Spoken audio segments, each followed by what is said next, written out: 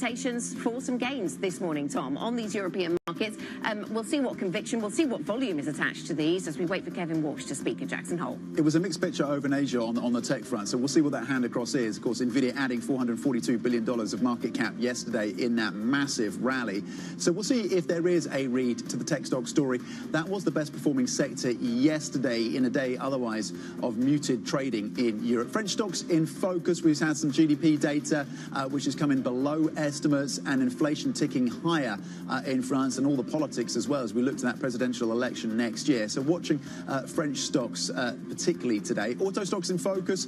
This is on further evidence that Chinese brands are just continuing to make inroads into the European market, with market share topping 11% last month. So watch some of the car makers in Europe as well, Anna.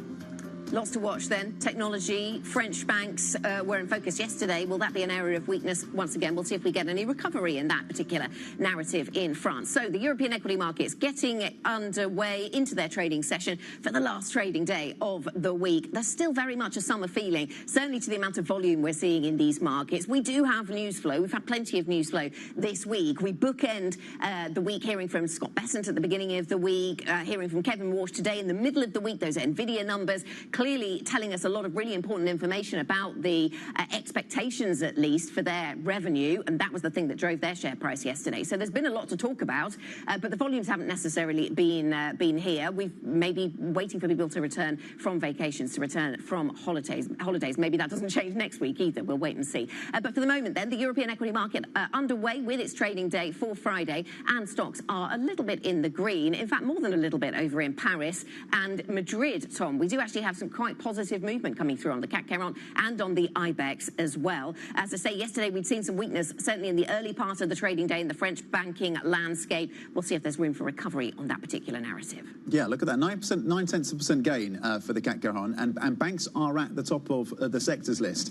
So a turnaround in sentiment in that sector. Banks gaining a full 1% right now. Telecoms not far behind, gains of 0.7%. Just one sector so far in negative territory. That's media, which is down 0.1%. Energy also gaining 0.7%, despite some slightly softer numbers on Brent right now. But after the pop, of course, yesterday, energy prices did increase yesterday, oil prices at least. Basic resources also gaining 0.5%. And when it comes to the tech space, amongst the least well-performing sectors, currently flat as a sector. Still one sector in negative territory, which is media. Top of the list is banks right now, gaining a full 1%, Anna. Yes, and a number of banks gaining more than 1%. Some of those, the French banks, but also others from other parts of the European banking landscape. Some of the Dutch banks, Italian banks in the mix as well. As you mentioned, media is an underperforming part of the market this morning. Let's have a quick look at where we are on the individual movers. You can see that Relics is one of the underperformers, but it's only down by 0.7%. So it tells you something if that's the biggest negative move that we've got on these markets right now. But that's where we are. We've got a pretty positive picture this morning then, Tom, and perhaps I'm struggling for words because I'm struggling really to understand exactly why.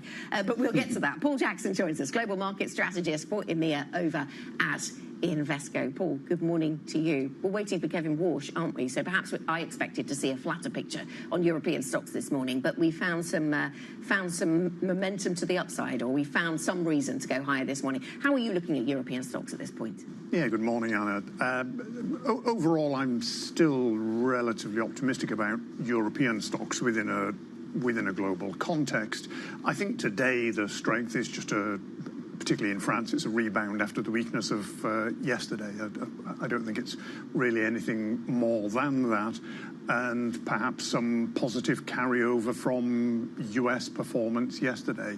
I don't think there are any sort of big macro drivers out there at the moment that are pushing European markets one way or the other. You did mention the French data, so the GDP data wasn't great. But this morning we've also had very good GDP data from places like Sweden and Finland. And it's a mixed picture around Europe, and even Germany, for goodness sake, has started to grow. So, you know, I think there is a better macroeconomic picture in Europe than we had seen. And would you expect that to support European stocks as we head towards the latter part of the year, the business end of the year, perhaps, as things get busier after what feels like a pretty quiet week still? Yeah, for me, if you've got economic growth, that goes hand in hand with earnings growth. And at the end of the day, that's what's going to drive the stock market. And it's a geared effect, of course. A little bit of economic growth gives you quite a lot of earnings growth. Do you have to zone out companies that have high exposure and high dependency on imported gas, given that gas flows are not nearly close to being back to the way they were pre-conflict? Yeah, Tom, I think that's probably a reasonable point. But again, the euro, if you just look at the economy as a whole, it's been remarkably resilient since the breakout of the conflict with Iran. Europe does have a particular problem which some other parts of the world don't have, which is that we have the Russia situation as well. So the natural gas market in Europe was already a bit fragile. We know that inventories are low, so it's quite likely that there's going to be a scramble for supplies as we try to fill up those inventories going into the winter. And we're seeing that natural gas prices are higher. So where there is a particular dependence on gas, then yes, I think that does bring a bit of a vulnerability. On that constructive view, though, broadly on European equities and earnings, what assumptions are you making about the ECB and rates from here? I think it's pretty much baked in that the ECB is going to raise rates at the next meeting in September. I don't think they'll go beyond that. If you go back to the beginning of the year with a 2% deposit facility rate, that was below where I would expect it to be on average through the economic cycle. So I think they've kind of normalized towards something which is closer to neutral, whereas a central bank such as the Fed still thinks it's running above neutral. I got some nice research yesterday, Paul, from I think it was Macro Hive, talking about the words that could come up at the Jackson Hole speech, and I'm sure many people have been playing that kind of game in the past. You won't be surprised that task force came quite high up, but also inflation. What are your expectations? How much do you think the market's going to be disappointed? And what does disappointment look like, actually, if he doesn't mention inflation, if he chooses to talk about other things completely, maybe payments, maybe talks about things that are very academic, or just touts wait for the progress of the task forces and doesn't really give the markets what they're looking for in terms of inflation commitments? What does disappointment look like for markets? Well, I think the markets probably will be frustrated. We have to remember that the markets have got used to being spoon-fed information, and lots of it, by the Fed and by other central banks. And I think I've got a lot of sympathy with the attitude of Kevin Walsh, which is, no, we're going to scale it back. We've been giving way too much information. But there's a whole industry out there that has been relying on this lots and lots of information. Now, because of these working groups, I think he's limited in what he can say definitively. Because the FOMC is a committee voting process and he's new into the job, I don't think he will have built that consensus yet. So I don't think he can say a great deal with certainty about where that consensus is going. So I think there is naturally going to be a lot of kind of hedging. I think inflation probably does get mentioned, but it may be in the context of something like artificial intelligence and what the impact on inflation may be. So I suspect he will pose a lot of questions, and not necessarily provide Yeah. the Well, if answers. he gets into that conversation, the links between inflation and AI, I mean, that in itself would be interesting and is quite market relevant, isn't it? Because many people have pointed to the idea that this is inflationary in the short term. Maybe, as Kevin Walsh says, it's disinflationary over a different time period. But how long do we wait for that? Would seem to be an area of interest for investors. That is the case that he's historically made about AI and the role it can play in bringing inflation down over a longer period. Are we assuming that yields continue to grind higher from here at the long end then in the US? And what's the read across? What's the read across for Europe? Are there European corporates vulnerable to a higher yield environment in the US?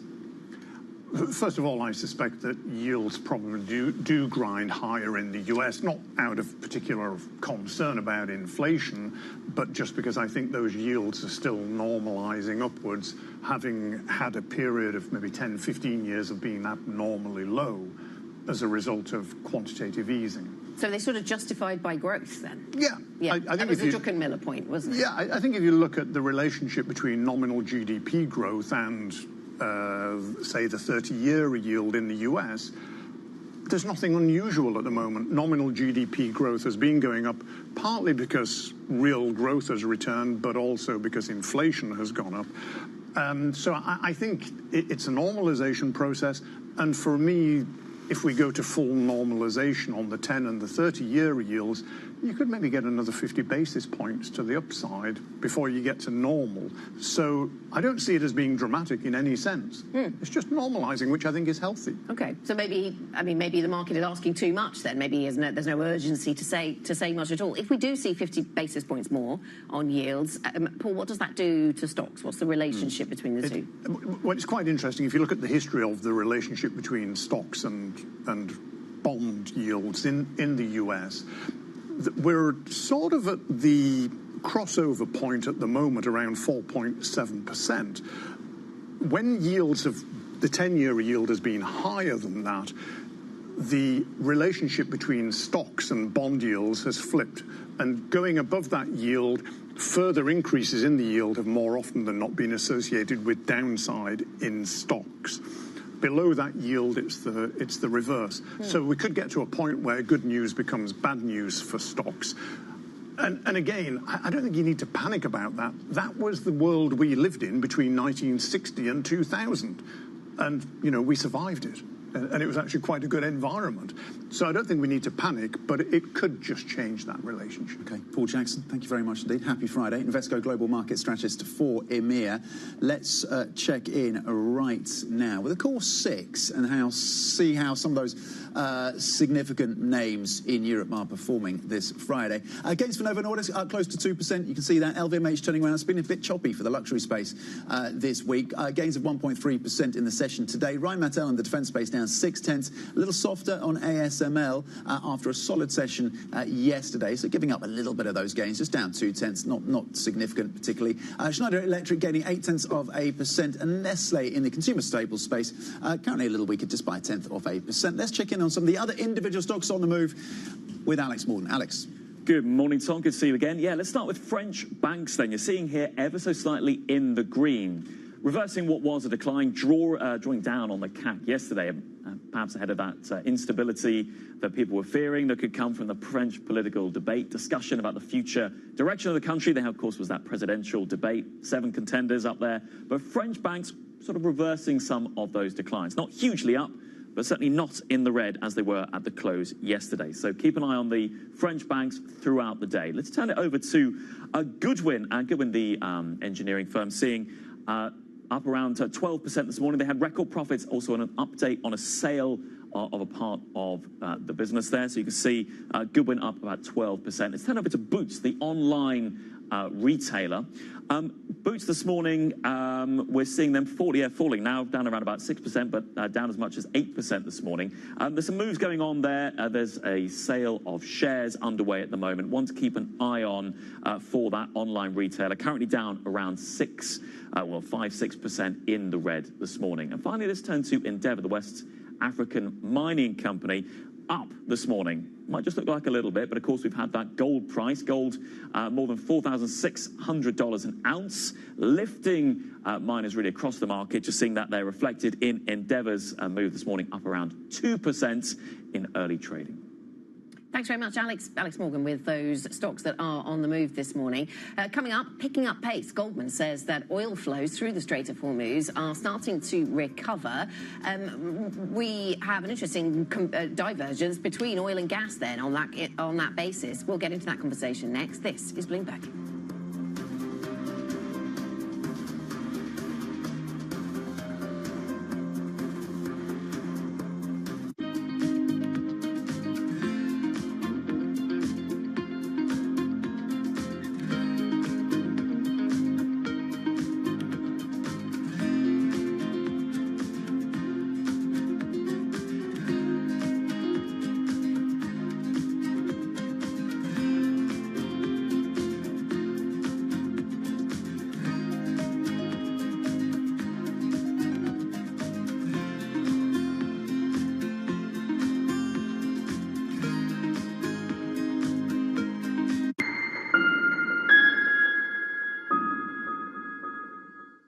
At 9:30 a.m., the market tells you what it's really thinking. We beat the drum to the opening bell. With deep analysis of the forces driving the price action. Focusing investors on what really matters. Where the money flows, which markets are changing. Conversations with players shaping the narrative. Innovative growth companies gravitate to NASDAQ. It's not just like, let's buy the Mag 7 or AI. That's a really compelling story. This is where your trading day begins. And this is Open Interest. Only on Bloomberg. Bringing you up-to-the-minute global news whenever and wherever it happens. I'm Joanna Bersachi in El Ola, Saudi Arabia, and this is Bloomberg. From the world of politics to the world of business, Joe Matthew and Kaylee Lines deliver news, insight, and analysis live 2 times a day, every trading day. Balance of Power at 1 and 5 Eastern, only on Bloomberg. Welcome to Bloomberg This Weekend. I'm David Murray. I'm Lisa Mateo. And I'm Christina Raffini. We're tracking breaking news today from Wall Street to Washington. Let's start overseas. The sector is really propelling this yield forward. Yeah, the hope is this will open up new markets and provide some additional liquidity. Of course, now they're going to have competitors. We got a big week coming up in politics. Earnings season is underway. We're going to get some key reports. Everything you need to know before the markets open on Monday. Bloomberg This Weekend, bringing a little Bloomberg into your weekend routine. Guys, buckle up. Investors, top executives, global innovators. Join me for in-depth conversations with the biggest newsmakers on the day's top stories. Insight with Haslinda Amin, only on Bloomberg. Technology is embedded in every aspect of our lives, and that revolution is playing out in real time. From finance to defense tech, AI to entertainment, from the road to the stars. Bloomberg is bringing you the stories of companies and people that are pushing tech to new frontiers and the politics reshaping global tech markets. I'm Ed Ludlow, live in San Francisco, and this is Bloomberg Tech. Every weekday, only on Bloomberg Television. U.S. jobs numbers are released. Bloomberg has the report under surveillance with crucial data and expert analysis at terminal speed. Nobody covers Jobs Day like Bloomberg.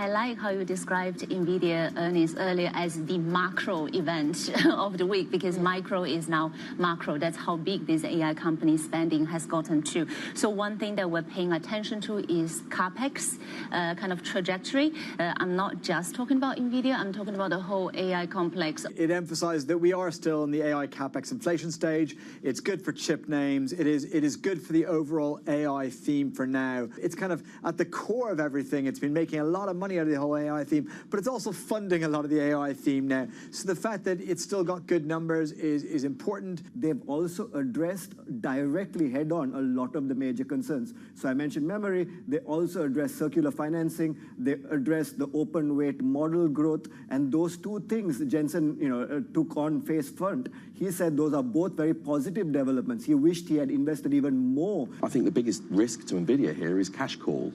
which is that it becomes a victim of its own success in the sense that investors get very, very excited about the Anthropic IPO and sell some NVIDIA to fund it. Spread levels of these hyperscalers are slightly ahead of what normal corporates pay, and that entices investors to buy them. The real interesting question will be, there will be a further increase in issuance volume in 27 and 28, in line with obviously NVIDIA's message around that big supply. This is going to be a huge capital need in many ways over generations. This is a shift which needs infrastructure of a significant scale. Historically, this was a US versus China story, but actually the whole world is having to adapt, and we're seeing this AI kind of dynamic change operating models, change the way in which businesses allocate capital, and I think it's very much now a global opportunity set. We're moving into the stage of the AI infrastructure cycle where the first stage was really funded by cash flow from operations, primarily from the hyperscalers. Now, the capital markets are taking over. Debt is going to take a much more significant role in this. And so having the best technology really, really matters. A few of the guests we've had throughout this week on NVIDIA's highly anticipated results, of course. Those blowout earnings and a bumper forecast led to a record surge in the chipmaker's shares, the company adding $442 billion to its market value on Thursday, the second largest one-day gain by any stock in history. For more, let's bring in Bloomberg senior strategist Neil Campling. Neil, are you and the team rewriting any expectations about this AI story and how it evolves on the back of what you heard from NVIDIA yesterday? Well, Tom, I'm encouraged by the fact that for the first time we got longer-term guidance from NVIDIA. So we got the fiscal 28 revenue guide of 70%. The street was at 45. We weren't expecting to get that type of visibility. That's, I think, what drove that surge in the stock specifically yesterday. So it's definitely encouraging. And it was also encouraging to hear management directly address the circular financing issue. The most bullish aspect to this is that because of all the supply constraints that have been mentioned in part of your earlier comments, the thing here is that this is a supply-constrained guidance number. They basically said that if it was demand-driven, the revenue growth potentially would be 100%, not 70%. That is unequivocally bullish. Right, so that's the bullish story. On the flip side then, Neil, we're watching Google, we're watching Marvel. Shares have been suffering a little there, some weakness. What's been the alternative narrative within the tech landscape? So, yeah, I think that the concern clearly is the leadership that you have in the variety of AI models changes so quickly. You know, we went to the start of this year and Google's AI model was behind other leaders. Then it caught up and overtook and was considered by the middle of the year to be the best, perhaps the best alternative to the frontier models from OpenAI and Anthropic. And now it seems to have fallen back again. And in the meantime, of course, they also published their first ever free cash flow negative quarter since going public. And for Marvell, the expectations were really high into the print. They were very bullish on the call, as they always are, but the stock's up 160% year to date, so it's definitely a travel and arrive. But also, I suppose, in terms of the picks and shovels, there are some signs of stress under the hood. I thought it was interesting yesterday that when NVIDIA was surging, the memory names were actually negative on the session because we're aware that there is CapEx being spent and there will be more supply in that bottleneck coming to the market, which is good for the AI inflation and is good for the AI enablers. It's less good for memory when that comes on stream. Yeah, and driving a lot of this demand is the role of Anthropic. It feels like, is this the right way to read this? That the fact that a court in the US has ruled that ban or that blacklisting by the Trump administration was unlawful. Is it right to read that as a pretty significant roadblock now out of the way for a company that's looking to IPO? Without doubt, it's the risk of over-regulation is that you could potentially slow the growth of this juggernaut. So by putting this to bed, it's definitely it enables the path to the IPO, which we're expecting to come out very soon in upcoming weeks. So that's definitely a positive. And it was interesting the way that the judge framed this, that it was seen that the administration was trying to make a public example, and it wasn't actually based on fact, if you like, and any issues with the underlying tech. It's great news for AI, because AI is obviously very fast moving, and it doesn't want to be over-regulated. Neil, thanks very much. Bloomberg's Neil Campling with the latest on some of those tech themes.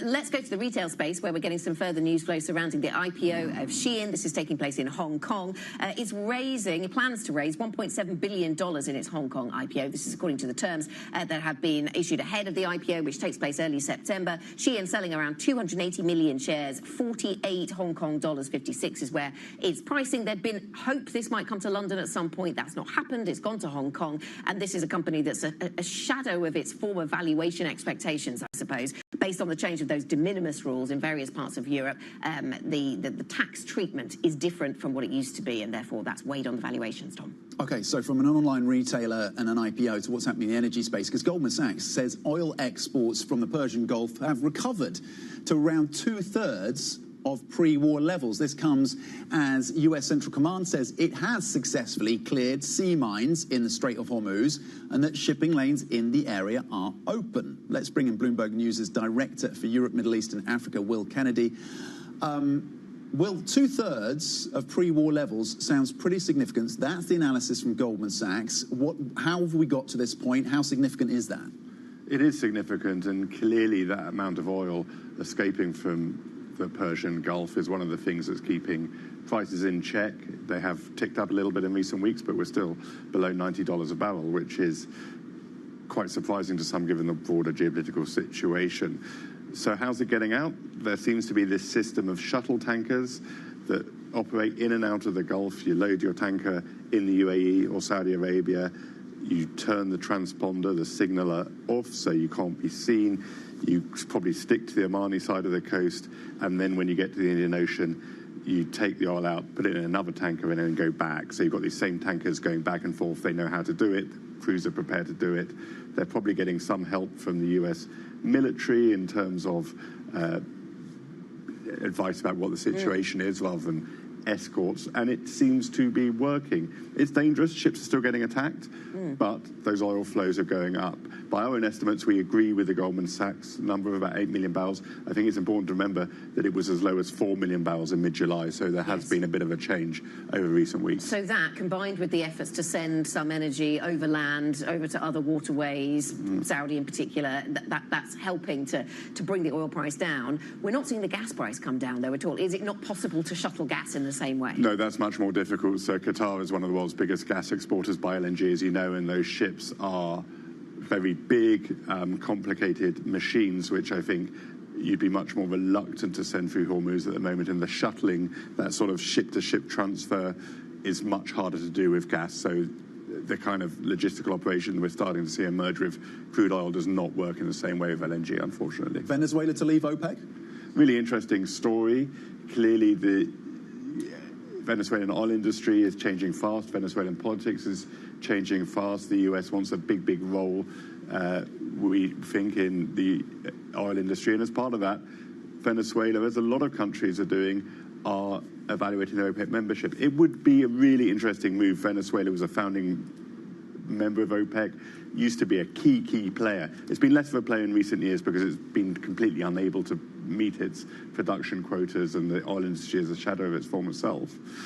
But OPEC is getting chipped away at. Members are starting to leave. We've seen Qatar, then very significantly the UAE. Venezuela, very big member historically, were to leave. It starts to look like a bit of a rump based around the Saudis. Okay, Bloomberg's Will Kennedy. Bloomberg, thank you very much indeed, and thank you, Bloomberg, obviously, for the continuing analysis. Will, thank you. Happy Friday. Coming up, your robo-taxi has been delayed as licensing for autonomous cars in London is reportedly pushed back. We're going to speak with the CEO of rideshare aggregator app Obi. Some really interesting data on this story, what it means for pricing and for drivers as well. That conversation is coming up next. This is Bloomberg.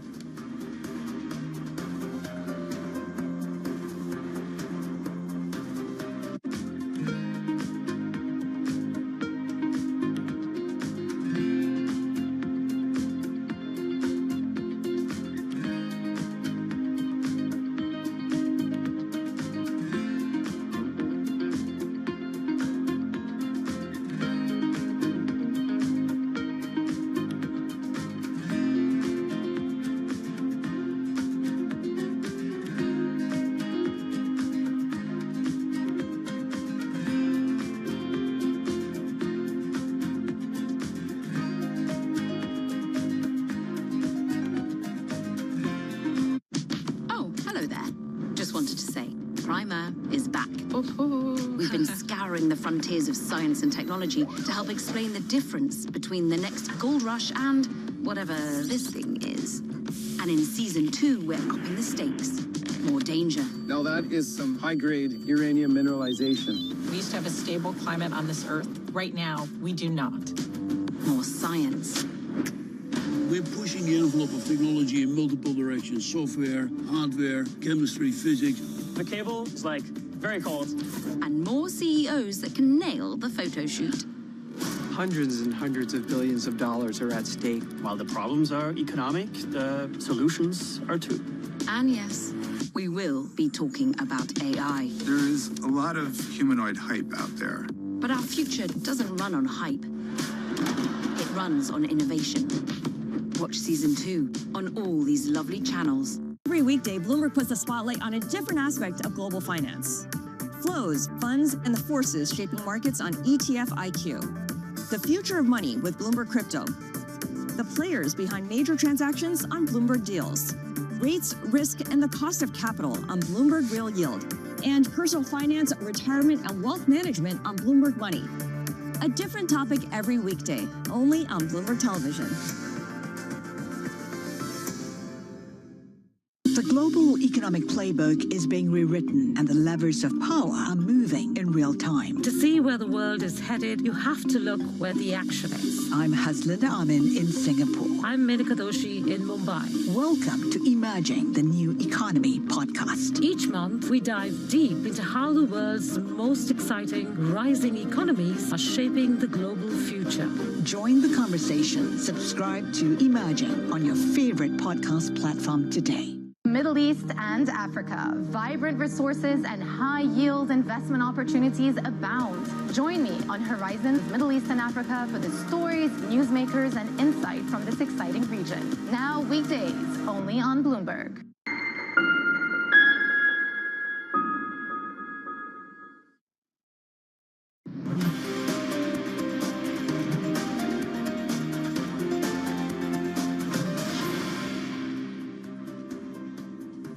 This is Friday's opening trade. We're 30 minutes into that trading session here in Europe, and this is the picture across European stocks. You can get some quite sizable moves, even with fairly low volume, and that is perhaps what we're seeing today. Certainly over in Paris, up by 1% on the CAC 40. A bit of recovery in some of the names that were sold off yesterday. We see autos and banks are performing pretty well in terms of sectors. Most sectors, actually, Tom, in positive territory this morning. So even as we wait for Kevin Walsh to speak at Jackson Hole, and you might have thought that might limit the movement in markets this morning, we are seeing a little bit of risk appetite and some move to the upside. Volume's still light. We are possibly last day of summer. School's back for most next week. Down about 40% then on average versus that 20-day average. So we still do get that summer trading in terms of lighter volumes, and maybe that turns around next week. To that positive momentum that we're seeing in the session today then, Anna, 470 stocks, 469 currently posting gains so far in the session, 121 in negative territory. Let's break down where the leaders are and where the downside is. Some examples. On the engineering space, we're looking at Goodwin and we're looking at Strabag, and both of those performing very well. Record profits coming through from Goodwin. Look at that surge in the share price there, up 13%. The forecast boost coming through from Strabag, lifting that stock double digits as well, up 10%. And Forvia gaining 4.4%. This is an upside watch coming through for Citi. This involved, of course, in the auto space. So those are some of the key leaders so far in the session. Let's look at some of the laggards then, flipping the space. Interestingly, defence is in focus. I'll get to that shortly. Boozt is currently down about 6.5%. This is an e-commerce company, down 10 points. One of the holders selling shares at a discount, and so that is creating some negativity for that stock. The defence story, interesting on an FT exclusive, that the Treasury Secretary here in the UK, former Defence Secretary John Healey, will not be sticking to that target. He previously wanted a 3% of GDP spending by 2030, again, according to that reporting from the FT. So that is dragging some of the names in the defence space lower. BAE Systems down 1.4% and a drop of 1% for Leonardo, the Italian company, of course. Anna. Yeah, really interesting to see those comments then then from John Healey, the Chancellor, of course, here in the UK now. Some of the other stories that we're following then this morning. Kevin Walsh will deliver his first major speech as Fed Chair at the Jackson Hole Economic Symposium in Wyoming later today. The highly anticipated remarks may give investors fresh clues on the policy outlook after the chairman has faced criticism over a lack of clarity on his views about the US economy. Goldman Sachs says oil exports from the Persian Gulf have recovered to around 2/3 of pre-war levels, limiting the Iran war's impact on global crude supplies. Analysts say higher crossings through the Strait of Hormuz have helped total exports of crude and oil products from the region rise to 15 to 16 million barrels a day. And a US judge has ruled that the Trump administration must lift its ban on Anthropic's AI technology for federal agencies. The judge found that the ban is not adequately justified and was based on a desire to make a public example out of Anthropic for its criticism of the government. Anthropic said it welcomed the court's ruling. Tom. Okay. Chinese automakers are making further strides into the European market. Chinese cars made up 11% of new sales in Europe last month as consumers continue to snap up more affordable plug-in hybrids. Let's bring in Bloomberg's Jamie Nimmo with some of the details on this data and what it tells us about demand here. Jamie, what does it tell us about the success of Chinese automakers? I mean, this has been something that's been going on for a number of quarters now, but this is further evidence these Chinese brands are really carving out a foothold here in Europe. Yeah, that's right, Tom. I mean, we're seeing gains every month here, month on month, by the Chinese automakers in Europe. And they're really pushing hard as they face a price war back home in China. And Europe is a key market for them to really nail and capitalize on the sort of slow change that the European automakers have been undergoing, and the shift to EV they made, that they're sort of walking back a bit now. They're really capitalizing on that. I mean, the numbers that we've got, show that there's a real boost for them in plug-in hybrids in particular. 1 in 3 plug-in hybrids in Europe is now made by a Chinese automaker, which is quite astonishing given, only a few years ago that was pretty minimal. And that's really where the gains are being made. There's this sort of conception that they're all pushing electric vehicles, fully electric vehicles very hard, but actually it's the plug-in growth which is the most astonishing. Yes, that's really interesting, that dynamic and how quickly it's changing, Jamie. So is there anything, what can European automakers do to try and stop this trend? Yeah, well, they've been rolling out more affordable models in the last few months, certainly this year. You've seen Renault with launching the Twingo, sub €20,000 car.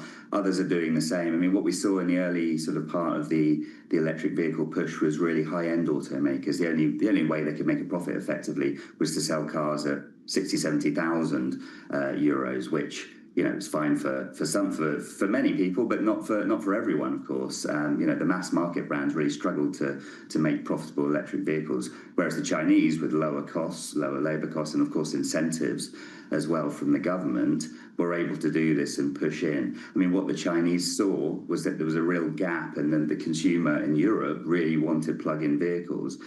Plug-in hybrids, and that's what they've really pushed hard into, and they've really gained ground there. I mean, consumers here are still a bit nervous about switching to going fully electric. There's some patchy infrastructure, it's hard to find chargers in some places. There's some concerns around battery health still. So that plug-in sort of hybrid option gives them the ability to just fill up at a station like they would normally, but also get the cheaper electricity that's currently going. Jamie, thank you very much indeed for that update. Jamie Nim on the back of those numbers on Chinese brand success in Europe and how European car makers are looking to respond to that. Meanwhile, London's robo-taxi rollout is reportedly facing delays, with 3 main operators now unlikely to launch a fully driverless commercial service this year. The Financial Times reporting that Alphabet's Waymo, Uber-backed Wave and China's Baidu are still facing regulatory or technical barriers. A few months ago, I took a ride in a Wave robo-taxi along with the CEO, Alex Kendall, where we spoke about what makes bringing the services to London unique. London is a driving environment that is so complex that it almost forced us to take this more scalable approach, because mapping and driving with remote systems where you've got challenges on your connectivity infrastructure, or London is a 2,000-year-old city, so you've got way more roadworks than you have in San Francisco. I think about 20 times more roadworks. You've got about 10 times more cyclists and pedestrians than San Francisco. So all of this adds up to a much more complex autonomy challenge that requires a rethink and a scalable approach. Okay, so that was a few months back, and there had been this anticipation that Wave, which is a UK success story in the AI and tech front, would be unveiling and would be able to get customers into their cars by the end of this year. That may still happen, but look, that is one example, and they've made real progress. And Alex Kendall, the CEO, talking about the complexity of London's road system actually being beneficial for them because they do end-to-end machine learning. It means their systems then can be applied to other road systems much more easily, and their idea is they sell their software to OEMs. Yes. But we were expecting this would be a pivotal moment in 2026. Yeah. So regulation might be one thing they need to worry about. I mean, You've been in a Waymo. I've been in a Waymo, and I spent some time watching Waymos in San Francisco, spend a lot of time navigating pigeons. And I thought if it takes that long to navigate, if you have that much patience with a pigeon, I wonder how you're going to do in London. But let's take that conversation Good for pigeons, maybe less good for traffic. They proved to be very empathetic towards the pigeon. Let's talk about the future of London's robo-taxi scene. We're joined now by Ashwini Ambarajan, who's the CEO of the rideshare service aggregator Obi. Ashwini, nice to have you with us. And you can provide us some really interesting insights, I think, about how this landscape is developing. What does the US experience about the introduction of robo-taxis? What does it tell us about pricing, for example, in the hailing landscape? Right. Waymos are 30 to 40% more expensive in the US, and I think that's been the shocker for most people. People assumed when you had an autonomous vehicle, the cost would go down because you didn't have to pay a driver. That has not been the case.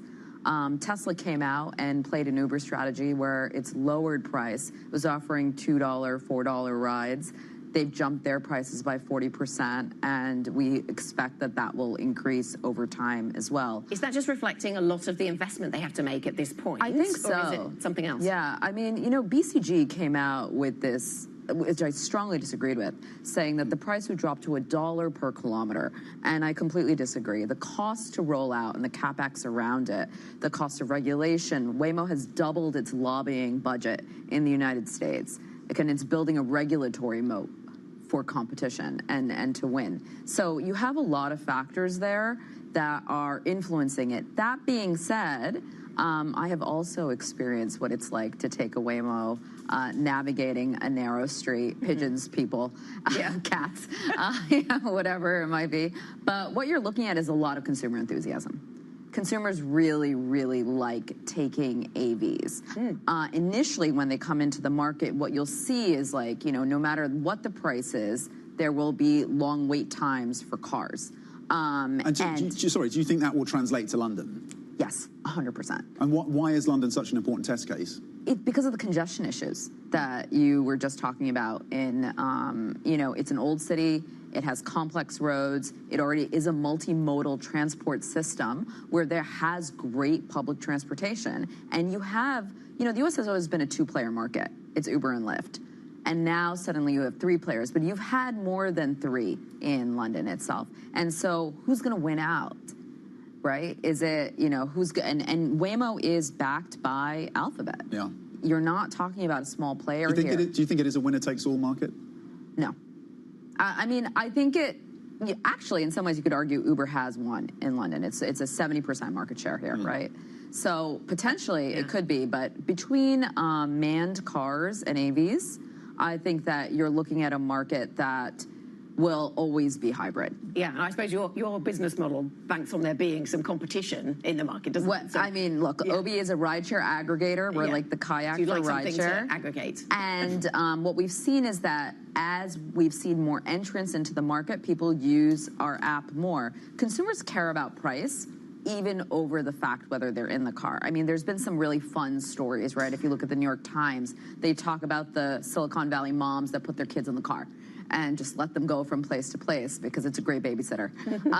But the reality is that as time goes on, what we've seen is that Uber and Lyft are dropping their prices in markets where Waymo is. in order to drive more competition and make sure they're driving more usage. So when things move, when we see these new entrants into London, you get a lot of commentary from the black cab drivers, of course. Yeah. And I remember when Uber first came to London, there was a lot of tension between the two, and black cabs feared for their livelihoods.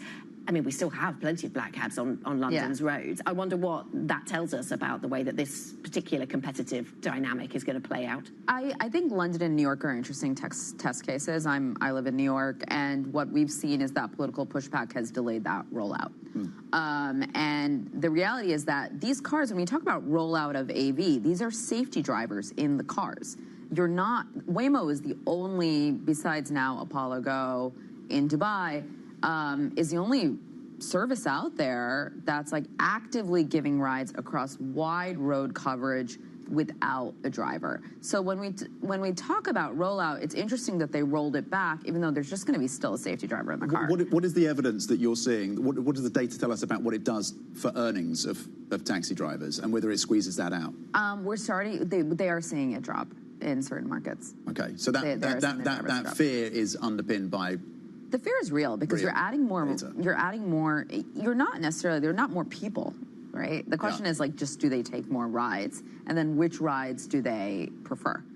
And there is a strong preference among one segment of the population to just take Waymos because people prefer to be in a car without a driver. Okay, Ashwini, thank you very much indeed for coming in. Ashwini Ambarajan, CEO of Obi.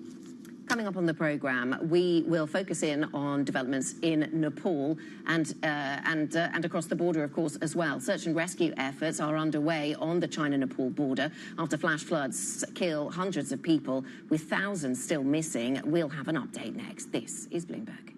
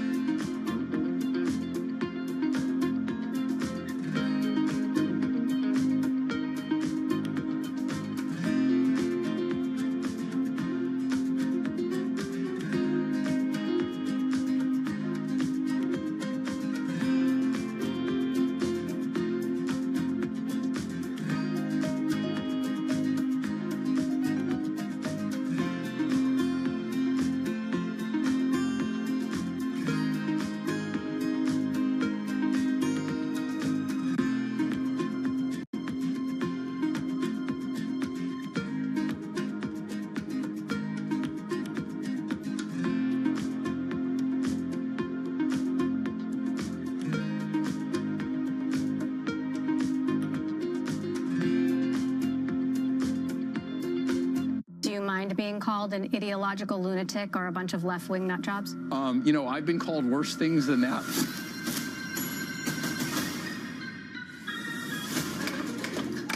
Oh! You'd think she owned the place. 23andMe, I think, is so incredibly valuable. We're coming back. It had that kind of detective story feel to it. You know, when you're hot on the trail of something, you know that it's very exciting. What magazines were you reading as a kid? I don't think I was reading magazines until I was in them. You are on the cover of all of these. Oh, and there's many, many more, but we just don't have time. Why should people trust you? I don't think anybody should trust any company or entity completely with any of this. It's very uncomfortable. Artificial intelligence is this force that is far bigger than we are.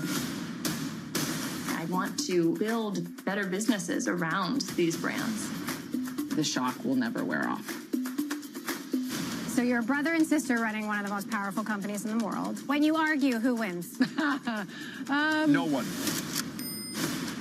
The way I could see AI being banned or blocked is if something really went wrong. And if something really went wrong, then maybe it deserves to be. So is it Paradise ahead or Gattaca? Maybe somewhere in the middle.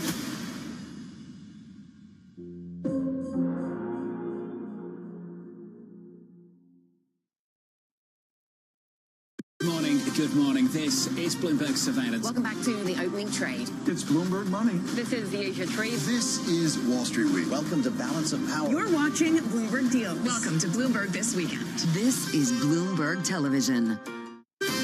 Bringing you up-to-the-minute geopolitical news whenever and wherever it happens. I'm Tyler Kendall in Geneva, Switzerland, and this is Bloomberg. Today, Bloomberg is live at the Jackson Hole Economic Symposium. Tom Keene and Lisa Abramowitz, along with Michael McKee, will bring you news and interviews with Fed leaders, policymakers, and economists shaping global monetary policy. Tune in for continuing coverage and a special episode of Surveillance today at 9 a.m. Eastern, including full coverage of Kevin Warsh's first speech to the conference. The Jackson Hole Economic Symposium on Bloomberg. Context changes everything.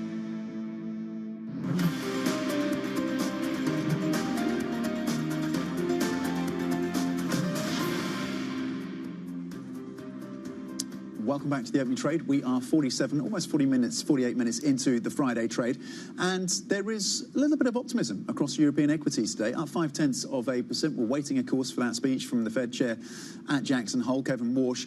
But currently you're seeing some decent strength across most of the benchmarks in Europe. Top of the list in terms of your sectors is autos performing well with gains of 1.1%. Banks have also turned around after a bit of selling yesterday, and a very strong session over in France. As you can see, the CAC is up a full 1 percentage point right now. The FTSE 100 here in the UK adding just 3 points, up 0.5%. Anna, here's what else to be thinking about through the day then. Of course, it is the drum roll to that speech from Kevin Warsh. It's going to be happening at Jackson Hole. We'll be across that comprehensive coverage, of course, and it's how he strikes that balance, if he does indeed address what's happening in terms of the sell-off that we've seen at the long end and how the Fed will try to get inflation back to that 2% target. Meanwhile, other things to consider. The EU High Representative for Foreign Affairs, Kaja Kallas, will be travelling to Poland to meet with the nation's foreign minister.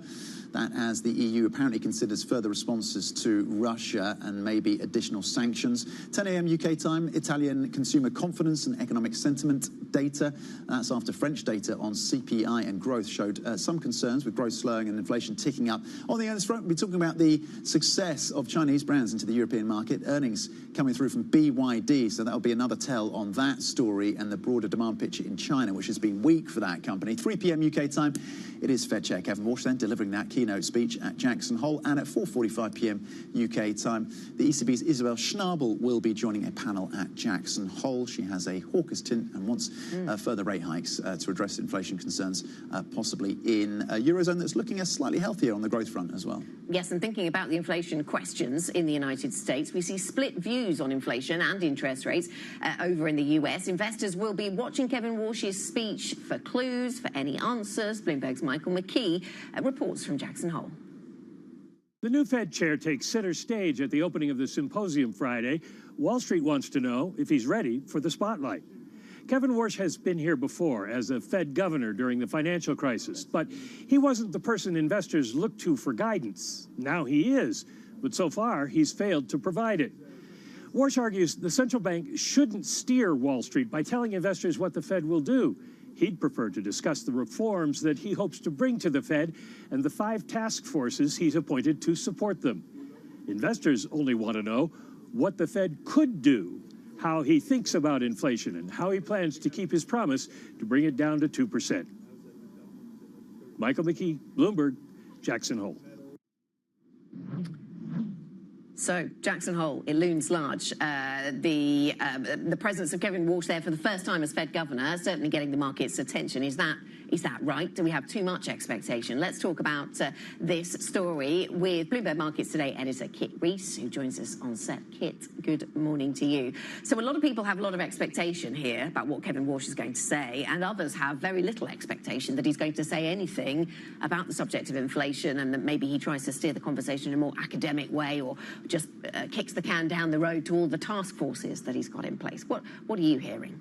So there's a lot of hype going into this keynote speech from Warsh, and that's understandable. There's been criticism over his communication style as Fed chair, and investors are going to be really wanting to see a bit of clarity in terms of how he sees the economy and how he plans to tackle stubborn inflation in the US. But I do wonder if what the market wants is necessarily what the market is actually going to get. The whole topic of the symposium is financial innovation. So, as you say, he might take a more academic route. So at the moment, it's really, really hard to say day. But of course, we'll be keeping an eye on how the bond markets react to him and how investors react. But I do wonder how consequential it is actually going to be. How sensitive is the US dollar to what we hear from the Fed chair later today? Yes, that's going to be really, really key to watch, because given the Treasury yields are so high and the dollar has been weakening, this is really how investors have been expressing any kind of concerns over the US deficit, over inflation, and of course over the Federal Reserve's credibility. So the dollar will be really, really key. At the moment, markets are pretty chilled. At the moment, there's a lot of wait and see for this big event, but we will be keeping an eye on it when it comes around to it. Does it still feel like summer, Kit? Just feels a bit like summer. Volumes feel like summer, don't they? Yeah, still light. Yes, very much so. It is pretty quiet out there, and it feels almost a little bit rude to have so much central bank action on the final day, trading day of August. But here we are, and it is something that we're going to be keeping an eye on. Okay, Kit Rees, Bloomberg Markets Today editor. Thank you for that preview. We're going to have plenty more coverage, of course, from Jackson Hole. We are on the ground. The team is there throughout the day, as well as, of course, that keynote speech from Kevin Walsh. We're going to bring you the interviews as well with Cleveland Fed President Beth Hammack, Bank of England MPC member Catherine Mann, and Governor Andrew Bailey as well, and ECB policymaker Martin Kocher. That's the market story. That's what we're watching from a market perspective. We thought we would end this hour, though, talking about an ongoing developing story over in Nepal. Hundreds of people have died and more than 1,500 people are missing days after fast-moving floodwaters swept through villages and towns in Nepal. The cleanup is ongoing, but the danger has not passed. Speaking to Bloomberg, Nepal's finance minister said that losses could reach at least a few $1 billion. We are well covered. We have provisioned enough money in our own national budget, which I announced at the end of May. And very encouragingly, we've received immense solidarity from our international development partners. The World Bank has committed to siphon off at least 10% of its undisbursed allocation for other projects to these humanitarian needs. So that will amount to about $160 million. That's the finance conversation, but of course the focus very much right now still on trying to find those who are alive and to prevent further loss of life. Bloomberg's Sudhi Ranjan Sen is in New Delhi and can bring us up to date. What is the latest on this story then out of Nepal and out of China? We understand that another dam has burst, and at least we've seen warnings from the Nepalese police to that effect. Well, yes, and that's the worst part, that kind of gives us an indication that the worst is not yet over. There is an alert that has been issued. It's a lake that has been formed by rocks and ice and sludge, obstructing a river. This was exactly what experts and geologists had feared earlier once this incident had happened. And now there is an alert that has been issued that such a dam may have burst. We've reported that the Nepal police has kind of issued a warning, and that has severely affected the rescue and relief effort that's going on, and people have withdrawn. That's the latest that we are getting from the ground. What do we know right now about the level of damage and the reconstruction that will be needed? Well, I mean, as we heard the finance minister, saying that talking to us earlier, he didn't kind of give us a figure. But others who've been speaking to have kind of put the figure of reconstruction to about $5 billion. The finance minister, of course, said that it's going to take some time before the damage assessment is going to come in. And Nepal will be able to come up with an exact figure as to how much of damage that has happened. But one thing that comes out very clearly, that the country is poor, it was dependent on tourism, and this kind of natural disaster is likely to have a long-standing effect on one of its key engines, economic engines and engines of revenue. So that is the bigger concern going forward. Thank you very much. Thanks for the update. Sudhi Ranjan Sen joining us there with the latest developments. And as he was saying, it seems that the threat not over then, Tom. The fact that we've seen these warnings about further dams, non-permanent dams that were created by the initial fall, the fact that they are seeming to be bursting, or at least one we've had flagged as bursting, that just underscores the dangers of the rescue efforts that are taking place there. So a story that we continue to watch. The Pulse is up next. They'll no doubt bring you further details of that. This is the opening trade. This is Bloomberg.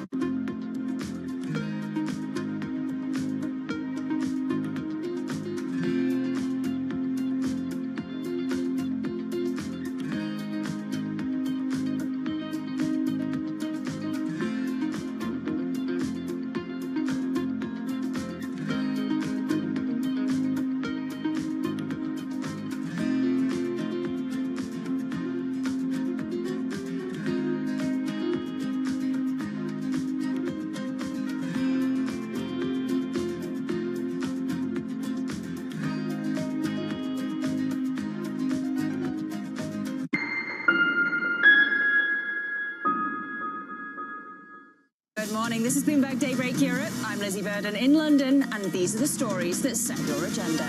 Taking you from the U.S. market's close to the overnight session in Asia, we'll walk you through what you need to know to kickstart Europe's trading day. Live from our European headquarters, we bring you the day's top market-moving stories, unmatched expert analysis, and on-the-ground reporting from across the continent. Tune in to Daybreak Europe, only on Bloomberg Television. Context changes everything. Bringing you up-to-the-minute geopolitical news whenever and wherever it happens. I'm Jennifer Zabasaja in the Lesotho Highlands, and this is Bloomberg. When news breaks, A redhead across the Bloomberg terminal. Bloomberg has you covered. Trump's global tariffs are struck down by the U.S. Supreme Court. For all the context and clarity you need. There's going to be now tons of tariff headlines until midterm elections. Hear it first on Bloomberg. At 9:30 a.m., the market tells you what it's really thinking. We beat the drum to the opening bell. With deep analysis of the forces driving the price action. Focusing investors on what really matters. Where the money flows, which markets are changing. Conversations with players shaping the narrative. Innovative growth companies gravitate to NASDAQ. It's not just like, let's buy the Mag 7 or AI. That's a really compelling story. This is where your trading day begins. And this is open interest. Only on Bloomberg. At a time when policy in Washington is driving Wall Street, we draw a distinction between the rhetoric and the action, bringing you market-moving guests and original reporting. This is Bloomberg Surveillance. Welcome to Bloomberg This Weekend. I'm David Burr. I'm Lisa Mateo. And I'm Christina Raffini. We're tracking breaking news today from Wall Street to Washington. Let's start overseas. The sector is really propelling this deal forward. Yeah, the hope is this will open up new markets and provide some additional liquidity. Of course, now they're going to have competitors. We got a big week coming up in politics. Earnings season is underway. We're going to get some key reports. Everything you need to know before the markets open on Monday. Bloomberg This Weekend, bringing a little Bloomberg into your weekend routine. Guys, buckle up.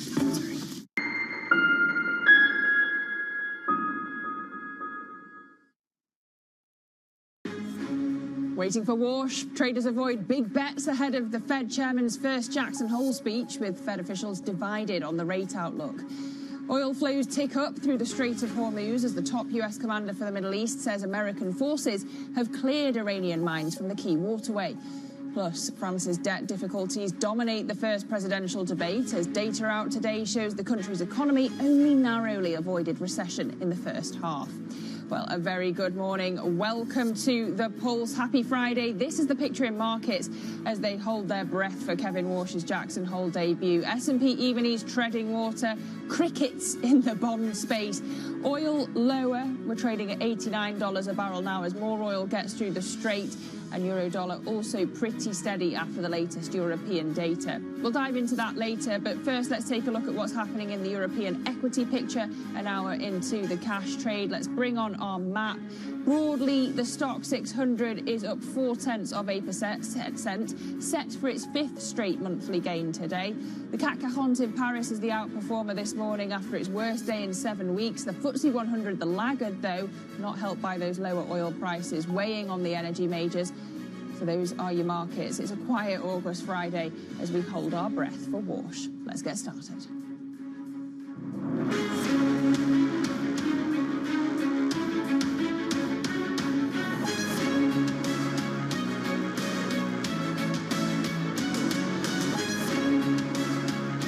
Newsmakers and market movers. This is The Pulse.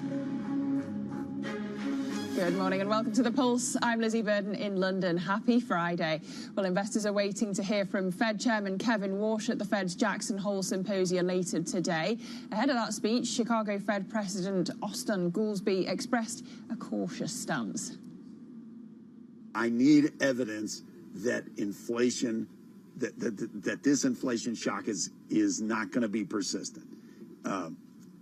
And I'm okay with waiting as we're getting that, but if the evidence starts coming back, especially on services, that it's high, it's going the wrong way, we're not making progress, then I'm going to be nervous.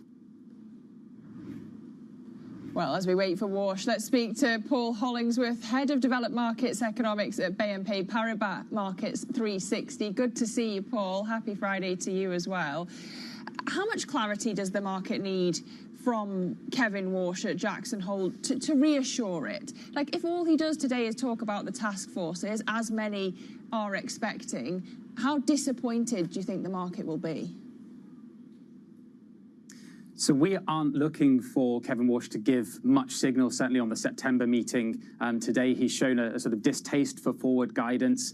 We think he would probably prefer to wait for the outcome of those task forces before making any significant policy change. And on top of that, some of the recent data has perhaps taken a little bit of the pressure off in terms of the urgency to act. But taking a step back, the Fed has not achieved its inflation target for more than 5 years. We think underlying price pressures are building. We have an economy that is running quite hot at the moment. So we think the Fed will ultimately have to back up tough talk with actual action. And as a result of that, we are looking for the Fed to hike interest rates 3 times, but starting in December rather than September. Okay, really interesting, because I do just want to play you a bit of what Raghuram Rajan has had to say on the level of rates. He, of course, is the former governor of the Reserve Bank of India. He now sits on one of those very task forces that I mentioned. Let's just take a listen. I would be more hawkish than where the Fed is right now. I certainly would have been averse to cutting rates last year, and I certainly would be at a higher level than now. I do think that financial conditions are not restrictive at this point. So in a sense, you agree with him because you say that the Fed isn't hawkish enough right now. Absolutely. I couldn't have put it better myself. I mean, the predication of our 3 hikes, if you like, is that we think the 3 cuts that were delivered last year were not necessary. They were risk management cuts due to concerns about the labor market, which proved unfounded. So we think the Fed can remove those 3 cuts without having a significant dampening effect on economic activity. We think policy is slightly accommodative at the moment, so there is space to move it higher to a more appropriate level for the strength of the economy. And when I take a step back and look at inflation dynamics, what you have is inflation that is responding to a number of shocks. We have a couple of supply shocks, tariffs being one of them, higher energy prices being another. We have a demand shock, which is, of course, the AI build-out, which is putting a lot of upward pressure on demand in the global economy and in particular in the US. And then we have a labor market that, although jobs growth is not especially strong, the labor market is still quite tight because we have some weakness on the supply side as well. And so we think that is an environment that creates sticky price pressures and therefore something that the Fed does need to respond to. Okay, but imagining a world where that is not the guidance that Kevin Walsh gives today, do you think that essentially he can go nowhere near talking about the balance sheet, given the situation that we've seen when it comes to yields, off the back of what the Treasury Secretary has done in the bond market, talking about this bond buying programme?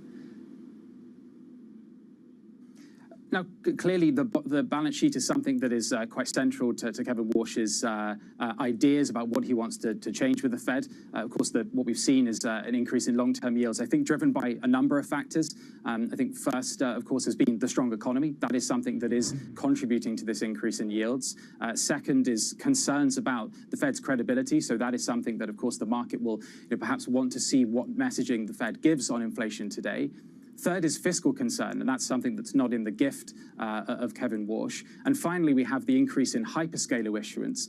That's contributed to concerns about long-end supply more generally. So, all of these things, again, some of that is not really within the gift of Kevin Walsh to comment on. Perhaps he will say something on the balance sheet, but probably within the context of an update on many of the different task forces that are underway at the Fed. But are you worried about the Fed and the Treasury pulling in opposite directions at the moment? Let's say that this intervention into the bond market weakens the dollar by lifting import prices. Does that then risk fueling inflation and putting the Treasury, as I say, at loggerheads with the Fed? There certainly does appear to be a little bit of an inconsistency, if you like. Kevin Walsh has effectively said he doesn't want to give forward guidance because he wants to get a clean read from the markets on what it thinks about the economy. But if we have, on the other hand, the Treasury making some policies to try and affect long-term bond yields, then that may distort the signal. At the same time, Walsh is saying he wants to shrink the balance sheet over the medium term, which may allow him to cut interest rates to sort of offset that in the short term. Again, that seems a little bit inconsistent between the two. So I agree. I think there is a tension there in the framework. All right, Paul, I hope you'll stay with us. We'll come back to you in just a moment, but that is Paul Hollingsworth there of BNP Paribas Markets 360. Now, I want to turn our attention to France because managing France's soaring debt was a key focus of the nation's first presidential election debate last night. The 7 contenders presented arguments from slashing welfare to simply cancelling some of it. So let's get some analysis now. We can bring in Bloomberg Economics senior geo-economic analyst Antonio Barroso. Antonio, good morning to you. So who are emerging as the front-runners according to the opinion polls now? Morning. So the first thing to keep in mind is that it's very early in the presidential race. So around a quarter to even a third of voters in the last election decided their vote in the week running up to election day. So a lot can change still. Now, that being said, there is a clear front-runner, Marine Le Pen, the far-right candidate, who is mastering around 32% of support in the opinion polls. And then far behind, you have a pack of candidates. One of the things to retain here is that the center is very divided, with 3, potentially 4 candidates above 10%, which increases the chances that actually a candidate from the far left side of the spectrum, Jean-Luc Mélenchon, might make the runoff. So all of this to say that the prospects of a runoff between 2 radical candidates is becoming quite material. But what's going wrong for the centre? Why is it so divided? Well, because you had a very strong figure that used to unify the center. That was current President Emmanuel Macron. He's not running this time. He cannot run. Yeah. So what you have is basically a very fragmented centrist field. And unless these figures can coalesce around a single candidate, particularly on the center-right space, there is the risk basically that Mélenchon might actually go ahead of all of them, and that he might make the runoff against Le Pen. But of course, what the bond market wants to know is how France's debt is going to be managed. Did you hear any credible ideas on a plan for that? So it was very interesting because the candidates predictably fell along ideological lines. That means that left-wing candidates proposed tax increases and right-wing candidates proposed to cut spending. Now, there were very few real numbers, lack of clarity on how they will do that. The only one that came prepared with numbers, arguably, was former Prime Minister Gabriel Attal. But overall, not a lot of real numbers. And on top of that, you had proposals such as that by Marine Le Pen to actually bring down retirement age to 60 for certain categories of workers.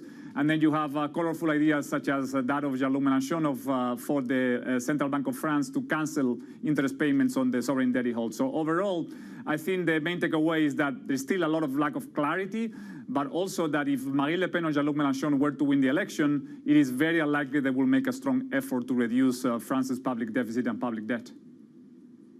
Okay, Antonio, thank you very much. That's Antonio Barroso from Bloomberg Economics. And let's bring back in now Paul Hollingsworth from BNP Paribas Markets 360.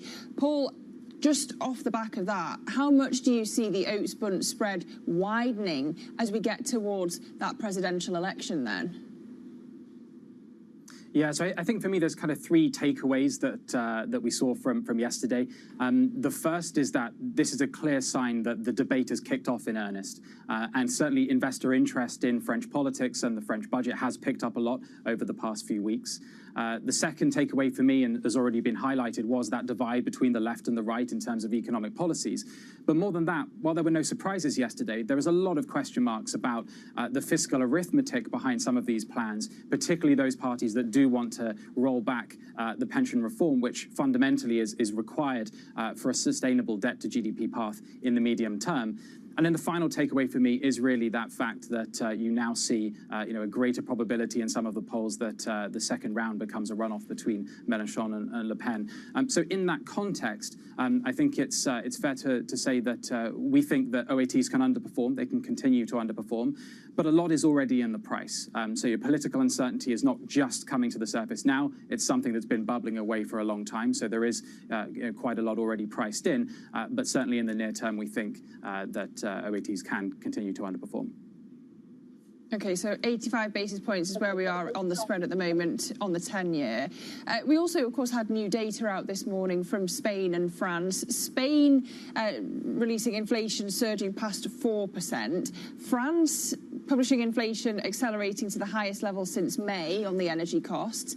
And so both strengthening and strengthening the case for September rate hike from the ECB. But, of course, that's already priced in. We had the ECB minutes last night. And I mean, if the hawks already wanted to raise rates in July, Paul, if we think beyond September, when does the follow-up come? Yeah, so if we look at the account of the July meeting that was published yesterday, as you say, there was this debate about the policy stance. Some of the hawks already potentially would have supported a hike at the July meeting. September for us feels all but nailed on now. I think it would take a big surprise for them not to go. The debate, I think, is then going to shift towards whether restrictive policy is required or not. Now, keep in mind that the upper end of the ECB's estimate of the so-called neutral interest rate is 250. So after the September meeting, we reached that level. And I think the debate will be between those that say the ECB is still fundamentally dealing with a supply shock, and so it shouldn't go too far when it comes to tightening policy, and those that say, well, actually, there's a lot of resilience in the economy. Isabel Schnabel's comments from earlier this week, for example, pointed to the strength of the economy, suggesting that risks may now be skewed to the upside. So certainly those in that camp would probably argue that maybe mildly restrictive policy would be warranted. Now, in terms of the timing, I think it's very uncertain. The path beyond September, just in general, looks quite uncertain. But that's probably a debate that would more or less take place in December when the ECB updates its projections once again. And we think one of the key things to watch over the coming months will be, firstly, the broadening of the shock. So in particular to oil products and natural gas prices. The latter is particularly important for Europe. And second, it's what's happening in terms of wage dynamics. We've seen some upward pressure in indicators such as the Indeed wage tracker. That is a leading indicator, so something the ECB will be paying close attention to. But in its own forward-looking wage tracker and some of the other data, wage pressures remain muted. So we think that is going to be a key indicator to keep an eye on over the coming months to see whether or not actually restrictive policy is required to tame inflation. Okay, really interesting. Paul, I just finally want to get your view on the UK, because we've had a report from the FT this morning that the Chancellor, John Healey, is going to shelve his own defence spending target, i.e. 3% of GDP by 2030. And we, of course, remember that he resigned over what he said was inadequate funding for defence when he was Defence Secretary. If this is true, even if perhaps it's not the best news for national security, is it something that the bond market should embrace? I think the markets have been going through this period of transition and political uncertainty in the UK and are really looking ahead to the budget and this kind of moment of clarity that could come. I think the markets would like to see evidence of a credible policy package. There are, of course, concerns that there will be a shift to the left with a sort of big borrowing impulse. Our own view has been that Burnham's comments that he would stick to the fiscal rules are ones that he'll follow through on. In other words, this would be a sort of fiscally responsible set of policy choices without a big borrowing impulse. And so I think that very much goes in that direction. I think more broadly, looking at how the markets are thinking about the UK, there has been a lot of pessimism about the prospects for the UK economy. We think too much pessimism, in particular around the labour market, which has shown some signs of stabilisation. The data in general has been surprising to the upside. So as we're seeing with the global economy, there is some resilience there. There is some momentum there. And I think that is also positive. I'd say the final lingering uncertainty is about the Bank of England and its reaction function to this energy shock. We think that the BOE will have to hike once as a sort of insurance hike, if you like, to try and protect against some of those second-round effects.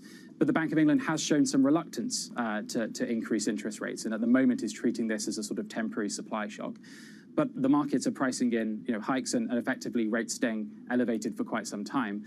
If, which is our view, the Bank of England next year begins that downward path for interest rates again to a more neutral level, then that's also something that would be supportive for gilts. Okay, Paul, thank you very much. That's Paul Hollingsworth, Head of Developed Markets Economics over at BNP Paribas Markets 360. Have a great weekend. Well, coming up on the Pulse, could Venezuela exit OPEC and enter into an oil field leasing deal with the US? We'll get you the details next. This is Bloomberg.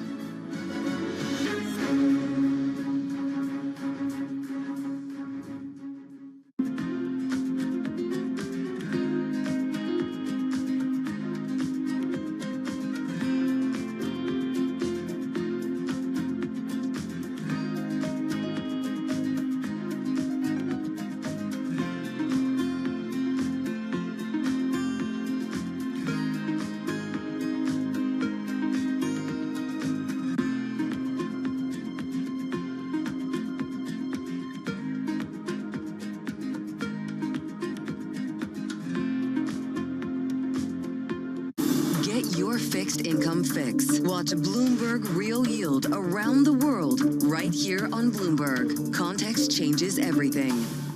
Technology is embedded in every aspect of our lives, and that revolution is playing out in real time. From finance to defense tech, AI to entertainment, from the road to the stars. Bloomberg is bringing you the stories of companies and people that are pushing tech to new frontiers and the politics reshaping global tech markets. I'm Ed Ludlow, live in San Francisco, and this is Bloomberg Tech. Every weekday, only on Bloomberg Television. Every weekday, Bloomberg puts the spotlight on a different aspect of global finance. Flows, funds, and the forces shaping markets on ETF IQ. The future of money with Bloomberg Crypto. The players behind major transactions on Bloomberg Deals. Rates, risk, and the cost of capital on Bloomberg Real Yield. And personal finance, retirement, and wealth management on Bloomberg Money. A different topic every weekday, only on Bloomberg Television.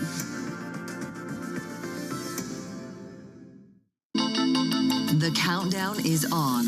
Everything you need to get the edge at the end of the market day. Get ahead of tomorrow's trading with The Close. Weekdays on Bloomberg. Context changes everything.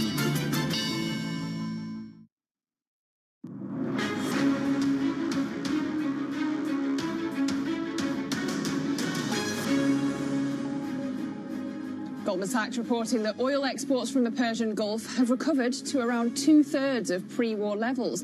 This comes as the US Central Command says it's successfully cleared sea mines in the Strait of Hormuz and that shipping lanes in the area are open. Let's get more now with Bloomberg's EMEA News Director, Will Kennedy.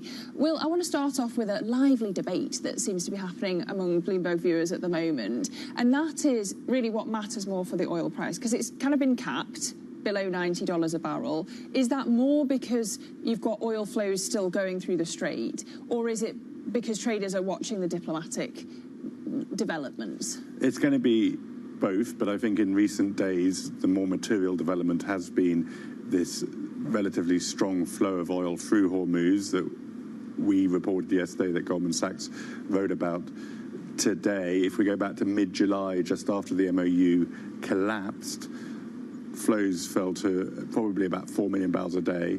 We're now back up to, say, 8 million barrels a day. That's a big change for the market. And some of the fears about this blockade, Hormuz closure, having a really bad impact on supply and demand in the global market have not come to pass, because 8 million barrels a day or something like that is getting out.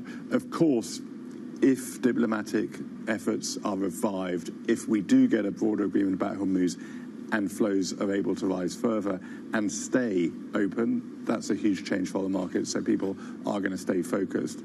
But facts on the ground, supply and demand balances, this is what matters in the market right now. And maybe the answer is simple to this, but I'm looking at natural gas prices up today, but oil prices down. How can that be? Because we're getting oil out of the Persian Gulf, but we're not getting natural gas.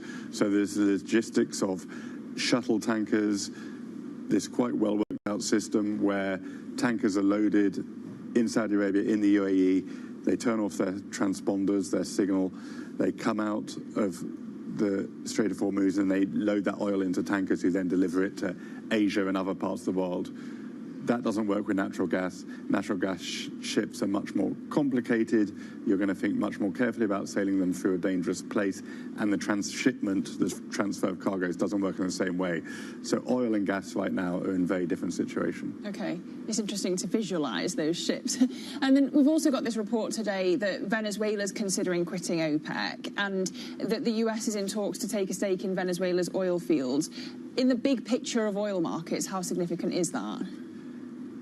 It's not a huge... Venezuela leaving OPEC would not be as significant as when the UAE left OPEC earlier this year, because Venezuela isn't anywhere close to producing its OPEC quota and won't be for some time, so it doesn't actually have a direct impact on how OPEC manages supply and demand in the market. However, I think it is another big psychological blow to OPEC if it happens. Venezuela was a founding member.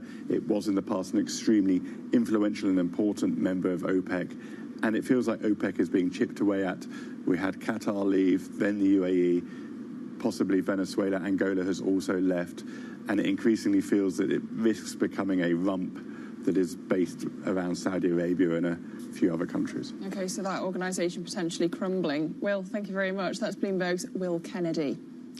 Now, the US Trade Representative Jameson Greer says that Washington should consider banning some Canadian goods as their trade war heats up.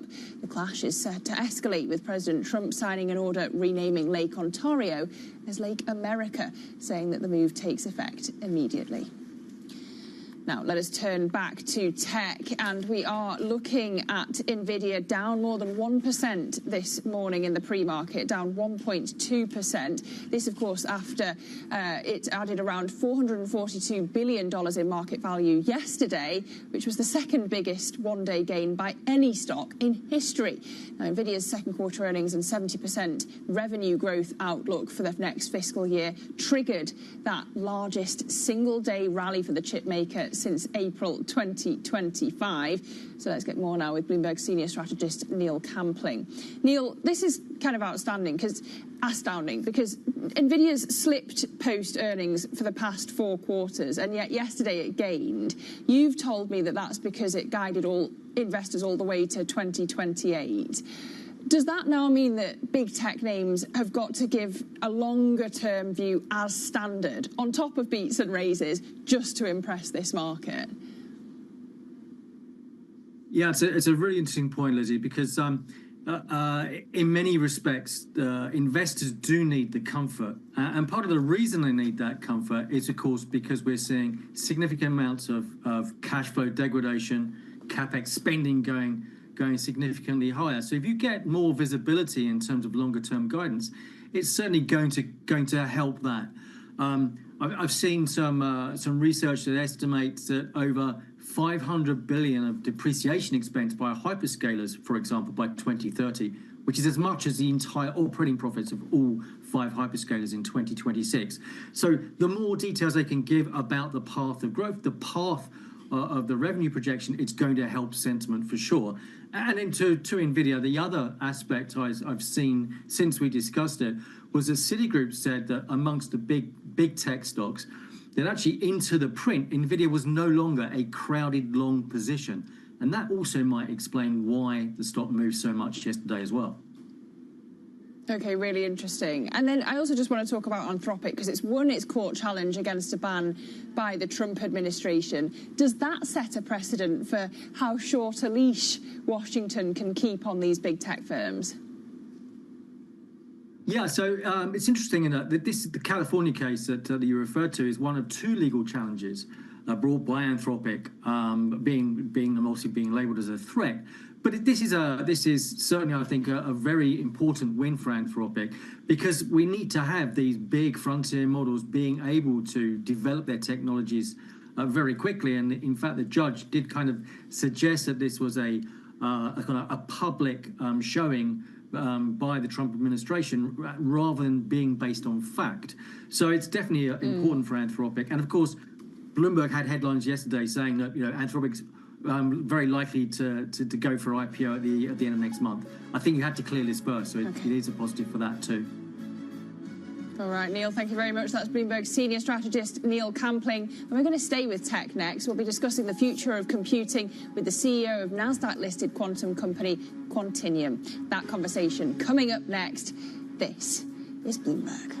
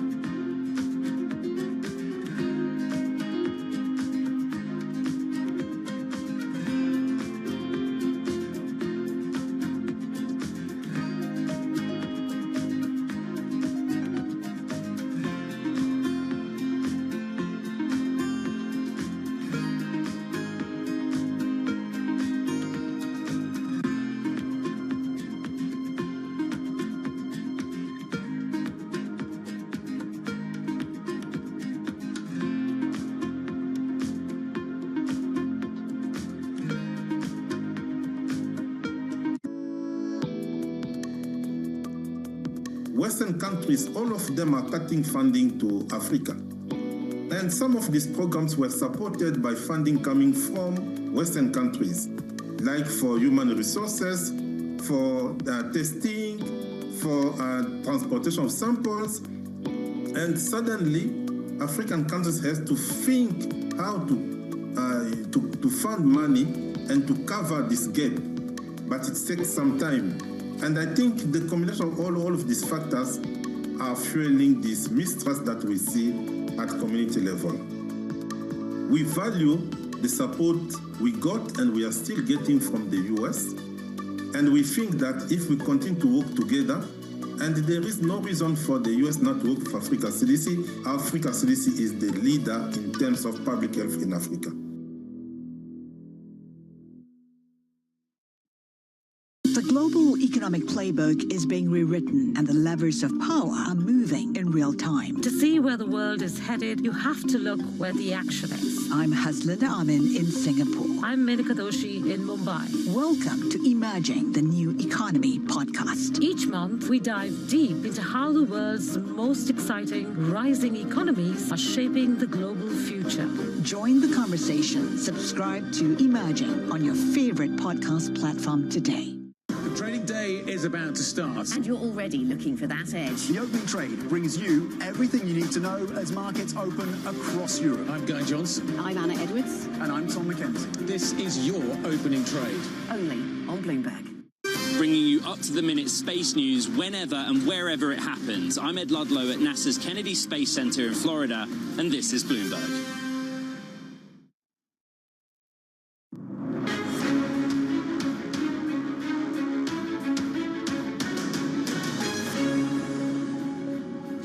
Good morning and welcome to The Pulse. I'm Lizzie Burden in London, and these are your top stories.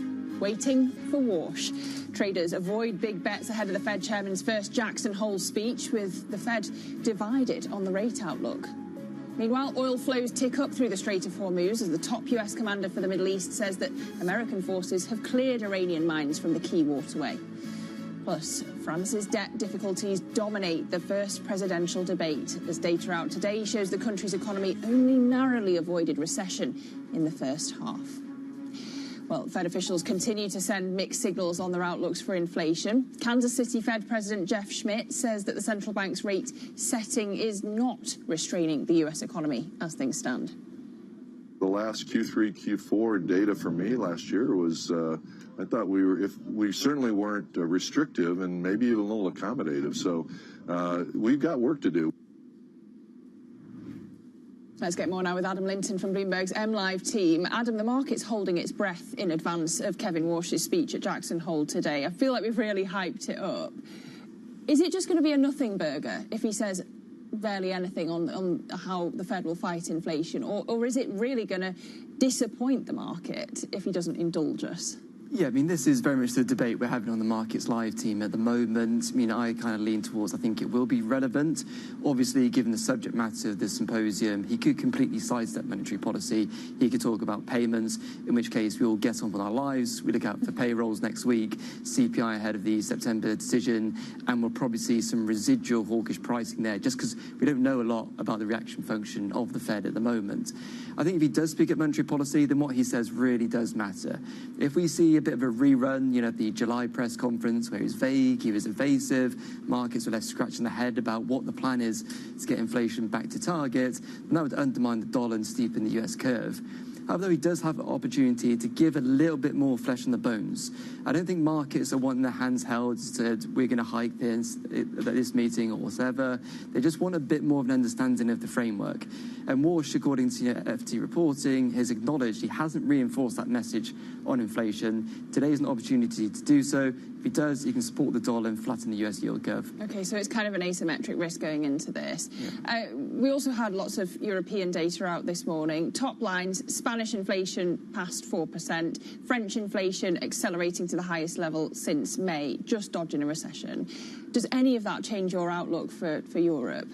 Yeah, I mean, I think in terms of the immediacy for the September ECB rate decision, that's a lock. They're going to hike 25 basis points. But we knew that. Yeah, exactly. I think but what's more interesting is kind of the currents you're seeing building in the macro environment and what that means for European assets more broadly. I think if you look at European equities, for example, we're in a little bit of a holding pattern now. We've kind of lost this pillar of support from Q2 earnings, and we're kind of seeing some of the macro forces build. We've got higher gas prices, got the diesel supply crunch, got rising ag prices, got low water levels in the Rhine, got political risk in France, Germany, UK. It's all stacking up. And yes, Europe's story has been one of resilience in 2026, but that can't just go on indefinitely. I think, if you look at equities, the problem is that, we've seen earnings revisions rise higher and higher and higher. It raises a relatively high bar for Europe. And if you get any signs of fragility, we could be set for disappointment. And then for the the European curves, front end's probably a little bit more anchored. We've got a couple of hikes baked in, but further along the curve, if inflation persistence becomes more dominant, at a time when these fiscal fragilities are on show, we could have high yields still. Okay, Adam, thank you very much. That's Bloomberg's Adam Linton on that latest European data and setting us up for Kevin Walsh's speech at Jackson Hole. Now, the US, China and other countries are lining up financing in the race for superiority when it comes to quantum computing. The technology had been hailed by analysts as the next market-defining computing revolution after artificial intelligence. Quantum computing harnesses quantum physics to tackle certain complex problems far faster than conventional computers, but investor enthusiasm has cooled since the start of the year. Let's get the inside view now. We can speak to Rajiv Hazra, CEO of quantum computing company Quantinuum. You're just in town for a couple of weeks, I think, so welcome to Bloomberg TV. I want to start with the big picture then. Do the improvements in AI make quantum less relevant? Actually, thanks for having me. It's wonderful to be here. Secondly, we actually see the growth and improvement in AI as a very helpful factor. Because what we do is we don't see AI competing with quantum. We see AI solving certain kinds of problems very well, and quantum then being used to make the I in AI, the intelligence in AI, more enhanced. So, for instance, when AI is starting to now take over the job of creating new kinds of molecules for energy, for new battery sources, drugs, that automation needs to be intelligent. It needs to have a way to understand how chemistry works. That's what quantum computing does. So for us, it's very much AI and quantum, and for that, we need not only the quantum to improve, but we need AI to improve as well. But does quantum need AI more than AI needs quantum? I think when we work with customers and look at whether it's a pharma customer, it's a chemical customer, it's a materials or an optimization bank, they don't ask which one is more important. They say it's important to solve this problem. And in that workflow, there are certain things on classical does well, and certain things that absolutely cannot do either efficiently or at all. And that's where you put the two together. It's kind of like saying, if you have a part that you didn't have, the big structure would fall. Well, how important is that part? It's critical. Okay, it makes sense. I also want to talk about the US administration investing in the sector. It's been quite recent, that actually, but what does it tell us about how critical quantum computing is to national security and to tech sovereignty as well? Absolutely. It's a clear indication that, in today's knowledge economy, to compete, you have to compute. Yeah. Right? Everything is in a digital economy. So the executive orders from the White House, as well as some of the follow-on activity, has been actually eye-opening in terms of bringing the now of quantum into focus. For a few years, people have wondered, is quantum 5 years away, 10 years away, 15 years away? The investment, the directives to actually go implement quantum over the next couple of years is a very clear sign that, A, it's a critical part of your industrial and national security fabric, and it's imminent. But did it come with restrictions? Did the government, have conditions about the supply chain for the funding? Because we've just seen Anthropic win its case. Right? Quantum going to have an Anthropic moment, do you worry? No, I mean, what we see is in the, every nation, US included, is strengthening its position in quantum. That means companies' creation of IP and onshore supply chains. And that is what the recent U.S. government moves have been, is to ensure that the U.S. companies have access to an onshore, rich, diverse supply chain to be able to compete for a market that is worldwide. Well, the White House put $1 billion behind IBM to build a foundry in New York. Is it putting its money in the right places? Well, what it's betting on is, from our perspective, yes, because what it's betting on is the places where, or the modalities, as it's called, that are most promising in terms of delivering this commercial value unlock. Mm-hmm. And if you noticed, they chose multiple companies, both in the quantum space and then multiple companies that serve as the supply chain into those companies. Mm-hmm. We were the only trapped ion company picked, but in addition to IBM, there's also Global Foundries. That is a foundry supplier to many of us that aren't in the superconducting IBM mode. Okay. You also, while you're in town, you're looking at where to invest more in the UK. You were talking about Oxford, Cambridge, London. We know that the UK plans to spend £2 billion on quantum, but that was something that came under the Starmer administration. Have you any updates on that while you've been on this trip? No, I don't have an update, but we believe that the focus on improving and accelerating quantum, both technology creation and adoption, is a national strategic imperative, right? Mm-hmm. Our history is we've been based, partially out of London, Cambridge, and Oxford ever since we were born. We are the kind of culmination of two companies coming together. So we have a rich history, we have a rich network, and we have a rich hope for the future of what we would do here. But has there been any change in the tone or amount of engagement under the Burnham administration? Not really. Okay. I mean, we continue to see good focus on workforce development, on technology creation, on testbed and access. And I think that is all very positive and aligned with the long-term direction of a technology that promises to be the next frontier of compute. I've just been looking at your stock. You still, I have to say, below the IPO price. So you're down about 10% from the $60 that you listed at in June. You did have this amazing day after earnings, 28% single-day surge. What's your message to investors who bought at the IPO price and are still underwater? Yeah, so it's very simple. Quantum is a transformational technology, and you need to bet on the company that is going to create the best hardware, the best developer platform, and then actually work to create the applications that create the value, right? We are that company. We have a technological lead in what's called fault-tolerant quantum computing. We have a widely deployed developer platform that is compatible with NVIDIA and AI infrastructures. And we have leading infrastructure providers and partners like Oracle, as we announced, working with us to accelerate adoption. This is a huge market, but you can go and look at numbers, but it's in trillions by the end of 2030s. But even in the next 3 to 4 years, it's in the tens of billions of user value created. So this is about who gets and unlocks that value first, and in the largest sort of way. Well, yeah, because you're a graduate of Intel and Micron, companies that know how to manufacture at scale.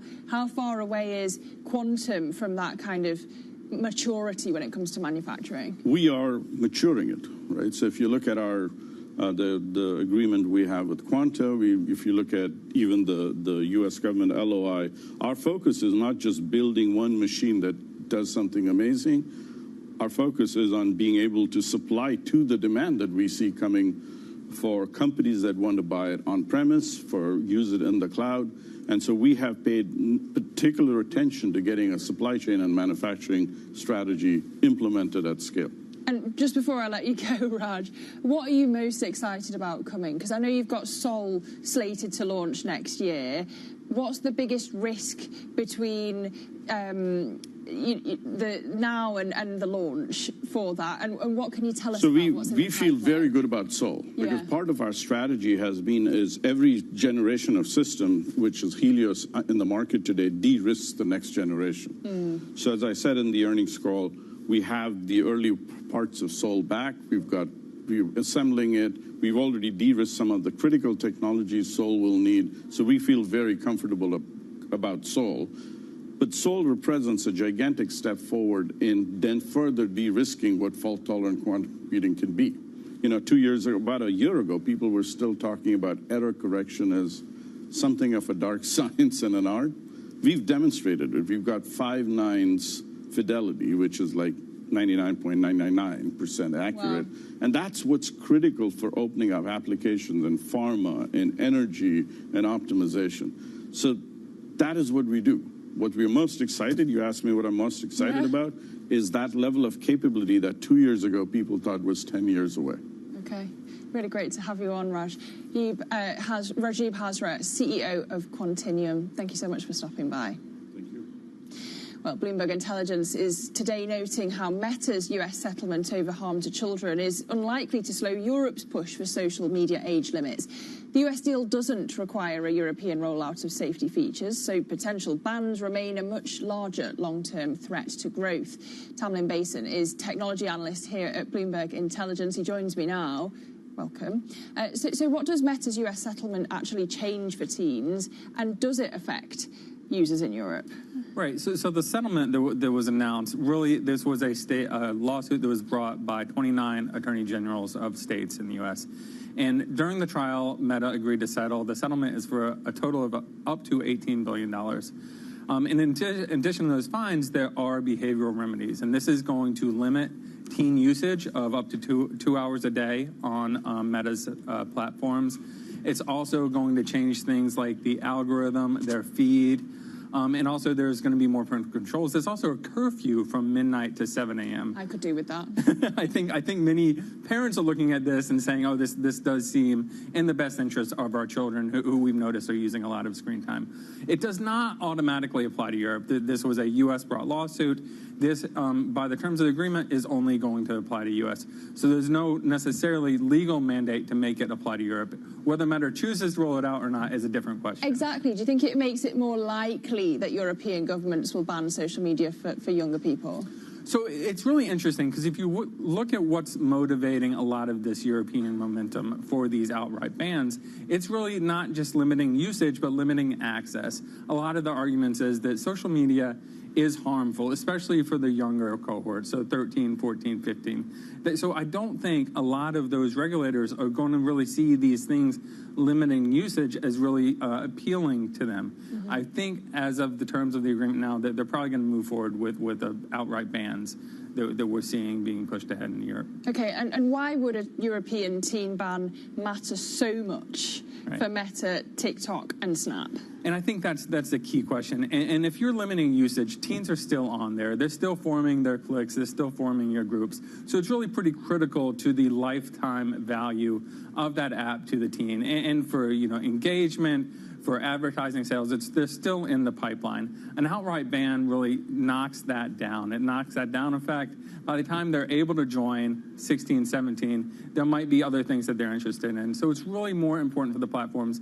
Yes, they might be able to limit, the usage might be limiting, but having them on the platform is really key. So I think for them, avoiding the ban would be really the best interest for the platforms. I don't know about that. I know some octogenarians who are hooked on Facebook. They started late in life. Tamlin, thank you very much. That's Tamlin Basin, technology analyst at Bloomberg Intelligence. Well, coming up on the pulse, it's 2 months until the first budget for the new UK government, and we're going to discuss how Britain can remain attractive for investors. That's next. This is Bloomberg.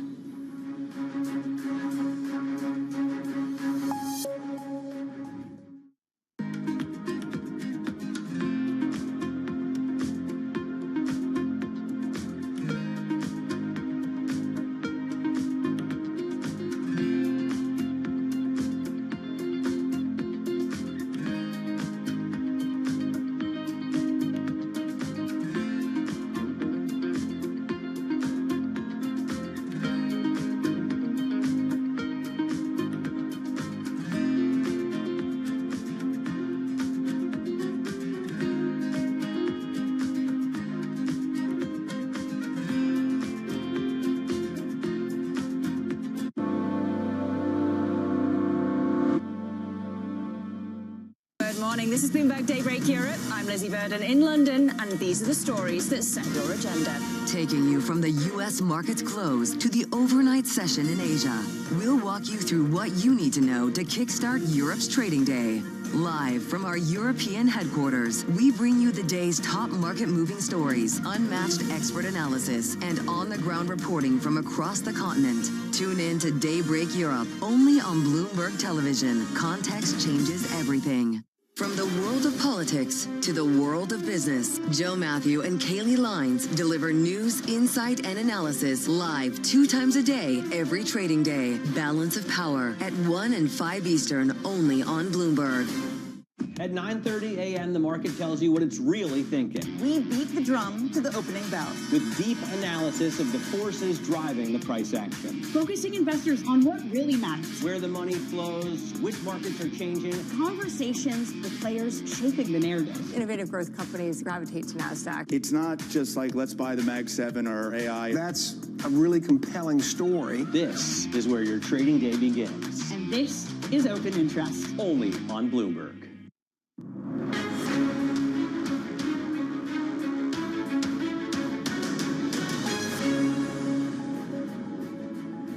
There are now 2 months until the new UK Chancellor outlines his first budget statement.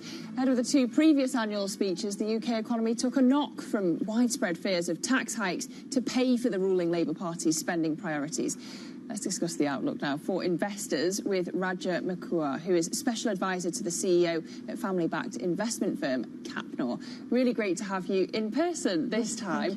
Last time we spoke, you were talking about how UK political uncertainty was kind of weighing on the attraction of London's legacy reputation. Are you encouraged by the change of government from Starmer to Burnham? No, I think, Lizzie, and nice to see you in person, too early to say. I would say that right now investors, not only in the UK but also in the US and other parts of the world, are trying to keep their convictions and strategies alive despite political uncertainty, despite geopolitical turmoil. And I think everything that is going to the way of optimism is fueled by the AI and quantum computing revolution. I think this is an unprecedented reset of everything we've known and done, even as a civilization. And I think a lot of private capital is looking that way and profiting from all kinds of opportunities that arise from that. And indeed, we were just having a conversation about how exciting the opportunities are when it comes to quantum. But of course, if that's lifting all boats and you're trying to decide as someone wealthy where to put your money, what would the Chancellor have to do in the October budget to attract that capital to the UK? Because I know the Prime Minister has talked about the UK having overtaxed labour and undertaxed wealth. Is that not the kind of signal that makes your clients nervous? Well, we don't have clients because Capnor is a single family office, but let's say investors have a global outlook. London remains a base from which to do investments, not necessarily in the UK, sadly, but we have an office here where London is still the backyard for US money to come and scout around Europe.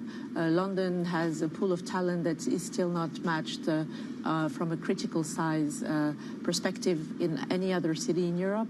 And London still has amazing infrastructure, education, all kinds of attractions that go beyond, political issues. Having said that, a wealth tax is always a word that is very much hated.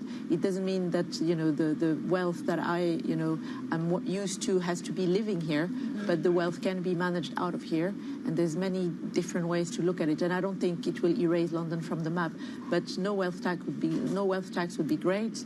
And let's see what the budget's going to bring to us. Well, yeah, do you think that Healy gets that? Because he's just been out on the airwaves again this morning, emphasising this message that he understands the importance of fiscal credibility. That's all well and good for the bond vigilantes, but what about wealth? Is he getting through to wealth? But also UK wealth, not even international money we're talking about, and I have a lot of UK investor friends who are very worried about that.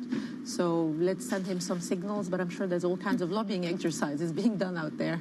Has the exodus of non-doms from the UK under Labour been exaggerated? I know that you've moved back to the UK. Yes, Are you the proof that it's been exaggerated? Well, I think there's one feature of what the government did after the end of the traditional non-dom that is very underrated. It's called the FIG regime, which is what I'm under now.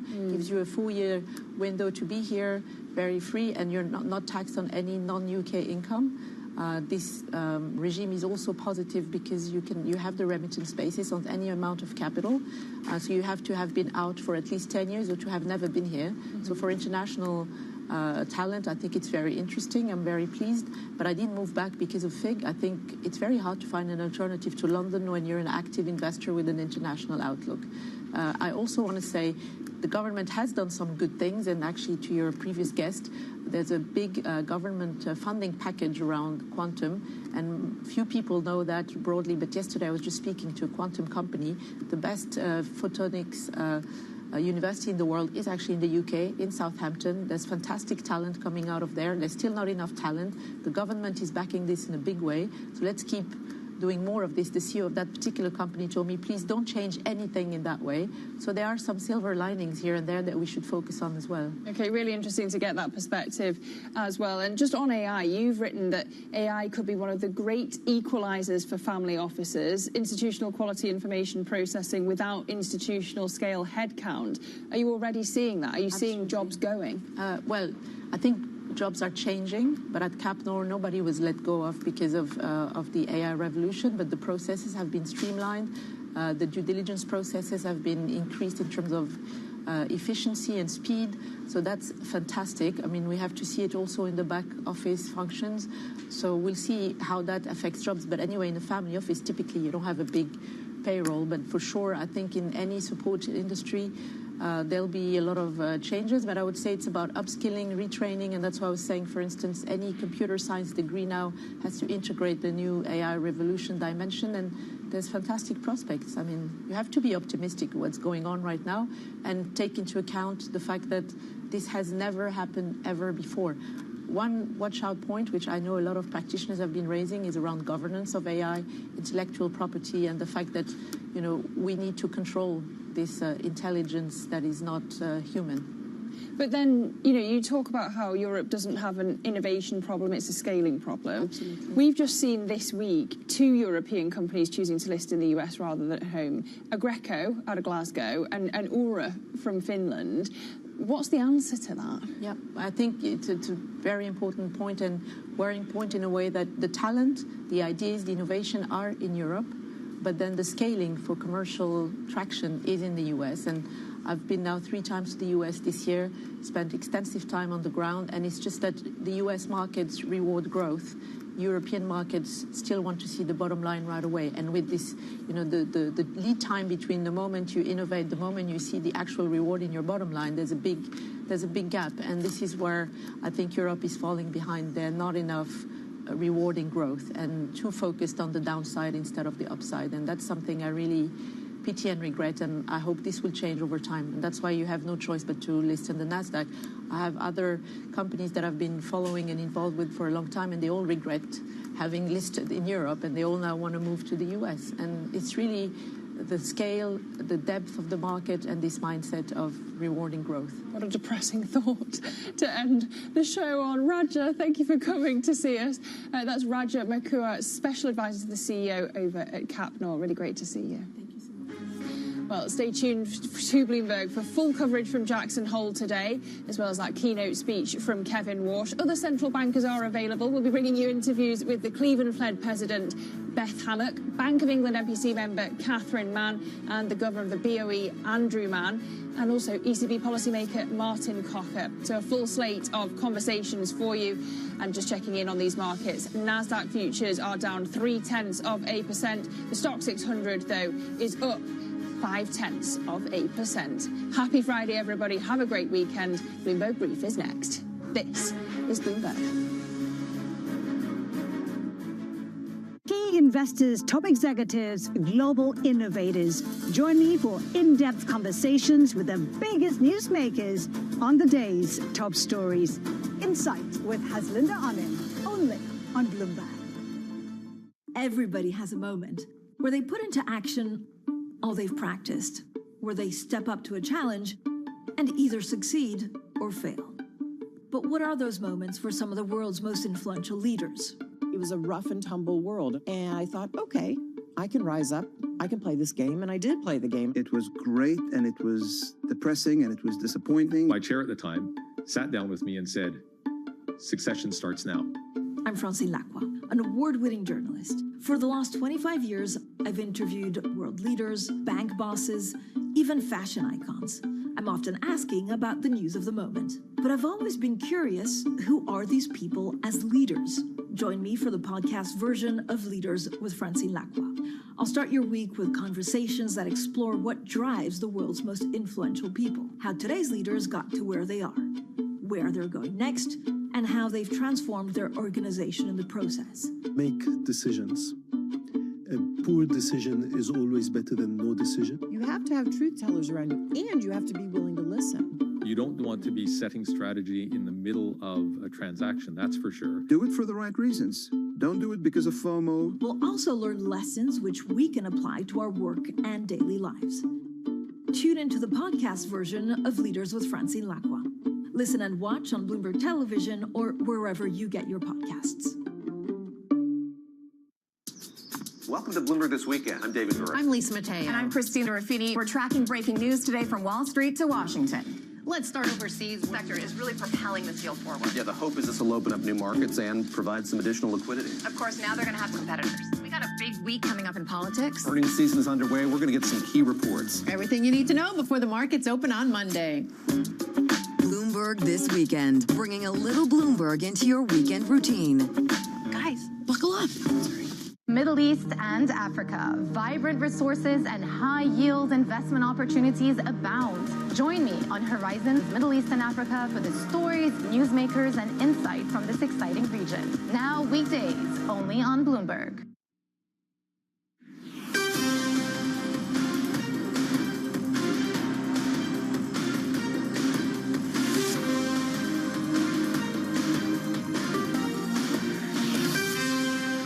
It's 5 a.m. in New York City, 10 a.m. in London. Good morning. I'm Vonnie Quinn with your Bloomberg Brief. Let's get you set up for the day. Awaiting Chair Warsh. Futures and bonds wavering now as investors seek clarity on the Fed chief's outlook and reaction function, potentially. A blockbuster day. NVIDIA shares add a whopping $442 billion in just one session after robust guidance. But the AI boom also raising concerns about debt financing. PIMCO saying it's too much, too fast. All right, just a few hours now, 5, in fact, before we start to hear from Fed Chair Warsh. Let's get a check on how markets around the world are awaiting that speech. We'll start in Hong Kong with Winnie Su. Yeah, good morning, Vonnie. Happy Friday. Well, we are seeing Asian stocks edging higher for a fourth day and also headed for, in fact, its best month since May. Now, as you mentioned, all eyes are really on the Jackson Hole meeting. And today's outlier in Asian markets, though, is Korean stocks, which is down about 1.8%, dragged down by some concerns around the impact of that back-to-back rate hike that we saw yesterday from the Bank of Korea, which is also pushing the Korean won higher today. And in fact, the Korean won is the strongest global currency so far this month. Now, on the weaker side of things when it comes to currency, you flip forward and take a look at the Japanese yen weakening for a fifth day, which is also supporting the Bank of Japan's rate hike earlier than expected. And also supporting that bet is the Tokyo CPI numbers that came through as an acceleration for a third month, as well as a weak demand from the 2-year JGB bond auction, and that is also driving yields across the curve higher. Back to you, Vonnie. All right, a lot of movement in Asia, turns out, this Friday. Winnie, thank you. Winnie Su there in Hong Kong. Now let's get to London for a look at the European session with Alex Morgan. Alex.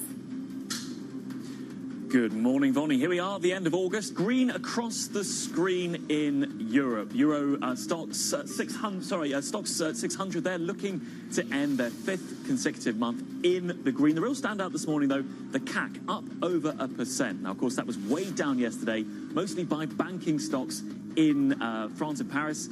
Over this debate regarding the future of the presidential candidates. They're having their economic to and fro yesterday. Let's turn the board over, though, and look to some of the data we've had out this morning. And inflation in both Spain and France edging higher. Spain accelerating to 4.5%. That's the highest since 2023. Of course, the broader debate in Europe is going to be all eyes to what comes out of Jackson Hole. But you can see some of this data here. France as well, inflation up, growth downgraded.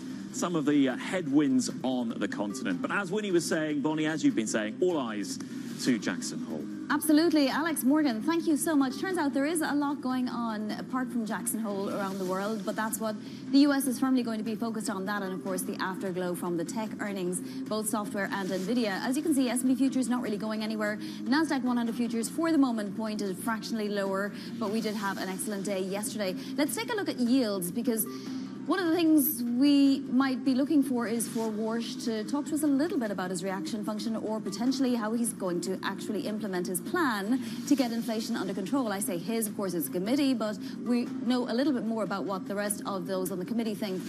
UBS's Paul Donovan today saying that the worst case scenario is that Warsh talks about the productivity pixie again and how we're going to grow our way out of any potential problems. Well, the bond market probably won't like that, but then again, if he doesn't talk about monetary policy at all, maybe we won't get any reaction. 2-year yield at 4.23, just a little bit higher than it was 24 hours ago. And we have the 30-year yield creeping back up again, unchanged in this session, but from where we were 24 hours ago, we're back above 5.20. All right, let's get now to this countdown to Fed Chair Warsh. Less than 5 hours before he speaks, we'll be speaking with Sitara Sundar of JP Morgan Private Bank for her thoughts on what he might actually say. Now, Chicago Fed President Austin Goolsbee staying a little cautious on inflation. Have a listen.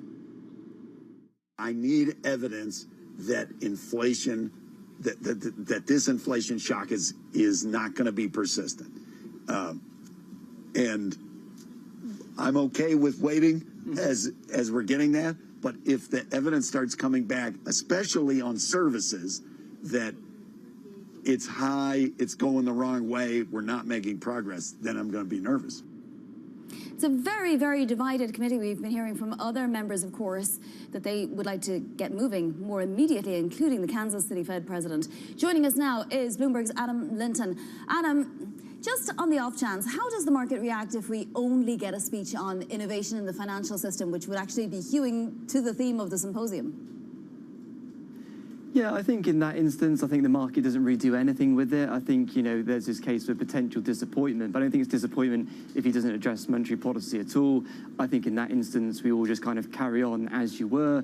We look towards non-farm payrolls next week. We have a CPI report before the September meeting, and the markets will probably carry some residual probability of a potential hike next month, purely on the basis it doesn't really understand the Fed's reaction function. If Warsh communicates something about his reaction function, is there the risk that he looked like he's retreating on his promise to only communicate something if he really has something to communicate? Would that make him look like a flip-flopper, Adam? No, I don't think so. I think that'd be maybe a bit of a harsh label to draw on him. He's clearly someone who's finding his feet in this job. And I think, if anything, if the market got something more to go out of, what the Fed's reaction function is at this juncture, I think it'd be grateful. And I don't think anyone would be necessarily criticising for giving him that. All right, Adam Linton, thank you so much for joining us this morning. That is Bloomberg's Adam Linton.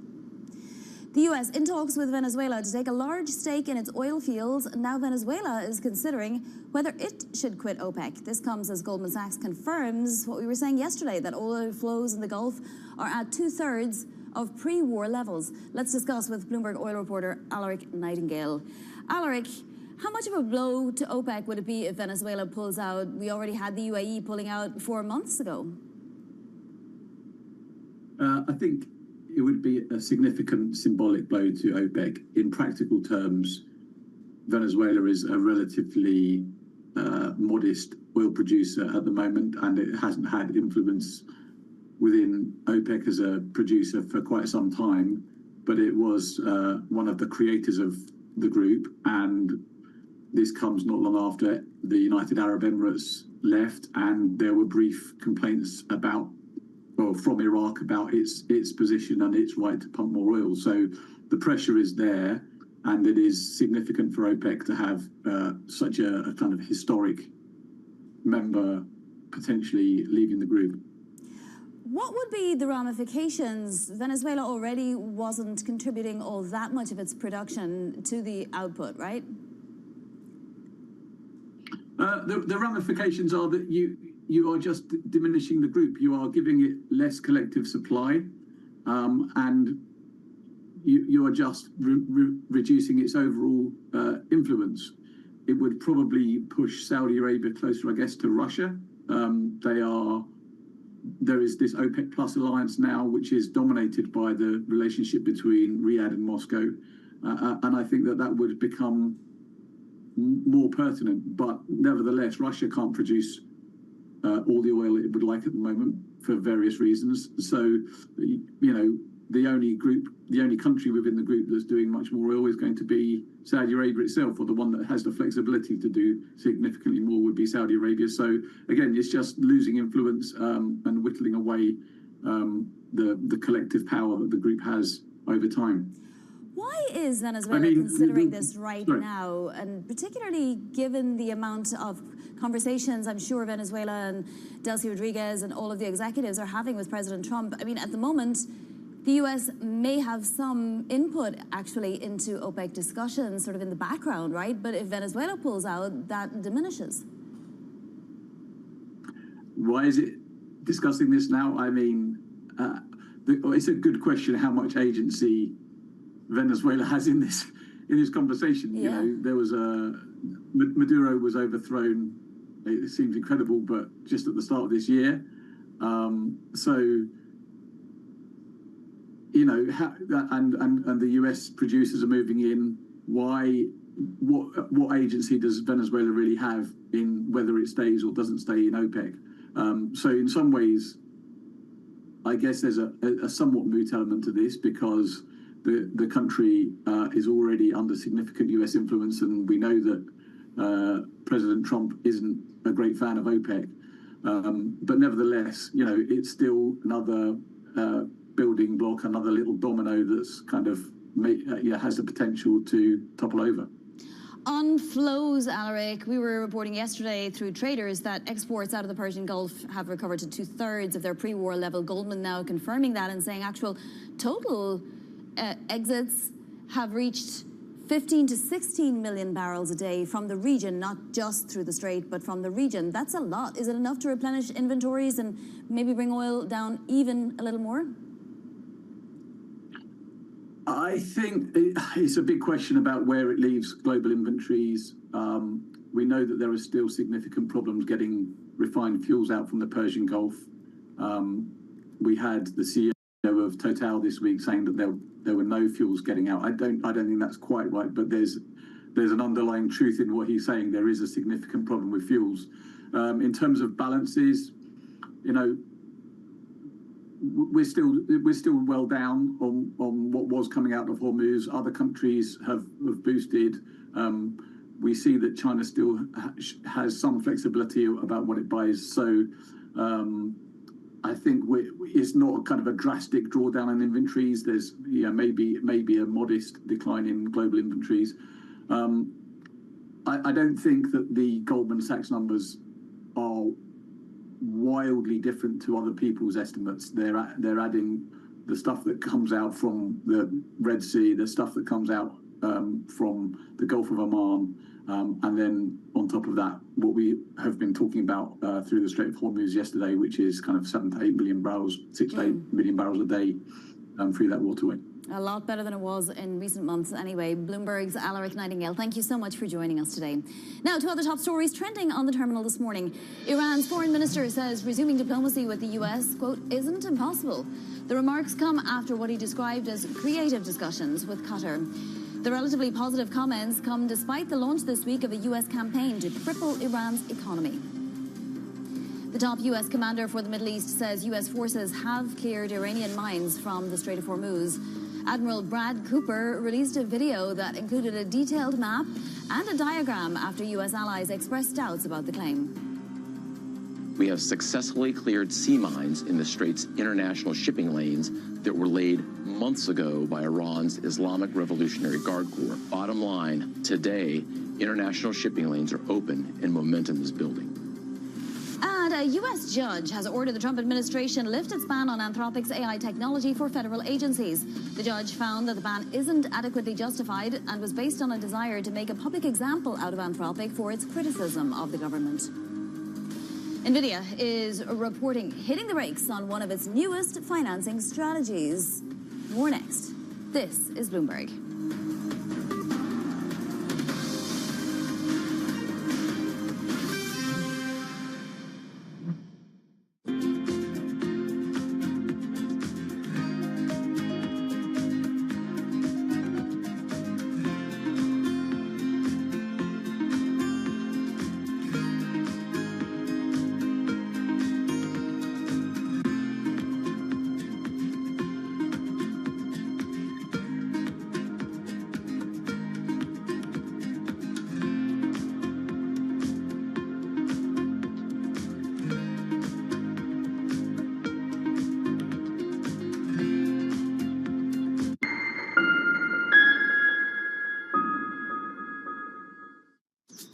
Welcome to Bloomberg This Weekend. I'm David Gura. I'm Lisa Mateo. And I'm Christina Ruffini. We're tracking breaking news today from Wall Street to Washington. Let's start overseas. The sector is really propelling this deal forward. Yeah, the hope is this will open up new markets and provide some additional liquidity. Of course, now they're going to have competitors. We got a big week coming up in politics. Earnings season is underway. We're going to get some key reports. Everything you need to know before the markets open on Monday. Bloomberg This Weekend, bringing a little Bloomberg into your weekend routine. Guys, buckle up. The countdown is on. Everything you need to get the edge at the end of the market day.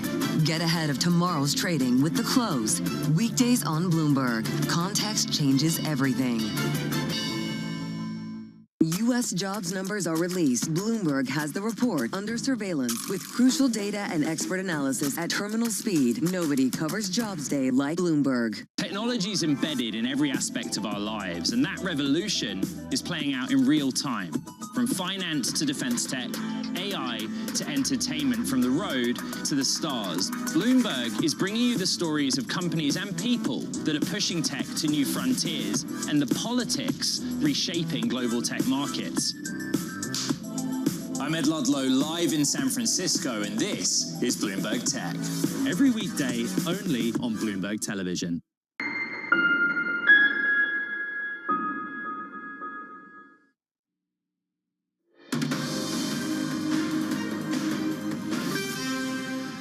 Bloomberg Brief, I'm Vonnie Quinn in New York. NVIDIA lifted the entire market yesterday after a stellar earnings report and forecast. A new report now, though, potentially weighing on shares in the pre-market. The Wall Street Journal saying NVIDIA is pausing certain deals in a July financing initiative that offered credit support to AI cloud providers. And this all coming as PIMCO is the latest to say AI debt financing stoking bond yields, and it's too much too fast. Let's discuss it all with Bloomberg senior strategist Neil Campling. Neil, tell us more about this report that suggests that NVIDIA has paused some deals over regulatory concerns. Morning, Bonnie. Yeah, so this report is suggesting that it could bring in some antitrust concerns, because what the original program was, the arrangement announced in July, it gave NVIDIA profits in two different ways. First, by selling the chips, as you normally do, but then also by collecting a portion of the revenue when customers rent them out themselves. So you're kind of like, if you like, too many fingers in the pies here in terms of the way the program works. So it certainly could be. I think there's probably pushback from some of these customers, to be honest, as well as the regulatory concerns. But it was originally $36 billion of commitments were under these agreements over 6 years. So it is somewhat of a setback for the company. And it's interesting because the report also mentioning that customers were expressing some concerns, but also that NVIDIA employees were telling customers that there are sensitivities around the extent to which NVIDIA can dictate how their customers do business.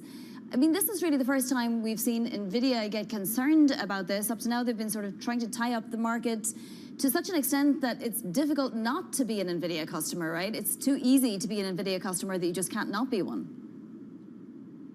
Yeah, it's so true. I mean, we have all these other alternative chips being produced, but as far as an actual full-service ecosystem platform is concerned, you need NVIDIA. You really do, and that hasn't been displaced yet. So they, in some respect, I suppose they are seen as potentially controlling the market. And I suppose the last thing they want to do is draw any concerns from antitrust side of things. So there's a lot of sensitivities here about just how much NVIDIA can dictate how their customers do business. And shares are lower by about 1% of the pre-market, but we should mention they were up nearly 9% yesterday, so this could just be a little bit of coming off the boil, as it were. Neil, this urging from PIMCO that there's potentially a little too much AI debt coming too quickly to the market, but it's also giving investors some opportunities. It's sort of, it's painting the brush with both sides, if you like, because PIMCO is saying, hey, we don't have a problem with it right now, but it is a little bit of a red flag for the future, no? It is. I mean, they did say, didn't they, I think in the report about the AI capex is causing indigestion for fixed income markets and fueling the yields. So, and then I've seen other reports that saying that we have to be aware of this big debt financing, because the other thing is that the hyperscalers are expected to have depreciation expenses of over 500 billion by 2030. And that's as much as the operating profits of all 5 hyperscalers combined in 2026. So debt financing is getting costly, and it's sucking up a lot of a lot of attention and demand from other areas of the market. Neil, what happened with Marvell? We had a big disappointment after earnings. We weren't really anticipating that, were we? We weren't. I suppose you could argue that Nvidia had set that bar really high because of what happened yesterday, and Marvell, they were positive on the call. The numbers were good, and the guidance was good. However, it's a bit of travel and a ride. The stock is up 160% year to date, so the stock had a massive run. Whereas Nvidia actually had lagged a lot of the other AI stocks and enablers into its own print. So there is definitely a bit of positioning here in terms of the way the price action is in early trading. Yeah, and I suppose the software companies had a massive sell-off since the beginning of the year as well, so that could account for their massive rise after their earnings. All right, Neil, thank you. I also want to mention that Advent and Stripe are said to be abandoning their $50 billion pursuit of PayPal. We didn't get to that, but Neil Campling, thanks for all of that. Coming up, some U.S. firms with close ties to President Trump taking steps to gain favor with Democrats now. More in your front page news next. This is Bloomberg.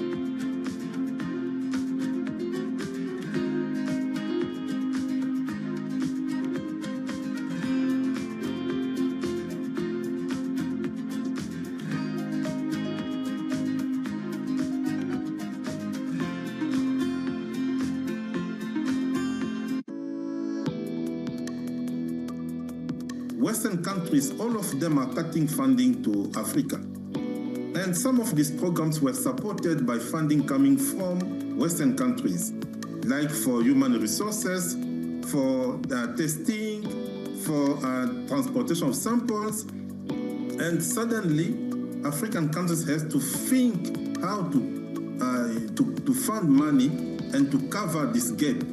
But it takes some time. And I think the combination of all of these factors are fueling this mistrust that we see at community level. We value the support we got and we are still getting from the US.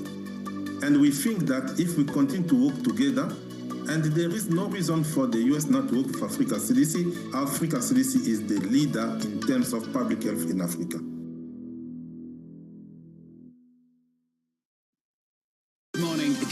This is Bloomberg Surveillance. Welcome back to the opening trade. It's Bloomberg Money. This is the Asia Trade. This is Wall Street Week. Welcome to Balance of Power. You're watching Bloomberg Deals. Welcome to Bloomberg This Weekend. This is Bloomberg Television. The global economic playbook is being rewritten, and the levers of power are moving in real time. To see where the world is headed, you have to look where the action is. I'm Haslinda Amin in Singapore. I'm Menika Doshi in Mumbai. Welcome to Emerging the New Economy podcast. Each month, we dive deep into how the world's most exciting, rising economies are shaping the global future. Join the conversation. Subscribe to Emerging on your favorite podcast platform today.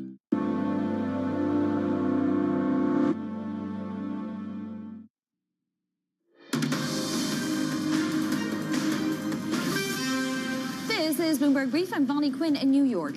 While much of the focus today will be on Fed Chair Kevin Warsh's remarks in Jackson Hole, the resort town in Teton County, Wyoming, is also a symbol of the way wealth transforms a town. Bloomberg Michael McKee reports for Wall Street Week. The geographic isolation still really affects who we are, our ecosystem, our community, our sense of who we are, but it has much less effect on our economy. So now we have people from around the world who come and live here part-time, full-time. They work from anywhere. So we've really become a hub of remote work. For decades, it was New York County, which is primarily the island of Manhattan, that led the country in wealth accumulation. But in the early 2000s, Teton County jumped into the lead.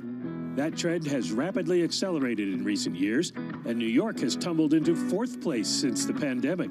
Today, the average per capita income in Teton County is about $500,000 a year. We're the wealthiest county and the wealthiest country in the history of the world. We also sit at the heart of the greatest intact ecosystem in the lower 48. And if you think about things through the eyes of sustainability, where you have ecological capital, financial capital, and human capital, I don't think there's any place in the world that can compare to here.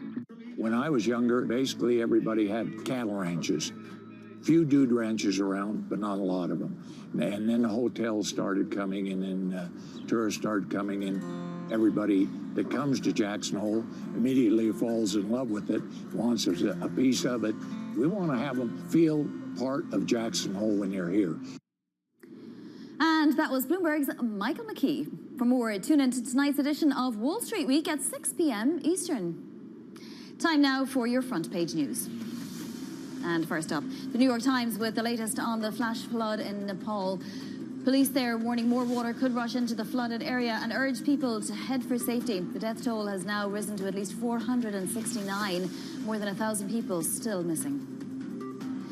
Next up, the Wall Street Journal reporting some companies with close ties to President Trump are taking steps to gain favor now with Democrats. Some, including Meta and Palantir, are preparing for congressional and even potential criminal investigations if Republicans lose control of the House.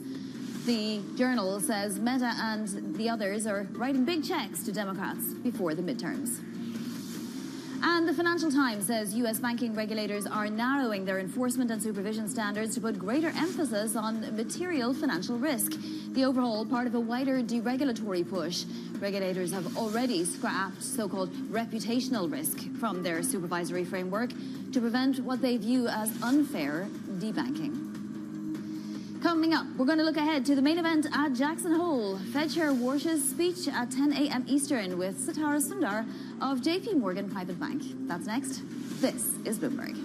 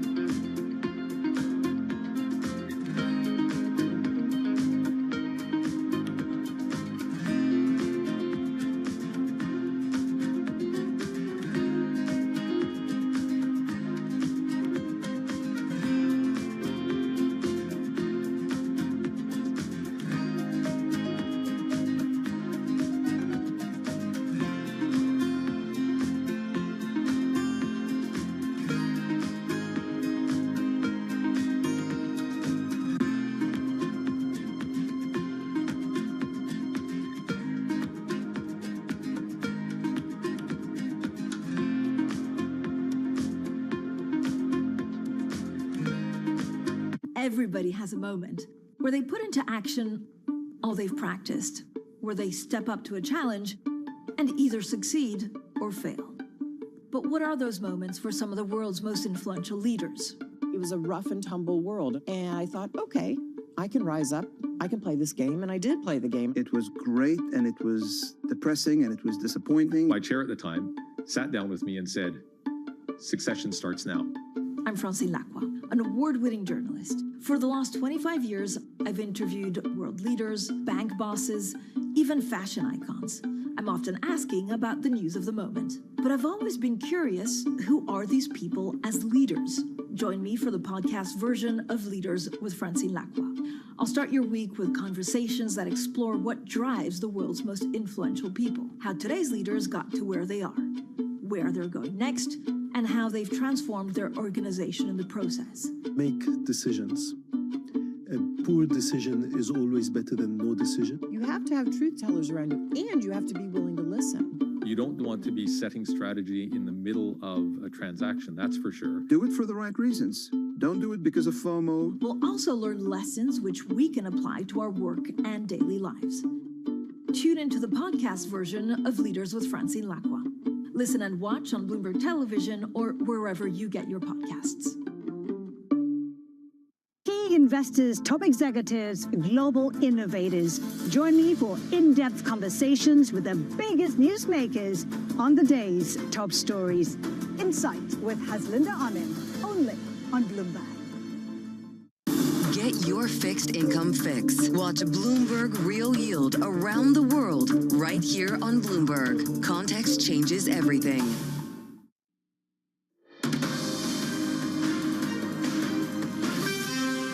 It's 5:30 a.m. in New York City, 10:30 a.m. in London. Good morning, I'm Bonnie Quinn with your Bloomberg Brief. Let's get you set up for the day. Awaiting chair Warsh. Futures wavering, also bonds wavering as investors seek clarity on the Fed chief's outlook and reaction function. A blockbuster day. Nvidia shares at a whopping $442 billion in value in just one session after robust guidance. And the AI boom, though, also raising concerns about debt financing. PIMCO saying it's too much, too fast. Let's take a look at these markets then. We are seeing Nasdaq 100 futures down fractionally, no real movement for S&P futures or Russell 2000 futures. And that Nasdaq move is partially thanks to Nvidia down in the pre-market by about 1%. It rose 9% yesterday, though, so perhaps it's no wonder that we are pulling back just ever so slightly. That said, markets are also not going to do much, at least before this Fed chair speech, which happens in 4.5 hours. In the bond universe, we are also not seeing too much movement.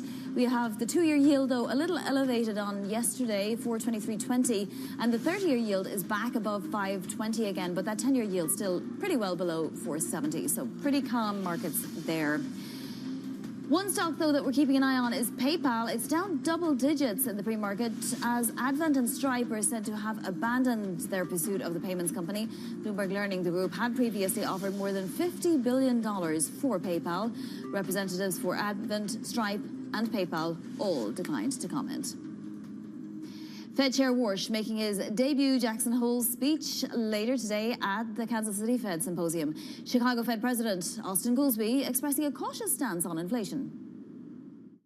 I need evidence that inflation, that this inflation shock is not going to be persistent.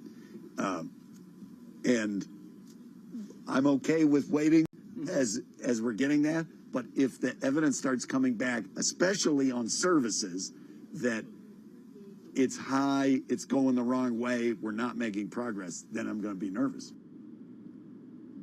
Joining us now is Bloomberg's Simon Kennedy. Simon, we may get some thoughts on inflation today, although it's unlikely unless we have something to hear from the Fed chair, right? He said he's only going to communicate something if he has something to say. What should he have to say today? Does he need to placate the markets in some way?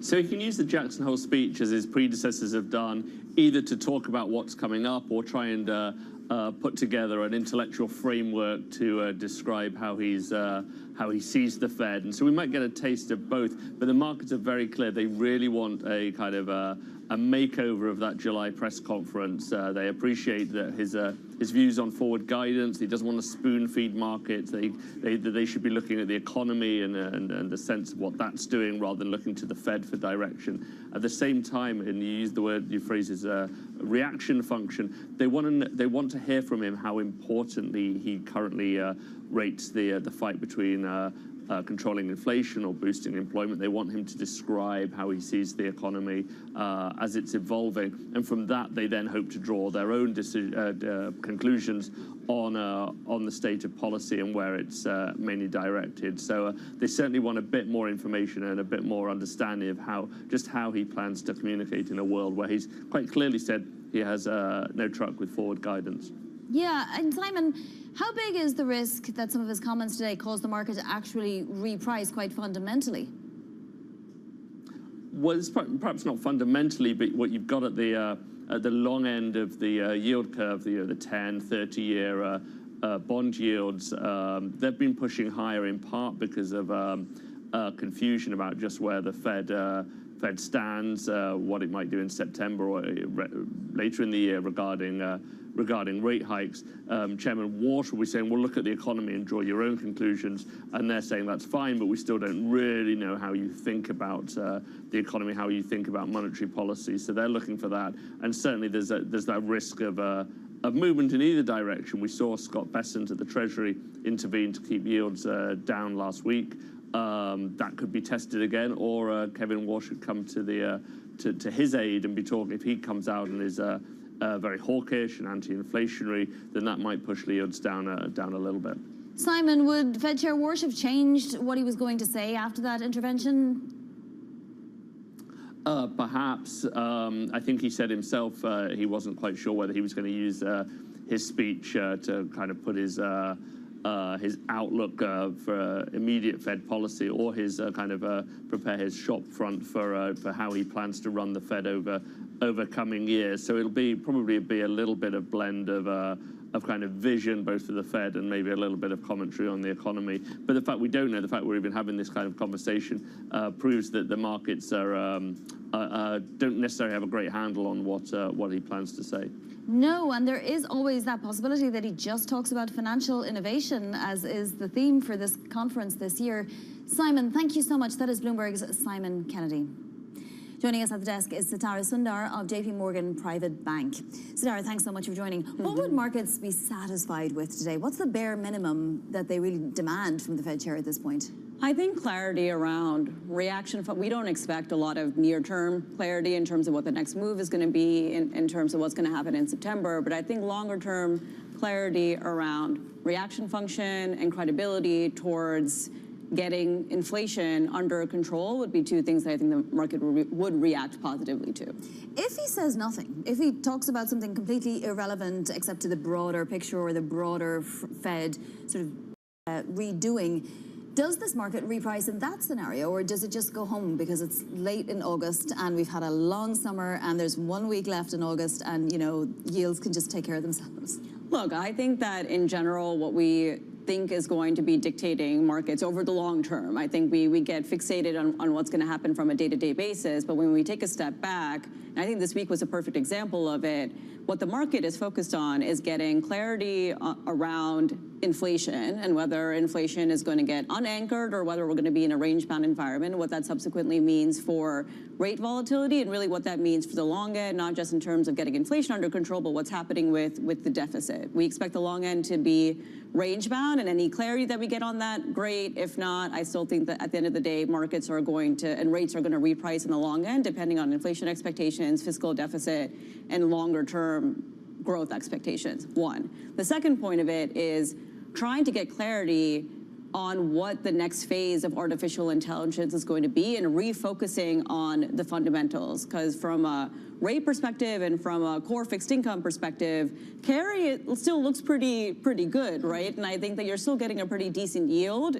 when it comes to like the middle and the belly of the curve. So it still makes sense to invest in that area. But then for us, what we're really focused on is trying to understand from a longer-term perspective, whether the earnings growth is there, which it has been, and what that means for equity markets. Yeah, I mean, it does feel like a market that's trying to grasp what the next narrative is, right? Correct. So for a moment in the bond market, it looked like the deficit was going to be the next narrative, and that has retreated. When does that actually become a real issue for this bond market? Look, I think that I don't actually know that it's retreated, because I think that there's part of what's happening in terms of what we're seeing in the long end volatility. I don't know that the long end would be as volatile as it is if we hadn't had the kind of geopolitical tension that we've seen so far this year. And what I mean by that in terms of what that means for the deficit, part of the reason why the long end has been a little bit more volatile is also due to the amount of expected defense spending and the amount of boost to spending as it relates to artificial intelligence, the amount of issuance that's coming to the market. The market is trying to digest that. But for us, what that means from a portfolio perspective is that while the 60-40 makes sense, with an expectation that rate volatility is likely going to be higher because inflation volatility is going to be higher, or we have to, at some point in time, reckon with what's going to happen with the fiscal deficit.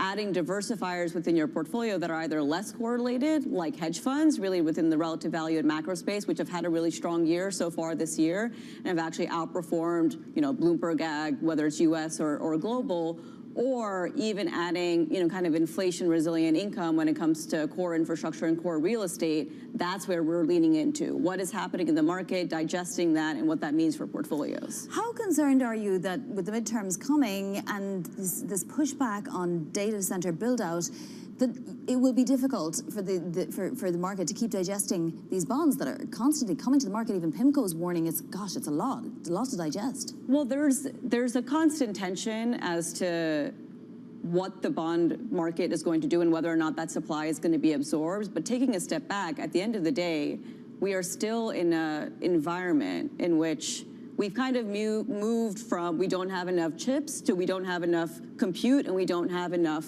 power. And at this point in time, what we know to be true is that the infrastructure that needs to be built when it comes to artificial intelligence and the power bottlenecks that we might already end up in a supply-demand imbalance on the power side in the US by the end of 2030, the need to invest in this space is paramount. But what we've seen is a shift on the financing side from it getting funded from cash flow to it getting funded from a mix of the capital stack, whether it's equity, whether it's investment grade debt, or whether it's even debt that is getting financed within the private markets. We think the market is going to be able to absorb it over the long run, but there will be pits of volatility along the way. So how complicated are the contracts getting right now? And where are companies finding loopholes that they can, take advantage of? And where are the funders looking to see how they can get most out of these products? I think at the end of the day, like if I was someone who was going to be trying to build a data center or build a power plant, you would want to, whether it's coming from financing from the public market or whether it's coming from financing from the private market, you want to get the terms that make the most sense. And from an investor perspective, you want to get compensated for the risk that you're taking. It's why you're starting to see some of the complexity that's coming in the financing market. But I think what an equally interesting point is that we have like two different cycles that are playing out within artificial intelligence right now. We're kind of middle innings as it relates to the financing build out and also the infrastructure build out, but we're early innings on the monetization front and what that next phase of integration and ROI of the application layer of AI. So I know we're very fixated on the infrastructure and the amount of supply that's coming into market. I'm less concerned on that supply being put to use and creating a lot of long-term volatility. My focus at this point in time is you want to make sure that infrastructure is being used for something. So we're really focusing on the ROI and the monetization layer, because at the end of the day, that's probably what is going to break the dam. Is there going to be an earnings season at some point soon then, when we hear a bunch of companies in all sorts of different industries come out and talk about this and talk about how much more efficient their business has gotten and how much more they're seeing productivity increase in their business because of AI? I think so. I think this past earnings season, we actually started to see real breadth outside of just the mega cap players and mega cap tech players. For the most part, mega cap tech has still been lifting the earnings growth and carrying the burden. However, for the first time in quite a bit of time, the median S&P 500 company grew 14%. And part of that is due to the margin expansion that we've seen in terms of some of these companies actually integrating artificial intelligence into their day-to-day businesses. And that's positive. We were just talking a moment ago about how we bookended the summer, right? We have Jackson Hole coming at the end of the summer, but at the beginning of the summer, there was the SpaceX IPO, right? Did capital markets get healthier during this time process? Where we saw SpaceX, and not just SpaceX, but a lot of chatter about Anthropic coming to market and OpenAI and so on. Are capital markets healthier, you think, after that? I think that what we could see this year is the strongest period of capital market issuance, whether it's IPOs, and a lot of that is concentrated in the mega IPOs, or even M&A oriented activity that we've seen in the past 10 years. And I think that's really meaningful in terms of what that means for not even just equity market sentiment and even some of the bigger banks and capital market oriented banks within financials, but that's really positive in terms of what the distribution outlook could look like for venture capital and growth and for private equity as well. One of the biggest pushbacks that we get on investing within private equity and VC and growth today is that the distributions haven't come over the past 5+ years. And the beauty of the strength that we're seeing in capital markets today is that could flip within the next few years. Amazing. Sitara, thank you so much for coming and joining us this morning. This Wyoming morning. Satara Sundar of JP Morgan Private Bank. Now to all the top stories trending on the terminal this morning. Iran's foreign minister saying resuming diplomacy with the US isn't impossible. The remarks come after what he described as creative discussions with Qatar. The relatively positive comments come despite the launch this week of a US campaign to cripple Iran's economy. The top US commander for the Middle East says US forces have cleared Iranian mines from the Strait of Hormuz. Admiral Brad Cooper released a video that included a detailed map and a diagram after US allies expressed concerns about the claim. We have successfully cleared sea mines in the Strait's international shipping lanes that were laid months ago by Iran's Islamic Revolutionary Guard Corps. Bottom line, today, international shipping lanes are open and momentum is building. Citadel Securities posted a record $7.3 billion in second quarter trading revenue. According to sources, that's more than triple the level from a year ago. Net income also climbed more than 250% to $3.3 billion. Performance got a boost from the firm's expansion into equity block trades for hedge funds, asset managers, and pensions. Coming up, Washington growing its influence over Caracas. The two nations in discussions and considering, apparently, Venezuela's exit from OPEC. More next. This is Bloomberg.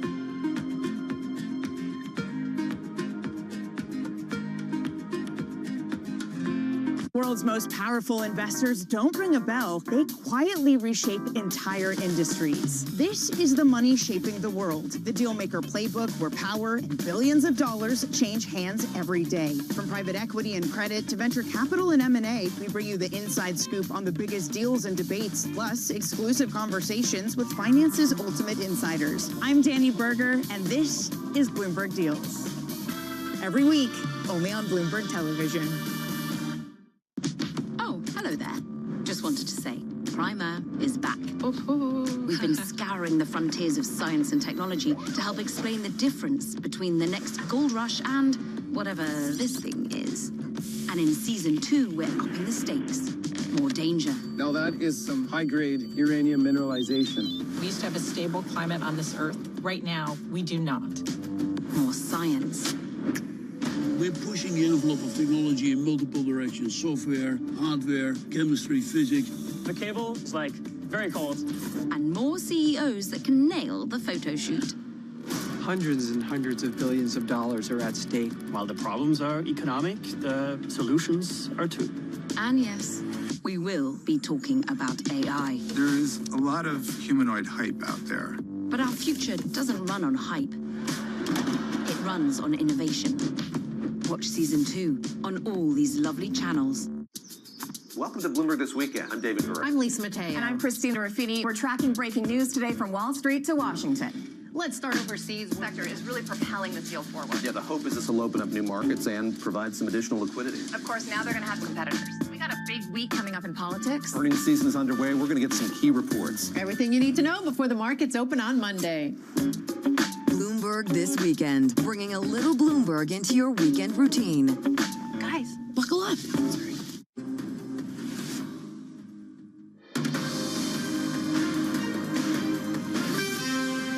This is Bloomberg Brief. I'm Bonnie Quinn in New York. Venezuela is said to be considering pulling out of OPEC in conversation with the U.S.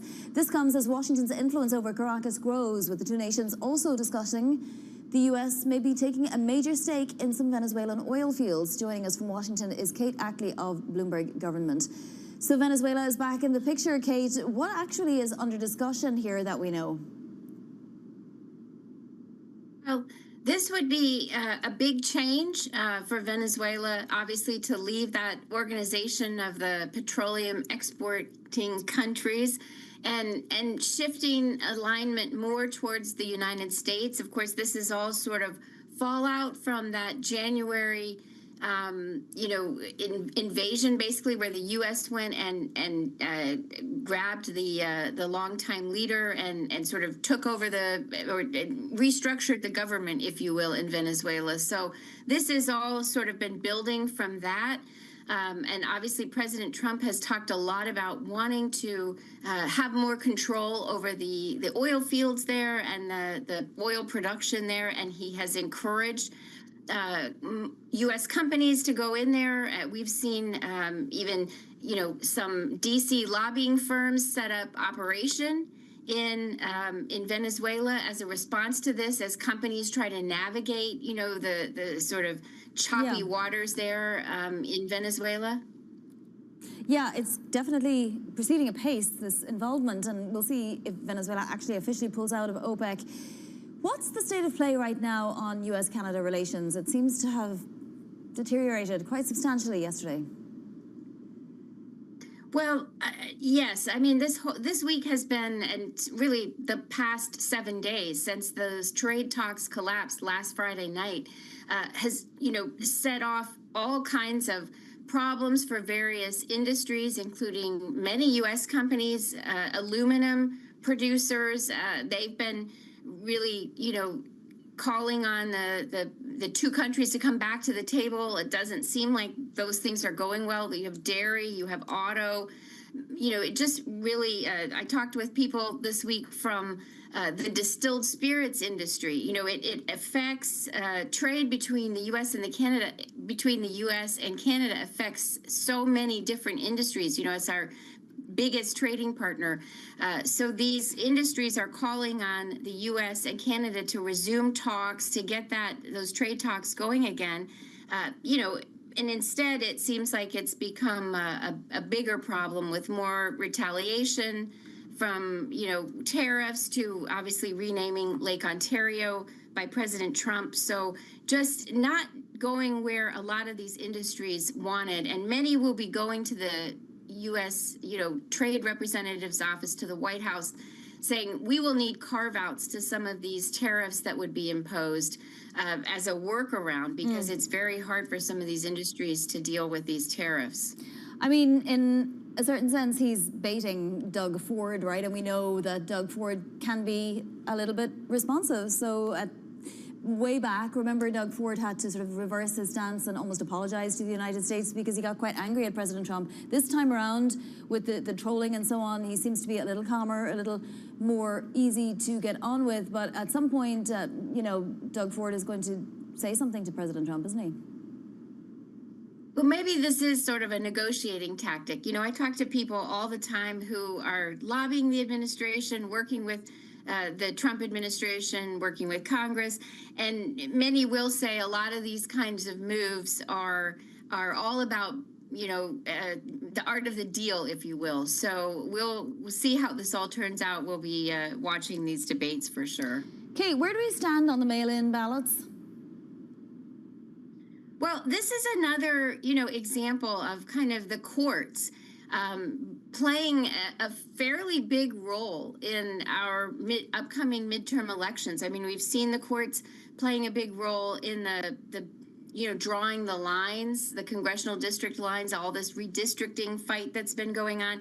And now, President Trump is trying to put restrictions on voting by mail, as, the midterm elections are just nearly upon us. In some states, I think North Carolina is one, are already getting ready to send, ballots by mail to voters, next month, very soon, in the coming days. Basically, what happened was a federal judge in Boston has temporarily blocked the U.S. Postal Service from sort of implementing some of this control over the mail ballots that President Trump wants. And it basically, what our sources are saying is that this is going to tee up another fight, potentially going to the U.S. Supreme Court. And, again, this is like the time is running out for the midterm elections. They're fastly ticking and approaching. Yeah, exactly. We talk about next week being the last week in August, and then we are right into midterm season. Kate Ackley of Bloomberg Government, thank you so much for joining. This is Bloomberg.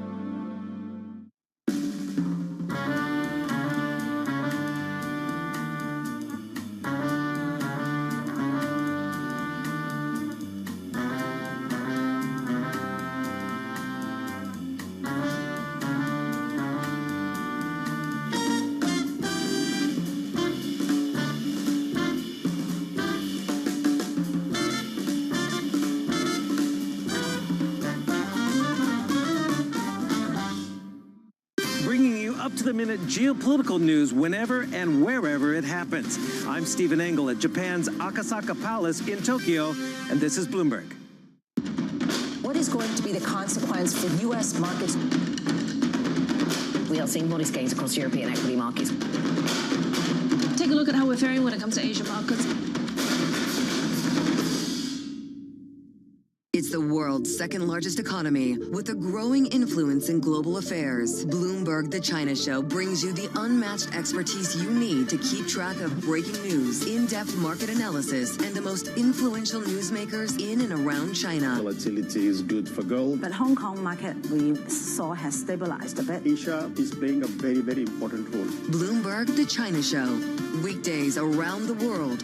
Right here on Bloomberg. Context changes everything.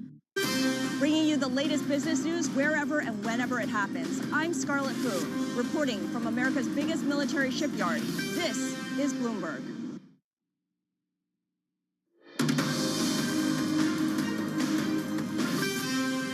This is Bloomberg Brief. I'm Bonnie Quinn in New York. Now a look at what's ahead today. Well, the one event markets will be watching. Fed Chair Kevin Warsh's first speech at the Kansas City Fed Jackson Hole, Wyoming Economic Symposium. Now that's at 10 a.m. New York time, but we're going to have full coverage beginning at 9 a.m. An all-star lineup, including Cleveland Fed's Beth Hammock, former Kansas City Fed President Esther George, and the BOE's Catherine Mann, also former Fed Vice Chair Rich Clarida, all joining on that special. Few stocks moving in the pre-market, although are PayPal down after Advent and Stripe have said to be abandoning their $50 billion bid. Marvell beat. We're back to the old game of, well, you rose a lot this year, we're going to sell you off. Autodesk also that underwhelmed.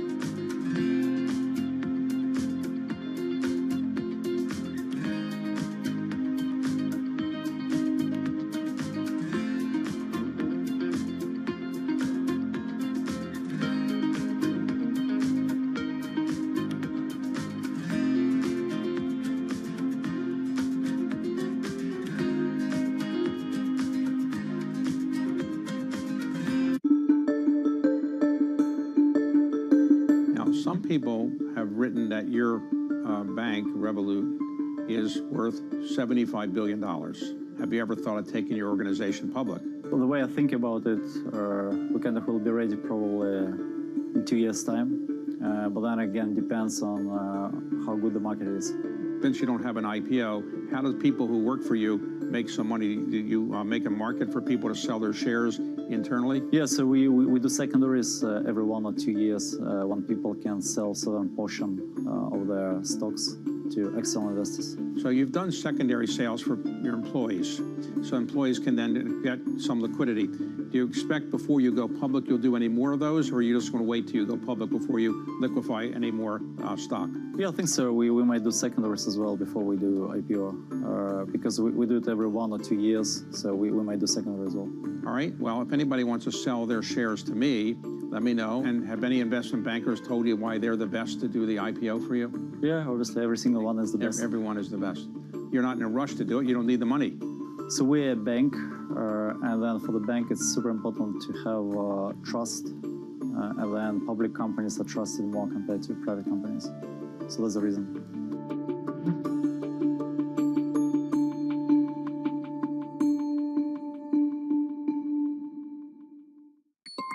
Asia is at the forefront of some of the world's biggest stories. And we're here, where the action starts in Sydney. And in Tokyo, get ahead as the global trading day begins.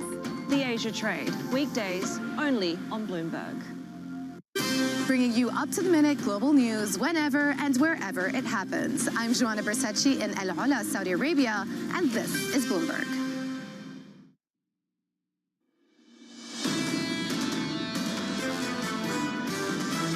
We are expecting a clearer message from Warsh. Show me what you care about. What are we watching? There's a lot of focus on Kevin Warsh, but it's a committee decision. Yes, you're the sheriff, but ultimately this is a committee, and it requires multiple people to decide on where policy's going. The toothpaste will come out one way or the other. This is Bloomberg Surveillance with Jonathan Farrow, Lisa Abramowitz, and Anne-Marie Hordern. Live from New York City this morning. Good morning, good morning. For our audience worldwide, Bloomberg Surveillance starts right now. Coming into Friday, heading into the headline act. Attention turning to the Jackson Hole debut for Fed Chair Kevin Warsh, as some officials are beginning to lose patience with above-target inflation, and the Treasury Secretary, Scott Bessent, is looking to put a floor under the bond market. It's a long wish list, checklist that people would like to see from Chair Warsh today, from reinforcing his inflation-fighting credentials, navigate a policy board that's increasingly divided, at the same time earn the credibility of those FOMC members and the market, or he could do none of that and deliver a big picture address about AI and task force. And let's hope we don't get that, Danny. We don't want that at all. Look, at the moment, some officials appear to be losing patience with above-target inflation for the last 5 years. I imagine some are also losing confidence in leadership too. You're going to have two screens up a little bit later this morning, 10 a.m. when this speech drops. You have the Fed Chair Kevin Warsh, and on the other side, unfortunately for him, the 30-year bond yield. And that's going to judge success or failure for this speech. And the less he says, the more suspicious people are becoming that he's not that committed to that 2% target. And the more people will just fill in the gaps themselves. If he doesn't give any sort of clear framework, if he doesn't put any meat on the skeleton that he offered to the market. Look, there's a lot of people who expect him to come out and do just that, from JP Morgan to Apollo to HSBC, saying that he's going to do and use his chance to contain the long end sell-off. On the other side, you have someone like Adam Posen who says this is going to be a Volcker-like speech. It's going to be 30,000-foot level, and you're not going to get the detail that this market so desperately craves. Were there mistakes made in the news conference? Yes, there were. Does he think there were? Yes, he does. In the FT, they acknowledge this. I think it's really important to go back over the Financial Times cleanup effort the week after the news conference at the last meeting. And this is the important paragraph. People close to Warsh said he acknowledged that he made mistakes, including failing to reinforce his key message on price stability and sowing confusion over whether his longer-term plans to reform the Fed could affect near-term policy decisions. Does he do a better job of drawing a distinction between the two in this speech? This speech is a major opportunity. I also think the major opportunity isn't just with markets, but with his colleagues. The Wall Street Journal had reporting earlier this week that his colleagues had not yet gotten any sort of detailed account from the chair himself on how he's reading the U.S. economy. For that reason, it's not just a speech that's for markets, but it's for his colleagues too, to define how he sees this U.S. economy and how he is as a Fed chair. It is a defining moment, and we will see if he grasps that opportunity. So bring up the bond board, 2s, 10s and 30s this morning, just about unchanged. 30s yields higher by a single basis point. Your 30-year at 5.20, your 10-year this morning at 4.68. Coming up this hour, we'll catch up with Peter Chi of Academy, waiting on Kevin Walsh to come out swinging, Shweta Kajuria of Wolf Research on Alphabet's brain drain hitting the bottom line, and Claudia Sam of New Century Advisors as investors watch for guidance out of Jackson Hole. We begin this hour with stocks and bonds holding steady as Fed Chair Kevin Walsh prepares for his first speech in Jackson Hole. Peter Chi of Academy Securities writing, if I were Walsh, I'd take the gloves off and come out swinging. Hammer home the point that while inflation is bad, the exact level that is bad is difficult to determine. Peter joins us now for more. Pete, good morning. Morning. Is that the speech you expect? I'm not sure I expect it, but I do think markets are maybe dismissing. What I would love to see him do, and I think he should do, it might roil bond markets for a day or two, but I think the best thing would be, one, point out we've got to do a better job of measuring inflation. Why is PCE this gold standard? Look at Truflation. You can pull up Truflation on your Bloomberg terminal, right? Bloomberg's taken the time to describe that. Look at other metrics of inflation. So I would hammer home, let's look at alternative metrics of inflation, some of which were much higher in 2020 and 2021 and may have made the Fed actually hike sooner. And then the other part of that is I'd really go back and say, on top of that, once we identify inflation, can hikes fix that inflation? Will hiking rates do anything about inflation due to the war? Nope. Will it do anything to slow down the data center AI spend? Nope. So why would we hike if our two sources of inflation aren't responsive? That's what I would love to see. I think markets would freak out briefly, but I think once we all had a, oh, well, that actually makes sense and is logical, we'd be much happier. You know it makes sense. I know it makes sense. People at home know it makes sense. The problem is bond bears are doing this, listening to you. I can't wait to see how the 30-year if he puts up that speech later on this morning. Well, then I think we go a little bit wider, then rationality sets in, and like bond yields are actually relatively high. They've been moving in line with things like diesel. They've certainly been affected by the supply. And two, he might be able to then point out or talk about a potential Fed operation twist, right? To me, that's really the big firepower he has. I highly doubt it comes out of this. Maybe somewhere in the Q&A, if someone asks about the Treasury twist, he can mention, well, we could at the Fed re-implement operation twist. They have about $450 billion of Treasuries maturing within 1 year and $1.2 trillion of Treasuries maturing within the next 3 years. If they start talking about an operation twist, you could do $50 billion, $100 billion a month. That starts moving the long end of the curve. What's the balance between a Fed Treasury Accord 2.0 and just straight up fiscal dominance? I think, to me, if you do this Fed twist in conjunction with the Treasury twist, I think it works very well. We aren't growing the balance sheet. It's not technically QE. It does suck a lot of duration out of the market. It would help the hyperscalers and things get lower prices on their bond yields because they're all pricing T plus a spread. So I actually like the idea, and to me, it makes sense to be coordinated, right? If you have an effort of this and you admit it doesn't hurt the country, I don't see any reason not to do this. Having said that, I do think Besant's, to me, this isn't just bond vigilantes. This really has very little to do with bond vigilantes. It has everything to do with the global supply, this glut of bonds coming out, this long duration supply coming out of the hyperscalers in particular. So you have to address this. And I think so far we've only brought a pistol to this, and we need the bazooka, and only the Fed, I think, can deliver the bazooka. Steve Myron, formerly of the Fed, had an op-ed out this morning in the FT, basically saying the long end wasn't a problem, that it's due to global growth, the reason that it's higher. And what's more, it'll come down once tariffs get implemented again and oil prices come down too. Do you think that that's a view that this Fed chair also shares, that the long end isn't a problem? Yeah, I don't think it's a huge problem. So again, but they might be under kind of, if the Treasury views it as a problem, he's got to look at it. I can see taking steps to control it. And again, I wouldn't launch an operation twist today. Merely tossing out the possibility could help control it. Again, if we see any sign, so far there is no sign of hyperscalers slowing down, that would come down. I agree with you, right? We're starting to see stories about more oil flowing through Hormuz, right? If there's some sort of, detente, some sort of quote-unquote deal, I don't know whether we'll get what we want out of Iran, but if oil starts coming down, then you can let diesel and gasoline start coming down. Some of the inflation pressure goes away anyways. Are you making the case to hold rates in September? Oh, yes. I think we should hold the rates throughout the year. I would love to see the task force come out, and I still think we're going to see a cut before a hike. I was hoping we'd see a cut this year. I doubt it, but I do not think we see a hike this year at all. What gives you confidence we're sufficiently restrictive? Some members of that committee don't have that confidence. One, I think it's kind of this wide band, right? I think we're all like, well, what's the neutral rate? I think Yellen was quoted saying, well, the neutral rate could be anywhere from 0% to 5%. So, we're treating this like it's a science. It's not a hard science. It's kind of, okay, where do we think this could be? And again, I think at this stage, we're getting decent growth. We're not having a huge number of jobs, right? The unemployment rate's low. That's functional because of the number of people that have left the workforce, et cetera. I think there's a lot can be done. I would cut rates. Again, I don't think we need to be cutting a lot. 50 to 75 bips, take us, 275 to between 275 and 3 on front end. That's what I would look for next year. So it's very different than the market perception. I think everyone's still very focused on this hikes. I keep coming back to, just look at something like Trueflation. Look at Zillow real-time rents. Yeah, New York rents are going crazy, but across the country, rents are actually below 2%. So this fixation on the old data makes no sense to me. So would it be a mistake then, as Torsten Slok suggested he should do, to have this Fed chair give something of a policy speech that is hawkish in order to, again, establish his inflation-fighting credentials? So I think you should argue that, yes, we are going to fight inflation. We are going to fight inflation very strongly. We hate inflation. Inflation's bad, but let's measure inflation correctly. And that, to me, I guess, is the big disconnect, right?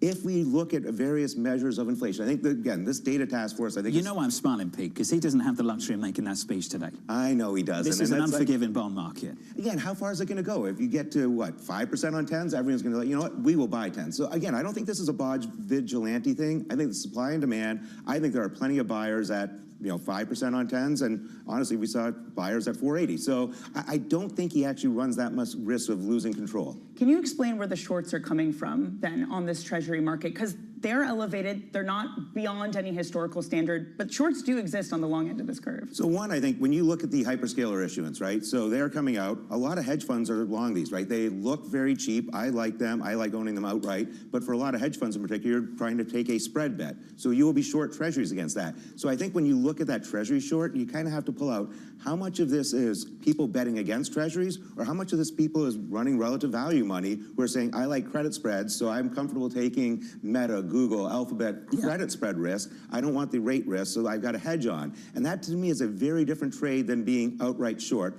And I think that's what people are missing. And given the size, scope, and how much has been issued, there is a huge holding of these long-dated spread bonds and the hedge fund community. And I think that explains much more of that. This market can handle size. It can't handle unpredictability. Lindsay Rosner at Goldman Sachs did a great job of talking about this recently on this program. The biggest issue is in IG, the financials, it's really predictable supply. When the Treasury comes to market, for the most part, it's really predictable supply. The hyperscalers, Pete, I can wake up any day of the week and I might see a $20 billion offering from some of the biggest companies on the planet.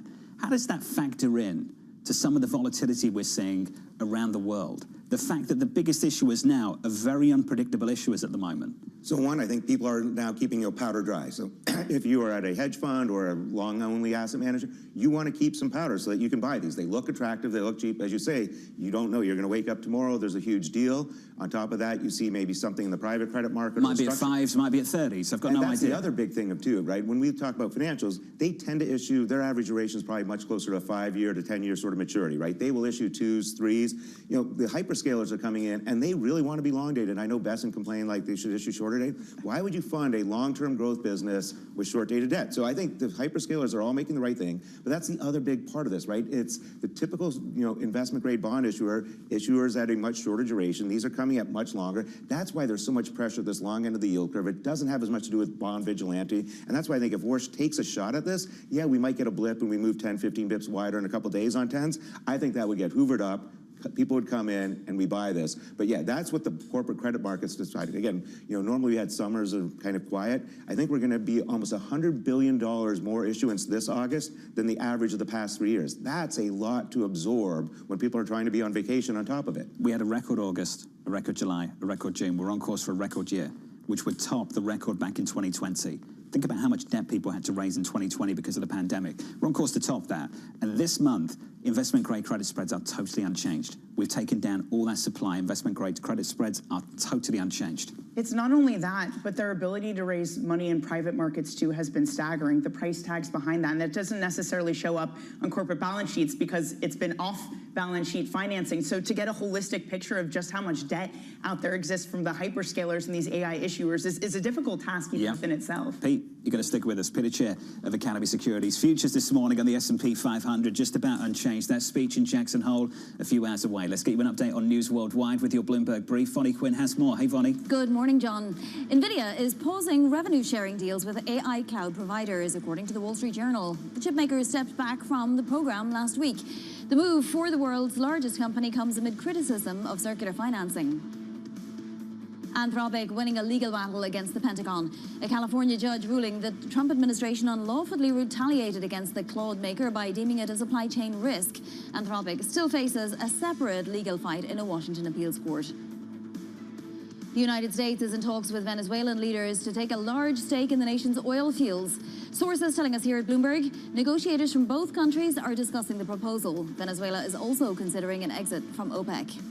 And that is your Bloomberg Brief. John. Hey, Vonnie, thank you. Thanks for the update. Up next on the program, push into control the Strait of Hormuz. Iran is right now, they're in deep trouble. The Strait of Hormuz is open. We have control and we have the blockade. We're taking a lot of boats. Millions and millions of barrels of oil are coming out of the strait every day. Up next, we'll catch up with Bloomberg's Paul Wallace, plus more with Peter Cheer of Academy. Live from New York City this morning. Good morning.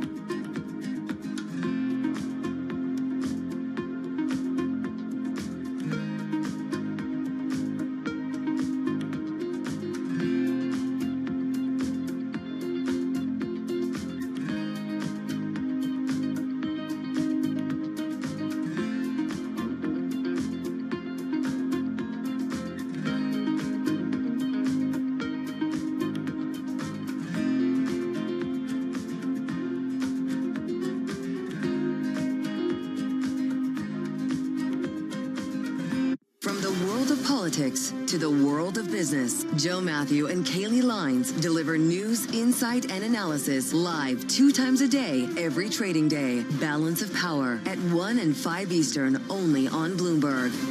I'm David Weston. Join me each week on Wall Street Week for stories of capitalism from business, markets, economics, tech, and climate.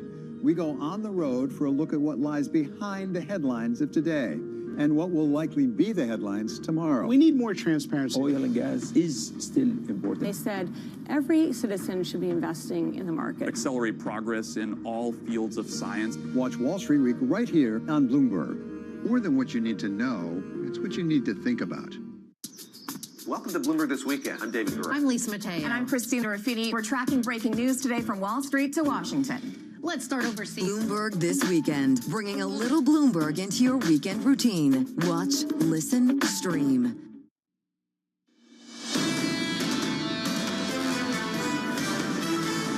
Surveillance special coming up later on this morning, 9 a.m. Eastern Time. TK, Bramo, McKee leading that coverage of the Jackson Hole Economic Symposium, heading into that speech from the Fed Chair Kevin Warsh later on this morning at 10 a.m. Eastern Time. Once we get through that speech, attention's going to turn very quickly to the economic data the following week. Payrolls the following Friday. The main event a week later, CPI, the final payrolls report, the last CPI report before the Fed meeting in the middle of September. The price action of scores so far this morning looks like this. Equity futures on the S&P 500 just about unchanged.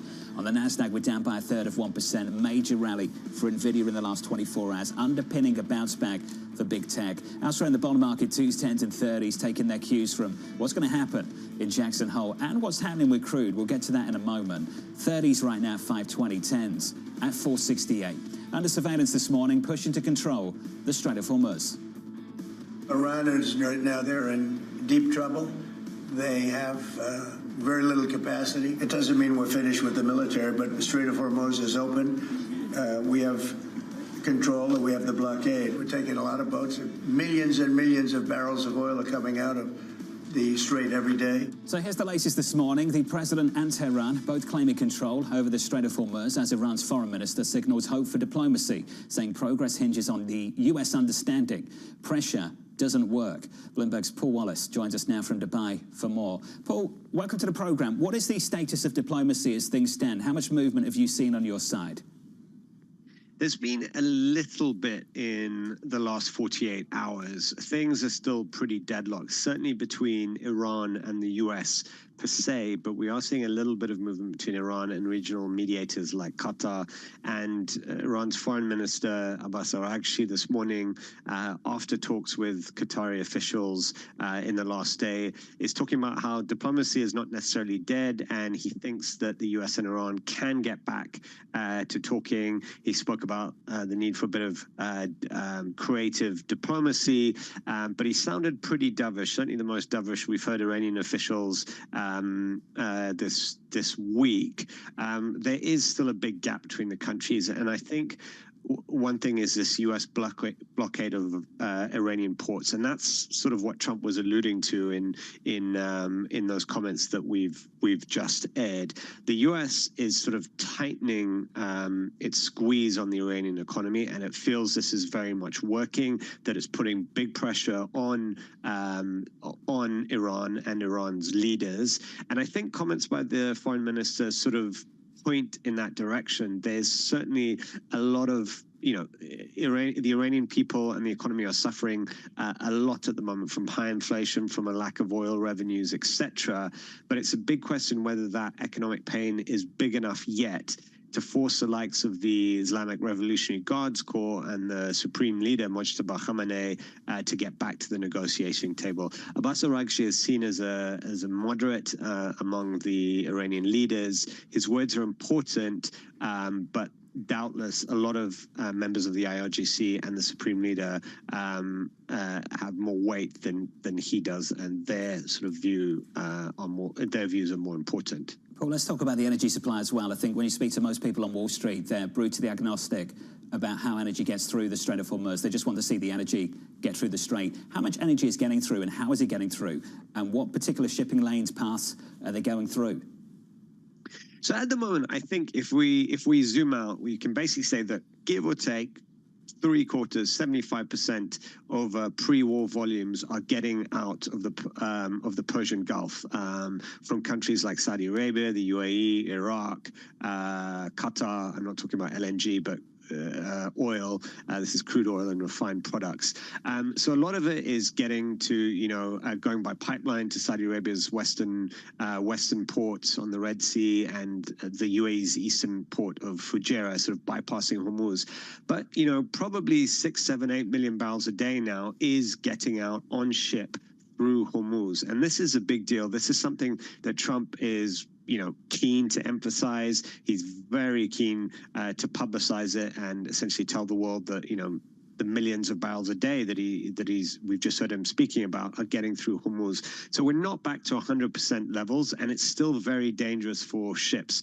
These are sort of ships that are going through Hormuz in the middle of the night. They're turning off their transponders. They're getting support from the U.S. Navy in case they come under attack, and they are coming under attack. Not all of them, but certainly some of them are being hit, and there's still very frequent hits on these ships. It's unclear whether Iran is holding back some of its firepower or whether it's just unable to cause kind of catastrophic damage, the kind of damage that would stop pretty much all shipping companies from going through. That we just don't know. But certainly it's a risky shuttle run through Hormuz still, but it is happening on a bigger scale, and that's partly why you've seen oil come down as much as it has this week. Paul, it's good to see you. Appreciate the coverage. Thanks for making time for us this morning. Paul Wallace there out of Dubai this morning. Peter Chiv, Academy, still with us around the table. Pete, Kevin Walsh can't declare the end of a war. He can't build a refinery over the next several months. He has to deal with what we've got. How much influence does he have over this situation? None. How much influence does this situation have over this bond market? A pretty significant amount. Again, it's not just the oil prices, which have been coming down a little bit, but we need to see that flowing through, getting to the refiners. We need to see gasoline prices. I particularly focus on diesel. We need to see diesel come down. We saw a little bit of relief in crack spreads last week.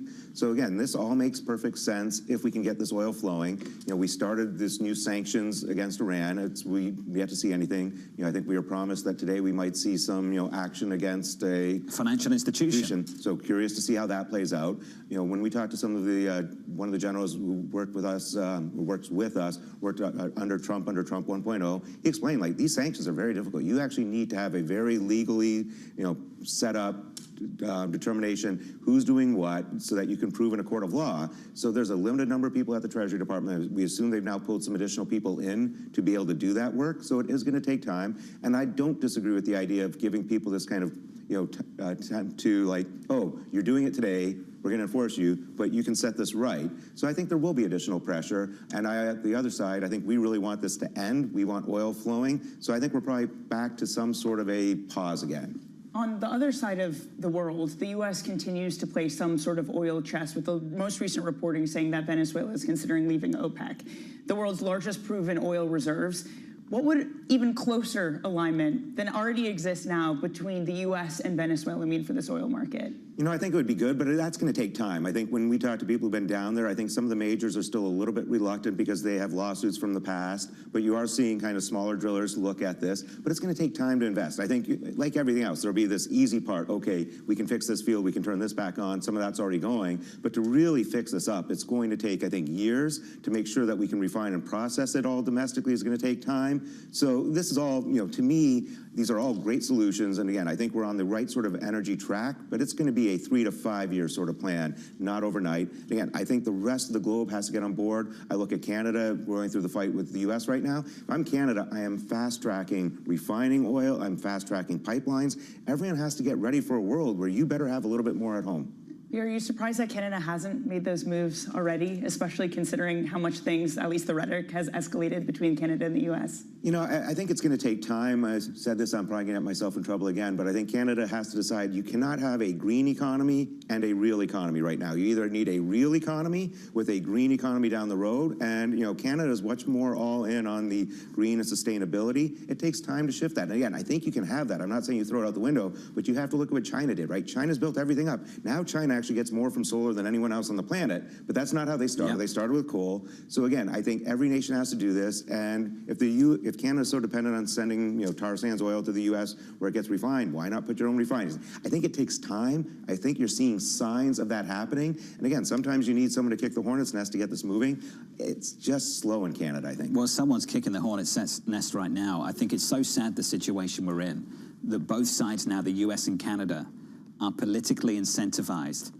Electoral politics are dictating that this fight gets worse, not better. I think that's really sad. It is troubling, and again, that so much of it feels like it's come down to political theater too, in different moves versus policy, and I think that's part of the difficulty in understanding what's going on, is how much is words and how much is action. It's so stupid. I just don't understand it. We could have had a North American energy powerhouse with conservatives north of the border, conservatives south of the border, and for some reason the president decided to torpedo the upcoming Canadian election, and Pierre Poilievre isn't even discussed anymore, and you have Carney. It didn't have to be that way. It didn't have to. At all. He's kicking, it's like, cutting off your nose to spite your face kind of moves that the president is doing at this moment. Pete, it's good to see you. Thank you, sir. Thanks again. When you can explain the Canadian situation, I'm all ears.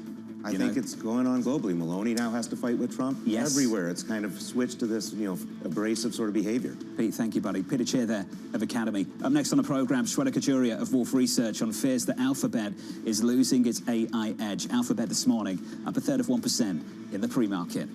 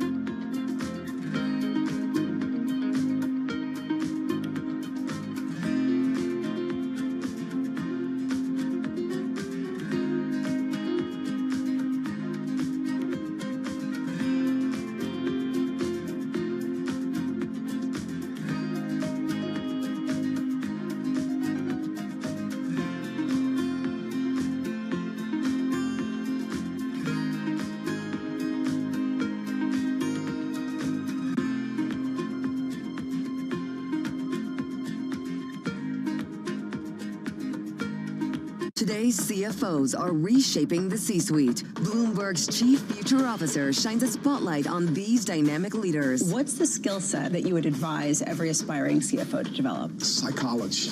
I think analytical skills are important. Obviously, you need to like the numbers. If you don't like numbers, then don't go into finance. You know, it's sort of like a recipe for disaster if you don't like numbers. Not only for the CFO, but also the company's management. That's a communication and the collaboration. I spend a lot of time figuring out how to take the complex and make it simple, and then finding a way to be able to communicate that both internally and externally. I think it's relationships, whether it's working with investors, bankers, with the senior management team, with the board.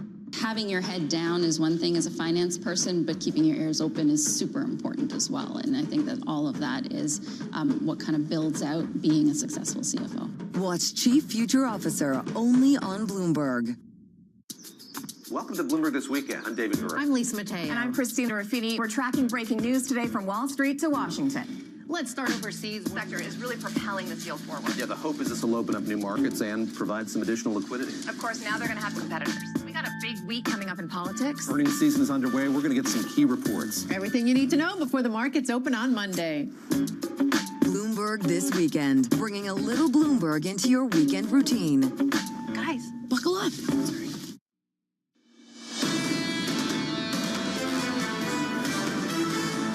Equity futures this morning doing okay, no drama, just about unchanged on the S&P 500. On the week so far, heading towards a week of gains higher by about 0.75% on the S&P, following a tech-fueled rally through Thursday, underpinned by a $400 billion plus move in a single session on one single stock. That stock, NVIDIA, with a major guide, 70% revenue growth into 28, which is just absolutely ridiculous. In the bond market, 2s, 10s and 30s on the week so far. 2s pretty anchored. Have we opened the door or kept the door open to a rate hike in September with that PCE read earlier this week? 423 on 2s. On 30s, down on the week, down on the month by something like 7 basis points, up on the session by a single basis point at 520.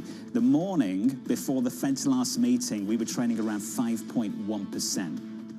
Kevin Warsh had a bit of a sloppy news conference over at the Federal Reserve, the Fed chair helping to drive yields higher at the long end. Since then, Treasury Secretary Scott Bessent's been very busy, preventing the Japanese from monetizing dollar assets, giving them the opportunity to avoid doing that, one, and then two, intervening verbally with the prospect of intervening actually with some bond buybacks in the next couple of weeks. There's this awkward tension happening, and I mentioned this op-ed from Stephen Myron over formerly of the Fed, who basically said the 30-year yield, what it's been doing is completely within reason. Global growth is really good. It'll come in when oil prices come in and tariffs come back.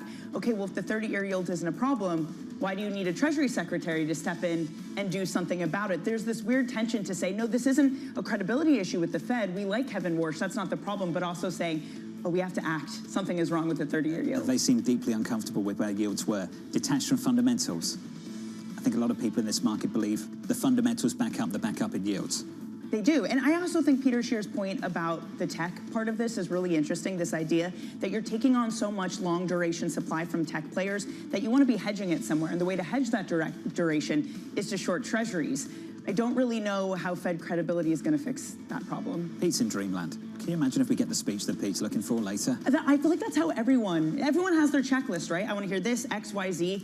The odds of him doing all of that and being able to do all of that in a coherent manner without upsetting someone is just such a tall order for this. The spread between what people want and what people might get is getting wider and wider. 3 hours away from the opening bell. Let's get you some single names, some morning movers. Yahira has more. Hey, Yahira. Hi, John. That's the case for PayPal as well, and I'll tell you why. Shares are sinking 14% in the pre-market on our reporting that Advent and Stripe are no longer pursuing the company. And it's because the group had offered to buy PayPal for $50 billion, but for PayPal, that was not enough. And this had become a big reason for the stock's recent run. It was up some 40% in the last quarter. But as you can see, with the deal potentially off the table, investors are taking out some of that takeover premium. Meanwhile, let's get to the earnings. Affirm shares rising nearly 13% in the pre-market after strong results from the buy now, pay later firm. And there's an interesting consumer read here too. Spending through Affirm jumped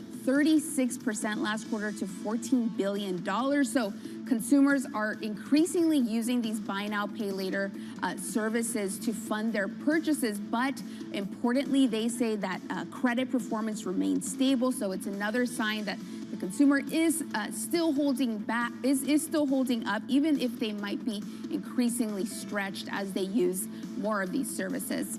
And we end on Gap. Those shares are also rising, up 14% in the pre-market. After the results themselves, they were pretty mixed. The company raised its outlook for adjusted earnings, but trimmed its sales forecast, and that was due to struggling sales at Old Navy. And that repeated weakness may be why investors are very happy about a change at the top. They are replacing their Old Navy CEO with someone with experience at Walmart and Target, so they're hoping that could help improve Old Navy, which makes up more than half of Gap's revenue. John. Yahara, thanks for the update. More from Yahara in the next hour. On our radar this morning, a judge ruling the Trump administration must lift its ban on Anthropic's AI technology for federal agencies. The Pentagon deeming the company a supply chain risk following a dispute over the use of autonomous lethal weapons. Elsewhere, Wall Street pushing for clear communication. In Fed Chair Kevin Walsh's speech at Jackson Hole this morning, investors at JP Morgan, Apollo, Morgan Stanley see today as an opportunity for Walsh to convince the market that managing inflation is his priority. And finally, oil exports recovering in the Persian Gulf. According to Goldman Sachs, flows are now 2/3 of pre-war levels. The team writing shippers and crude producers are adapting with a rise in dark crossings and ship-to-ship transfers. And that's part of the reason that oil prices have been coming in. As I have to say, with every sort of global crisis we faced, it's remarkable to look at the adaptability of this world, whether it be tariffs, whether it be COVID, and now the closure of the Strait of Hormuz. The other adaptation that's been made is on the supply, the mix of the type of energy that's being used. China, for one, has a huge stockpile, and two, has really pivoted away into clean energy. And I wonder if that makes it all the more difficult to bring China to the negotiating table, to get them to influence Iran, because at least for now, they have this situation under control. We're lucky that China stockpiled. We're lucky that Saudi had an east-west pipeline ready to go that they could take advantage of. This story would be very different without those two things. The change in crude is a major factor for the Federal Reserve as well. If you just look at where crude was into this war, February 27, $72. Yields on 30s, 461. We've had a 60 basis point move in yield to the long end, and you've had a 20% plus move in crude too. The two are connected in some way. We priced out cuts, we priced in hikes, not just in America, but around the world. But it's always the problem with the two being interconnected, that if inflation was a problem because of crude, what are hikes going to do to that? Hikes can't really fix that problem. And so it leads to this awkward position that you put, especially a new Fed chair in, to try to combat the higher yields and the threat of inflation with tools he doesn't really have. He can't turn up energy production today. No. Can't get a refinery online. The rock and a hard place the Fed chair stuck between, heading into the speech later this morning, again at 10 a.m. Eastern Time. Let's turn to tech. Alphabet shares falling from their May peak, raising more than $700 billion in market value. Investors fearing the tech giant is falling behind in the AI race. Shweta Kajuria of Wolf Research maintaining an outperform rating on the stock with a price target of 460, writing the company's scale, AI investments, and category leadership position should enable Alphabet to remain highly competitive in the Gen AI race. Shweta joins us now for more. Shweta, welcome to the program. I feel like we had this conversation at the start of 2025, and in the middle of 26 through summer, we're doing it again. Is it any different this time? Well, good morning. Thanks for having me. I think it is dramatically different from what investors thought in the beginning of 2025. First thing is that there was a huge caution around Google and Alphabet's search prospect back in early 2025. And that was proven wrong when Gemini was released, and the adoption of Gemini in form of downloads and engagement showed that they are capable of keeping this engagement on search and pricing on search. So that was abated. Now we are here where there's Claude and Claude Code and Codex from GPT all gaining a lot of traction on the enterprise side. And so now on the Google Cloud front, not as much on the search front as it relates to Gemini, but on the cloud front, the caution is, well, Gemini 4 needs to be released, which needs to be highly competitive with the rest of the market and rest of the models. Otherwise, that gap will continue to widen. We are giving Google the benefit of the doubt, given what we've seen over the past year and a half, and we are hoping that the Gemini 4 model will be released sooner than later, sometime between November and February. How important are TPU sales right now? underpinning this story for you looking out the next 12 months?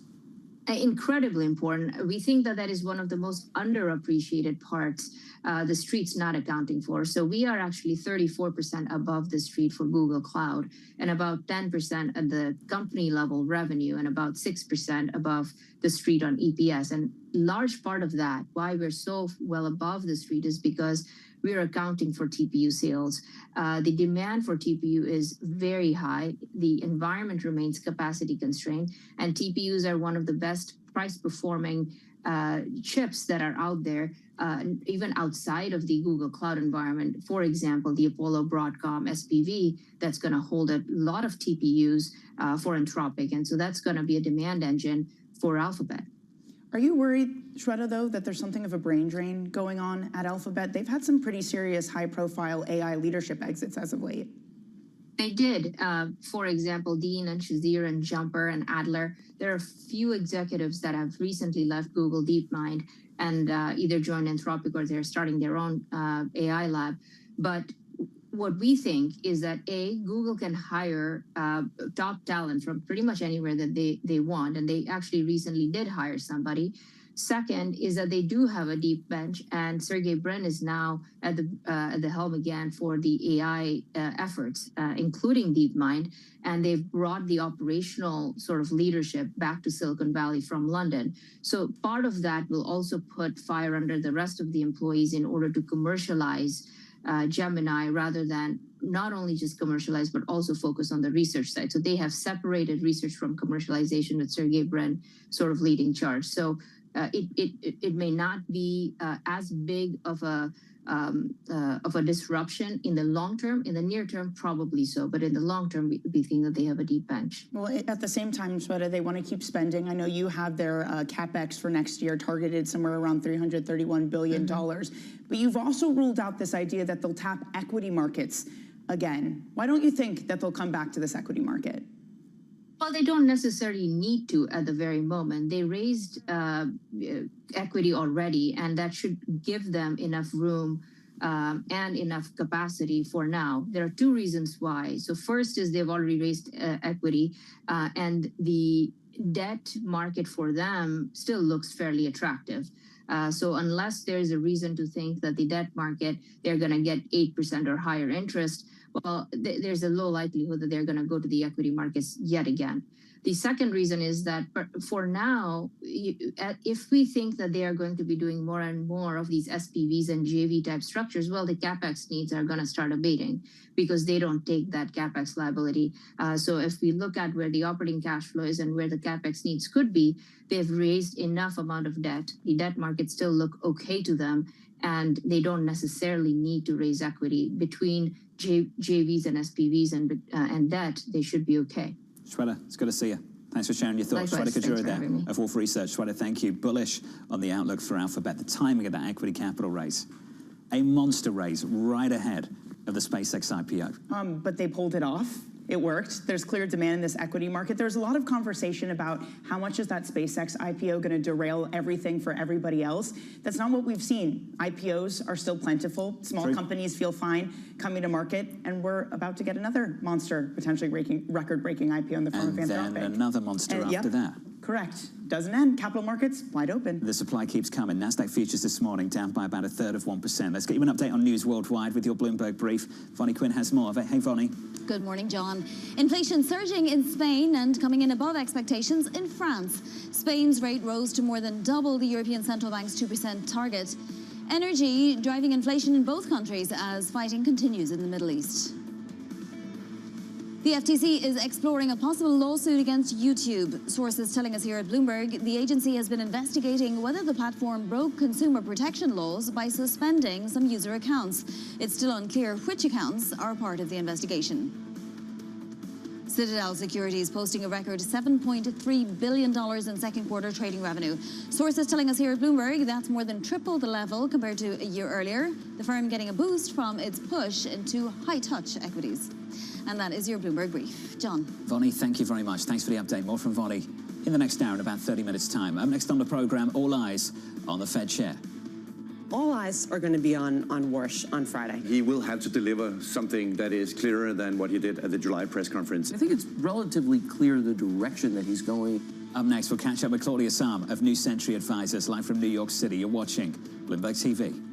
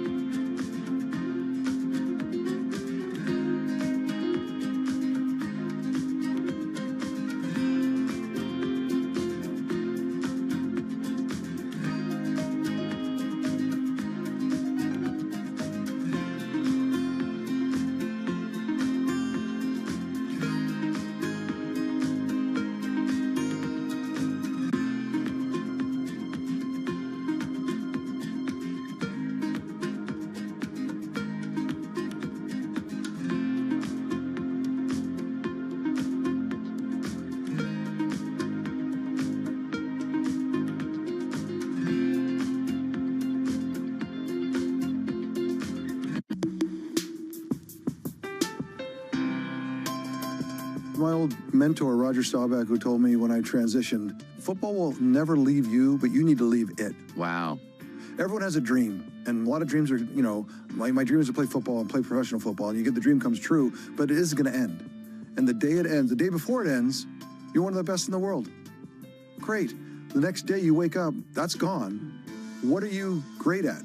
And the truth is, nothing, right? I'm not great at anything else. I talk about it all the time, Steve, is this whole idea of it's not from penthouse to penthouse. And what I mean by that is you played for 15, 20 years and you're in the penthouse. That doesn't mean that you come to the business world and you're going to be in the penthouse. Now, you don't start in the third floor or the lobby. You actually have to start in the basement.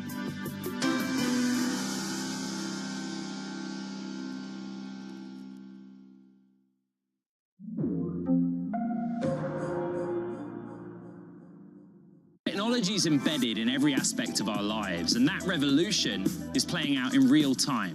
From finance to defense tech, AI to entertainment, from the road to the stars. Bloomberg is bringing you the stories of companies and people that are pushing tech to new frontiers, and the politics reshaping global tech markets.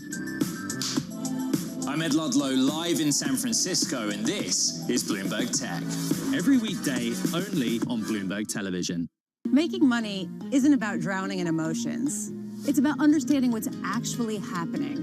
Markets are the best way to glean signal from noise, and that is what we try to do every morning. This is Bloomberg Surveillance.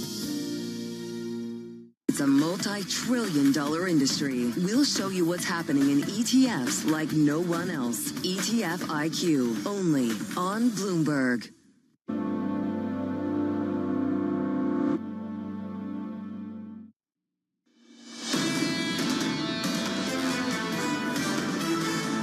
There's a hawkish flavour to the guest lineup over in Jackson Hole. Check it out. 9 a.m. Eastern Time, they'll be catching up with the dissenting Beth Hammack of the Cleveland Fed, the former Kansas City Fed President Esther George, which always had a hawkish tilt to the way she voted back in the day, and the way she delivered speeches, more importantly. Catherine Mann as well, on the other side of the Atlantic, joining the team, Bank of England MPC member, also quite a hawkish member of the Bank of England, so look out for that. And then a good friend of this program over the years, the former Fed Vice Chair, Richard Clarida, joining TK, Brammo, Mike McKee and the team in Jackson Hole. Going into that speech begins at 10 a.m. Eastern Time. The divide that we've already seen among Fed officials has been notable. Beth Hammack has already been out there speaking, saying that they need to combat inflation, they need to raise rates. Susan Collins also spoke yesterday, though, and said it wasn't clear to her that rates were restrictive. So already you have a divide in the very early speeches or talks you've heard from these Fed officials. So just put that also on the checklist of Kevin Warsh, navigate a divided FOMC. Looking forward to this a little bit later. The price action into it looks like this. Equity futures on the S&P just about unchanged. A very, very mild move lower. On the Nasdaq 100 this morning, we're down by a third. In the bond market, 2s, 10s and 30s. 2s are anchored. 30s have been bid through the week so far. Yields up on the session by just a single basis point, 520 on 30s. Under surveillance this morning, it's all eyes on the Fed chair. All eyes are going to be on Warsh on Friday. I think everybody agrees that they want something from Warsh. He will have to deliver something that is clearer than what he did at the July press conference. I think he's going to have to use this opportunity to talk more big picture. You might get some evidence of his reaction function. I think it's relatively clear the direction that he's going. So here's the latest this morning. Markets bracing for remarks from Fed Chair Kevin Warsh at Jackson Hole later this morning. Wall Street looking for clarity on plans to bring inflation back to target. Claudia Sam of New Century Advisors writing, we have a clear sense of what Warsh doesn't like at the Fed, but very little sense of what he's proposing as a replacement. His Jackson Hole speech is an opportunity to bring depth to his vision. Claudia joins us now for more. Claudia, welcome to the program. How hopeful are you heading into this speech later this morning? So I am confident that I am going to learn more today about Kevin Warsh as a leader, as a Fed chair. I may not like what I learn, but this is an opportunity for us to really understand his vision for the Fed. We don't know leaders until they have been tested. What came out of the July press conference was a test. I wouldn't call it a really tough one, right? But this is his opportunity to respond, and it will be very meaningful to see how he approaches today and what he shares with us about his vision and how he's going to get us from A to B in terms of better Fed, lower inflation, better policy. Claudia, it's a big job. You know that.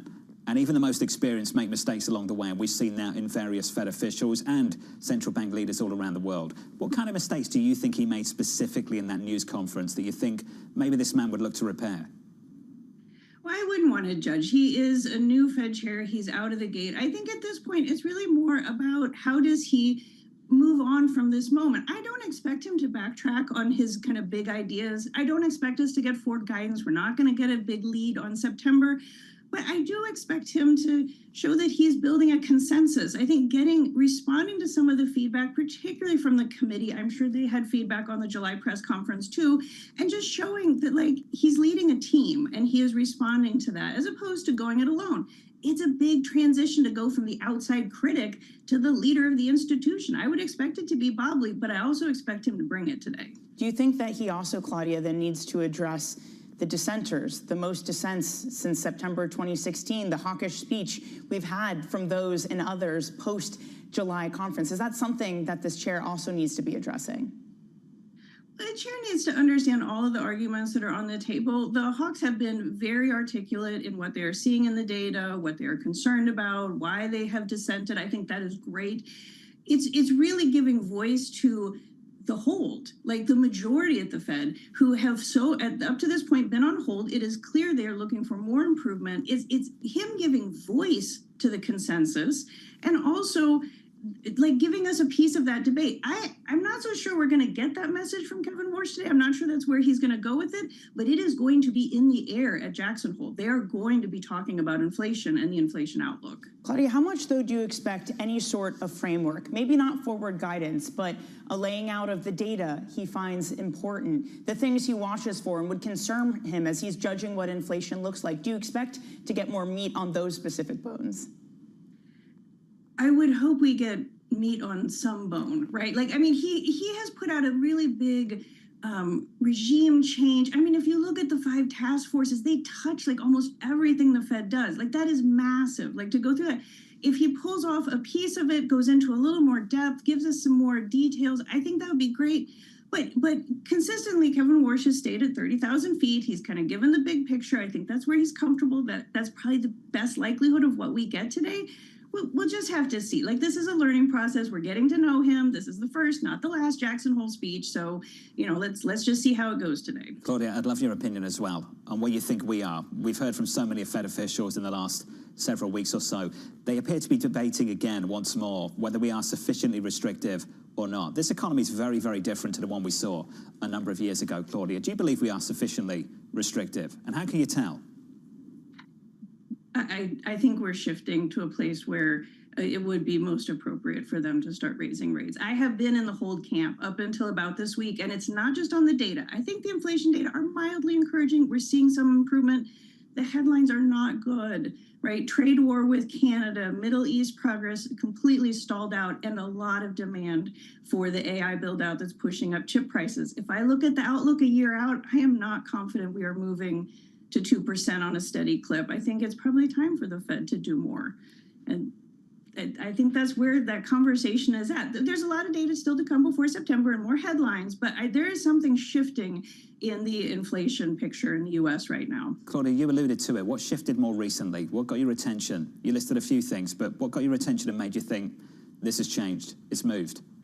But no, I think it also was that we had multiple headlines, right? Part of the Fed's staying on hold is saying, well, inflation is elevated. I mean, they can read the numbers just like we can, but the forces will abate. The tariff effect is waning. The gas price effect is waning. The AI, this is narrow. It's not.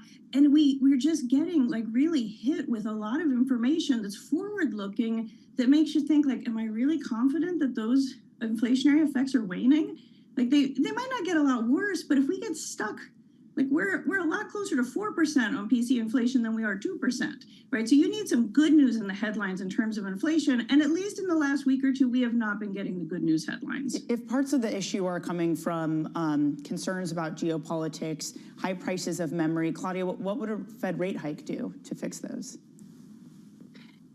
So a Fed rate hike pulls some demand out of the economy. It's true that wouldn't necessarily go at the root causes of the supply shock in the Middle East or the tariffs. Now, I think with AI demand, you can debate it, right? We have some of the AI build out that is going through capital markets with bond issuance. So like interest rates are relevant, and AI is a demand story. That is not purely a supply side shock. But the reality is, to your point, those higher interest rates, they're going to hit people on the margins, small businesses on the margins. That's where the demand comes out. But like that is the tool the Fed has. They can't stop those tariffs. They can't get the peace in the Middle East.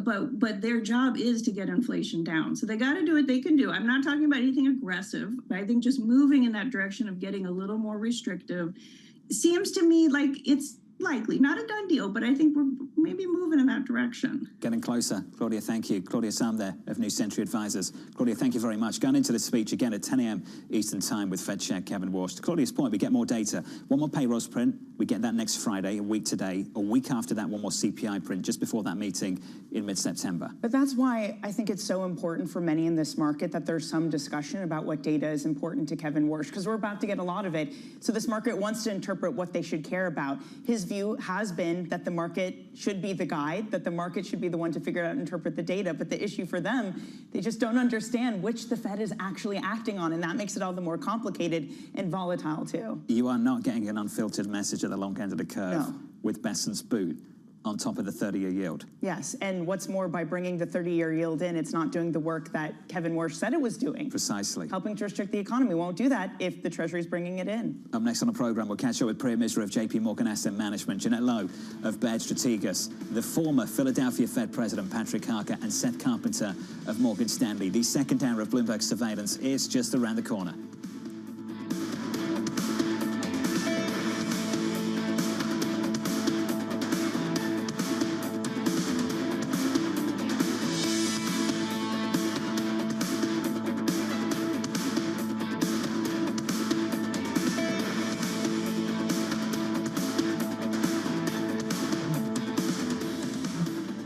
The global economic playbook is being rewritten, and the levers of power are moving in real time. To see where the world is headed, you have to look where the action is. I'm Haslinda Amin in Singapore. I'm Menika Doshi in Mumbai. Welcome to Emerging the New Economy podcast. Each month, we dive deep into how the world's most exciting rising economies are shaping the global future. Join the conversation. Subscribe to Emerging on your favorite podcast platform today. I had assumed that I would be nabbed by all the breweries in India, and that was not to be, because I was shown the door by every single brewery saying this is not a woman's job. This is not a career I should even think of pursuing. So there was a huge gender bias, I felt. But it was tough going right from the get-go. Not only were you a woman, you were 25 years old, and the banks thought you were high risk. And when you got the business going, your raw material suppliers wanted your dad to be a guarantor. So all things were working against you. Yeah, I mean, India was not ready for women entrepreneurs, I can tell you that. I had huge credibility challenges. You know, banks didn't want to lend to me because I was considered high risk in every way. I was too young, 25 years of age. Secondly, they didn't understand what biotech was, so that was another high risk for them. And thirdly, I had absolutely no collateral to offer them. But I think one by one, I got over those challenges. And every time I got over a challenge, I felt stronger and more confident. So I think my entrepreneurial journey over the years has been built on self-belief, self-confidence, and of course, a very deep sense of purpose.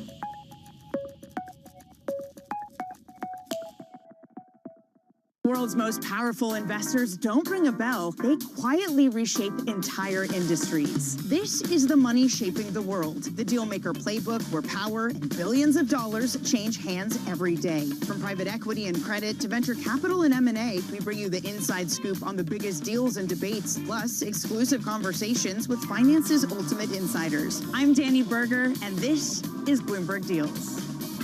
Every week, only on Bloomberg Television. The countdown is on. Everything you need to get the edge at the end of the market day. Get ahead of tomorrow's trading with The Close. Weekdays on Bloomberg. Context changes everything. Welcome to Bloomberg This Weekend. I'm David Burr. I'm Lisa Mateo. And I'm Christina Raffini. We're tracking breaking news today from Wall Street to Washington. Let's start overseas. The sector is really propelling this deal forward. Yeah, the hope is this will open up new markets and provide some additional liquidity. Of course, now they're going to have competitors. We got a big week coming up in politics. Earnings season is underway. We're going to get some key reports. Everything you need to know before the markets open on Monday. Bloomberg This Weekend, bringing a little Bloomberg into your weekend routine. Guys, buckle up.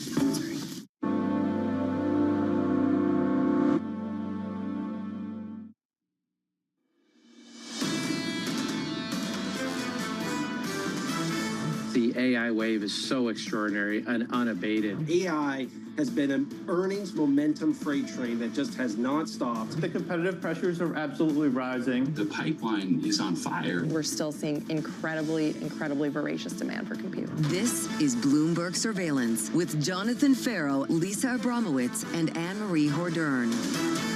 Live from New York City this morning. Good morning for our audience worldwide. The second hour of Bloomberg Surveillance starts right now. Your price action of scores look like this. Equity futures just about unchanged on the S&P, negative 0.25% on the Nasdaq 100. In the bond market, 2s, 10s, 30s, yields shaping up as follows. Yields at the long end higher by a single basis point, and the long end under the spotlight this morning. 520 on 30s, heading into this later this morning, just a few hours away, 3 hours away. Fed Chair Kevin Warsh speaking in Jackson Hole, Wyoming. And the market is coming with its long checklist of wishes and desires of what they'll hear from this Fed chair. But of course, there's a difference between what we want and what we might get. Claudia Sahm made a great point. Usually the first speech at Jackson Hole from a Fed chair defines who they are, whether it be Yellen talking about the labor market and that importance for her, Powell and risk management.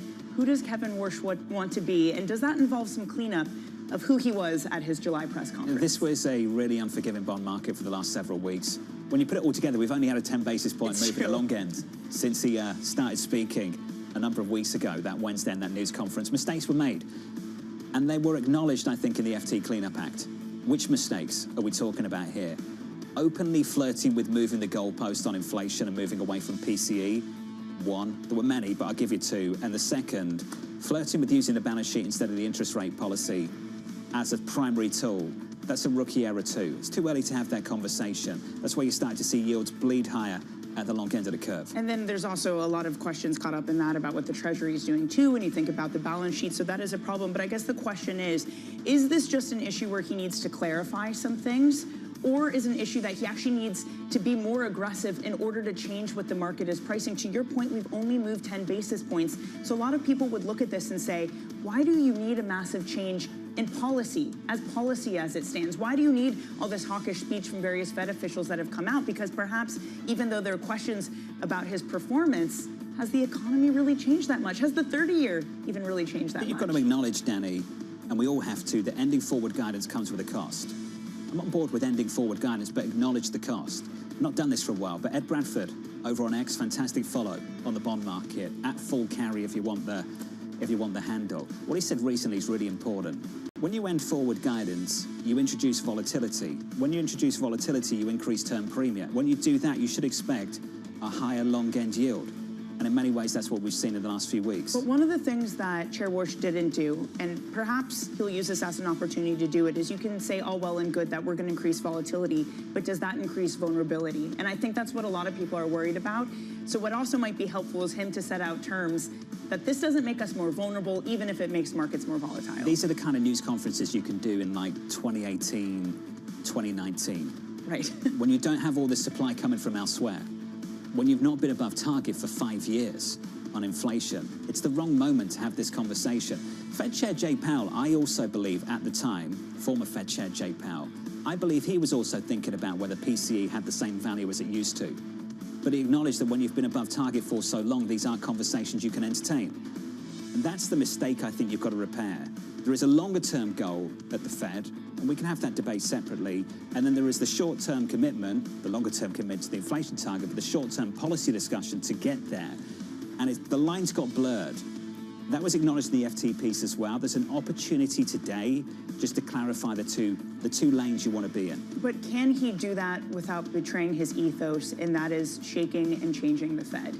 He definitely wants to do that with his various task force. But to your point, if he just comes out and says, here's what we've heard from the task force so far, we're still looking at other measures of inflation. Do we want to use PCE? Maybe we do, maybe we don't. But if he comes out very forcefully and saying, look, here's what we're looking at, laying things out, can he do that at the same time as trying to change the Fed? Because committing to something and then changing it down the line, he'll get the same criticism that he's moved the goalposts. What's silly about today is he'll be judged by whether 30-year bond yield finishes the session. That's how we'll judge this speech today. And so much of the long end of the curve is out of his control. And I find that a little bit ludicrous, but that's the world we're in right now. Do you think maybe he should come out and say, hi, big tech, can you please issue in the belly of the curve? Well, Besson did, and maybe he'll repeat that too.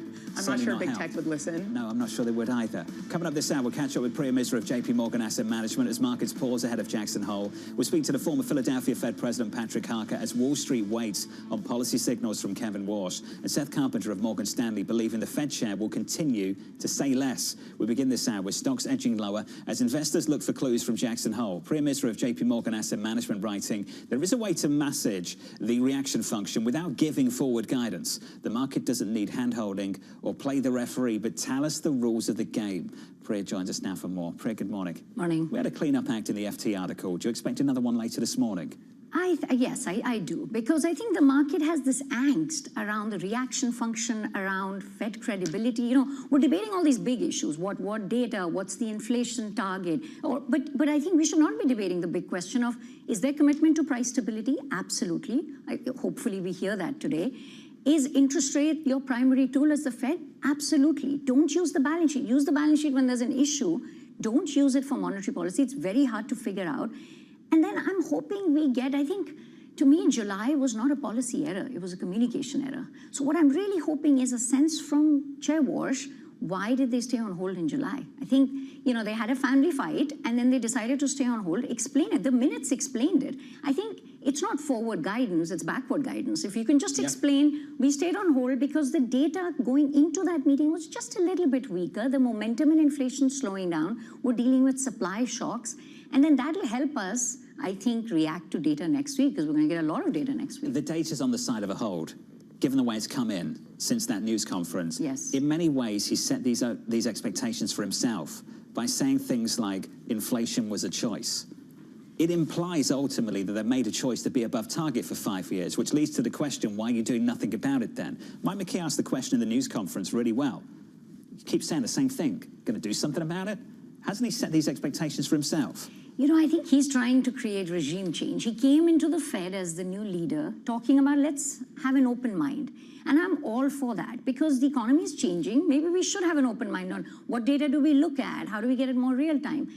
I think the problem is the credibility is a little bit weaker, and we are dealing with supply shock after supply shock. I think this is the new normal of supply shock. So when the Fed starts to question these big picture issues at the time when credibility is a little bit questionable, I think the market then runs to maybe they're okay with a higher inflation target. We need to hear today very clearly, no higher inflation target, we're committed, and maybe even go as far as to say that's not forward guidance, but if the inflation data turns or we see no improvement in inflation, that the Fed will not hesitate to hike rates. I think if we hear that clear, that's not forward guidance. That's just telling us we're data dependent. I know that's not used anymore, but if you don't have forward guidance, you're data dependent. I know that was a Chair Powell term.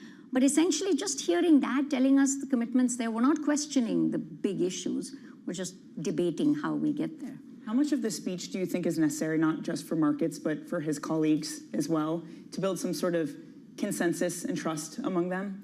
That's a good point. He is the new leader of the Fed, and he did come in with, criticisms in the past. I do think the Fed is divided. I mean, you see it in the dot plot, you see it in the Fed speak, for good reason, because we're dealing with a supply shock. Is AI a demand shock or a supply shock? It's probably both in our view. There are people at the Fed who say, let bygones be bygones. Let's just look at momentum. There are others who say, no, we've got a real credibility issue. How does he thread that? I mean, the discussions at the Fed have to be really intense right now because we're not getting clear data one way or the other. So is he trying, is he messaging how open he is as a Fed chair? How much is he going to work towards consensus, even as they debate some of the bigger questions?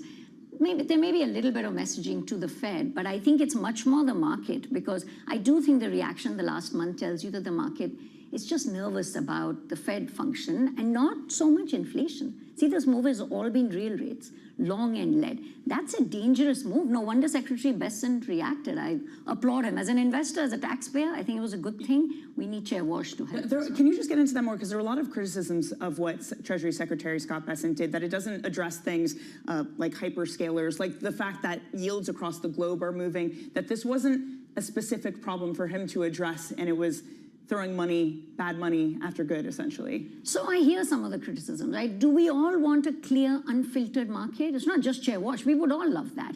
But when you have a supply-demand mismatch, which is happening in the Treasury market, I would say it's happening in high-quality fixed income space. There's the hyperscaler, there's US sovereign debt, there's global sovereign debt. For the Treasury as an issuer that's focused on lowering the cost to the taxpayer, to say, let's rectify that balance a little bit, I think it's right. So I think what he did was okay. Is that solving the fiscal situation? Absolutely not. Is that changing hyperscale? I think the hyperscalers will keep issuing long term because these data centers take a long time to issue. So it makes sense from an asset liability standpoint. But it bought, I think, the Treasury some time until Chair Walsh can come and reiterate, hopefully today, that they're committed to price stability. And we see the supply, and we see, the market's paying you more to take down the supply. I think there's so much angst about supply in September. I think it's priced into spreads, it's priced into rates. If the supply gets taken down, we're still seeing inflows into bond funds. I think it'll help. We need a long-term bipartisan solution for fiscal, and hopefully that happens at some point post-midterms. But I do think you can see my hesitation. Yeah, you didn't sound confident at all. But I think what Secretary Bessent did was just rectify and scare the shorts. I think those needed a little bit because the long end was becoming a problem for every other asset class and for the interest-sensitive parts of the economy where, this whole debate, what is neutral? There is no one neutral rate. For the hyperscalers, it's probably much higher. For the housing market, it's probably lower than where we are. And they're trying to look at this on an aggregate basis, which is the tricky part. He scared the shorts. Are the longs coming in? Are you ready to buy at the long end? We're getting tempted. I do want to hear today from Chair Walsh that, number one, he hurt the bond market. If we just get a payment speech or have a great conference, guys, that's not a great sign. So hopefully we get something from Chair Walsh. We want to see the data next week. But term premium, the fact that this is real rate driven, duration starting to look attractive. We still like it in credit space because you just pick up that additional spread. So why credit and not sovereigns? That's an interesting distinction. You just get a little bit more carry cushion, right? If I'm buying the long end, but I'm getting 150 basis points more, it gives me that cushion. If rates do rise, what if the 10-year gets to 5%? By then, I think every other asset class starts to freak out.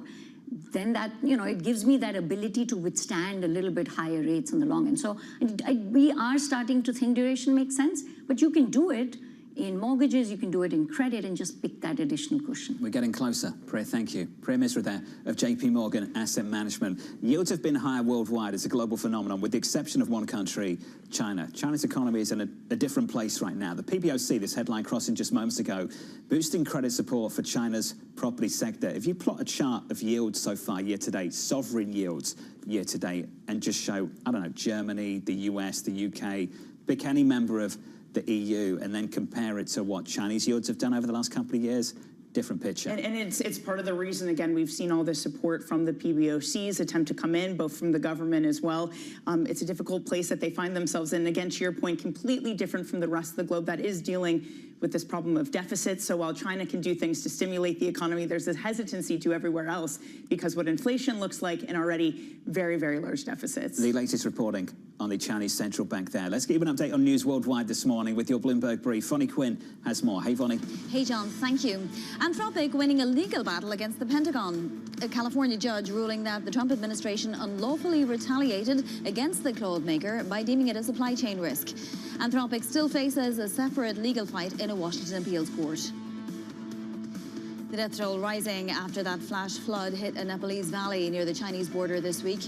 Now at least 389 people confirmed dead and more than 1,200 missing. Assessments show a glacier and bedrock collapse triggered the seismic event. Rescue efforts are still underway. Japan spending a record $96.4 billion over the past month to support the yen after falling to a 4-decade low. Finance Ministry data show the government intervened in currency markets from July 30th through August 26th, with US support also backing the effort. And that is your Bloomberg Brief. John. Vonnie, thank you. Thanks for the update. Up next on the programme, fanning the trade war flames. The Canadian officials have treated us very badly. People oftentimes, they'll ask me, who's the worst to deal with on trade? And I said, that's easy, Canada. Up next, Jeanette Lowe of Baird Strategas, live from New York City this morning. Good morning.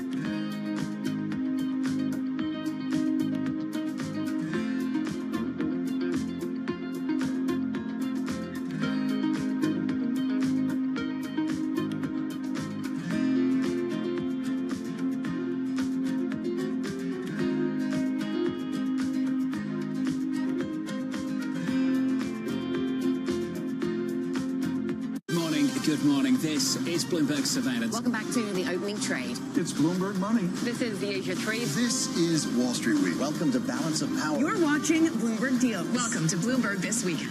This is Bloomberg Television.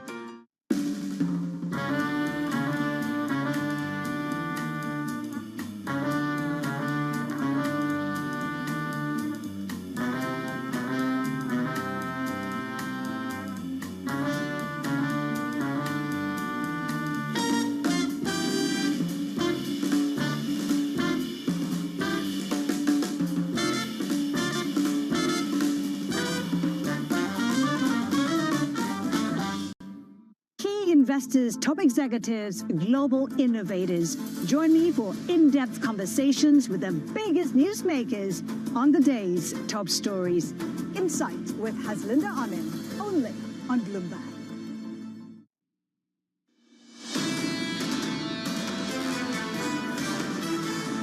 Stocks unchanged this morning on the S&P 500, negative by 0.25% on the Nasdaq, down by 1/10 on the Russell, pretty much unchanged heading into the headline risk event of the week later this morning in a few hours' time. Kevin Walsh and Jackson Hole. In the bond market, 2s, 10s and 30s into that. Yields pretty stable, anchored around 420 at the front end, 423. Payrolls a week today, CPI 2 weeks today, and then you'll get the big one, the inflation, the interest rate decision in mid-September. 468 right now on 10s, 30s at 520. Under surveillance this morning, let's talk about trade, fanning the trade war flames. Canada's been ripping us off for a long time on trade. The Canadian officials have treated us very badly. They're nasty people. People oftentimes, they'll ask me, who's the worst to deal with on trade? And I said, that's easy. Canada. They want to be treated like they're a state. And so we just can't do that anymore. So here's the latest this morning. The president escalating tensions with Canada as Ottawa retaliates, adding 50% tariffs on US-made copper wire and wood charcoal. Bloomberg's Brendan Murray joins us now for more. Brendan, if this question was presented to the president in his first term, without a doubt the answer would have been China. How have we got to the point where the answer is Canada? Yeah, exactly. I mean, President Trump at the moment wants to keep things with China very stable. And so that's one of the reasons why Canada is in the crosshairs here. Basically, what we've heard over the past week is a lot of finger pointing, and it's more of a war of words than it is a war of economic things like tariffs. But that said, the risk here is that things can escalate beyond the rhetoric and that both countries start targeting more of each other's imports with import taxes. So at the moment, things are fairly stable. There are U.S. tariffs on about $20 billion worth of Canadian goods. That's about 10 days worth of annual goods trade between the two countries, and Canada has its threat still on the table for its own tariffs to take effect on September 8th. So there is still time for the two sides to get together and work this out and postpone the tariffs that they currently are pointing at each other, but the rhetoric still is as heated as it was earlier in the week. Brendan, do you and the team believe that domestic politics, both in Canada and the US right now, are aligning to make this worse and not better?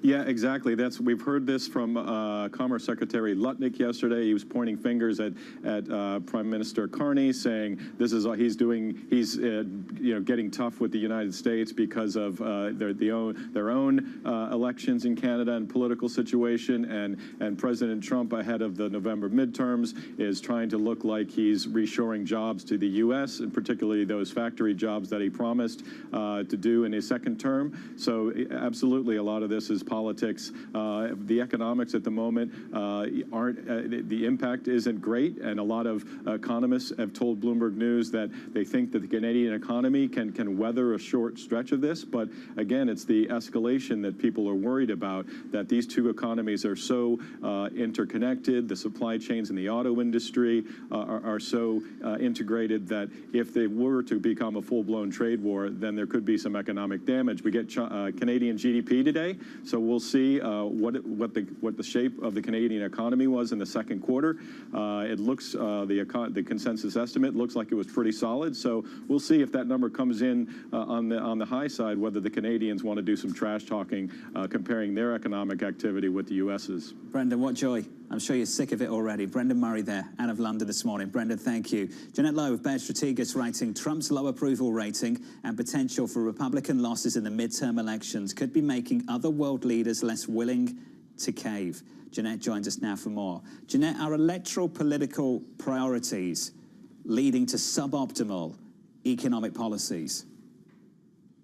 Yeah, absolutely. So, I mean, this doesn't necessarily mean that this has to be the way that it is, but you definitely can see that other leaders are seeing Trump pushing for various demands with regards to trade, with regards to Canada, with regards to Iran. But then these other leaders see that the U.S. is in a precarious position, especially for Trump and the Republicans being on the ballot in November. And they're looking like there's definitely a likelihood of Democrats taking over at least the House and potentially also the Senate. So Carney could be looking to say, okay, maybe after the midterms, I might be able to get a better deal. Iran might be looking to say, okay, I'm going to wait till after the Israeli elections and the U.S. elections to see if they can get a better deal. But that is definitely something that's also, even in the U.S., when the trade talks fell apart, part of that was also just political pressure on Trump, getting calls from the steel and auto and aluminum industries saying, don't do this deal because we're actually supportive of the higher tariffs that have been in place to protect our industries. So there always is going to be this political aspect to these deals, but we're definitely seeing it play out right now. Jeanette, does that mean we need to wait realistically until the winter before any of this gets resolved?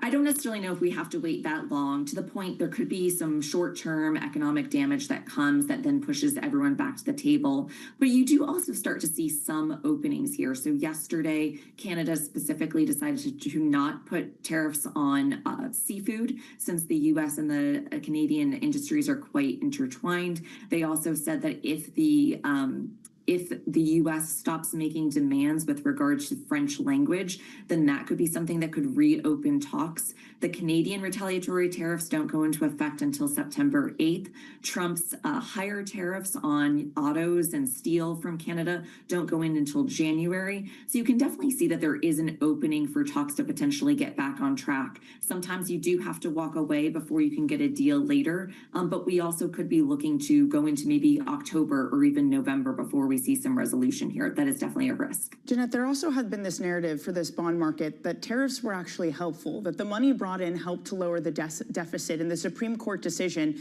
undid a lot of that work. It's clear this administration cares about the bond market, considering what Treasury Secretary Scott Bessent announced with buybacks. Do you think that's also putting the pressure on this president at the moment to increase his rate of tariffs on Canada and elsewhere? I think that the U.S. and Canada both wanted a deal, and I think they both thought that they had a deal. Obviously, Trump put these tariffs forth last month to try to get Canada to make some more concessions with regard to the negotiations over USMCA. I think both sides thought that they were getting there, that thought there was going to be a deal before last Saturday, but it obviously fell apart for various reasons. I do think that the administration is concerned about the fact that the tariffs were actually bringing a sizable amount of revenue into the U.S. Treasury. That is actually not occurring at the moment. You've had at least $110 billion worth of tariffs from the IEEPA tariffs now refunded. The administration has estimated that could go up to about $160 billion.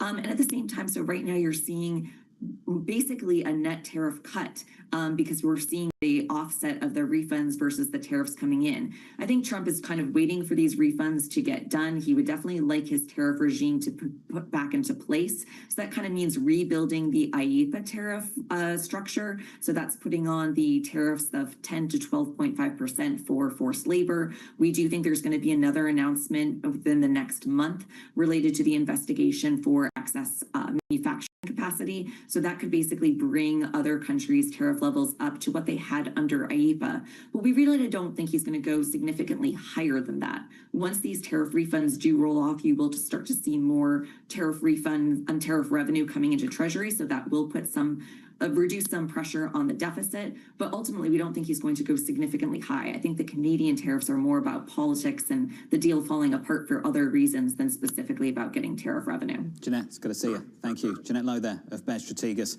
Heading into the midterms, the conclusion that Canada is coming to is ultimately it's better to wait. There is a summit, a Trump-Xi summit on September 24th. What's China's approach going to be to this heading into the midterms? And of course, they're going to be acutely aware of some sort of announcement of a financial institution that might face some pressure from this Treasury. He, of course, didn't name China, but it felt implicit. Do you think we go quietly into the weekend with no announcement? I'm still waiting for that. It seems at this pace that we will. I mean, there's no signs of it. Watch this space. We were told that by the end of the week, you would get a financial institution that would be sanctioned over Iran. Coming up, we'll catch up with the former Philadelphia Fed President Patrick Harker with Kevin Walsh in the Jackson Hole Spotlight.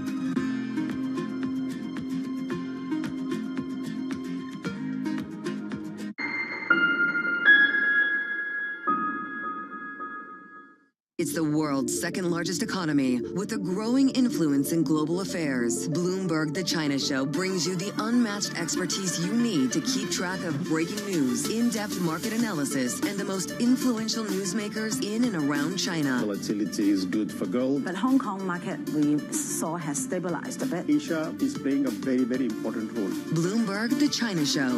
Weekdays around the world.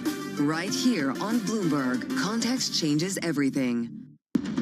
What is going to be the consequence for U.S. markets? We are seeing modest gains across European equity markets.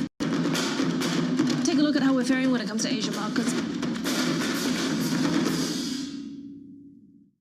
Bringing you the most important news and financial information whenever and wherever it happens. I'm Michael McKee on the Mexican border, and this is Bloomberg. I'm David Weston. Join me each week on Wall Street Week for stories of capitalism from business, markets, economics, tech, and climate. We go on the road for a look at what lies behind the headlines of today and what will likely be the headlines tomorrow. We need more transparency. Oil and gas is still important. They said every citizen should be investing in the market. Accelerate progress in all fields of science. Watch Wall Street Week right here on Bloomberg. More than what you need to know, it's what you need to think about.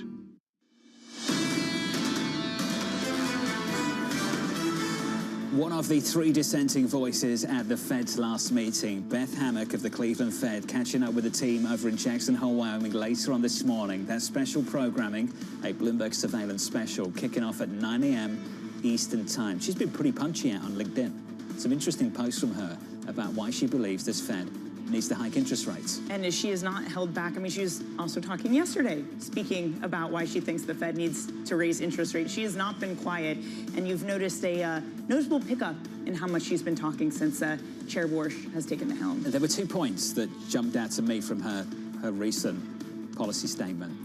One was that she's speaking to people in her district that are seeing higher input costs. But two, and this one was more curious to me, the prices were getting so high that some people couldn't afford to pay them.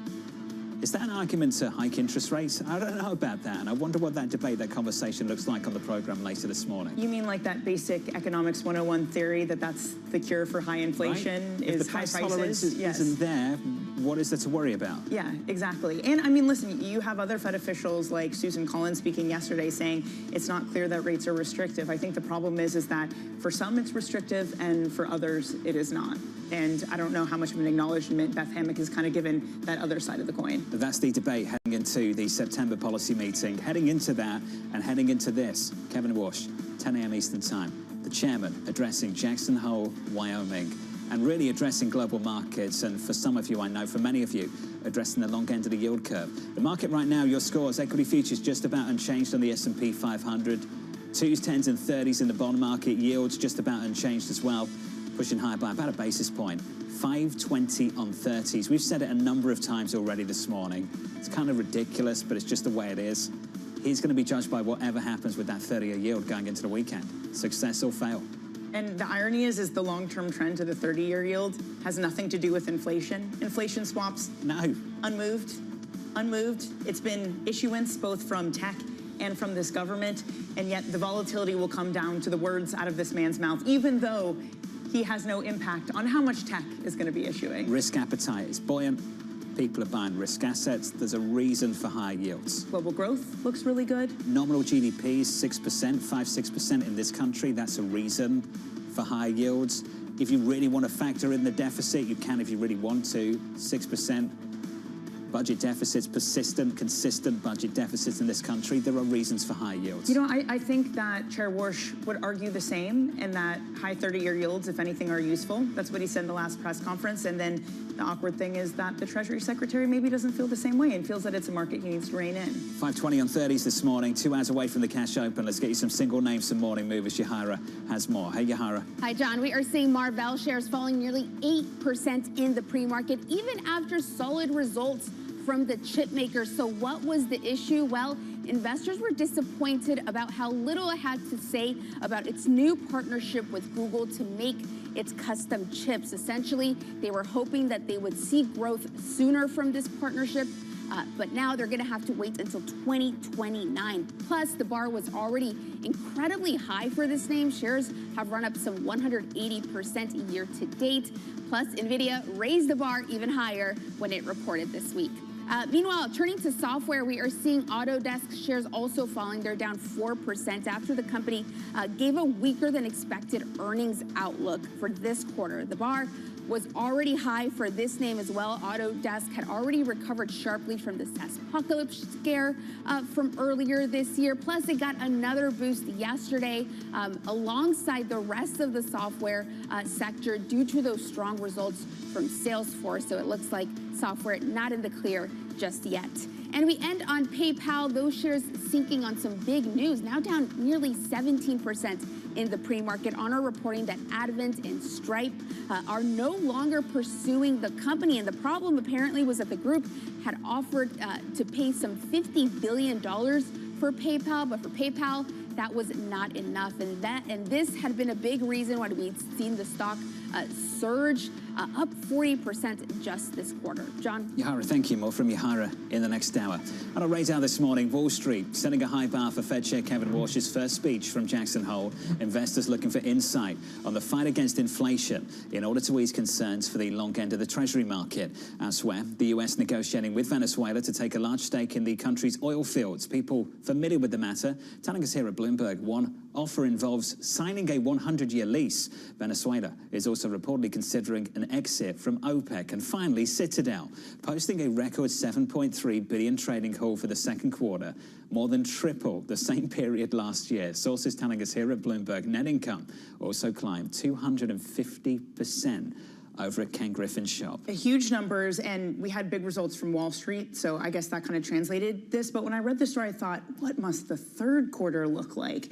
Part of the reason this was so good is because they've started to route more of their business to what's called the high-touch areas. That includes hedge funds.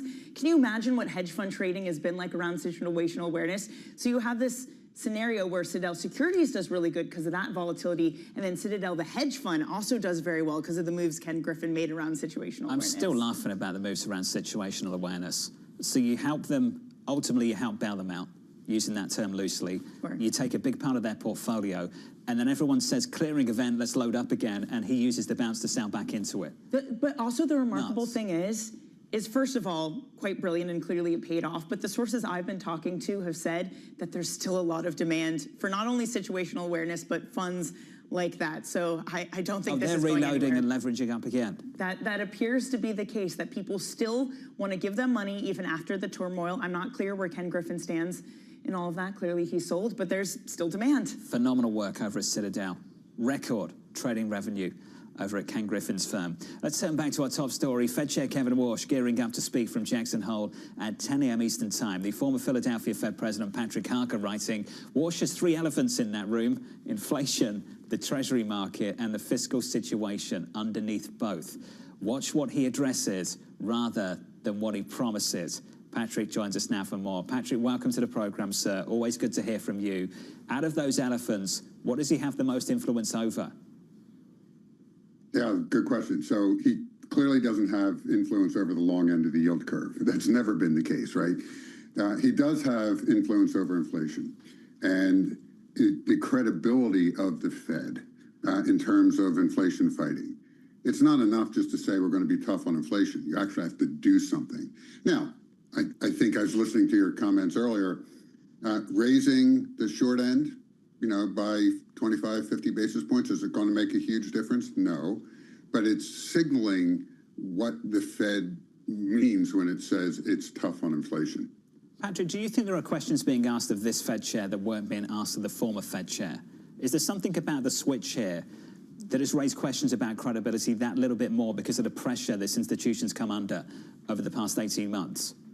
No, I don't think so. I don't think that's the issue. I think the issue is the circumstances we have, right? Right now, we have inflation. We're going on to 6 years here soon of inflation above target. The Fed has to show that it's serious about getting that under control, getting to 2%. And the idea that we change the target, change the goalpost right now in the middle of this fight, that's just, you have to take that off the table. It makes no sense. Patrick, there is this argument, though, that when Chair Warsh speaks, that he doesn't really need to do any cleaning up, that the long end yields on 30-year yields, they haven't moved that much, as John pointed out, only 10 basis points, that his whole aim is not to hold the market's hand. Do you think that there is an element of cleanup that he needs to do from his July press conference? Yeah, I think he actually has to take action. You know, as people say, words are cheap. He actually has to show, and this is what you're seeing with the other committee members right now, those who dissented and all the others who are out talking right now. I mean, Susan Collins, my old colleague, she's pretty much a centrist, and the fact that she is now saying we're probably not restrictive is a real tell. What does taking action look like? Well, I think they just have to raise the Fed funds rate. Again, it's not going to affect the long end. I get that. But I think it's an important signal to the market. Patrick, what has changed? You mentioned that things have changed. Certainly the bond market's way more unforgiving now than it was in years gone by. What's changed about the economy that's led to less confidence about ultimately achieving this target anytime soon? Well, some of it is the build out of AI, right? It's a great sucking sound. It's sucking all kinds of capital in, all kinds of goods, transformers, you name it. So that is different in that you're just seeing this incredible build out in a very rapid time period. So that's one. The second is the war. I mean, let's face it. I mean, we talk about supply shocks, and if you read the textbook, you're supposed to look through supply shocks if you're a monetary policy maker. But these supply shocks keep coming at us. They're off, on, tariffs on, tariffs off. It's hard to keep looking through those. They're not so much random acts of God. These are deliberate actions by nation states or within our own administration. So those are not shocks in the traditional sense. And they are very different than what we've experienced in the past. Just on the first point, the AI build-out, one debate we've had on this program, we'd love your input on how rate-sensitive that build-out might be, how rate-sensitive that build-out might not be. Where would you come down on that? Well, it hasn't to date, right? I think what we're seeing right now is it really doesn't matter. I mean, they're rushing to build out this infrastructure. But what we know through history is, you know, that it's going to take time to actually see the productivity on the other side. You know, we're going back to the 1980s, baby, bell bottoms, disco, and the word re-engineering. Remember this word? That we have to redesign our production processes, our service delivery processes to take advantage of new technologies. That doesn't happen overnight. So, I mean, that's what we're seeing right now, this rush to build this out. But we're not going to see the payoff for quite a while. It's going to take time to move into the economy. Well, and that's part of the difficulty, especially if they haven't been rate sensitive to date, Patrick, of what raising rates would actually do to these hyperscalers, especially when the new central bank for them in town seems to be NVIDIA, that's happy to finance everything from the entire ecosystem. So if you raise rates, what would eventually then be the transmission mechanism to the AI hyperscalers, if that is part of what's changed and part of the issue for this economy? I don't think that the hyperscalers will be affected by a rate increase. What they're going to be affected by is people who start to question, where's the beef, right? Where's another phrase from the 1980s, right? Where's the money? And so investors may get a little skittish at some point. Patrick, it's always good to see you, sir. We miss you. The former Philadelphia Fed President, Patrick Harker there, weighing in on the situation with monetary policy, just inching towards some action, maybe as soon as September. Certainly other members of this FOMC would agree with him, and we definitely know that 3 would, considering that they dissented. But it's such a divide right now, and that's part of the problem. And do we get any sort of endorsement of any view from this Fed chair? I think not. The market isn't positioned for that. It doesn't believe that this will happen. It would be interesting if we did, but again, that kind of betrays his whole idea of not giving forward guidance. I know Patrick disagreed, and I have great respect for Patrick, having interviewed him over the years when he was at the Fed. I'll keep asking a question, though. I do get the sense, personally, we're asking questions of this leader of this institution that weren't being asked of the Fed chair, who was only running the institution a number of months ago and missed his target for 5 years. Right. Why is the 5 years? Why is that the delineation? That all of a sudden now, we're losing patience. Yes, that all of a sudden now it's a problem, and that this Fed chair has a lot to speak for. The man's new. Again, you can make the arguments of he made issues in his speech, in his presser in July. But can you really argue that holding was a mistake? That something has fundamentally changed with this market between now and July? That argument is much harder to make. The president hasn't helped the situation. I don't think the Fed chair has helped himself, but there's clearly been a turn since he took over, and a call for higher rates continues into September. Let's give you an update on news elsewhere this morning with your Bloomberg brief. Vonnie Quinn has more. Hey, Vonnie. Hey, John, thank you. NVIDIA is pausing revenue-sharing deals with AI cloud providers. According to Wall Street Journal, the chip maker stepped back from the program last week. The move for the world's largest company comes amid criticism of circular financing. A federal judge in Boston has temporarily blocked key parts of new U.S. Postal Service restrictions on mail-in ballots. The 14-day order pauses rules tied to President Donald Trump's push for more federal control over voting. A September 3rd hearing is set to decide whether to extend the block through Election Day. President Donald Trump signing an order to rename Lake Ontario Lake America. The change coming after trade negotiations with Canada collapsed. The Interior Department now has 30 days to update the name in federal databases and materials. And that is your Bloomberg Brief. John. Vonnie, thank you very much. More from Vonnie in the next hour in about 30 minutes' time. Up next, the Fed chair taking center stage. I am confident that I am going to learn more today about Kevin Warsh as a leader, as a Fed chair. I may not like what I learn, but this is an opportunity for us to really understand his vision for the Fed. Up next, Seth Carpenter of Morgan Stanley.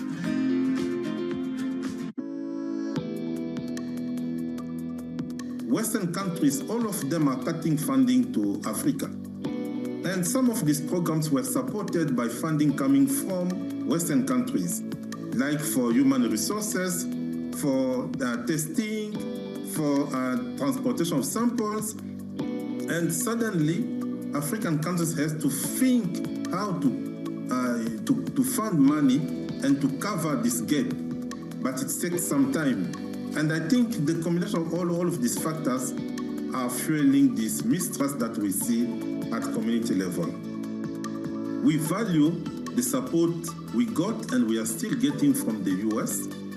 And we think that if we continue to work together, and there is no reason for the US not to work with Africa CDC, Africa CDC is the leader in terms of public health in Africa.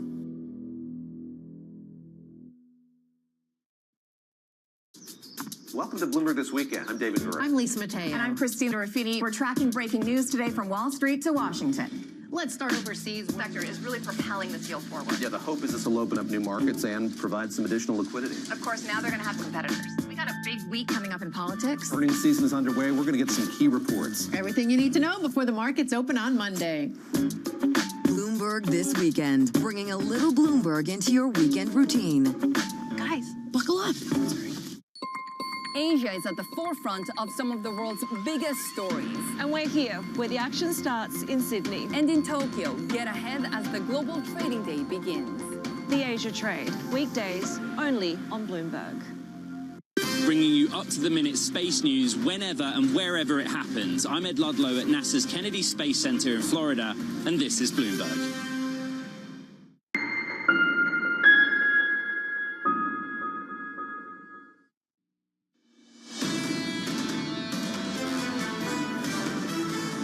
Equity futures this morning on the S&P 500 just about unchanged. On the Nasdaq, we're down 1/3 of 1%. In the bond market, 2s, 10s and 30s. No drama here either. Heading into the big event later on this morning. Yields higher by a single basis point on 10s, up about 2 on 30s. Under surveillance this morning, the Fed chair taking center stage. I am confident that I am going to learn more today about Kevin Warsh as a leader, as a Fed chair. I may not like what I learn, but this is an opportunity for us to really understand his vision for the Fed. What came out of the July press conference was a test. I wouldn't call it a really tough one, right? But this is his opportunity to respond. So here's the latest this morning. Counting you down to remarks from the Fed chair Kevin Warsh at Jackson Hole in just about 2 hours' time. Investors seeking clarity on his view of the economy and so-called reaction function. Seth Carpenter of Morgan Stanley writing, he is sincere in his desire to communicate less, and we don't expect him to provide anything that would clarify his thinking on the near-term outlook. Seth joins us now for more. Seth, are you saying take an early lunch, get out of the office, head to the beach? Well, that's the hardest part is, as much as I would love to do all of those things, I think we still have to listen. And while I don't really think he's going to break new ground, especially about the near-term decisions, maybe he does, but he's been pretty clear that he doesn't want to do that. There are things I would love to hear from him, and as he likes to say, there are these big questions, these fundamental questions, getting back to first principles, as he loves to say. And so he said, and you've heard this, a dozen times now, inflation's a choice. Well, how does the central bank choose inflation? In July, he alluded to it in previous commentary in public before he was chair. He was very explicit. The Fed's got 2 tools. The balance sheet, he has said, is clearly much larger than it was before. He has said that's part of why, if not all of why, inflation is running above target. Is all of this focus on will they raise rates, will they not raise rates, is that beside the point in his mind? Is it really about the size of the balance sheet? I mean, these are the sorts of big picture, not what are they going to do at the next meeting, but more how does he think about the economy? That's what I would love to hear from him. Didn't that line, inflation as a choice, take on a different meaning when he started to flirt with moving away from PCE? I mean, I think in that regard, that was tricky. Lots of market debate back and forth. I think he has reaffirmed that, for now, the Fed has a target. They have the annual strategy document, and that he's sort of on board with where things are. But I do think he'll have to be very careful with how he talks about that, because there's a lot of speculation. Is the Fed just going to sort of bundle that up, throw it in the bin, and have an entirely different view on inflation? And I think that would be disruptive. Seth, is there a risk, if we get a 30,000-foot view from Chair Warsh today, that instead of 10 a.m. today being the most important event is 8:30 a.m. on Thursday when we hear from Governor Waller? Well, I don't know if I want to pick one specific other time. On the other hand, I do think nature abhors a vacuum, and the less that we hear from the chair, I do think the market, at the very least, will be looking for some guidance somewhere. We'll be looking for some information somewhere, and the less that Chair Warsh says, the more the market's going to pay attention to every other Fed official who speaks, and I think that is a tricky part of it. There's been an evolution, obviously, of Fed communication. When Ben Bernanke was chair, he was very open to everyone speaking, sort of let 1,000 flowers bloom, for lack of a better phrase. And that wasn't the case before with Greenspan and with Volcker, where there was a little bit less chatter from the committee. And so I think it remains to be seen how this Fed will evolve, how much Chair Warsh wants to take control of the narrative. But to take control of the narrative, I do think he has to be more communicative. Do you think, though, you're getting a clear signal from the committee, who has already been very willing to come out and speak quite forcefully on where they think interest rates should go? I think we're getting something of a clear signal from each member. It has always been the case that not every FOMC member talks the same amount. And at times there have been a bias. Sometimes there are people who are agitated in one particular direction where maybe the committee is not going, and they've got an incentive to speak more. And then other times it's sort of the bias is swung in the other direction. And so I think for the market, it's very easy to just react to what you hear. And when I talk to our clients, I try to tell them, that's great. Think about what this person said relative to how they normally speak. And don't forget, there are lots of other members who are not speaking, but they're still going to have a vote. The timing of that speech from Governor Waller and that moderated conversation is interesting. It's right before payrolls. And last time we went into CPI, I think, he set the bar for what you'd look for and whether that would lead to him voting to hike interest rates or not. And I wonder if we get the same steer from here. You've got a Fed chair saying no more forward guidance, and then you've got Governor Waller providing it right before payrolls and CPI the week later. I also wonder how much of his speech he's giving himself options depending on what he hears today, too. If he feels the need that he needs to come in and fill in more gaps, if we don't get that clarification from Some people have said it, maybe we've got a shadow Fed chair. I think you were alluding to it. Danny said it about this speech, and I think it's important. If we get the speech that you're anticipating, that's not the kind of thing, if you're on a trading desk right now, that you can go to the beach, because that might be quite a market event. How are you thinking about the two things? Well, I think this is where it's really tricky, not just because people are hoping maybe to get some very concrete guidance where, you know, best case, but most likely saying nothing is signaling something. I think that's right, and so traders are going to have to trade. There's already some probability priced in for a hike in September already, but it's only, you know, in the 1 in 3 chance. That leaves a lot of room for people to shift their views back and forth, and how much of that pricing is predicated on people expecting that they were going to get confirmation one way or the other, that could easily unwind. The interesting thing, though, is last time after we heard from this Fed chair, inflation expectations didn't move much. Swap markets didn't move much. So do you think that the market reaction is more that, based on what we're going to expect from Fed policy, or is it a credibility issue? Is that anywhere starting to seep into markets? Well, I guess there's a lot of discussion about credibility, but it's always really hard to see exactly where it shows up in the data. We've seen a lot of movement in the long end of the curve recently, but we've also seen a lot of that movement happening when oil prices move. We've seen that happening when, you know, the data prints come out. And so I'm not convinced that the majority of what we've seen so far this year in terms of the movement of the long end of the curve is a clean read on Fed credibility. A lot of the sell-off in rates has come in real yields, right? And so that could be perfectly consistent with this idea that AI is going to drive up productivity, going to drive up growth. The faster the economy is growing, the higher should be interest rates, real interest rates. Seth, it's good to see you. It always is. Came in talking about cycling. I just wanted to talk to you about cycling as the show started and came back on air. You should be watching the Vuelta. It's been fantastic. Has it been great? It's been good. We were reflecting on Marco Pantani. Wasn't he amazing? He was quite a back character. in the 90s, he was just... It was larger than life personality. Him going up a hill was just like nothing to him. Yeah. It was like us going downhill. And he's one of the riders that watching him win was only slightly more exciting than watching him lose. They were both sort of these really captivating events. It's a sad story in the end. Very sad. Seth, it's good to see you. Thank you, buddy. Seth Carpenter there of Morgan Stanley. If you don't know what we're talking about, watch a documentary. It's fantastic on Marco Pantani and his rivalry with Lance Armstrong. Yeah, I think that's a message for me, because... Yeah, and everybody else. I'm sure I don't know what you're talking about. 90% of the audience that aren't into cycling. Anyway, Danny, you're absolutely right. If we get the Seth Carpenter speech, you're sending a message to this market, and it might not be well received. Yeah, I mean, I've had messages come into my inbox saying, oh, this is going to be a snoozer. But again, I think a snoozer speech-wise is not a snoozer for this market, because people are waiting from him, are expecting something, and if they don't get that, they're going to make a vote on how markets should react. Well said. Futures this morning, just about unchanged. Up next, we'll catch up with Subhadra Rajapra of SocGen, Gene Munster of Deepwater Asset Management, Mark Cabana of Bank of America, Matt Auden of Raymond James. The third hour of Bloomberg Surveillance, up next.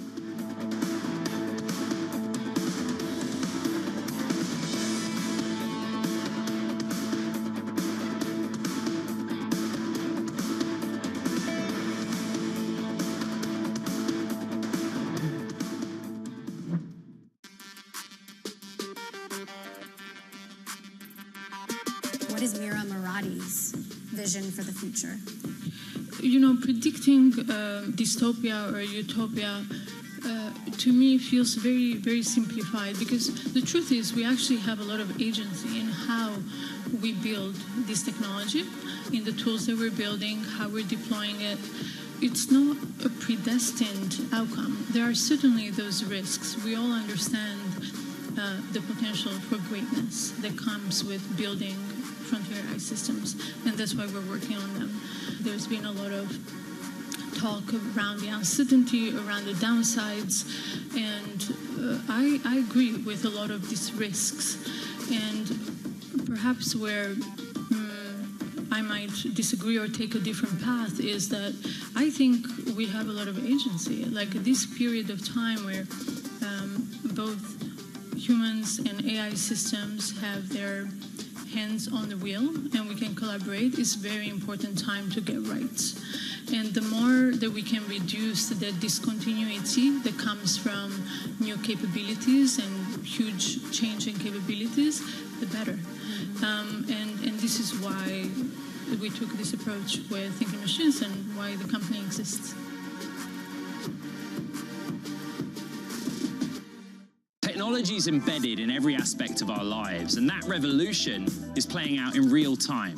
From finance to defense tech, AI to entertainment, from the road to the stars. Bloomberg is bringing you the stories of companies and people that are pushing tech to new frontiers, and the politics reshaping global tech markets.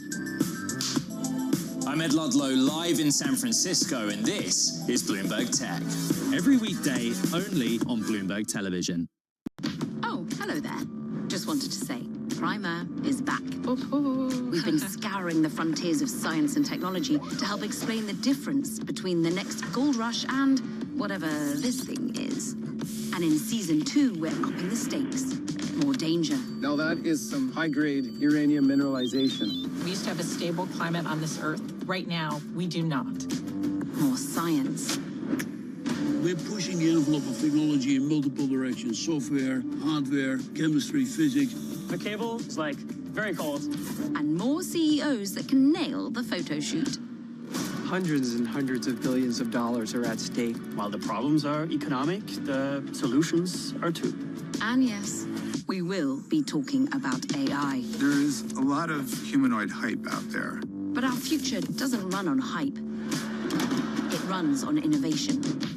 Watch season 2 on all these lovely channels. The global economic playbook is being rewritten and the levers of power are moving in real time. To see where the world is headed, you have to look where the action is. I'm Haslinda Amin in Singapore. I'm Menika Doshi in Mumbai. Welcome to Emerging the New Economy podcast. Each month, we dive deep into how the world's most exciting rising economies are shaping the global future. Join the conversation. Subscribe to Emerging on your favorite podcast platform today. U.S. jobs numbers are released. Bloomberg has the report under surveillance with crucial data and expert analysis at terminal speed. Nobody covers Jobs Day like Bloomberg.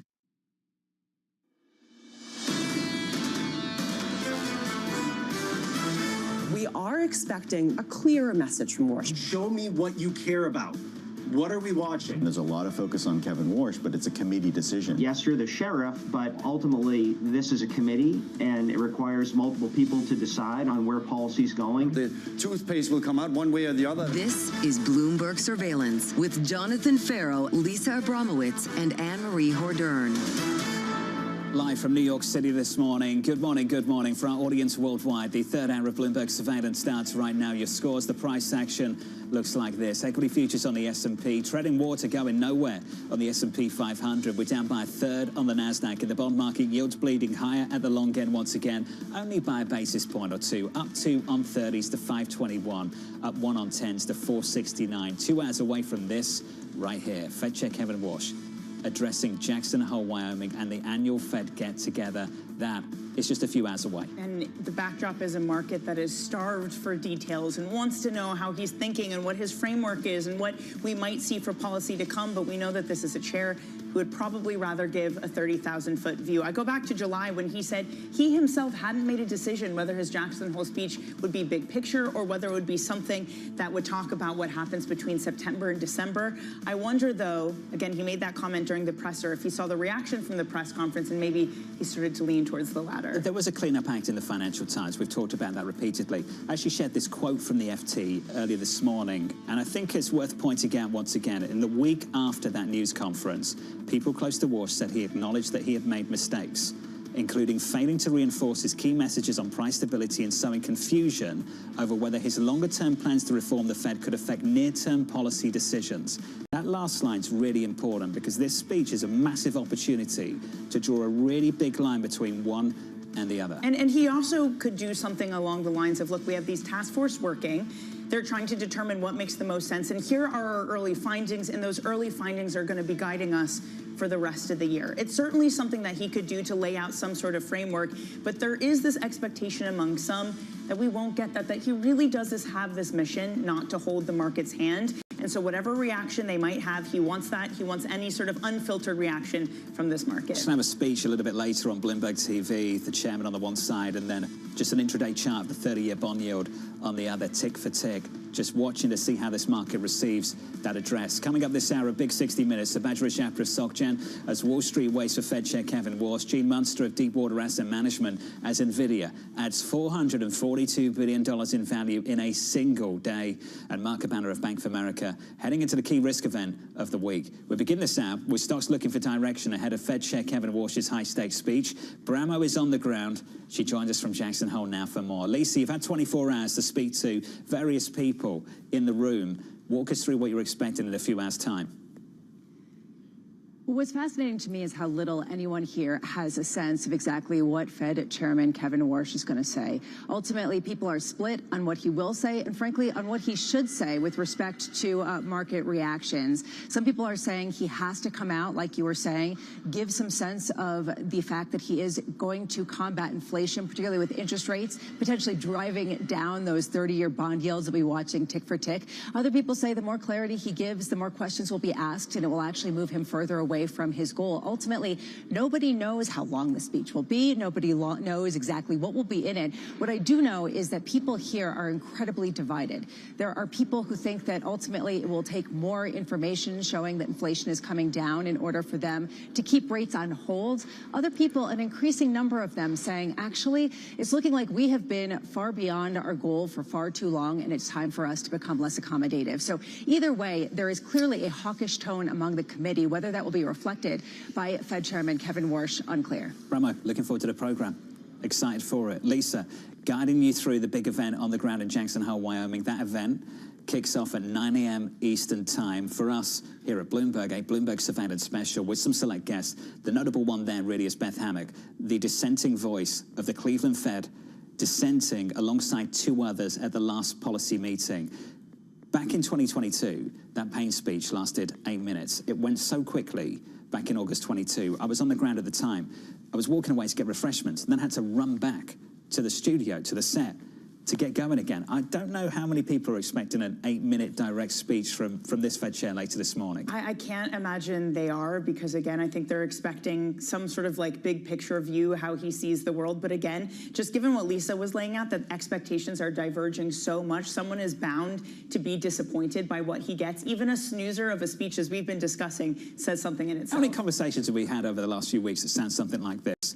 This is what I want. It's like somewhere over here, but this is what I expect. Right. And it's somewhere over here. Oh, so many of those. And by the way, what people want, it seems like it's an increasingly long checklist of like, clean up what you did from July. Tell me what sort of gauge of inflation you care about. And by the way, tell me if you're building consensus. There's so many things that people want from this Fed chair. And I would just love to get a view into his mind and how he's thinking about it and whether he's listening to any of the noise, be it the markets or the commentary. You might find out at 10 a.m. Eastern Time when we get that speech. Here's the view from Wall Street this morning. Sabadra Chapter of SocGen writing, the key question is whether Jackson Hole, together with August employment and inflation data, will underscore a greater urgency for policy action. Sabadra joins us now for more. Sabadra, good morning. Good morning. Is that the direction of travel? Is that where things are heading? I think so. The core PCE print that we got this week sends a very clear message that inflation is actually firmer than what we had expected. June feels more like an anomalous print. If you look at the data in aggregate for this year, you have to be thinking about some sort of policy action as soon as possible if you think that inflation is a concern. And that's kind of what I'd be here listening to hear from Chair Walsh, is that his characterization of inflation risks and how willing he is to act. He doesn't have to really give us forward guidance. He just has to characterize the data that we've gotten thus far this year. And that to us sends a clear signal that you need to kind of take some sort of policy action sooner rather than later. They missed the target for 5 years. What's new? What's changed? Why the loss of patience now? Well, I think part of the reason why they've lost, they've kind of fallen behind is because, they cut quite aggressively last year. And then you had a whole bunch of other events that happened this year, which we thought could be transitory. The war in Iran, the tariffs, but all of that is changing. You're starting to see tariffs come back in the fore. The Iran war is not anywhere near its conclusion. And if you look at the broader, inflation complex, both goods inflation as well as services inflation is high and sticky. So, and then you look at the components of core PCE, things like healthcare, super core PCE is trending higher. You're looking at super core PCE at 3.7% or 3.8%. So that's closer to the 4% level than the 2% target. So if you look at the inflation picture in aggregate, it feels like it is sort of a call to action. Is it a call to action you expect this chair to address? Do you expect not only for him to lay out any sort of framework, but also to sort of show his bias and whether he's leaning in a hawkish direction or to continue to keep rates where they are? And that's the most important question, right? He's really not shown us what his thoughts are on inflation. But if you look at the committee in aggregate, if you listen to all the Fed speakers, I would argue that the committee has held a hawkish bias. And even his speeches, the takeaway for the markets has been that he's been somewhat hawkish because he's insisted that he cares about inflation. He has insisted that he cares about, defending the 2% inflation target. If that's the case, then there has to be some sort of a reaction or an action from the Fed to combat inflation. What about a reaction to markets, specifically 30-year yields, which he said was doing work for him in terms of bringing in some of the conditions for this market now being tampered with, fooled with, whatever you want to say, by this Treasury? Do you think that that's an issue he needs to address? Well, ultimately, I think the best way to address long end yields is for them to raise rates, because the longer they keep policy on hold, the market's going to continue to push back on Fed inaction, right? You're starting to see a 5-year forward, 5-year break even start to rise. Inflation expectations, that is, are starting to rise. And the market's going to continue to push back on Fed expectations. And this is happening at a time when, the market's kind of pricing in hikes for the Bank of Japan. And you're also looking at policy actions from other central banks, and the Fed is falling back. And the rise in bond yields is more of a global move. It's not just the US. So when global bond yields are moving, there's not much that one central bank can do to address it. It needs to be that the Fed can't really fall behind what other central banks are about to do. I was reading some of the research from SocGen recently on this. The global yields are getting back to pre-GFC levels. Can you walk us through the difference between being on the edge of something sinister and going back to normal?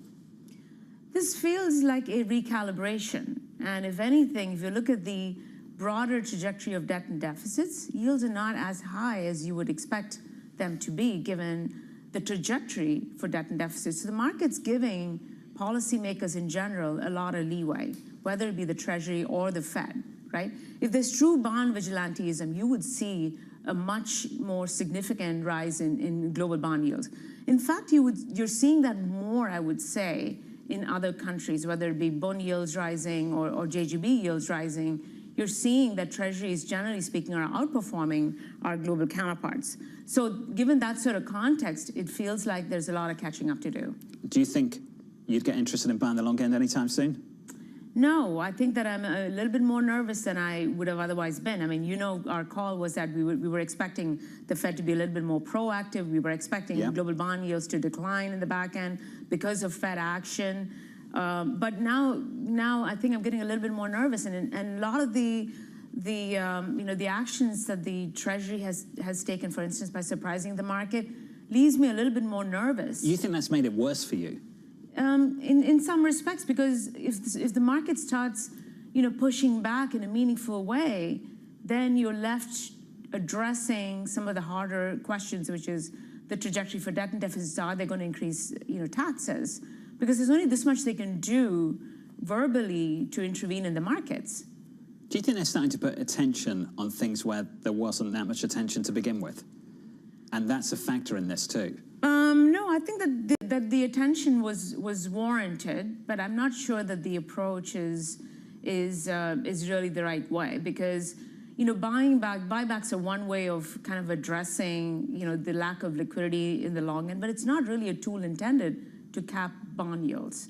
So I've heard investors talk about this as yield curve control or Operation Twist. It's none of that, right? Because it's all of those Fed actions causes an increase in excess reserves in the system, and that's a very different kind of mechanism for the markets. And if they do all of that, and if those policy actions come from the Fed, then that could be, again, a big concern for the inflation side of the picture. Subhadra, always good to see you. Thanks for being here. Subhadra Japa there of SocGen, the nervousness of the long end. Heard something similar from Earl Davis of BMO earlier on this week. Earl Davis of BMO suggested there's more chance of getting 30s, or at least you'd see 30s get to 6 before you'd see 10s get to 5. And 10s are much closer to 5 than 30s are to 6, so that's quite a call on the long end of the curve. It's a huge call, especially since there was maybe some hopefulness that the long end was coming in after the actions of this Treasury, or because the oil market. You can kind of take your pick on why that is. But yeah, that would certainly be troubling to this Treasury, and maybe it means that $4 billion is far from being enough. Dealing with counterfactuals is really difficult, but let's say the Secretary didn't announce what he announced last week, and let's say he didn't work with the Japanese to stop them from monetizing dollar assets. I wonder where the bond market would be without those two things. I think it's such a good point, this idea. Does that incentivize people to go into this bond market? Does it draw their attention to 30 years in a way that they wouldn't already? This is a market that likes to test the Fed chair. Will they like to test the Treasury Secretary too? To some extent, Danny, I believe the same thing about the Fed chair too. We've missed the target for so long. A guy comes in and says inflation is a choice. I'm like, okay, here we go. He's going to do something about it, and then he doesn't.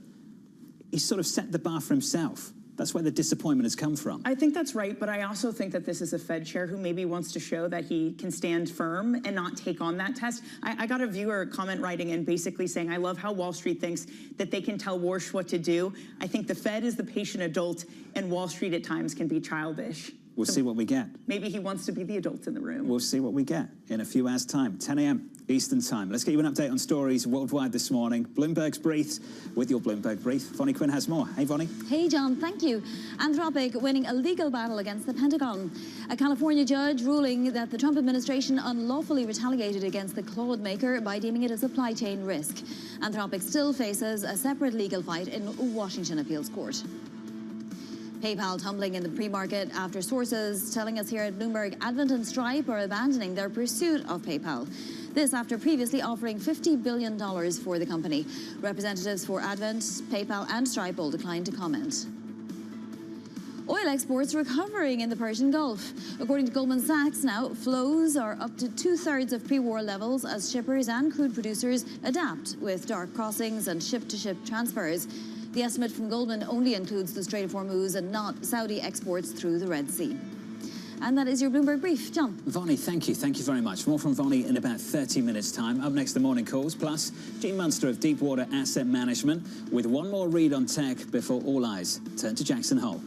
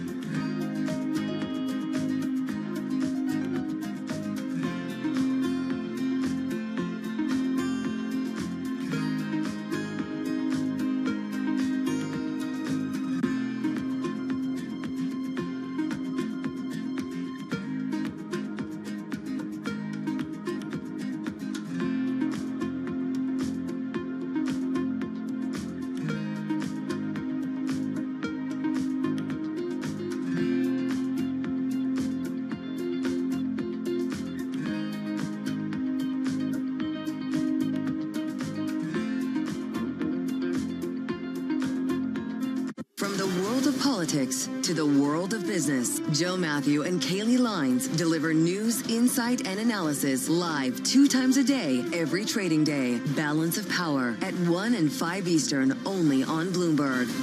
World's most powerful investors don't ring a bell. They quietly reshape entire industries. This is the money shaping the world. The Dealmaker Playbook, where power and billions of dollars change hands every day. From private equity and credit to venture capital and M&A, we bring you the inside scoop on the biggest deals and debates, plus exclusive conversations with finance's ultimate insiders. I'm Danny Berger, and this is Bloomberg Deals.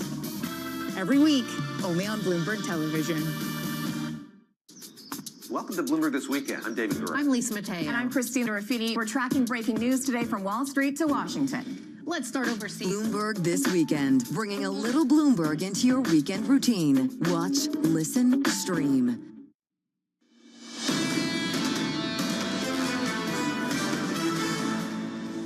The market has this angst around the reaction function, around Fed credibility. I'm hoping we get, I think, to me, July was not a policy error, it was a communication error. So what I'm really hoping is a sense from Chair Walsh, why did they stay on hold in July? Really, really well framed from Priya Misra of JP Morgan Asset Management a little bit earlier on this morning. If you're just joining us, good morning. Your price action looks like this in the equity market. Equity futures on the S&P just turning positive moments ago on the S&P 500, up by close to 1/10%. Still down by 0.2 on the NASDAQ. A massive move in the last 24 hours on shares of NVIDIA. We'll get to that story in just a moment. 2s, 10s and 30s in the bond market. Stabilizing around 420 at the front end, let's call it 423. Yields a little bit higher at the long end, up a basis point to 520 on 30s. That's the price action. Let's get you some morning calls. First up, Barclays raising its price target on HP, citing better than expected third quarter results. Your second call from Bank of America, raising its price target on Gap, saying second quarter momentum was encouraging. That stock is flying. And your third and final call comes from Morgan Stanley, raising its price target on Marvell, noting a positive messaging shift and opportunity for long-term growth.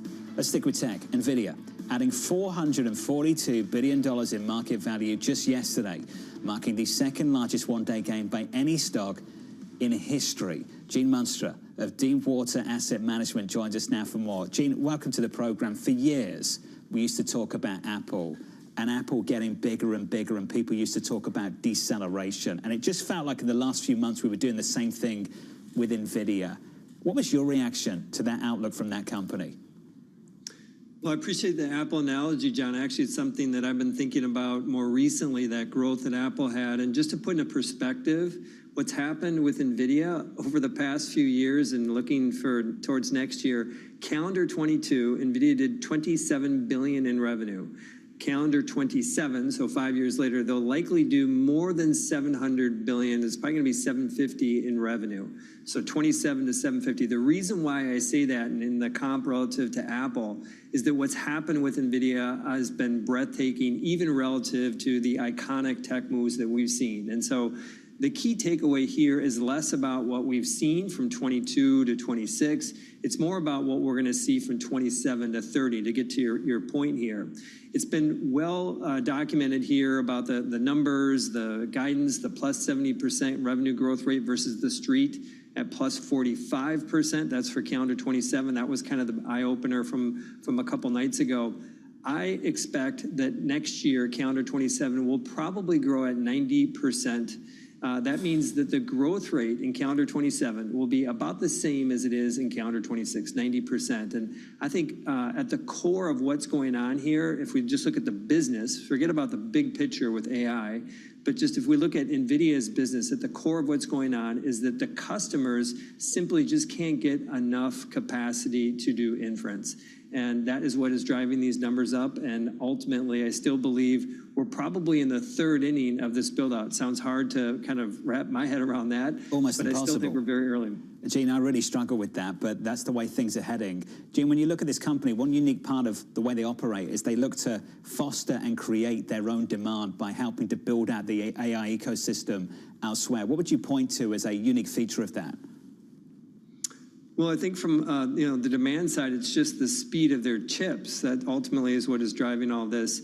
And that's what's allowing them to have this incredible pricing leverage. Kind of next year, probably 20, 30% potential pricing increase on some of their products. And I think that's the piece, John, that gets missed in this conversation, is that ultimately consumers or their customers really need these chips more than any other custom silicon. And so I think that's a big key takeaway here, is that they basically have the best stuff in town. What then do you make of some of the other moves they've been making recently, Gene? Maybe lost in the news flow of that huge gain in earnings they had yesterday was the fact that they bought Hugging Face, a big platform for open source modeling and discussion. They have their own open source that they're working on too. Gene, what exactly is NVIDIA doing there? So this is an important dynamic in terms of how NVIDIA sees the progression of models. And so what Hugging Face is is for those who are more technical, it's effectively the GitHub of AI development. For those less technical, it's a library of open source AI models that people who are developing AI can basically pull thousands, hundreds of thousands of models and plug and play them into the development. And so that's what this is. The big picture here, Danny, is this is the theme around open source. And this is something that Jensen's been very supportive of. But there's a story underneath the surface that I think is more important to what the headlines are, which is Hugging Face is progressing NVIDIA into the open source world. What's most important here is that NVIDIA is basically building out, is doing the inverse of what their customers are doing to them. So just stick with me for a second here. If you look at customers like Meta and Google, they are building their own custom silicon. Effectively, they want to compete or they want to have alternatives to NVIDIA. What NVIDIA is doing here with Hugging Face, what they did last week with Poolside, a small acquisition, is essentially they're building their own models. In the event that their customers, their current key customers, start to do more of their custom silicon, they have an advantage to focus more on the models themselves and make money from the models themselves. It's just a fascinating dynamic. As tightly as these companies, the mega caps and NVIDIA hold their hands, NVIDIA is also getting some diversification in case those customers start to do their own custom silicon. Well, there was also in the earnings outlaid some other hedging, just looking to other customers besides the hyperscalers, looking to sovereign AI as well as to enterprise. Gene, does that seem like a growing, at least the pace of growth fast enough versus their historical customers to kind of alleviate some of the concerns over concentration risk? So the customer concentration, actually the top two declined in terms of total percentage of revenue, went from 38% in the April quarter to around 30%. And the reason is SpaceX basically came out of nowhere. It was a couple percentage of total revenue in the April quarter. It was probably about 5% in the July quarter. So they are getting some diversification within that. But to your point is the script is flipping in terms of where they're getting their growth from. If we're looking at for next year, those hyperscalers are expected to grow revenue just over 50%. If you look at the non-hyperscalers, the sovereign, like you mentioned, they're expected to grow around 85%. So why that's important is that what investors struggle with here, when we started and talked about this breathtaking increase in numbers, it's less about the law of large numbers. Google is a similar sized business. The issue is the slope of the deceleration of revenue. And as the non-hyperscalers grow, that gets investors more comfortable that decline from 90% next year to maybe 50% in calendar 28 won't be as sharp. And so I think that this customer diversification, this script flipping in terms of focus more on non-hyperscalers is an important piece that allows investors to sleep just a little bit better at night, knowing that growth curve isn't going to be as sharply declining as maybe some think today. Gene, it's good to see you, buddy. It's been too long. Gene Munster there of Deepwater Asset Management. Real tech pro. See that audio quality? Yes. Right? Seriously. I'd expect nothing less. You don't want someone talking tech and then their signal breaks up. It's disappointing. Up next on the program, we'll catch up with Mark Cabana of Bank of America ahead of the Fed chair's first speech from Jackson Hole. Plus, Yahira taking a look at software. Take a look at software. IGV yesterday, very well followed. ETF following software, having a day, up almost 8% on the session.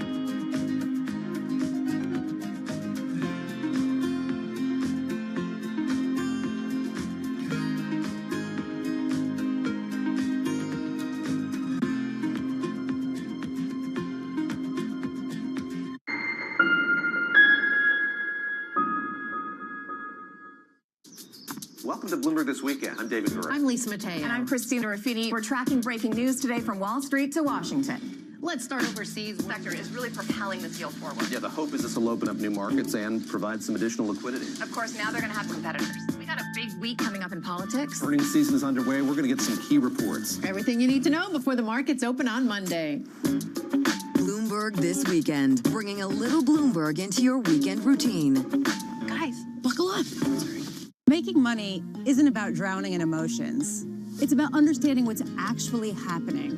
Markets are the best way to glean signal from noise, and that is what we try to do every morning. This is Bloomberg Surveillance.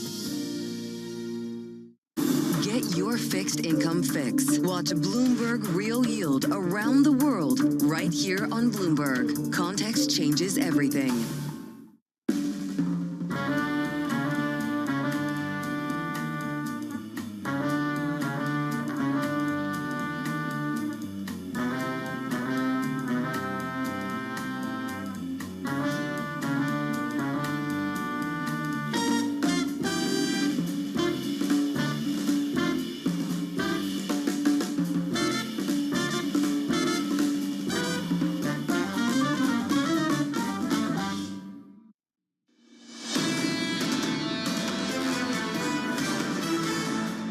We are heading towards a week of gains on the S&P 500. That can change in 90 minutes' time when you hear from the Fed chair. Equity futures right now turning positive in the last 30 minutes or so, up 0.1% on the Nasdaq 100, down 0.1. In the bond market, 2s, 10s, 30s, yields settling down and stabilizing around 420 at the front end, just short of 424 at the moment. Yields slightly higher at the longer end of things. 468 on 10s, on 30s, 520. As we count you down to the cash open, 60 minutes away. Let's get you some single names, some morning movers. Yahira has more. Hey, Yahira. Hi, John. Software has been a big part of the earnings story this week, and things were looking pretty good after Salesforce's results gave the group a big boost yesterday. You mentioned the IGV software index up nearly 8%, but what we're learning is that it is not a clean sweep for software, and that is being underscored this morning with shares of Elastic soaring 22%. That is a top gainer in the pre-market after raising its outlook, while Autodesk shares are down more than 4% after posting a weaker than expected earnings forecast. Moving on to Gap shares, those are rising now nearly 18% in the pre-market. The results themselves, they were pretty mixed. The company raised its outlook for adjusted earnings, but trimmed its sales forecast because of Old Navy, which has been struggling. And that is why investors are excited, because they're replacing Old Navy's CEO with a retail veteran from Target and Walmart. So they are hoping he can turn things around at Old Navy. And we are also seeing Affirm shares. They are rising 13% after strong results from the buy now, pay later firm. And there's also an interesting consumer read here. Spending through Affirm jumped 36% to more than $14 billion. So you can see consumers are increasingly using these buy now, pay later firms to fund their purchases. But importantly, Affirm says that credit performance remains stable. So maybe a stretched consumer that needs to use these services in order to make purchases. John. Yahira, thank you very much. Thanks for the update and thanks for this morning. You might have heard there's a speech later on this morning. Investors counting down to hearing from the Fed chair. That speech taking place at 10 a.m. Eastern time. Bloomberg's Michael McKee joins us now from Jackson Hole with more. Mike, we caught up with Bramo about 30 minutes ago, anticipating this one. You've got some unique insight. You've covered these over the last several decades. What's unique about this moment for this Fed chair? Well, it's always interesting to have the first speech by a Fed chair here, because the speech gets so much attention. It's Kevin Warsh's first chance to be the person that everybody looks to. He's obviously been here before when he was a governor of the Federal Reserve, but now he's the man. And so everybody's looking for some sort of guidance on where the Fed is going. And obviously Wall Street has questions about where he thinks things are going right now. So there'll be a lot of focus on it. I thought earlier in the year this would be a rather dry and sort of inconclusive speech about the topic here of financial innovation. But the recent things that have happened in the markets and in the world may call on him to do more than that. Mike, you mentioned to me privately just over email, I'm sure people don't mind me sharing it, there is an important data point coming out a little bit later this morning, but no one's going to talk about it. It'll get lost. Yeah, at 10 o'clock this morning, the Bureau of Labor Statistics is releasing the annual benchmark revision to the payrolls reports. This would be from March of 2025 to March of 2026. And last year, if you remember, we lost 911,000 jobs, and it was a huge, major story.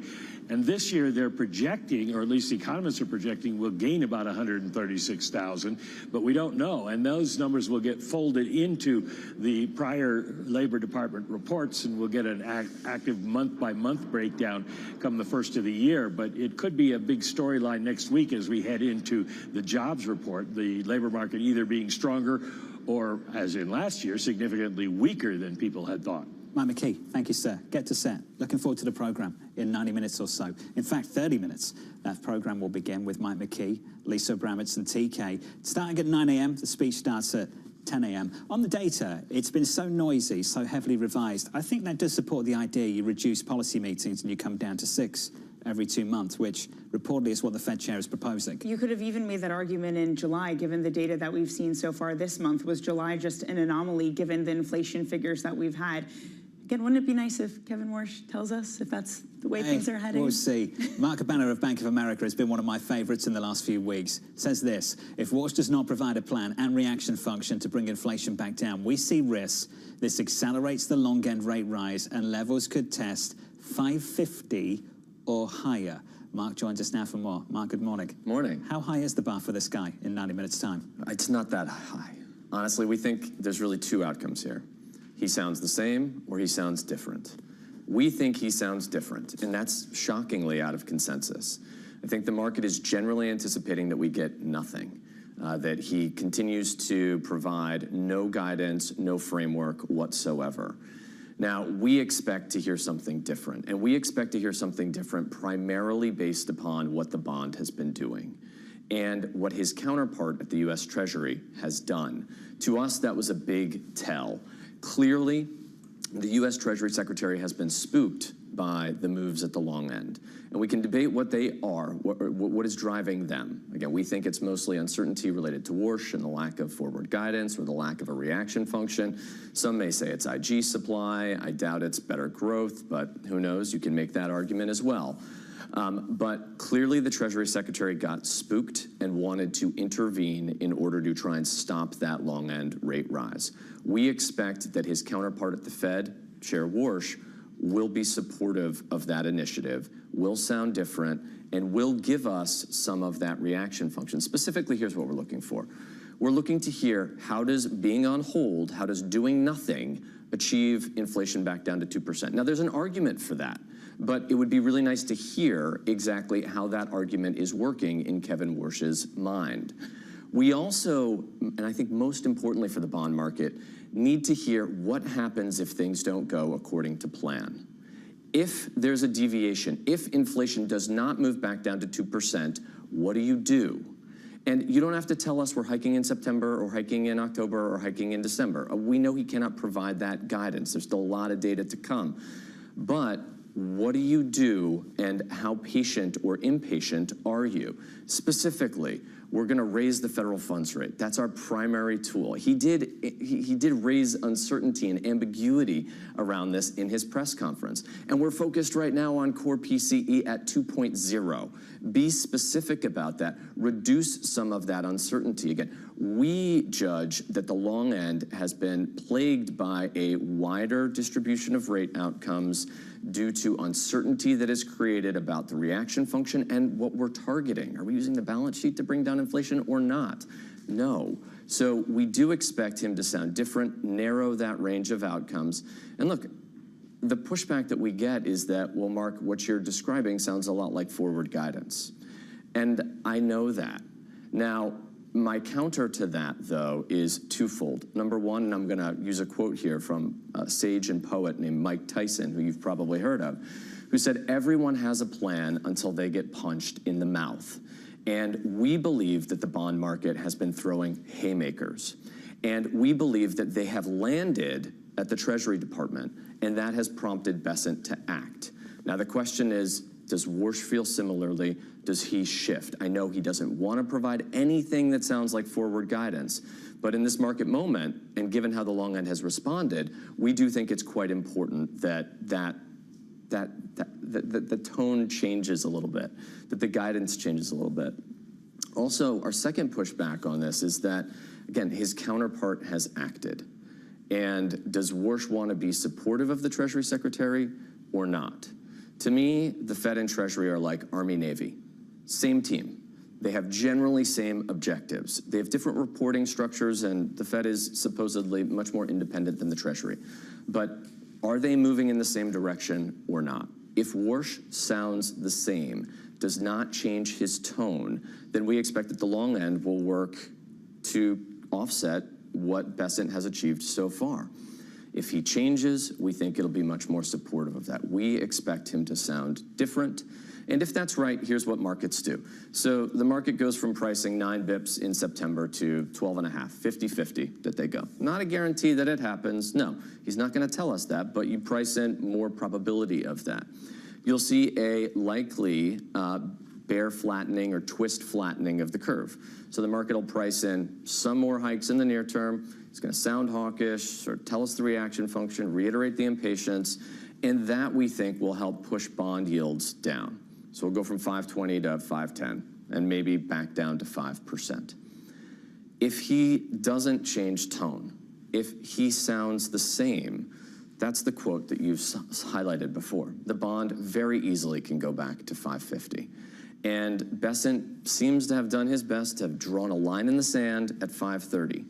That's where he cares.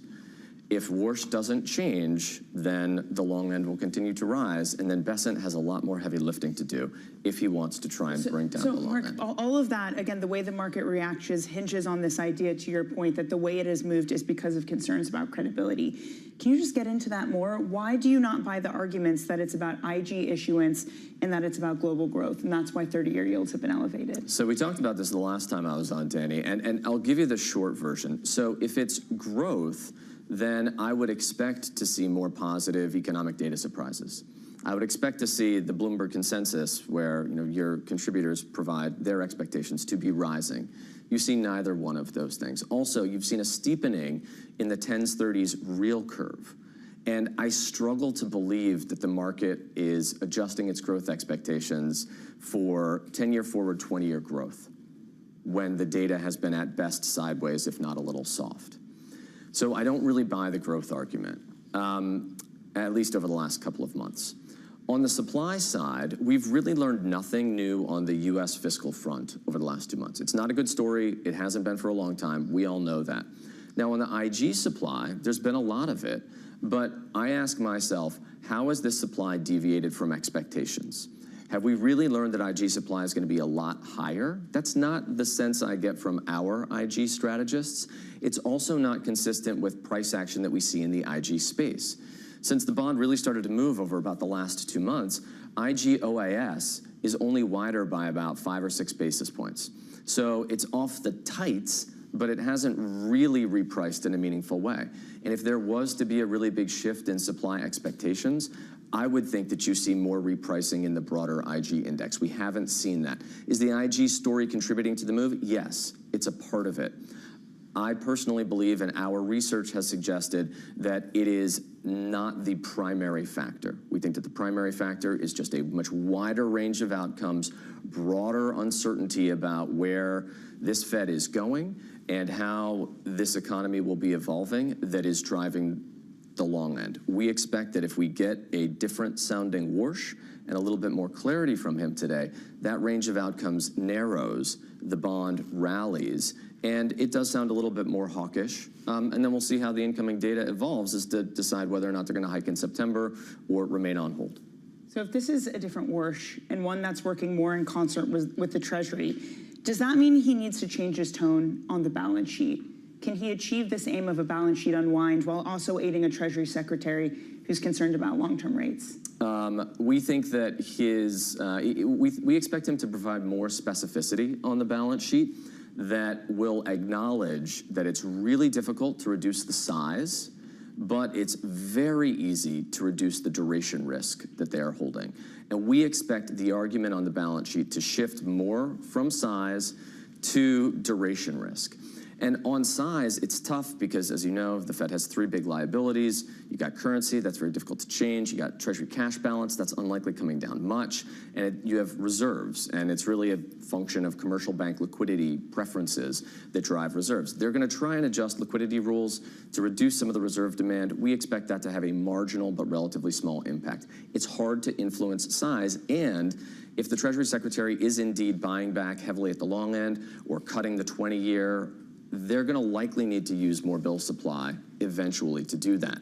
The Fed's doing reserve management purchases, they're buying bills, they're trying to anchor money market rates. That very much can shoehorn the Fed into growing their balance sheet more than they otherwise would have. So we just don't think that the argument on size is very compelling.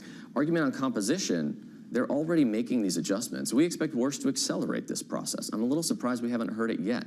And we think that what he will say is that, look, we can't reduce the size very much for the aforementioned reasons. We have reduced the duration risk that we are holding. That, all else equal, should be tightening financial conditions, adding more duration risk back into the private market. I've reduced the Fed's balance sheet footprint because we're holding less duration risk. I think he can make a very clean argument along those lines. And I expect that we're going to hear more of that, really, because that's the only thing that he can do. Now, the challenge with all of that is that when the Fed adjusts their portfolio composition, the onus then really shifts to the U.S. Treasury Department. Do they offset that impact? And mechanically, and I won't go through the mechanics, but trust me, they work, is that when the Fed goes through this process, as we expect, it will actually lower the weighted average maturity of U.S. Treasury debt outstanding. And so then the question becomes for the Treasury Secretary, do you offset that? Do you increase long-end auction sizes to limit that impact? And I think the answer to that is a hard no. That won't happen. So Warsh will make these arguments about the balance sheet. He will act on composition. He will accelerate that process in all likelihood. But does it actually tighten financial conditions? Not unless Besson is extending the weighted average duration of their issuance. And if anything, he's going the opposite way right now. Marcus, good to see you. Likewise. Thank you, buddy. Thanks for dropping by. Mark Cabana there of Bank of America. Really setting the stage for this speech a little bit later this morning, taking place in 1 hour and 15 minutes' time. Let's get you an update on news elsewhere this morning with your Bloomberg brief. Vonnie Quinn has more. Hey, Vonnie. Hey, John. Thank you. The United States is in talks with Venezuelan leaders to take a large stake in the nation's oil fields. Sources telling us here at Bloomberg, negotiators from both countries are discussing the proposal. Venezuela also considering an exit from OPEC. The FTC is exploring a possible lawsuit against YouTube. Sources telling us here at Bloomberg the agency has been investigating whether the platform broke consumer protection laws by suspending some user accounts. It's still unclear which accounts are part of the investigation. Citadel Securities posting a record $7.3 billion in second quarter trading revenue. Sources telling us that's more than triple the level compared to a year earlier. The firm getting a boost from its push into high-touch equities. And that is your Bloomberg brief. John. Vonnie, thank you. Thanks for this morning. Up next, we'll catch up with Matt Orton of Raymond James. Waiting on a signal from Fed Chair Kevin Warsh at Jackson Hole. That speech just around the corner.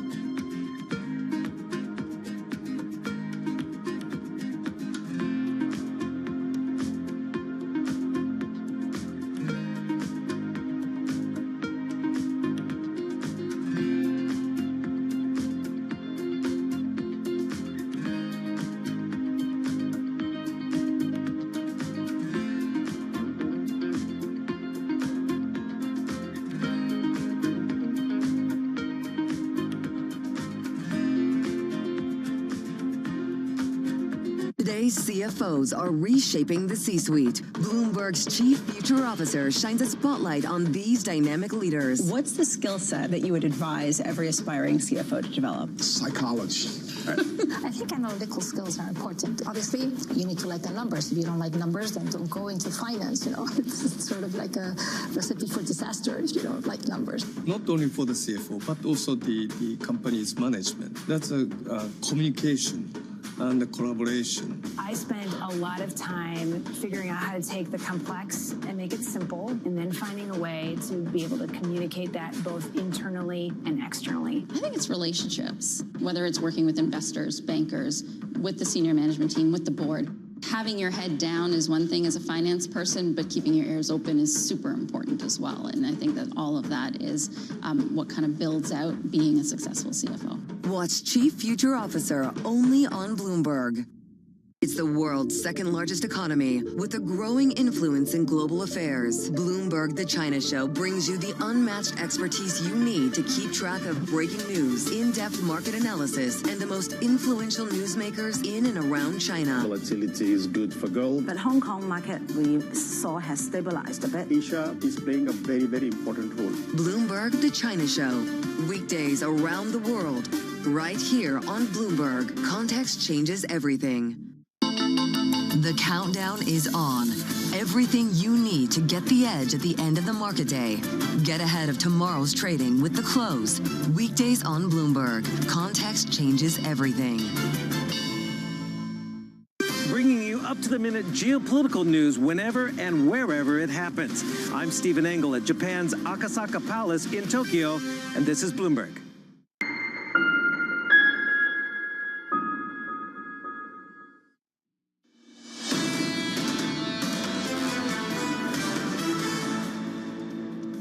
Confident that I am going to learn more today about Kevin Warsh as a leader, as a Fed chair. I may not like what I learn. If we just get a payment speech or have a great conference, guys, that's not a great sign. It's not enough just to say we're going to be tough on inflation. You actually have to do something. As people say, words are cheap.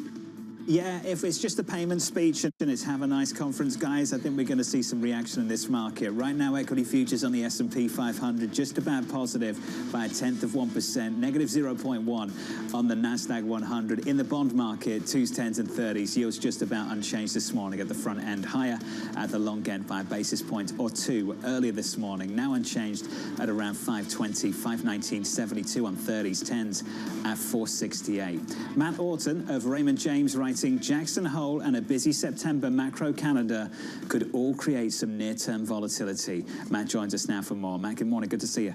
Good morning. What do you expect to hear in about an hour's time?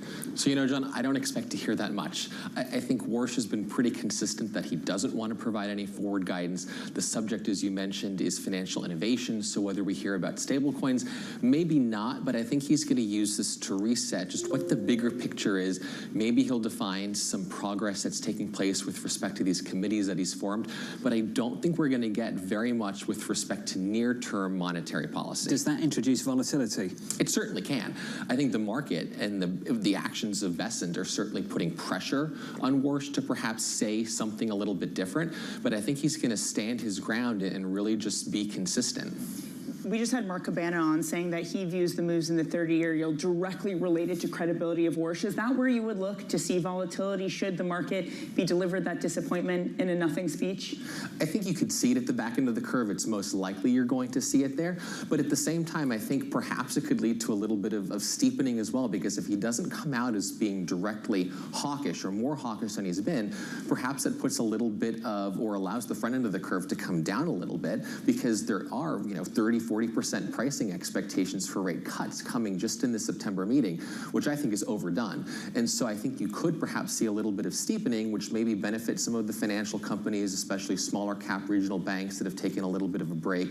But I think volatility in this overall market is a good buying opportunity, because the fundamentals, when you come back to it, regardless of what Warsh says, the fundamentals of the economy remain very, very solid. We're just coming out of an incredible earnings season. We heard from NVIDIA. There's a lot of opportunities across this market. So I would encourage clients, and what I've been doing is leaning into that volatility. If we get it, use that to position your portfolios accordingly. Just to be clear, volatility in the equity market, or would you be looking to buy in bonds as well?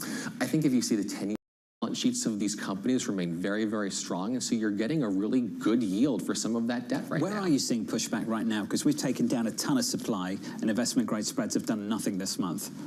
Yeah, I think for me, it's looking in the equity space. I think fixed income offers very select income opportunities, but the opportunities across the equity universe are really, really interesting. I would actually argue that the AI trade has a ton of bearish pushback to it.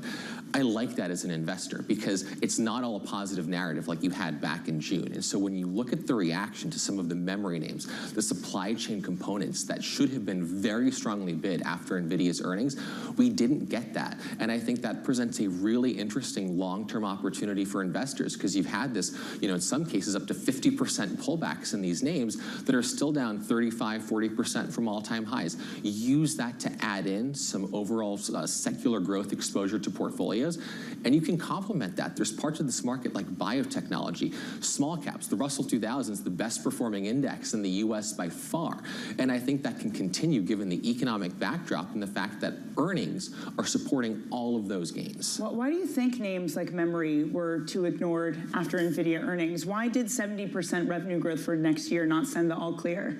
Yeah, to me, I'm still asking that question. But I think, Danny, at least right now, I think there's uncertainty with respect to tariffs, what the White House policy might be. So I think there's a little bit of fear on the part of investors to really lean into that until we know exactly what might happen between the US, China, and the fact that a lot of these components are actually imported. So maybe when we get a little bit more clarity there, or when you start to hear Micron, SanDisk, Credo, some of those names report earnings over the next couple of weeks, that might clear those barriers, and maybe you'll see some good binary event, hopefully gains for those names. Matt, it's good to see you. Thanks for being here. Thank you. Matt Orton there of Raymond James, heading into that speech from Fed Chair Kevin Warsh in Jackson Hole, Wyoming. Danny, thank you to you as well. Thanks for the last couple of days. Appreciate it. We're going to catch up Monday, Tuesday. Going to do the same thing. I'll be here. Yeah. Very cool. Brammer's going to take an extended weekend in Jackson Hole and do her thing. Good for her. Lisa's going to be busy through the next 2 hours alongside TK and Mike McKee, picking up coverage in just a moment at 9 a.m. Eastern Time, guiding you into this big speech from Fed Chair Kevin Warsh in Jackson Hole, Wyoming. The guest lineup looks like this.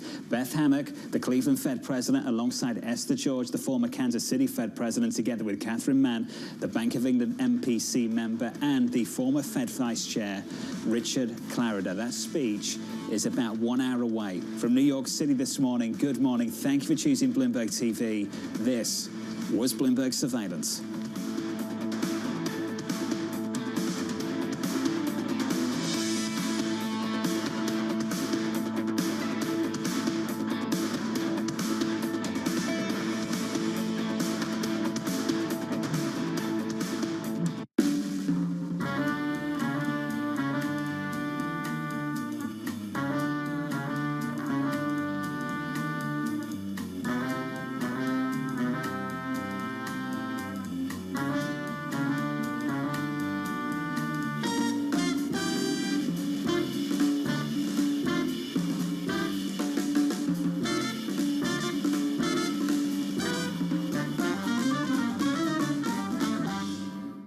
Everybody has a moment where they put into action all they've practiced, where they step up to a challenge and either succeed or fail.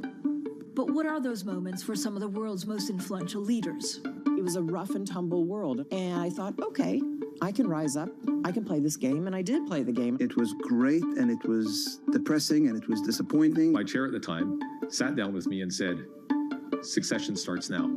I'm Francine Lacroix, an award-winning journalist. For the last 25 years, I've interviewed world leaders, bank bosses, even fashion icons. I'm often asking about the news of the moment. But I've always been curious, who are these people as leaders? Join me for the podcast version of Leaders with Francine Lacroix. I'll start your week with conversations that explore what drives the world's most influential people, how today's leaders got to where they are, where they're going next, and how they've transformed their organization in the process. Make decisions. A poor decision is always better than no decision. You have to have truth tellers around you, and you have to be willing to listen. You don't want to be setting strategy in the middle of a transaction, that's for sure. Do it for the right reasons. Don't do it because of FOMO. We'll also learn lessons which we can apply to our work and daily lives. Tune into the podcast version of Leaders with Francine Lacroix. Listen and watch on Bloomberg Television or wherever you get your podcasts. In case you missed it, on Bloomberg Money. Why is Wellesley $100,000 room, board, and tuition? You started so nicely, Tom. I think, look, because people want to go there, because everybody sees, kids on social media having a great time, and every kid wants to experience the same thing. When there's demand, people will pay. 529 plans are meant to help people save to pay up for that. Do we need the 529 plans to do much more than what they're currently built to do? Life is expensive, and it's hard to balance all these things. Retirement, saving for emergency, saving for college.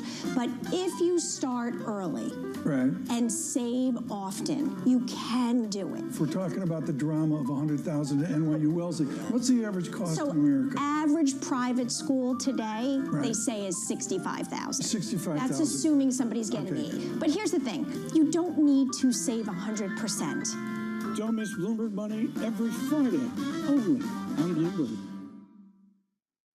I'm David Weston. Join me each week on Wall Street Week for stories of capitalism. This week, central bankers meet in Jackson Hole as the bond market struggles to keep up with all that borrowing. 3 former finance ministers tell us why doing the right thing on fiscal policy cost them their jobs.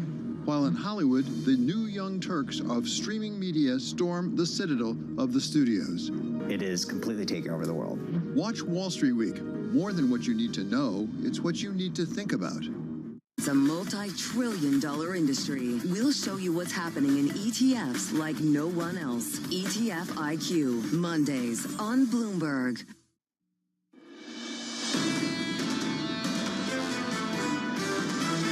We're a little on the accommodative side. I think we're shifting to a place where it would be most appropriate for them to start raising rates. The market has this angst around the reaction function, around Fed credibility. He actually has to take action. Words are cheap. If you look at the inflation picture in aggregate, it feels like it is sort of a call to action. This is Bloomberg Surveillance live from Jackson Hole with Tom Keene and Lisa Abramowitz. From Jackson Hole for our audience worldwide, this is Bloomberg Surveillance on television and radio. We're sitting in front of the Grand Tetons, as we typically do in late August for the Fed's annual gathering. But this year, the view is cloudy for both the rocky peaks and a new era of monetary policy. Kevin Warsh making his debut as Fed chairman at a time when everyone is asking, who is Fed Chairman Warsh and just how different will his tenure be? Good morning. I'm Lisa Abramowitz alongside Tom Keene at Jackson Hole. It feels very different this year at a time where Kevin Warsh is marking almost 100 days as the Fed chairman. Well, Mike McKee's been here since 1951. I was here a little bit after that. There have been other times of tension, like in 2007 after the markets blew up. But this time is uniquely different. Total focus on this speech we'll hear. How much is the long-term yield very much in focus, given how much it has risen since May 22nd? Really important question. The answer is less than 10 days ago. That's the good news. But you got little tea leaves out there, idiosyncratic Philippine peso at the record weakness this morning, and you see it in the tension of the foreign exchange market with DXY elevated here. You can see in foreign exchange on the Bloomberg, Lisa, everyone's tuned into this. Let's take a look at what is going on in markets right now. It is pretty quiescent as everyone awaits with bated breath Fed Chairman Kevin Warsh as he steps to the podium in just about an hour time. Right now, little change on S&P futures, up just about 0.1%. Euro dollar going nowhere after the dollar has lost significant ground since May 22nd when Fed Chairman was sworn in. 10-year yields elevated at 4.68%. Brent lower just a touch, $89.06. Coming up this hour, we've got Cleveland Fed President Beth Hammack, former Kansas City Fed President Esther George, Bank of England Monetary Policy Committee member Catherine Mann, Cornell University professor Eswar Prasad, and in the next hour, former Fed Vice Chair Rich Clarida, as well as City Wealth CIO Kate Moore. We have alongside us someone who has been here not since 1951, but who has been coming to quite a few of this. Michael McKee, of course, our chief economic correspondent. How does this time feel different? It feels a little different in that Kevin Warsh is making his debut here as the Fed chair, and that's always interesting to see how they handle themselves in front of an audience that is their peers, basically. Warsh has been here before as a Fed governor, but he wasn't the person people looked to at the time. Now he is the man who is supposed to give direction to the central bank, which then feeds into direction for the markets, and he's sort of refused to do that so far. So there's a lot of focus on what he's going to say and whether he's going to stick to his guns about not giving guidance at all, let alone forward guidance. I think it's appropriate that it's kind of raining and cloudy right now. It kind of gives a scene setter. It gives a sense of just the mood on the ground. Yeah, yesterday, the hills were alive with the sound of music, and the somberness today really nails it. Yeah, as clouds rolled in late last night, Fed officials were gathering in the main hall. And joining us now is one of those Fed officials, Cleveland Fed President Beth Hammack. It is so good to have you, President Hammack, on set with us this morning. You have been very vocal about your desire to raise rates, that you think that the inflation has been too hot for too long. Have you heard anything at this meeting that changes your mind? Well, the meeting starts in earnest this morning with the chairman's speech, and that'll be the kickoff. The data that I've seen since our last meeting has been, to me, very much in line with the picture that I was seeing before. And of course, I'm setting my policy views based on the forecast of where I think policy is where I think the economy is headed, rather than where we were over the past several years. But we've been missing on our inflation target for more than 5 years.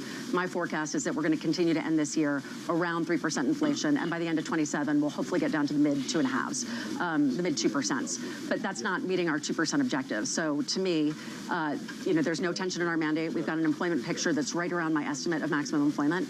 It's been stable and in balance for the past 12 months, and we've been missing on the inflation side. I don't see restrictiveness in the markets. When I talk to people in the capital markets, what I'm hearing is that capital is free-flowing. Investors are looking to put more capital to work. Businesses are looking to make bigger investments. And so I think we need to put some restriction into policy. And so I believe it's time to act for us to do that. The longer that we wait to get inflation under control, the more pain is felt by everyday Americans, and the more difficult it may be for us to ultimately get it back down.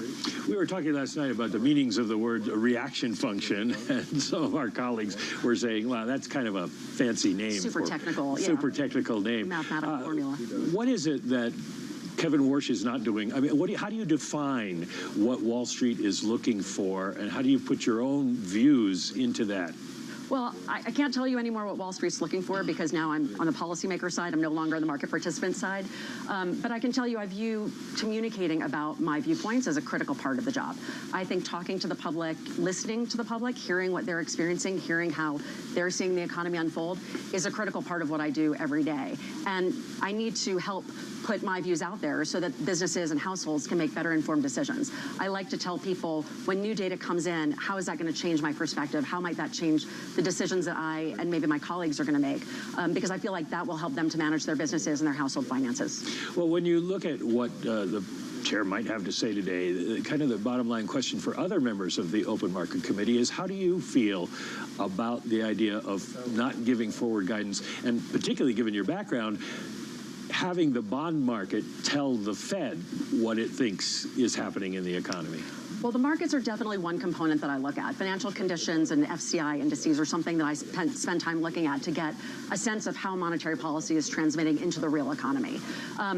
But having spent 30 years in markets, I can tell you that market participants tend to be focused on making money for themselves and their clients, and they do that by betting on what the Fed will do, not what the Fed should do.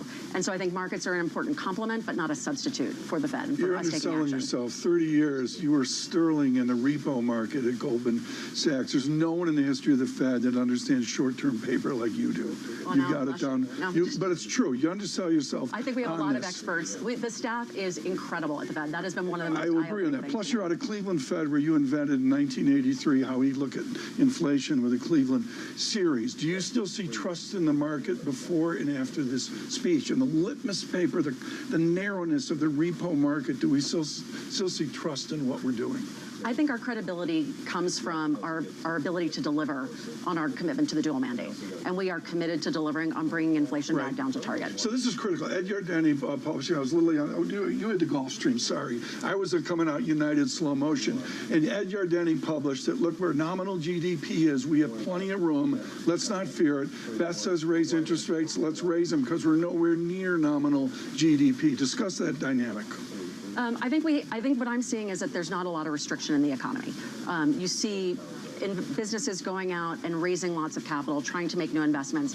That is good for growth. That can be helpful. But as Ed Yardeni points out, we've been seeing GDP growth coming in above what I think of as kind of long-term averages. When you have that kind of growth, that can put pressure on inflation. That can put pressure on people chasing prices higher. And what I hear when I'm out in the district is I hear from businesses that they're seeing their input costs go up. I was talking with an auto parts manufacturer in Northeast Ohio who's telling me he's seeing double-digit inflation in some of his input costs. He's trying to pass those on, on, but it's hard to get those increments to go through. Do you actually see signs of froth in the market, things that actually are excesses that need to be taken out?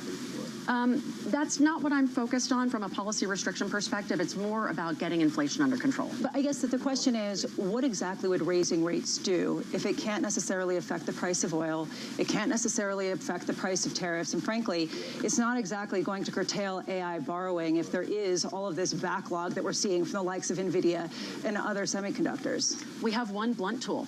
We have interest rates. That is our main policy tool that we have. We have the balance sheet, we have our communications. That's kind of the full suite. But primarily we use interest rates. And so when I see an economy that to me seems like we've got inflation too high for too long, what monetary policy would tell you to do is to raise interest rates. Do you think that interest rates are still the primary tool of this Federal Reserve, given some of the questions around exactly what Fed Chairman Kevin Warsh plans to do? I think they're the clearest, most transparent, easiest to communicate tool that we have. I think we have a long history in knowing how raising interest rates or lowering interest rates can impact the economy broadly. The balance sheet that we have today is the confluence of a lot of different things that have happened over time, starting back in the GFC. It's both some amount of QE that happened, so actually policy when you were at the zero lower bound. It's some amount of plumbing, of making sure that you've got ample reserves in the system, and it's some amount of market functioning purchases. So all three of those have sort of gotten us to where we are today. But we don't really know a lot about how changes in the balance sheet will flow through into the broader economy. I know you won't talk about what other members of the Open Market Committee have said, but when you start doing a count of who said what, you get a pretty divided committee. And I'm wondering, we get the CPI report on September 12th. I'm wondering how close a call the next meeting is on the 16th, because we seem to be hanging on every inflation report that comes out. If we get a bad CPI, do you think maybe that moves the needle on September? I walk into every meeting with an open mind, and I think my colleagues do as well. What's important to all of us is that we're squarely focused on the data that's come in, the stories that we're hearing from around the district, and making sure that we're setting policy to really support the American public and support growth overall. Well, I got to ask you this question, too. October 28th, 5 days before the midterm elections, is that really, in effect, off the table because it's too close to the elections? I will give you the exact same answer. Every meeting is, I walk in with an open mind, and every meeting to me is live. I look at this, and you were weaned at Stanford, you drank the John Taylor Kool-Aid. Are we slipping away from rules-based, and do we have a risk of an unanchored moment? Rules are very helpful. They're helpful for giving you guideposts of how you should set policy, but they're not the only thing that I look at. They're one of many things that I look at. I look at the hard data that's coming in. I travel the district extensively to make sure I'm getting firsthand information about what's going on, because that gives me a better viewpoint as to what's happening down the road. And the rules are something as a guidepost that I can use to help think about. There's any number of fossils, we'll say, and there's a number of fossils here assembled. We're just back to normal interest rates. Respond to that for the younger crew. It's like, OMG, 2-year, 10-year, 30-year, they're higher yields now, let's panic. I'm like, really? Yeah, well, I share that same view. I mean, I grew up in the markets in the 90s, and in the 90s, you had interest rates between 3 and 6%, and that felt pretty good. I'm out in the district talking to people who say, gosh, 7, 8% mortgages. My first mortgage was 17%. Exactly. Right? And so I think you have to normalize. I think when we go back and look at the history, I think what we'll see is that period from 2008 to 2020 was the abnormal part, not this period where we are today. A lot of debt got incurred in that time, though, and housing prices are a lot higher. The U.S. now has $40 trillion of debt. How much does that compromise this argument that this may be the normal, but it isn't sustainable for this, at least government, and certainly the spending there? Well, I have one job, and that's to make sure that we're delivering on maximum employment and price stability. That's the only thing that I'm focused on when I'm walking in the room. Do you care about the 30-year yield today? I do look at the 30-year yield. I look at the 10-year yield. I look at the full shape of the interest rate curve, because it does give me some sense of, again, where financial conditions are and how difficult or easy it is for businesses and households to borrow. Do you think that the 30-year yield is rising because of fundamentals, or do you think it's rising in part because of this anxiety, this agita around the Fed's reaction function? You have access to a bunch of amazing market commentators who can give you much better insights as to why it's rising than I can. But I look at a variety of factors that are driving it, and I think there's, a confluence of expectations of what our policy is going to be, expectation of how persistent inflation is going to be, supply and demand forces at play. All of those, I think, are come into play. President Hammack, have you seen any bears yet?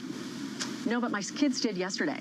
They were in Yellowstone and they got me a great video of a bear kind of nosing around in the bushes. And I'm hoping not to see any more. President Hammack, thank you so much. Cleveland Fed President Beth Hammack there. Really interesting to me how she is parsing through all of the data saying, look, inflation's been too high for too long. We have to do something about it. Yeah, I think it's a jumble, but what she brings is Wall Street cred. And there's so many academics here that have never enjoyed the bid walking away. And it's a very important place within it. How many people have that kind of conviction right now, Mike? Not many people have that kind of conviction at this point, but with her long experience in the markets, she's got some pretty good ideas. We're back with inflation to where we were when the war started, and that wasn't good enough for Beth Hammack and the others then, so we would expect it not to be good enough now. Well, about 45 minutes until we hear from the big man himself. Coming up next, former Kansas City Fed President Esther George on a special edition of Bloomberg Surveillance on television and radio.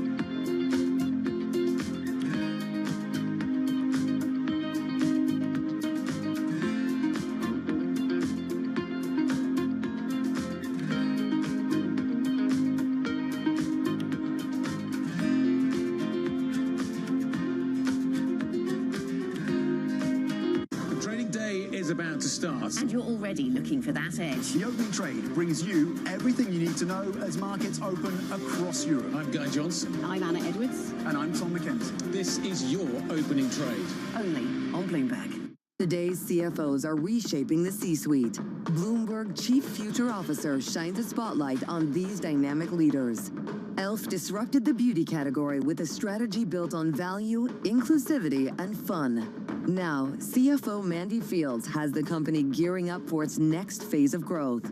What we've built over the last 7 years is not going to be the same things that get us over the next 7 years. Watch Chief Future Officer Wednesday on Bloomberg. Good morning. This is Bloomberg Surveillance. Welcome back to the opening trade. It's Bloomberg Money. This is the Asia Trade. This is Wall Street Week. Welcome to Balance of Power. You're watching Bloomberg Deals. Welcome to Bloomberg This Weekend. This is Bloomberg Television.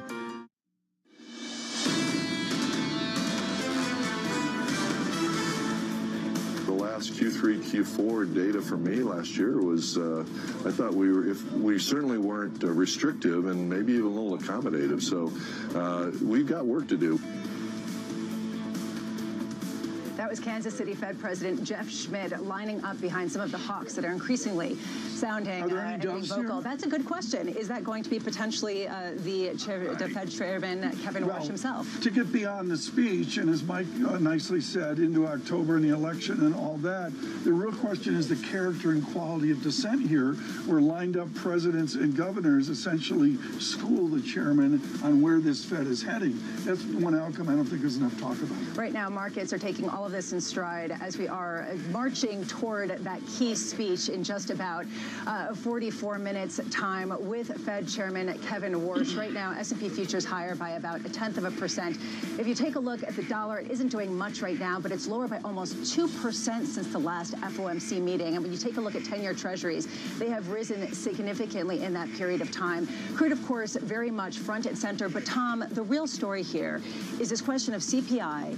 At the last meeting, when they met in August of 2025, it was 2.9%. Today, we're talking about 3.4%. It has moved in the wrong direction. There's no question that the vector and CPI is not cooperating critically. For example, Ethan Harris last night on LinkedIn shifted from being accommodative, maybe nothing will happen, to really saying the latest data links to some form of rate increase or the dissents around it. So here's my question to a lot of people. What are they looking for? What is a good speech from Fed Chairman there's Kevin too many Warsh answers right now? for that. We don't have that. Are we going 6 hours today? Maybe. Let's go 6 hours. We might just do that. We can get to all the punditry. You love the punditry. I can't stand it. And the answer is the punditry meter's off the chart. And it's also in Wall Street. Joining us now, I would love to bring in someone who has known this, who has shaped this event as the former Kansas City Fed President, Esther George. Esther, thank you so much for being here with us. What are you looking for today?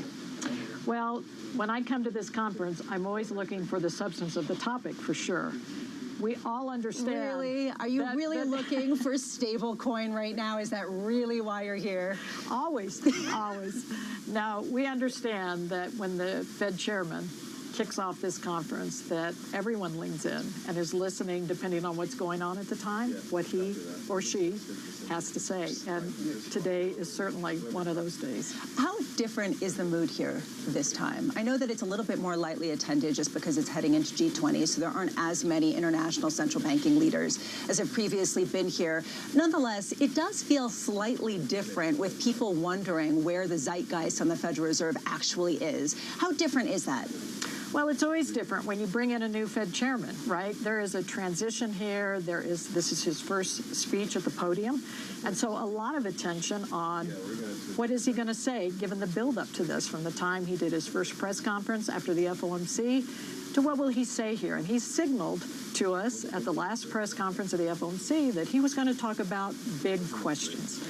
And so everyone's speculating on what are those big questions. Okay, I'm going to be rude. I wouldn't ask this of the President Schmidt of the Kansas City Fed, but I'm going to you as well. The heritage of Kansas City is the agricultural Fed. We see wheat prices where they're going right now. We see the farm policy of President Trump. Is the Kansas City Fed steps out and says enough. How much are we going to see equality of dissent of presidents and governors given the data ahead? What's going to be the new character of the dissent, with great respect for the giant Wayne Angel? Yeah. So I think when you come from the heartland, you are very focused, certainly on ag, but you are thinking broadly about what do these high prices mean for the long run in our economy. And that, of course, is the mandate of this institution, is to think about the long run. And so I think as people are looking at this inflation data, it is not turning in the direction that the committee had hoped. It is continuing not only to be sticky, but to press forward. And that, of course, requires a response. And what everyone's watching for is to say, what exactly is that response? Is it words, or is it an action with the tool that the Fed has? Like the Supreme Court, where you know they're discussing, chit-chatting before an important case, do the dissenters talk to each other? Do they go back and forth and say, send a little email, I hate this guy? I mean, how does that work? Well, you have every opportunity at the table to have a frank discussion about your views, to engage with one another. Has the New York Fed president ever looked at you like, oh, Kansas City? Of course. Okay, I just want to be sure. No, it is a great opportunity.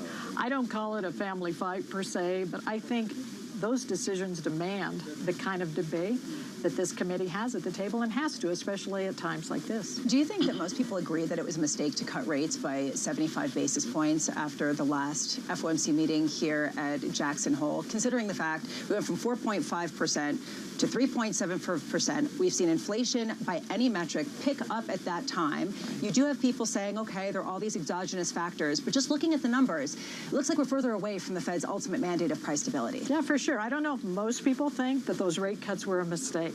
I might be in the camp of saying those were a bit uncomfortable to me, given the pace of the economy, the level of inflation at the time.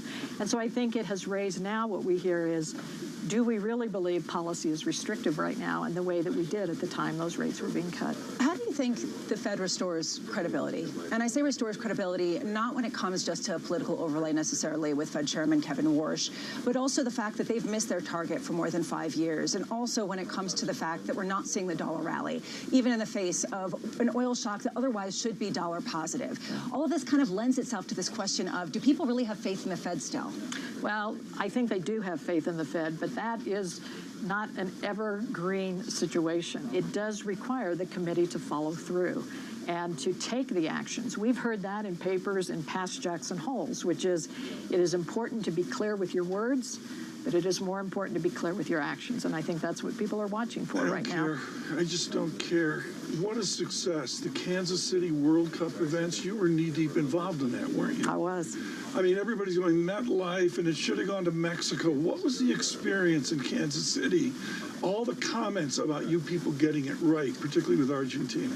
Well, Kansas City, the smallest market to host a World Cup ever. Certainly in the U.S. And so it was an important event for Kansas City, and I think they showed up well. The people of Kansas City and that region loved it, and I think our guests that came and base camp there did as well. You got a new airport, you're booming, you've got, all the YouTube videos, moved to Kansas City and that, but at the same time, there's a worry about the depeopling of our agricultural farmland.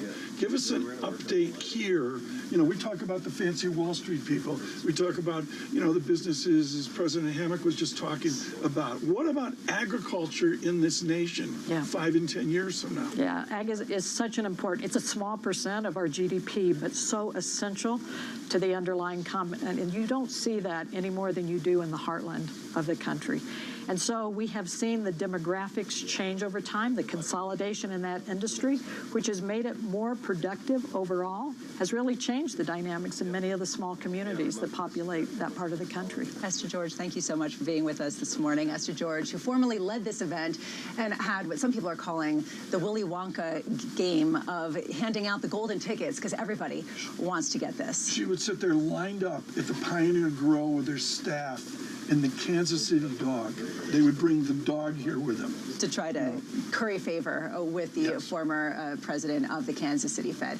I want to take a look at where markets have been in the past almost 100 days. So it's almost been 100 days since Kevin Warsh was sworn in as Fed chairman. And if you take a look at two-year yields in that time, they have risen from 4.12% to today 4.24%. If you take a look at 30-year yields, they've risen almost 15 basis points. To me, this really highlights a question, especially given the rise that we've seen ongoing with the Russell 2000 and the S&P 500, a question of whether this is a feature of him or whether a feature of being overcome by events that have nothing to do with Fed policy. It's a summation of events, and what I would say is it's not only the rate of change, but the rate of change of the rate of change, the second derivative. You got a jump condition in silver this morning. You got it's not a tension point on the 30-year, but we're getting there. First thing I looked at this morning was the French-German spread.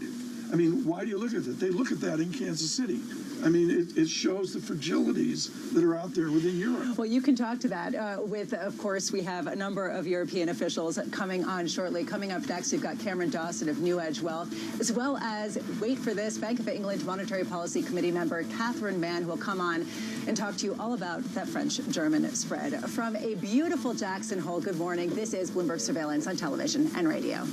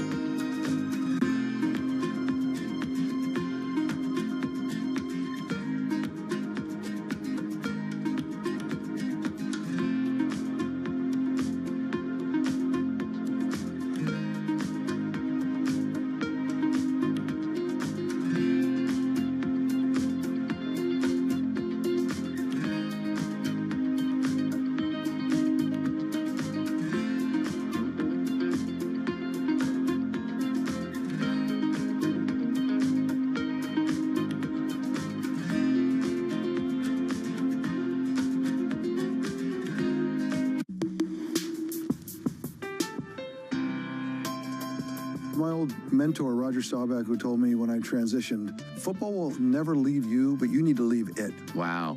Everyone has a dream, and a lot of dreams are, you know, my dream is to play football and play professional football, and you get the dream comes true, but it is going to end. And the day it ends, the day before it ends, you're one of the best in the world. Great. The next day you wake up, that's gone. What are you great at? And the truth is nothing, right? I'm not great at anything else. I talk about it all the time, Steve, is this whole idea of it's not from penthouse to penthouse. And what I mean by that is you played for 15, 20 years and you're in the penthouse. That doesn't mean that you come to the business world and you're going to be in the penthouse. Now, you don't start in the third floor or the lobby. You actually have to start in the basement.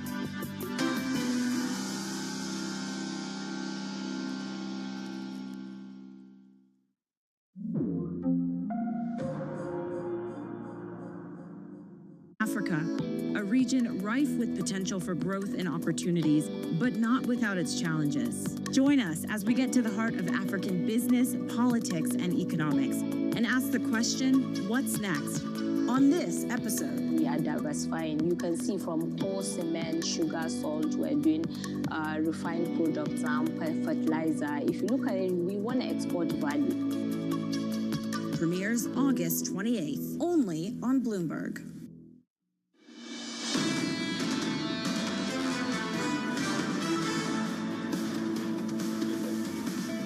There is a cloud hanging over Jackson Hole this morning, both literally and figuratively. Good morning from Jackson Hole. This is Bloomberg Surveillance. Take a look at that. It really is just nestled into the peaks of the Grand Tetons to give us a sense of the mood as we await Fed Chair It's Kevin going to be Warsh. fascinating. Last night, for the first time in umpteen years, I actually saw lightning. I think it was after the third bedroom. Yeah. So maybe I just saw it, but the lightning and the thunder last night was just stunning. Yeah, stunning and potentially momentous heading into this speech. Right now, as the market opens, we do see everything pretty much flat except the NASDAQ down about 0.2%. When you take a look at 2s, 10s, and 30s, yields higher across the board, but not really doing much. Really, the fireworks will come in about a half an hour time. Watch the 30-year yield, 5.1962%. I did that just for you, Tom, because I know that you look out to the fourth decimal point. It's a surveillance invention. It's important, and right now we're seeing it just inflect a little higher, but really so much higher than it has been before. Let me frame that out. I think, you're going to keep going here. Great. Eurodollar. Eurodollar. Well, look, I know you think it's too much, but the Eurodollar is the other key indicator after we hear from Fed Chair Kevin Warsh. How much credence do people have that this Fed, that this OFMC is committed to bringing down inflation? And then Global Wall Street, we thank you worldwide on television and radio for tuning in. For Global Wall Street, they're going to go over to Euro-Yen, take the dollar out, and just today there's a little bit of this in all the foreign exchange systems. I mean, Philippine peso's idiosyncratic to a record low, but here there's What's the technical for this? The technical for this is it's febrile. Did I pronounce it right? I nailed it. Okay. But the answer is 30 minutes into this speech, there's a tension within the markets, as you correctly show in Eurodollar. The anxiety, the angst, the questions. Who is Fed Chair Kevin Warsh doing? That's the point. There's no questions. I mean, there's not going to be questions in his speech. Right. That would be different. It would be different, although it's unclear whether he would answer any of them. Who will answer our questions is New Edge Wealth CIO Cameron Dawson, who does join us now. Cameron, great to see you. And thank you for zooming in to join us here in Jackson Hole. How important is this speech? Do you think it actually could make the difference for traders who have been a bit nervous, jumpy, around the FOMC's reaction function? Well, to Tom's point, there's no question. So if Warsh wasn't willing to answer Mike McKee's question from the last press conference about what are you waiting for when it comes to rate hikes, we're not really certain that he's going to give guidance today. And I think the important thing to ask is whether or not there's been enough movement within markets to suggest that he needs to change his communication strategy. He has been very taciturn, but we have seen some movement in markets, but we don't really think it's enough. You effectively see the 30-year Treasury yield up a whopping 6 basis points since the July press conference. And if you look at things like inflation break-evens, they're still very much contained. So yes, there has been movement higher in bond markets, but this is not a bond market that is screaming for Fed Chair Warsh to temper inflation expectations because they're still sitting at 2.4%, meaning they still have faith, alarmingly, faith that the Fed will get back to its 2% target. Kim Dawson, you start every morning looking at the BTMM screen on a Bloomberg, and you're looking at money market rates and that. If we see the 2-year come up, if we see money market rates come up, does that mean less cash will migrate to equities? Not necessarily. We've never really considered this fungibility of money market rates needing to be the thing that drives equity higher. At the end of the day, you've continued to see money market balances climb to new trillions of dollars, and you've seen equity rallies. I think the bigger question for us is what happens to financial conditions as we move into a potentially new policy regime. Just 2 weeks ago, we hit an all-time, at least for this cycle, easiness in financial conditions. Look at the Bloomberg Financial Conditions Index. It was above where it was in 2021. Yes. This is reflective of very loose capital markets, and just suggests that there is no evidence based on looking at markets that the Fed is even mildly restrictive and potentially very far from restrictive. Cameron Dawson of New Edge Wealth, thank you so much for being with us as the rain starts to drizzle down. There's I feel like it's in Mary Poppins. Well, I think we're just taken to London. It's funny who just dropped by. It's just amazing. Yeah, well, it feels like it. Bank of England Monetary Policy Committee member Catherine Mann dropped by because the weather is just so familiar. Right. Well, actually, this year, of course, it's been a drought in London, but, you know, I'm trying to bring it back. Yeah, so maybe we can enforce some of this. Catherine, thank you so much for being with us this morning. I am wondering how much you have other people on your side when it comes to being hawkish right now, because I know you've been a very vocal hawk. You tend to be really hawky and been very vocal about it. Is this something where you're finding a lot of compatriots here? Well, there are three of us, I suppose, if you look at the last vote. But each discussion is about, you know, what are we looking at? What does the research help us understand the way the economy works? And what are the implications for the monetary policy decision? So over time, those pieces are going to potentially come together with a different vote by the committee. We'll see.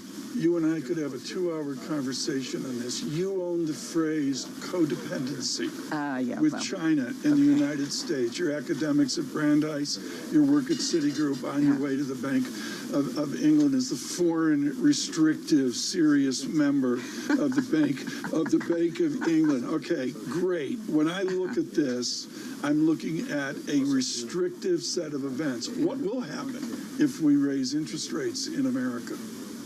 Well, it's been very important, the spillovers from the policy in the United States as well as the macroeconomic conditions. These are very important ingredients to my financial conditions and also to the state of the UK economy. So there's a lot of crossover, there's a lot of spillover, but I would have to see what the implications are for the financial conditions and whether or not those spillovers are appropriate for the economic conditions in the UK. And the ballet of this, folks, is serious. We're talking here with a public official of the Bank of England, so she's going to give me a non-answer, so I have to rephrase a question to try to crowbar it out of Professor Mann. Codependency, China, U.S., codependency, the Chancellor of the Exchequer and the Bank of England, or Treasury and the Fed. How in your study does the codependency work between fiscal authorities and monetary authorities? Well, of course, what fiscal authorities choose to do or the certainty about what they might be doing has an implication for the business conditions, for the level of economic uncertainty, and that, of course, has implications for economic activity. It also matters for the financial conditions. The financial markets are going to be reflective of the prospects for fiscal conditions, as well as the uncertainty about what those fiscal conditions might be. Right now, do you feel like central bankers have kind of had a changed vision? And I'm asking this in the respect that we're talking about interest rates to combat inflation that's being created by things that are far outside growth, that are far outside some sort of acceleration in economic dynamism. This is about oil supply shocks. This is about tariffs. This is about AI build-out. Where does central bank policy really have a role when it comes to bringing down inflation tied to things that have nothing to do with interest rates? Well, but those things that are events that are happening that are affecting the prices of goods and services, the inputs, ultimately do show up in the aggregate indicators of the CPI. And it has implications for the things that people buy in the stores. And so the manifestation of these supply shocks end up showing up in expectations, end up showing up being embedded in the prices going forward that firms choose to put on the shelf. I guess to rephrase the question, to take Tom's trick, there is a feeling that you would have to put so much pain on an economy to bring in inflation, a disproportionate amount, in order to sort of curtail economic activity at a time where inflation's being driven by supply shocks. What's your take on that? Okay, so you're assuming that the only channel through which monetary policy has an effect on the economy is through the demand side. There's an increasing amount of research, in particular at the UK and for the Bank of England, that my decisions can have an immediate effect on expectations of firms and households about what they think inflation is going to be. So I don't have to wait for a demand effect to see implications for my decisions on the CPI and especially on CPI expectations. And that, of course, is a key ingredient to the choices that firms' pricing strategies and what workers demand for in terms of wages. So I can have a quick effect. What a wonderful heritage to have Americans in the Bank of England. There's been a real esteemed set of academics that have gone over there with a different perspective. What have you learned about the reality and impact of dissent at a more fractious Bank of England versus all the Greenspan heritage of the Fed, where we're all on one page, but we're really not? What have you learned? So I think we can't really compare the Greenspan, everybody kind of getting together, and the kind of what you're saying fractious. I would say more of a debate-oriented Bank of England. The time period is different. The macroeconomic environment is very different.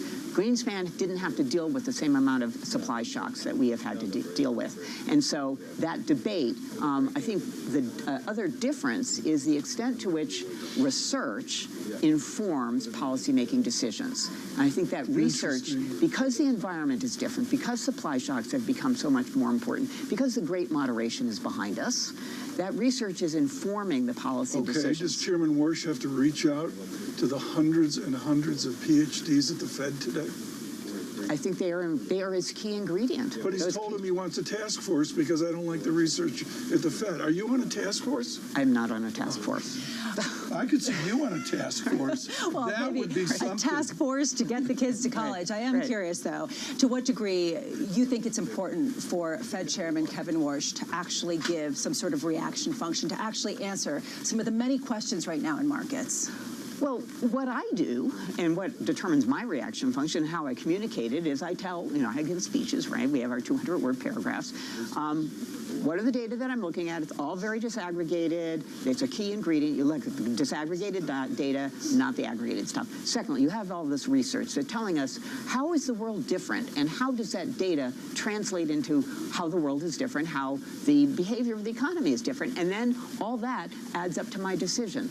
I call that, showing what your reaction function is. Are you going to be going on the hike this afternoon? Depends on how much it's raining, I guess. But in principle, yes. Yeah, well, I hear it did last year, and people are expecting it to as well. This was successful. We got through it without talking about Harry and Meghan. It was good. Well, until now, it was basically you're going to try to job on this in. You want to get her views on it? I'm not going to get an answer out of her. Bank of England Monetary Policy Committee member Catherine Mann, thank you so much for being with us this morning. Thanks very much. It's interesting to see who's here and who's not here.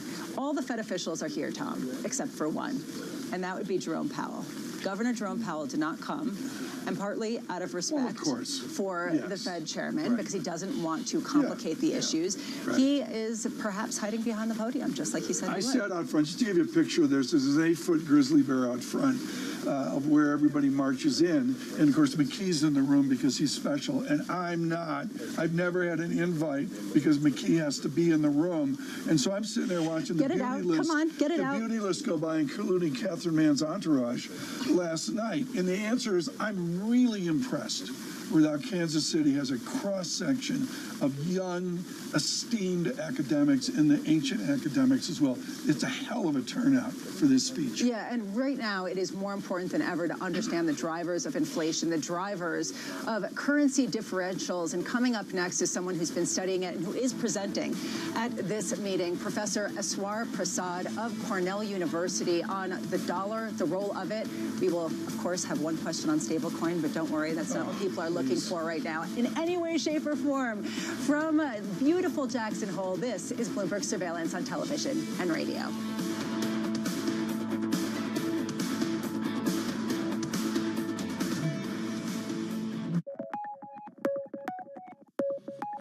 Kiran, where are we right now? What are these things? Right now, this is the solvent yard. So it's not a very exciting part of the whole park. But we are kind of moving up to the fermentation facilities. And you can smell the fermentation. Yes. And you know, it's funny because people always think fermentation is simple, it's easy. It's not. No, it's very complex. And we have two types of fermentation. One is microbial fermentation, and the other is mammalian cell culture. I mean, I basically could have used yeast to make beer, but now I use yeast to make insulin. So amazing. I think that's cooler than using yeast to make beer. Well, both are cool. Yeah, in the but one, you're saving lives. Yeah, but the other is also a great beverage.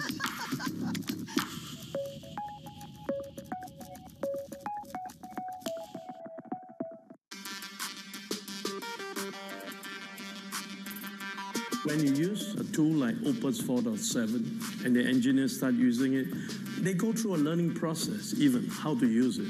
But as you keep using it and you use it long enough, you get very good at it. And then the tools become much more productive. And as it gets much more productive, just think about it.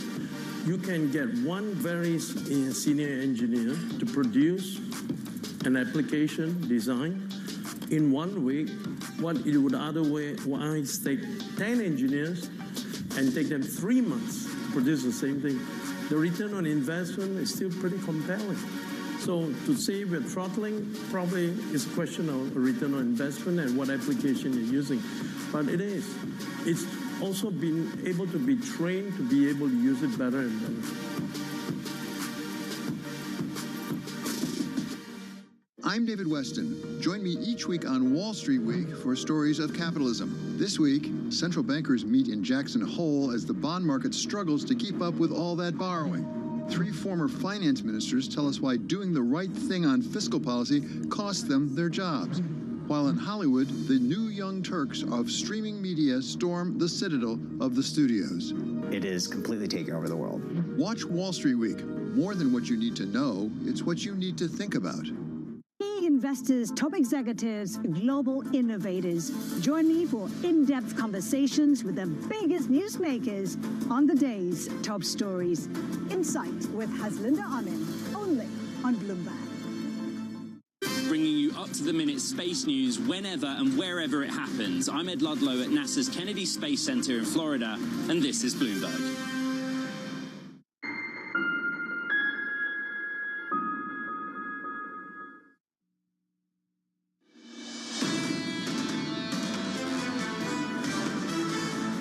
I think we need to put some restriction into policy, and so I believe it's time to act for us to do that. The longer that we wait to get inflation under control, the more pain is felt by everyday Americans, and the more difficult it may be for us to ultimately get it back down. What I'm seeing is that there's not a lot of restriction in the economy. That was Cleveland Fed President Beth Hammack. Are there any doves left? I think that's a good question, considering the fact that we had Beth Hammack and Catherine Mann, 1-2 punch of hawks here in Jackson Hole, Wyoming. I think it's an important insight, and the answer is what defines a dove now. And, you know, in many of the interviews I'm doing, I've had houses talking about 2 and 3 rate cuts out there somewhere. To me, we're just more data dependent than we've ever been. And the market's more data dependent right now, and anything that Fed Chairman Kevin Warsh might say, the data coming out of his mouth in just about 14 minutes time right now. A lift to the S&P after blockbuster earnings from NVIDIA of 0.2%. The euro dollar not doing much. The euro just losing a bit, about 0.1% versus the dollar. The dollar ascendant this morning. We'll talk more about whether that's something more of a trend or perhaps a blip. And 10-year yields higher.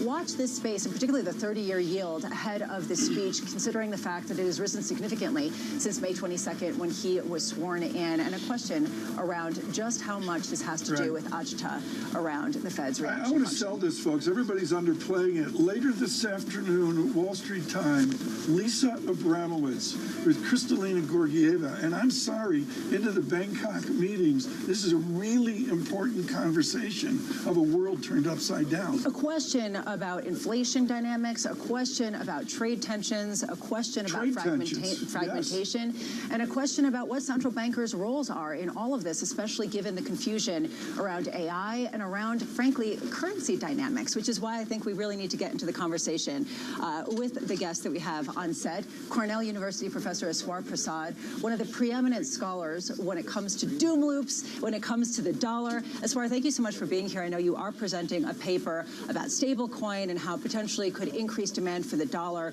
Zooming out the context for this is there is a feeling that the dollar has lost some clout when it comes to being the reserve currency in the world, and you have seen it not react as much as people would have expected in the response to shocks. Would you say that that is consistent with perhaps some of what you're seeing?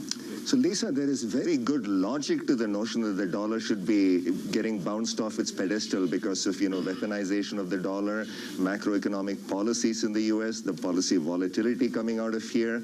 The reality is that the dollar has lost some of its safe haven status. Its share of foreign exchange reserves has gone down. The convenience yield, the sort of premium associated with dollar privilege, has gone down. But the other reality is that the world does want safety. Private investors in particular, rather than central banks, are now looking for safety in the rest of the world, and they aren't finding too many other places to put their money. So we still have enormous inflows into the U.S. Equity markets and other financial markets. So there is this sort of tension here. On the one hand, the U.S. remains a dominant financial market, the one that everybody still comes to, but the sense that the U.S. is not as safe as it might have been once upon a time, that is certainly true as well. And your paper talks about how stablecoin could generate demand for the dollar that just increases its status as a reserve currency. Do you think that there is a tell in the fact that the dollar has weakened since Fed Chairman Kevin Warsh has taken over on May 22nd? Or do you think that that is coincidental because of some of the confusions and turmoil in global markets? So I look beyond these short-term movements because there are macro factors and policy factors that can drive these in the short run. But the paper that I am presenting here is more than just about stablecoins. Stablecoins already exist, so they are the sort of leading edge of financial innovation. But the key aspect of financial innovation is that it is going to reduce frictions to cross-border asset trade. It's going to make it much easier for firms to raise money in capital markets worldwide. It's going to make it much easier for investors to acquire assets worldwide. And I mentioned earlier that private investors are the ones who are really acting very forcefully right now. If you make it easier for them to get foreign assets, what assets are they going to be looking to? It turns out the answer seems to be dollar assets. So it's in that sense that this combination of financial market depth in the U.S. and financial innovation that reduces frictions to cross-border asset trade might end up reinforcing the dollar's dominance. In principle, it should be creating a level playing field across currencies, but in fact, we might see an opposite outcome. Okay, I'm going to frame this. I have Kenneth Rogoff coming up later, giving a speech, I believe, at your lunch today. To have Aswar Prasad and Ken Rogoff with us is joy. How much is this banker totally focused on his America in his White House? How much is Chairman Warsh missing that he's central banker of the world? I got the idiosyncratic Turkish lira gone. I got Philippine peso onto new weakness. I got every central bank calibrating rate increase or not, etc. How much are we missing in our American selfishness, the rest of the world right now? So I think it's very important to recognize that what the Fed does, sets the benchmark for the rest of the world. But what the Fed does have a spillback effect onto the U.S. as well in terms of what the market reactions of other countries are and what other central bankers' reactions are. I don't mean to interrupt, but this is too critical. Is that part of your doom loop?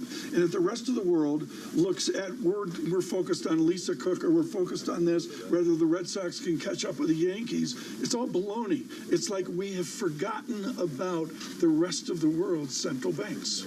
Every central bank has only domestic mandates written into its charters, not foreign mandates. But the reality, Tom, is that we live in an interconnected world right now. If the Fed does not, raise rates, that is going to have some implications for inflationary prospects in the United States, and that's going to have implications for the rest of the world's willingness to acquire assets in the U.S., and that ultimately will either make Kevin Warsh's job harder or easier. So it's very hard to ignore the rest of the world's reaction to what the Fed is doing, even if you don't directly include that as part of the Fed's objective function. So you don't necessarily see this as a fragile moment to restore Fed credibility credibility in order to foster more faith in the U.S. currency and U.S. assets. That seems to be sort of underpinning what you're saying, that it's not as at stake as some people might say. Is that correct? I see it as a hugely fragile moment, Lisa, and there are two reasons why. Number one, what we would like is to have a more multipolar world where there are multiple currencies that are built on strong foundations of deep and liquid, well-regulated financial markets and institutions. So you have more balanced currency competition. No country can go, wild with its policies. The other possibility is that because of weaknesses in the rest of the world, you end up with the dollar becoming even more dominant despite all the policy dysfunction that we see here, perhaps not in monetary policy, but in other aspects of policies. So we might end up in a world that becomes very, very fragile.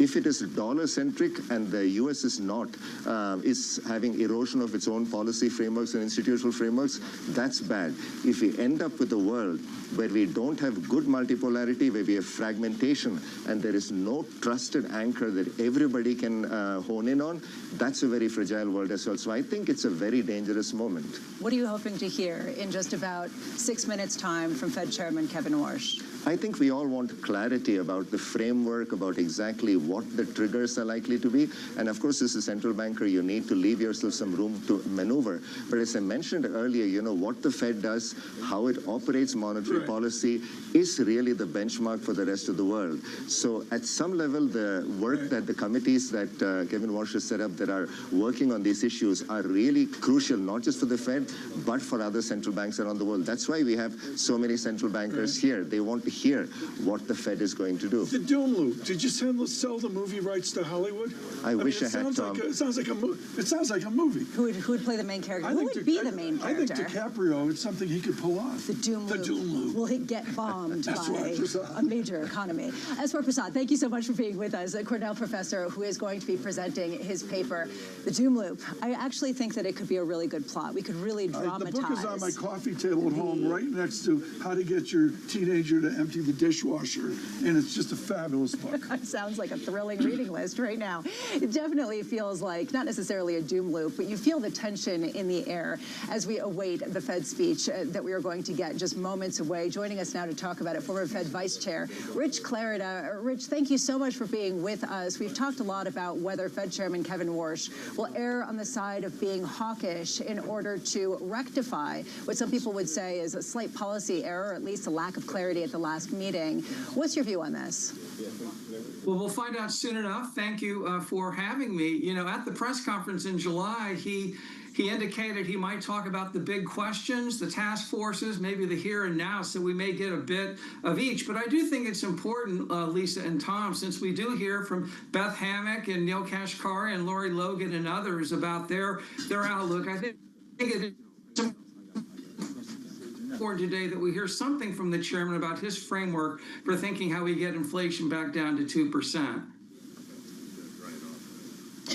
Does Chairman Warsh need a Richard Clarida? Do we need a monetary policy heavyweight that can spell dynamic stochastic general equilibrium theory? Does he need a Clarida to move forward? Look, he's surrounded by incredible people, many of whom I know and worked with, and so I don't think he needs a Clarida. But it was an honor to serve for 4 years. I'll leave it at that. I'm wondering, Rich, right now a lot of people are talking about stablecoin, or pretending to at least. That is the headline number or headline topic here in Jackson Hole. How divorced are the academic topics from usually what people talk about in the room when they're looking for a guide on monetary policy?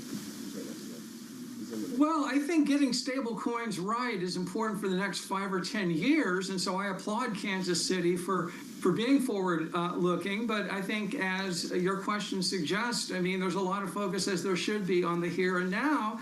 And traditionally, Fed chairmen have used Jackson Hole as a preview of coming attractions. And so I think I and you will be interested to see if Chairman Warsh takes that opportunity today.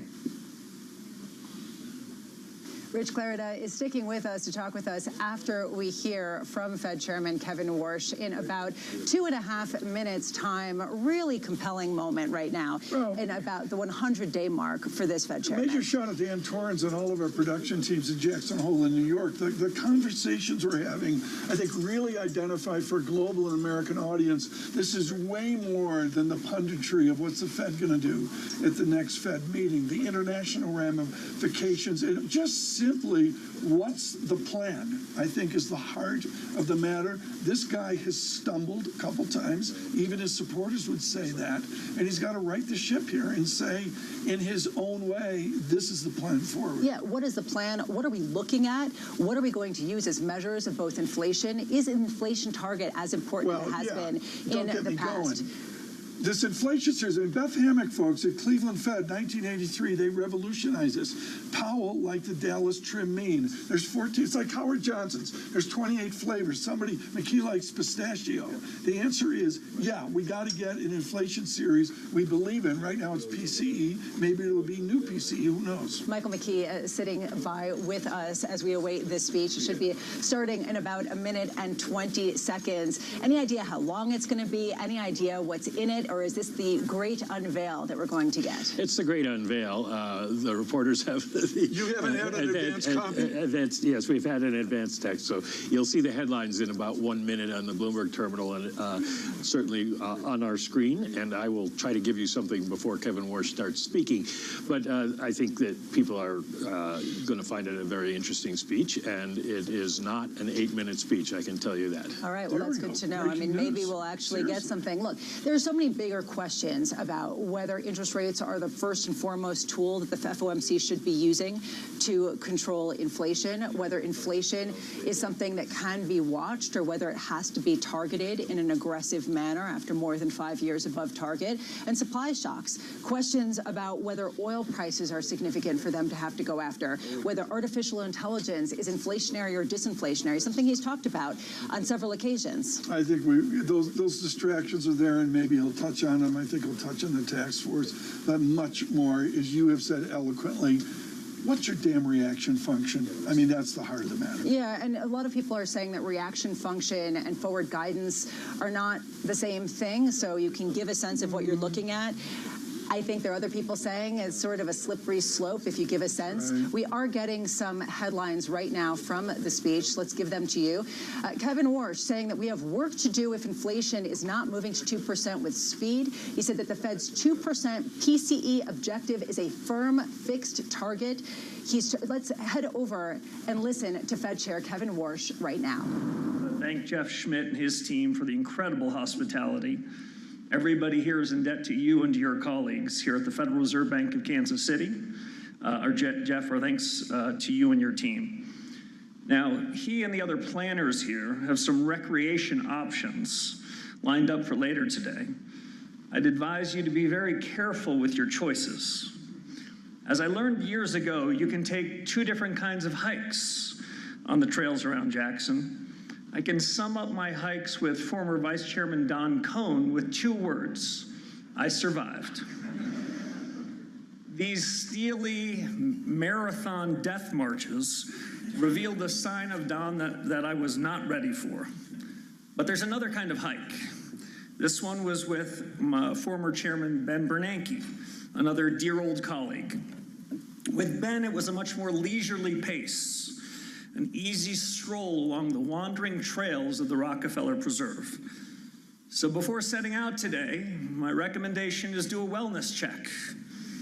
Ask yourself, is this a Cohn day or a Bernanke day?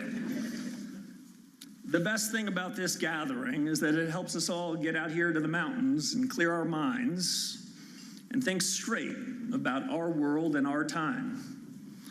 For me, it feels like the right place and the right audience for a real engagement with the ideas that matter most. Innovation, as Kristen mentioned, is the conference theme. And I believe the public and the markets understand that innovations in the conduct of Fed policy will help deliver price stability alongside full employment. So here's a quick overview of what I'll cover in my remarks this morning. You can call it an outline, You can call it a trail map, but please just don't call it forward guidance. First, I'll touch on a few of the longer-term questions we're asking at the Fed about the latest general-purpose technology, AI, and where it might take the economy. Then I'll reflect a bit on the practice of forward guidance and the interaction between the central bank and financial markets. Next, I'll present some of the key principles that I believe should guide the conduct of monetary policy. And finally, I'll give you my assessment of what's happening in the economy. So first, I think we should try to prepare a bit for future policy conjunctures.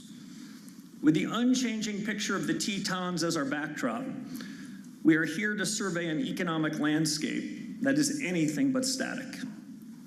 It wasn't so long ago, including in rooms like this, in the run-up to the crisis of 2008 and over the decade that followed, when economists and policymakers were speaking of secular stagnation, speaking of a global savings glut. It was a widely held view that an excess of capital would sit on the sidelines for a very long, long time because there just wouldn't be enough compelling investment opportunities.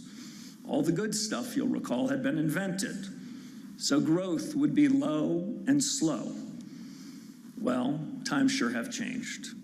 We've come to a hinge point in history, to borrow a phrase, a framing from my former mentor, George Shultz. To cite the clearest example, progress in AI, the 80-year-old name for the newest technology, has been faster even than its evangelists predicted just a couple of years ago. The potential for substantially higher growth is on the rise. Ever-expanding pools of capital pouring into AI-related infrastructure of all sorts. A kind of super Moore's law seems to be playing out. Scaling laws, too, are changing both the method and speed of innovation. Capital and labor have combined to create large language models at the heart of AI. Users buy tokens to gain access to these models. Reports put annualized token sales for the two leading labs alone at more than $100 billion. An increase of 500% from just 12 months ago. We at the Fed, we watch all this attentively. We recognize that AI is a new variable, potentially a new factor of production that will have consequences both for the economy and for the conduct of monetary policy. It opens up some major lines of inquiry. Will the application of AI cause a significant sustained rise in productivity across the economy? If so, when? Will token usage be complementary or competitive to labor? Will the next generation of AI models demand even greater capital intensity too? Or will the models themselves help devise a capital-light solution? Among the other yet unknowns is the resulting market structure. Who gets to make the money? It's not obvious where the returns on capital will land or on what time scale. Early on, how much of the surplus goes to owners of scarce assets, the AI labs or chip makers or energy producers or cloud providers? Over time, how much of that value accrues to businesses and consumers?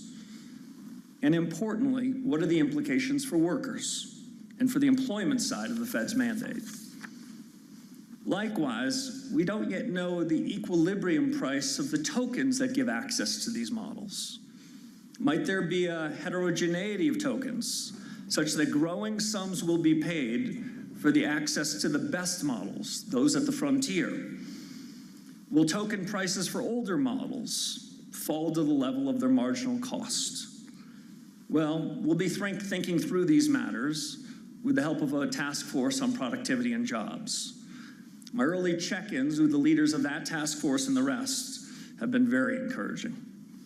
To be clear, though, their recommendations will come later and have no bearing on decisions we make in the current policy conjuncture. But I believe that for future policy challenges, this intellectual investment today will leave us much better prepared for tomorrow. Next, let me say a word about forward guidance and its substitutes.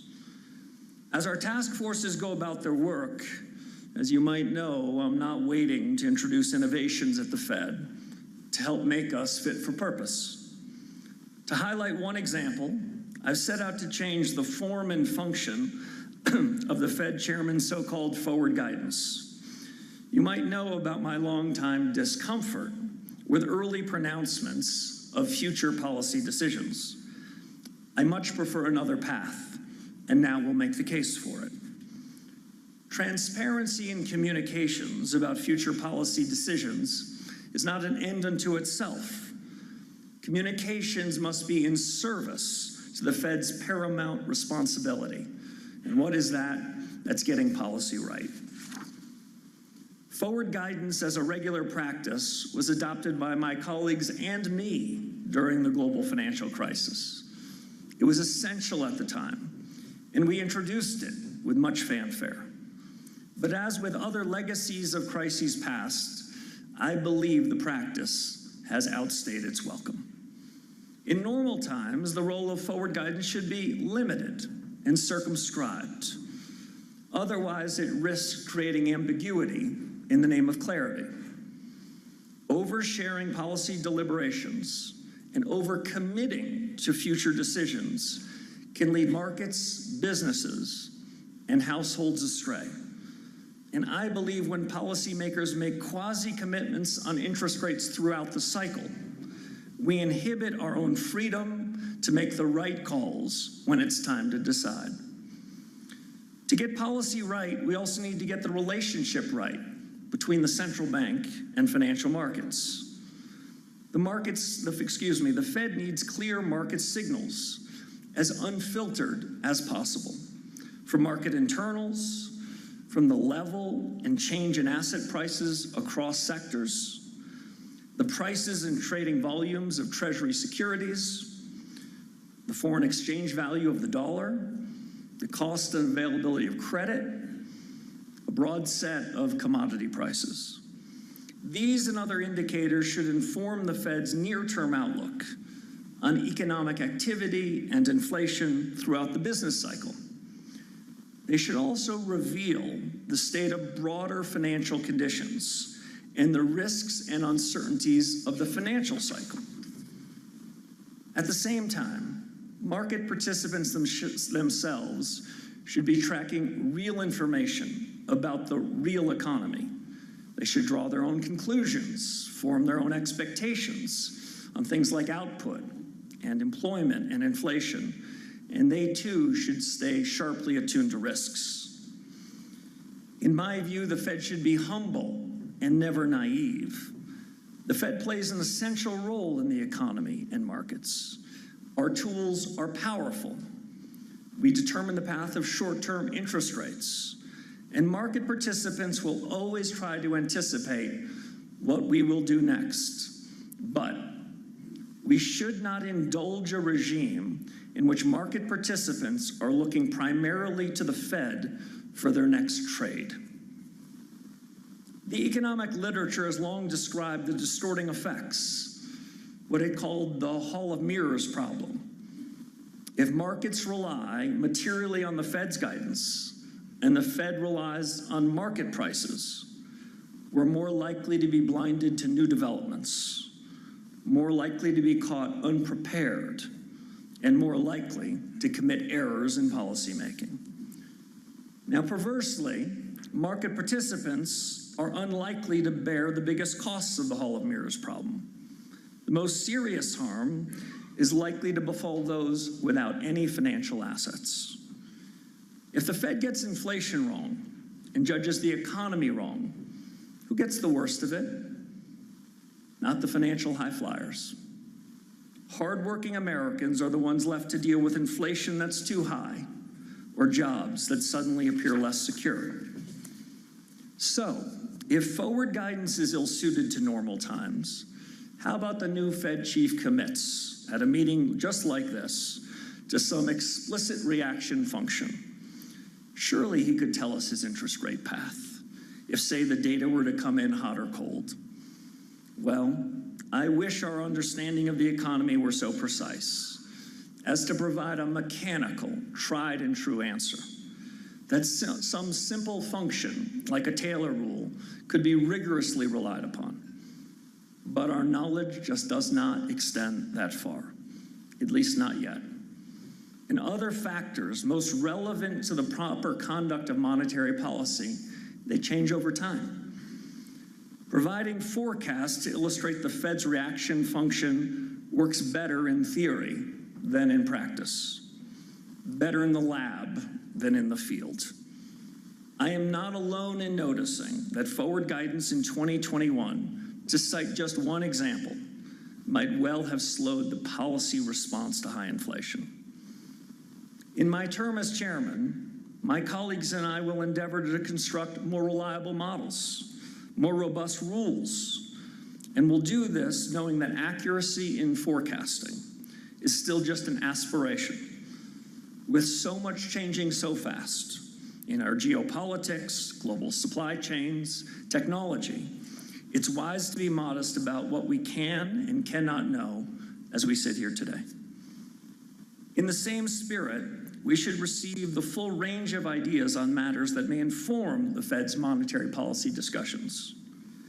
If the aim is optimal decision-making, and it should be, we should not crowd out views on the economy. How then to chart a better path to policy?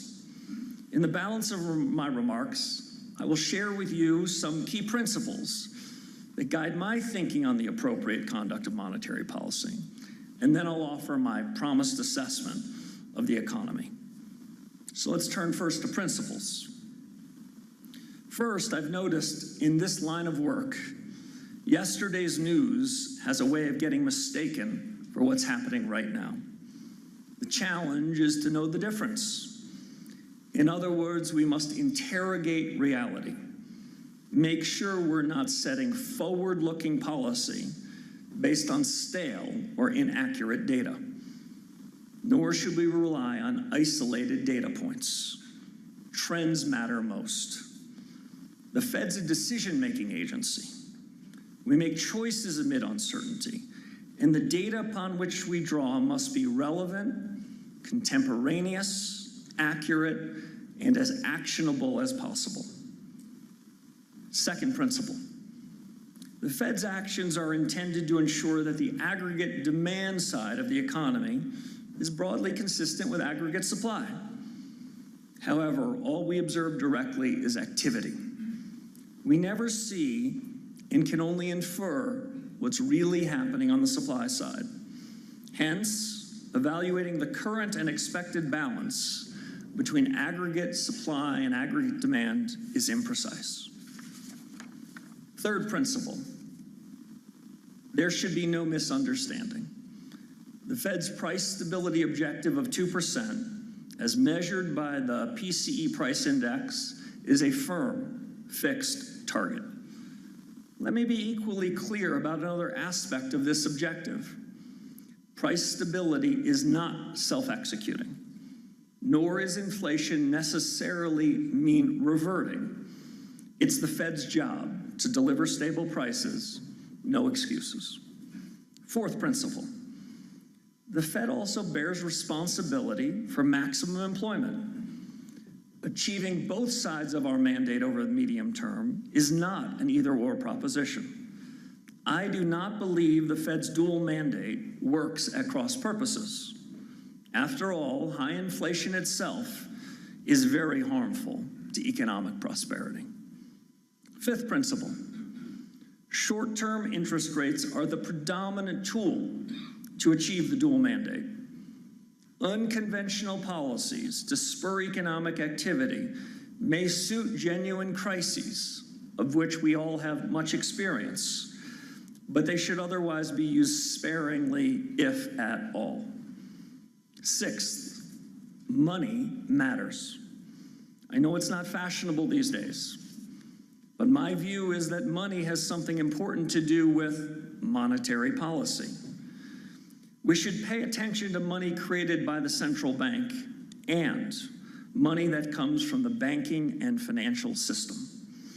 It's true that financial innovations, the subject of this conference, and other factors alter the mechanics, that link the monetary base, the velocity of money, and the broader economy. But that is scarcely a reason to ignore the ultimate effects of money on financial conditions and prices. Finally, a quieter Fed, a more purposeful Fed in its communications, is better able to meet its objectives. And we can be held accountable for delivering on our remit, the only true test of our credibility. To borrow a line from General Chuck Yeager, at the moment of truth, there are either reasons or results. So having heard a little bit about AI and general purpose technologies, having heard a little bit about the next policy conjuncture, a little bit on principles, let's turn to the economy today. Given those principles, how do I read the economy? What's really going on outside the window? It's a little ironic, there are no windows in this room, but there are big ones at the Federal Reserve. And we've been using those in my first 100 days, and I expect we're going to continue to use those in the period right ahead of us. Now, you may have read in the July minutes the unanimous view of the FOMC. Labor markets were stable, output solid, but inflation remained too high.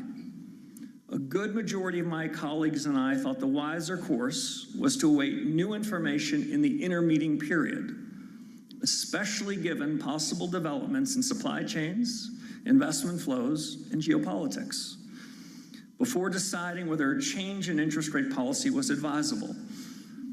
And we expressed our joint readiness to act as circumstances require. For my part today, as we sit here, I'm impressed by the overall performance of the economy, which appears to have strengthened. One indicator of strength is how well an economy holds up under stress, how well it holds up under shocks. On that score, both Main Street and Wall Street have been remarkably resilient. Several other observations. Business CapEx is rising rapidly. The 4-quarter change in investment in equipment and intangibles has been around 9%, its highest growth rate since 2021. And more than half of the CapEx growth can likely be ascribed to the build-out related to AI. What about profits? For the firms in the S&P, profits have grown more than 20% over the past year alone. Profit margins are quite elevated relative to history. Overall equity and market volatility, quite low. We're staying keenly focused on market internals, watching performance across sectors. Expectations for both growth in CapEx and corporate earnings are running quite high. I continue to watch the change in the growth rates, the second derivative, the follow-on effects on asset prices, business confidence, consumer incomes and spending are equally important to gauge. Credit spreads on corporate bonds and leveraged loans are near the low end of their historical averages, and issue volumes this year quite strong. Looking beyond fixed income markets to the banking business, in the July so-called SLOOS survey, banks tell us that standards for C&I loans are on the easier end of their historical ranges. That helps explain their growth that we've seen this year in these loans. In my view, credit and loan markets are showing few signs of policy restraint. Now, certain sectors, like housing and agriculture, are showing strains. But on balance, I would be hard-pressed to describe broad financial conditions as restrictive. Real consumer spending has been healthy despite these shocks, increasing more than 2% over the past 4 quarters. If you combine consumption with the brisk investment we talked about earlier, private domestic financial purchases have also risen. These purchases have increased at a pace of nearly 3% or so far this year. That's a measure that typically carols more signal than GDP. The trend here too, positive. So on the employment side of the Fed's dual mandate, our country's doing well. Labor markets are quite stable. The jobless rate at 4.1% remains low by historical standards and hasn't changed much in a couple of years. Unemployment claims on a 4-week moving average, an empirically robust real-time indicator, are near their lowest level in decades. In my view, the relatively low turnover in today's labor market is partly a result of the significant rematching between employers and employees that happened in the post-pandemic environment. But when labor supply is barely growing, monthly job gains are naturally going to run low. There are always areas of concerns in the labor market. For example, among recent graduates. In general, though, people who want to work, by and large, are holding or finding jobs. They may well be concerned about future labor disruptions, but as of now, I believe the labor markets are broadly consistent with full employment. But on the price stability side of our mandate, the numbers are more concerning. The Fed's preferred measure of inflation, the one I talked about earlier, the 12-month change in the PC price index stands at 3.7%, with a 6-month change a little above 4. The comparable measures from the CPI index are also elevated, as are core measures both of PCE and CPI inflation. Now, none of these measures are perfect, but they all tell a similar story. Inflation is running above our 2% target. So the Fed's predominant focus right now should be on prices. So what's our job? The job for policymakers is to capture underlying trend inflation. Easier said than done. We want to gauge whether underlying inflation is rising, falling, or seems to be stuck in place. We also want to understand not just the direction of travel, but the speed. Each of these broad inflation measures have fallen significantly from their highs of a few years ago, but progress over the last couple of years has been more modest. And while this summer's PCE and CPI readings were better than expected, they do not tell me that underlying trends have meaningfully improved. The data also show moderate wage growth, but in my view, in tracking underlying inflation, wage growth has not proven a reliable indicator of future inflation for a very long time. So to try to gauge underlying inflation, I want to tell you about a couple things I've always looked to. I find it instructive to disaggregate the 199 individual components of the PC price measure. Over the last 12 months, 54% of goods and services in this basket showed price increases above 3%. This is well below the post-pandemic highs of about 77%, but it remains well above the level of 32% in a couple of the decades that preceded the pandemic. Looking over just the last 6 months, the conclusion is similar. 49% of goods and services in the PC basket showed price increases above 3%. Again, this is well below the post-pandemic highs, but still elevated, quite elevated. The recent rise in overall commodity prices also bears watching. What we need to judge is whether the trends we see indicate upside inflation risks. Now, it matters, too, whether the inflation readings of the past 5 years have seeped into expectations. The good news is that measures of inflation expectations in the medium term, by and large, look stable. And inflation compensation measures from the swaps market send a strong and similar message.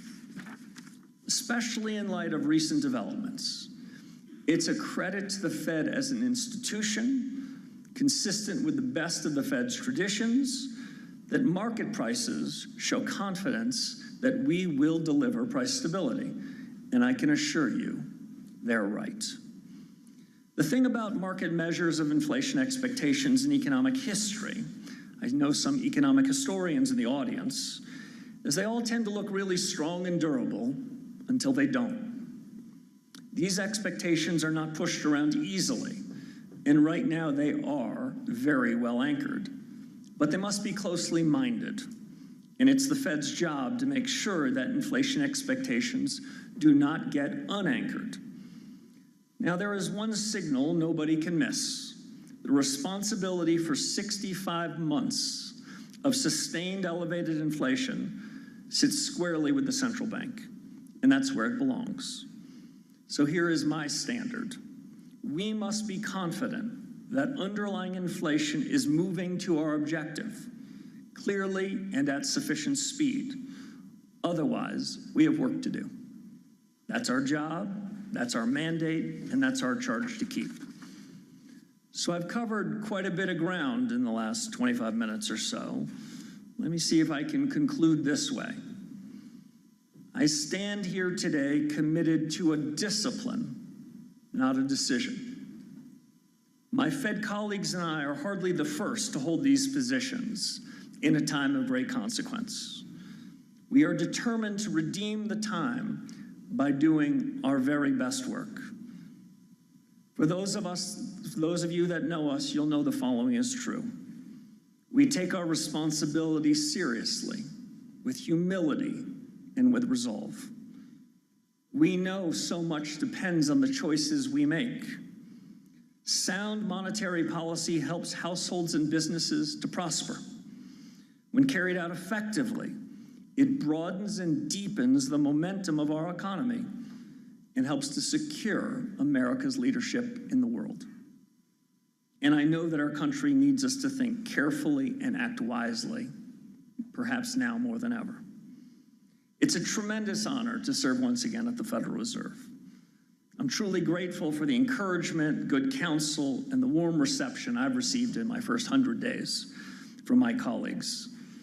I'm also honored and grateful for the views that I've gotten, solicited and unsolicited, from so many of you in this room. For that, and for your kind attention this morning, I say thank you. Let's get on with the rest of the program. That is Fed Chair Kevin Warsh wrapping up his Jackson Hole remarks. This is Bloomberg Surveillance on television and radio, live from Jackson Hole, Wyoming.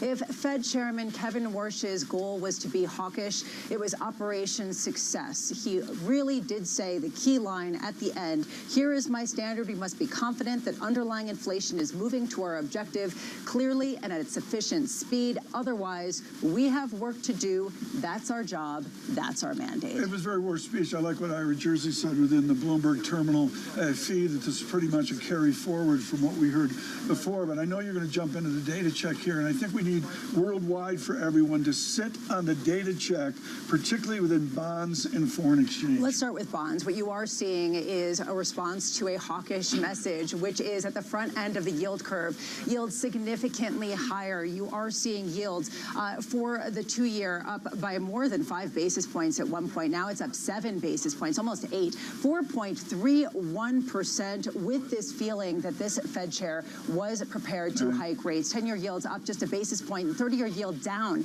by 2 basis points. This is the yield curve flattening people were expecting. Watch the long end of the yield curve, and that flattening is coming in with a vengeance. The 2s-10 spread seeing its biggest compression going back a month. What I know is Kate Moore's going to come on with us here in a bit, and what she's going to be doing is they got to do twist and shout at the party when they're dancing here. This is an Operation Twist. This goes back to John F. Kennedy, and literally they took the phrase twist from Chubby Checker when he was doing, I'm serious, twisting the twist here. You've got that 8 basis point move in the 2-year, the 30-year bond goes the other way, but critically for me, the real yield popped back up.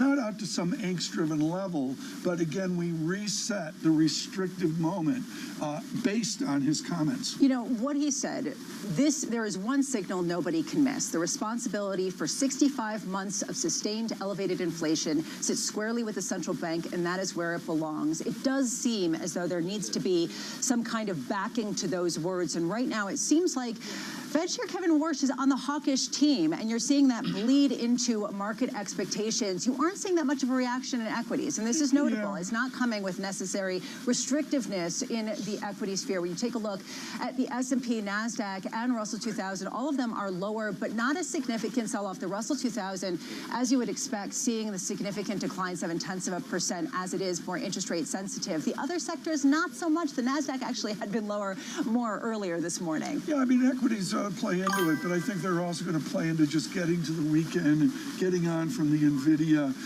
blowout in that. I would again focus, as we did with Azwar Prasad, on the global ramifications here, and I think it's really key. I've got a quote here. I'm going to bring this up. I don't know, Ann, if you have it in New York City, but to me, this was really telling. Finally, a quieter Fed, that's what he wants, I believe, Lisa, more purposeful in its communications, is better able to meet its objectives. To borrow a line from General Chuck Yeager, monetary economist, at the moment of truth, there are either reasons or results. That room didn't want to hear that. They don't want to hear a bunch of theorizing from General Yeager, one of our great heroes of high-speed aviation, or from this newly minted chairman. They want to know what that reaction is, what that process is. They want more Richard Clarida and less Chairman Warsh. Well, maybe they got a little bit of what they wanted. Back with us, former Fed Vice Chair himself, Rich Clarida, as we await Michael McKee's return. Rich, were you satisfied with this speech? Did it give you confidence that this Fed chair was prepared to hike rates in the face of 65 straight months of above-target inflation? Oh, I think so. I think the work to do quote that you mentioned is the money quote, and I think that it delivered the reaction that the chair wanted. In particular, he also highlighted that the recent improving inflation data to him did not represent, he was not confident that was the trend. And so I think every meeting, including September, is live, but I think also that's about as much as we're going to get out of the chairman in terms of his reaction function, that there may be work to do. I was surprised that he leaned so heavily into the 2% PCE objective is a firm, fixed target, and the fact that we did hear from the Fed chair granular analysis of the components going into PCE and how broad-based inflation was. Rich, does that give you a sense that maybe this isn't somebody looking to overhaul inflation measurements, inflation targets, the way some people were expecting? I think my interpretation is the chairman wants better measurements and better forecasts, but he made clear that the target by which the Fed will be judged is the existing target, which is 2% PCE inflation, which of course there was some confusion about that coming out of the July press conference. You know, Rich Clarida, I remember interviewing Christine Lagarde here, and she was quoting Ernest Hemingway about the spirit and vision of America in this Wyoming. So I've got a chairman quoting Chuck Yeager. At the moment of truth, there are either reasons or results. Rich Clarida, is that what PhD monetary theorists want to be lectured on, to get reasons or results? Isn't it about process? Well, ultimately, you hope the process delivers the results, and the chairman is correct that for the last 5 years, inflation in the U.S. and around the world has been above the target. And so he's focusing now on what the Fed needs to do to get it there. And in particular, as I mentioned, highlighting that some of the improving data that we've gotten since July, at least to him, does not indicate a material trend. And so he and the committee will be looking for additional improvement. And if they don't get it, I think they're prepared to hike. Rich Clarida, thank you so much for being with us, and congratulations on missing out on the hike this afternoon that I hear some people are expected to take, even though it is currently absolutely pouring out there. Thank you again. That was the former Fed Vice Chair, Rich Clarida. Joining us now on set, staying dry under our tent, is, of course, the wonderful Kate Moore, Citi Wealth CIO. What did you make of the speech? Was it what a lot of people wanted from the market? Yeah, I think Warsh delivered on what the market participants wanted. Number one, he gave some view of the economy, which I think was important. He indicated that it was strong, it was resilient. That's how we all feel. I love that he talked about profits, because that's incredibly important for us as investors. I love his commitment, once again, to the 2% inflation target, reiterating that that's something the Fed is laser focused on and not backing away from. And I think, you're seeing this sort of stability in the equity markets because we got what we needed from this speech. stability in equity markets, even if there is a hike. I mean, this is sort of the interesting note. You are seeing the expectation for a Fed funds rate hike for the September meeting go from before the hike at something like 35%, or before the speech to something like 35%. Now we're up to about 50%. Yeah. Is this acceptable right now? That's not necessarily going to take the froth out of equity markets. Look, I think we should all expect September is a live meeting. We like the kind of 50-50 probabilities at this point because we don't exactly know how the data will come in, especially the CPI print that'll come in a couple weeks. I don't think the equity market is as sensitive to higher rates as the economy is. And I think that's the key driver here. Look at this quarter after quarter of double-digit blockbuster earnings growth, incredibly high revenues, raising guidance. I mean, that kind of momentum is not going to be derailed by a couple 25 basis point hikes in policy rates. That's right where I wanted to go. And the heritage of this, folks, is Willem Bouter and Catherine Mann, who was just with us, now with the Bank of England, driving Citigroup Economics. And now you've got Andrew Hollenhorst, who was way out front on higher rates and somehow will survive them. What I didn't hear in that speech was a discussion of the buoyant nominal GDP we're living now. Yeah. And the stock market is looking at nominal NVIDIA GDP and saying we can handle Warsh's higher rates. We can. And look, we're really constructive on productivity growth. I think that's an important message. We heard now or 5 years from now? I think now to 5 years from now. Of course, as we know, forecasting 5 years from now is incredibly difficult. But we are seeing productivity growth. We think we're going to see more of it over the next 12 to 24 months. And I think some of that's getting priced into not just yields, but obviously into equity expectations as well. Right now, there is a feeling that Chair Warsh is impatient. You are seeing this in markets if you are just joining this. The key line was when Fed Chair Kevin Warsh came out and said, here is our standard. We must be confident that underlying inflation is moving to our objective clearly and at a sufficient speed. Otherwise, we have work to do. Kate, does he lose the credibility if the FOMC does not hike in September? I think the Fed needs to continue to be data dependent. And what does this mean? Because we just got data and it was disinflationary. Does that mean they don't hike? But at the same time, we know we're looking at a several-month trend in terms of the inflation, and I just felt a lot of comfort from the message today that it's not going to be about a single print, that it's going to be about this kind of moving average, and that the Fed is committed to 2%. Look, if they don't hike at all in the balance of this year, I think they lose a lot of credibility. If it's September or October or later in the year, I think we can split hairs over that. But no hikes at all after this type of message would be a challenge. But September in and of itself doesn't change the credibility of the Fed. Do they need to take back the 75 basis points of hikes that they delivered after the last FOMC meeting here in Jackson Hole? I mean, there's a lot of stuff that needs to come out. And of course, we have to bring into the conversation the fact that we have midterm elections. And although the Fed is going to be apolitical to the extent that it can be, we do know that consumer behavior sometimes changes ahead of elections and that there's going to be a lot of noise. I expect a decent amount of volatility in the equity markets over the course of the fall because of policy, because of earnings, and because of the elections. Kate, stay close. Michael McKee just ran out from the room. It is raining. He somehow managed to avoid getting completely soaked. You were in the room. You heard the speech.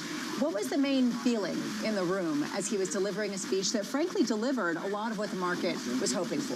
Well, it's very hard to read the room because everybody is quietly listening to him. I looked at a couple of Fed officials who were watching the speech, and I didn't discern any kind of reaction. But I think even though he did not pledge that they would raise interest rates in September or beyond, he satisfied investors' concerns today. And you can see that in the futures market. In the 2s and 30s, the yield curve has flattened. And what we're seeing is basically the market saying, okay, that's what we wanted to hear. We wanted to know what your view on inflation was, and it's not good. And we wanted to know that you're committed to doing something, even if you're not saying you're going to raise rates, to bring it down to the 2% target. I mean, I'm glad he quoted the monetary theorist Chuck Yeager. That was great to see. But Michael McKee, did you learn anything about his process forward? I did not. Oh, I think we did, in the sense that he is not completely familiar to everybody because he's been out of the Fed for 15 years, and a lot of people have mined his previous work to see what he thinks. But he is looking at a variety of data, and what he's looking for is a stable view of where inflation is and is going. Right. So he's looking at that kind of data, and if he gets that, he's he's happy now. It could be improved. Let's keep the show going right now. I need an umbrella. Can I get an umbrella right now, please? Seriously, can I get this? This is just It's coming in a little bit. It's I getting a did little this bit. with Alan Meltzer of Carnegie Mellon a number of years ago. I'm looking for an umbrella from our team right now. They're all dry, so they don't go. Kate Moore, it's raining on Lisa Abramowitz, but not on you, so I'll go to you, Ellie, straighten out the deluge that Abramo has right now. The heart of the matter, to me, within your responsibilities as a Citigroup, is a stock market can put up with this. That's all there is to it. Absolutely. There's all this navel gazing and, the stuff McKee lives on. And the answer is it's one big so what for the equity market. Well, I think the important point also from the speech was Warsh indicating that he didn't see really any signs where financial conditions were restrictive at this point. And that is the experience of almost every company we talk to in every industry. They're saying the same thing. There's nothing in the rate environment that's restricting their behavior. And since we know so much, oh gosh, I'm so glad the umbrella's here. Hopefully the storm passes quickly. I'm fine. Really, I'm fine. What Please about carry you? on. You still look great. Thank you. That's the most important part of it. But I did this for Alan Meltzer 15 years ago. So you're just trying to recreate that incredibly joyful memory. Carry on with the show, please. Look, it seems like people are unfazed right now in terms of the potential risk appetite. It does seem, though, like we did get a sense of why he wasn't explaining why the Fed remained on hold. He said that sometimes giving a sense of what past policy was or giving past history is misconstrued as what's going to be coming ahead. What do you make of that in terms of not even giving the rationale to why the FOMC makes the decisions that they do? Well, I'm going to take this back to how I think about the investing framework in general, which is I always say to my analysts and people that work with me that, you cannot drive the car by looking in the rearview mirror. And it's so frustrating when people say this is the historic relationship between these stocks or between this economic data point and the market, and then try and project forward. So I have great sympathy with this overall sentiment that taking historic data or historic precedent and experience and then trying to project that out into the future is a failing game. I did love also that Warsh talked about AI, token usage, and how that's really affecting large parts of the economy. And of course, again, going back to this productivity point, will effectively, I think, help drive productivity in the future, the adoption of these tools. As the Chief Investment Officer of Citi Wealth, when you hear this kind of speech at a time coming off all of the angst that we had been feeling in markets, does it give you more conviction to go into long-term U.S. bonds, to go into U.S. assets and overweight some of the U.S. instruments over the rest of the world? I mean, that's a tough question. I'm going to separate out the bonds from the equities. We have been significantly underweight duration for a considerable period of time, the entire duration of my 18 months as Citi CIO. What I will say is I feel very little reason, given the fiscal backdrop, and really no impetus to add to duration or to add to our underweight in bonds. What I do feel highly convicted in is the underlying growth story, the breadth of that growth, how what's impacting CapEx in many different sectors and industries. I feel really good about our U.S. equity stance and continuing to lean into the secular earnings growth. Okay, I want to bring in Kate Moore here and Michael McKee on this. With Michael McKee, I've got an expert on the 5- and 10-year, 20-year lag mystery of productivity, and you're worried about what are we going to do with earnings ending September 30. So productivity is the great salvation of Besant. The bottom line is we're going to do a Besant methodology, which Druckenmiller pushes against, because productivity is going to come to the rescue. Mike McKee, what is the evidence that productivity can come to the rescue?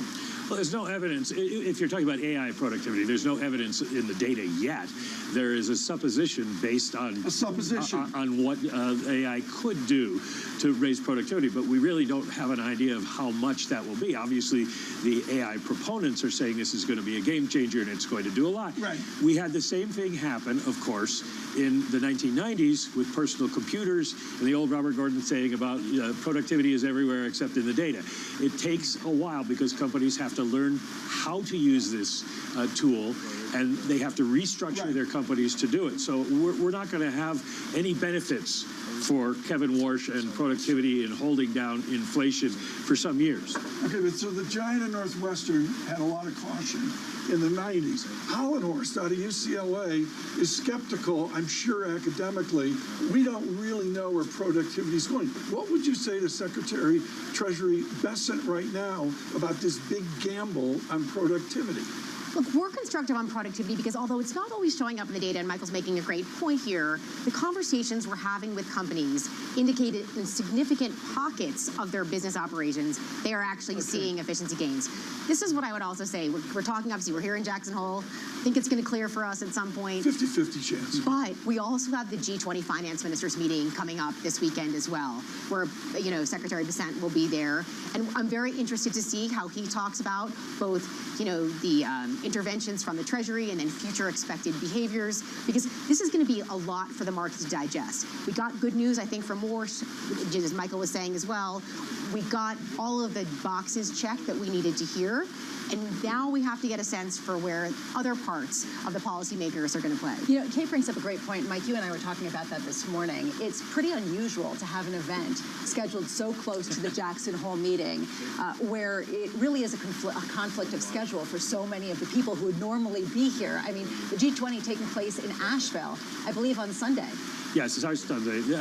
It's obviously inconvenient for both sides, but we haven't seen that before in terms of the scheduling. I don't know why it was scheduled that way, but a lot of the central bankers who might ordinarily be here are not coming because it's too much to go back and forth.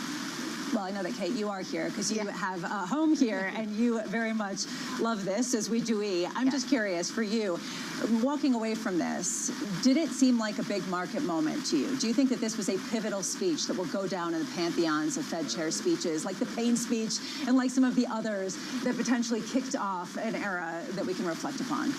Oh gosh, I wish I had that crystal ball. What I will say is, again, I'm going into the rest of the market trading day, into next week, feeling comfort, you know, from all of this. I want to say I also know that Chair Warsh is a big fan of Jackson and of Grand Teton National Park. I loved how we talked in the beginning about the two different types of hikes that we can do, and I hope certainly that the weather clears so that participants here can get out a little bit in this beautiful country.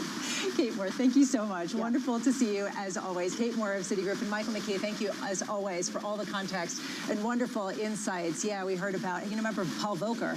He showed up famously late to the dinner, the first year, to the Thursday night dinner, wearing his fly fishing outfit in a carefully orchestrated moment where he was trying to demonstrate his love of the outdoors. McKee knows the history better than me, but basically the reason this started for the Kansas City Fed as part of their district was a bribe to get Volcker to show up simply because of fly fishing.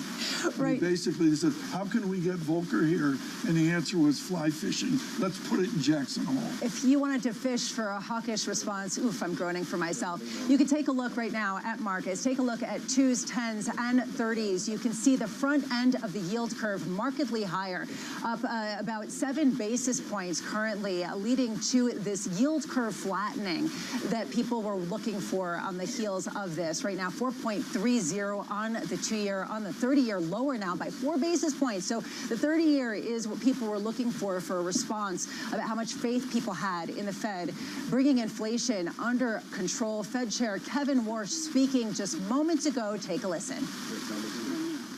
Now, there is one signal nobody can miss. The responsibility for 65 months of sustained elevated inflation sits squarely with the central bank, and that's where it belongs. So here is my standard.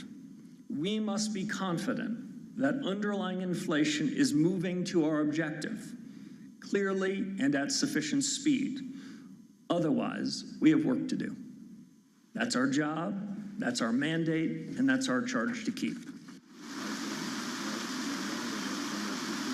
Joining us now on to set here in rainy Jackson Hole, the hosts of Bloomberg's Odd Laws podcast, Tracy Alloway and Joe Weisenthal. Welcome. Thank you for being here in this incredible weather. Tracy, what was your take? It seems like we got the hawkish move in terms of the speech that people were looking for. How much does this sort of make it important for them to follow through later this year? Yeah, well, I thought one of the funny things about the speech was apparently it's one of the longest Fed chair speeches at Jackson Hole in history. It's like 3,600 600 words, which for a guy who says he doesn't like forward guidance, it seems like a lot of talking, right? But I think it goes back to the idea that he was trying to correct some of the last presser, and the fact that he did explicitly mention that the Fed cares about PCE is probably what the market was looking for. That said, I think the more people kind of digest this, the more uncertainty they're still going to see around the reaction function. And the key thing for me was when Warsh was talking about he has to see inflation at sufficient speed. What is sufficient speed, right? Like we know inflation above target is bad, but like the speed at which it's moving, that seems very subjective. Well, Joe Weisenthal knows that you are who you quote in your speech. That's so right. he quoted the monetary theorist Chuck Yeager, grew up dirt poor in West Virginia and did all of our physics, all of our aerospace, high up in the air. What do you make of the quote from Yeager, which to me signaled he didn't want to talk about process. It was just about this and that.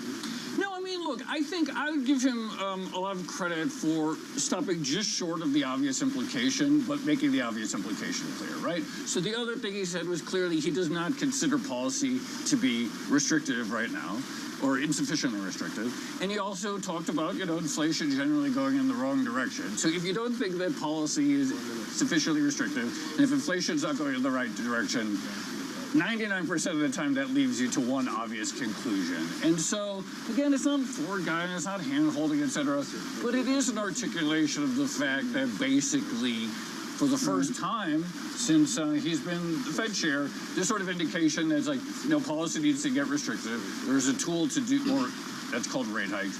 Hence, we see the move at the 2-year that would be inferred. I mean, odd lots is way too hip, and they're so au courant for me. You people are in Los Angeles here in a number of days a week. Tracy Alloway, when we talk about productivity, innovation, what's this? That's what the papers are about, right?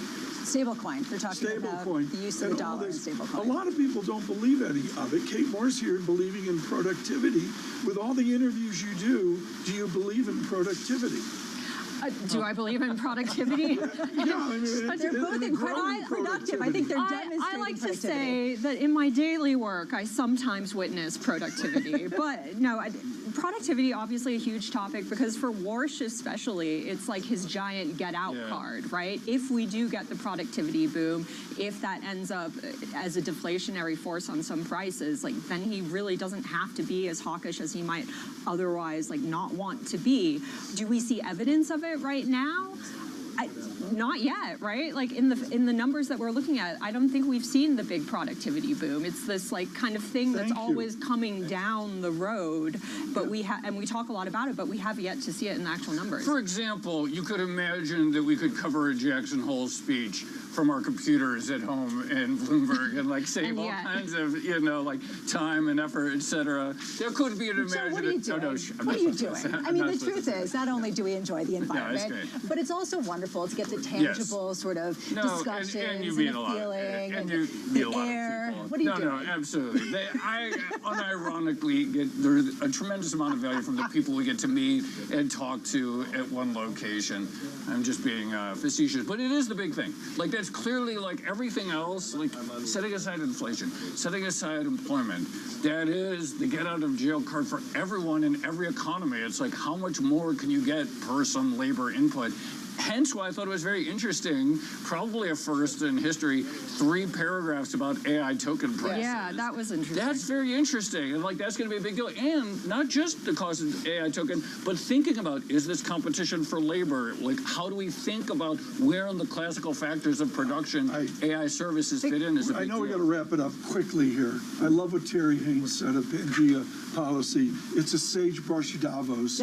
Everybody's looking at AI in this.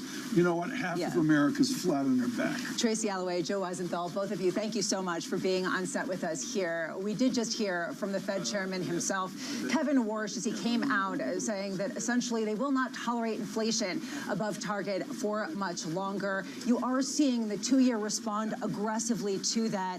My takeaway from this is that ultimately this is an FOMC prepared to hike rates, and that is what you're seeing in these markets. I think they're hugely data dependent. Beth Hammack started us off with that.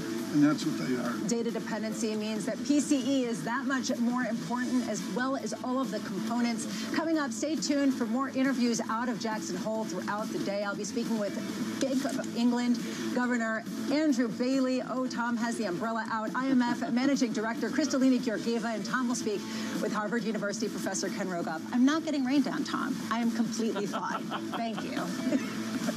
World's most powerful investors don't ring a bell. They quietly reshape entire industries. This is the money shaping the world. The Dealmaker Playbook, where power and billions of dollars change hands every day. From private equity and credit to venture capital and M&A, we bring you the inside scoop on the biggest deals and debates, plus exclusive conversations with finance's ultimate insiders. Great scoop on this. You've been reporting about an activist investor coming up and trying to shake things up. What's the latest? We've been hearing that there was going to be an activist at some point. The question was who? There is a convergence of technology and national security. The United States is a big country.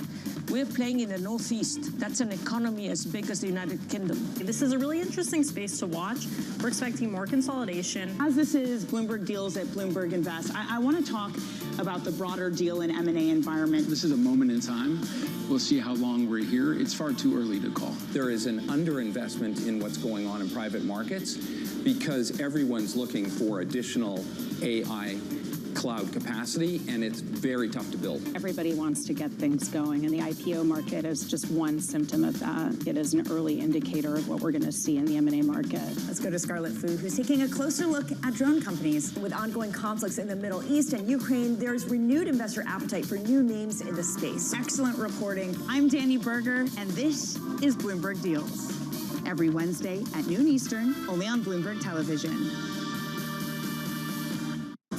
In case you missed it on the opening trade. We have too much demand that we can impossibly cope. We have, for example, only for data centers connection request only as E.ON of 80 gigawatts. 80 gigawatts is the total demand of Germany in peak times. It's outright impossible that we will be able to connect such a number. We need to change the rules here so that we can actually satisfy the needs of the customers that really have a need and are not just speculating on a grid connection. You say you don't have the rules at the moment to determine that. Do you have a sense of what that number looks like? So I would disregard maybe 60 gigawatts out of that 80 gigawatts. 20 gigawatts would mean that we add 25% to the German system, which is still very significant, and that's only data centers. We have to double the infrastructure on the electricity side in the next years, even if most of the connection requests are speculative. Don't miss the opening trade live every weekday. Today's CFOs are reshaping the C-suite. Bloomberg Chief Future Officer shines a spotlight on these dynamic leaders. Elf disrupted the beauty category with a strategy built on value, inclusivity, and fun. Now, CFO Mandy Fields has the company gearing up for its next phase of growth. What we've built over the last 7 years is not going to be the same things that get us over the next 7 years. Watch Chief Future Officer Wednesday on Bloomberg. Bringing you the latest business news wherever and whenever it happens. I'm Scarlett Fu, reporting from America's biggest military shipyard. This is Bloomberg.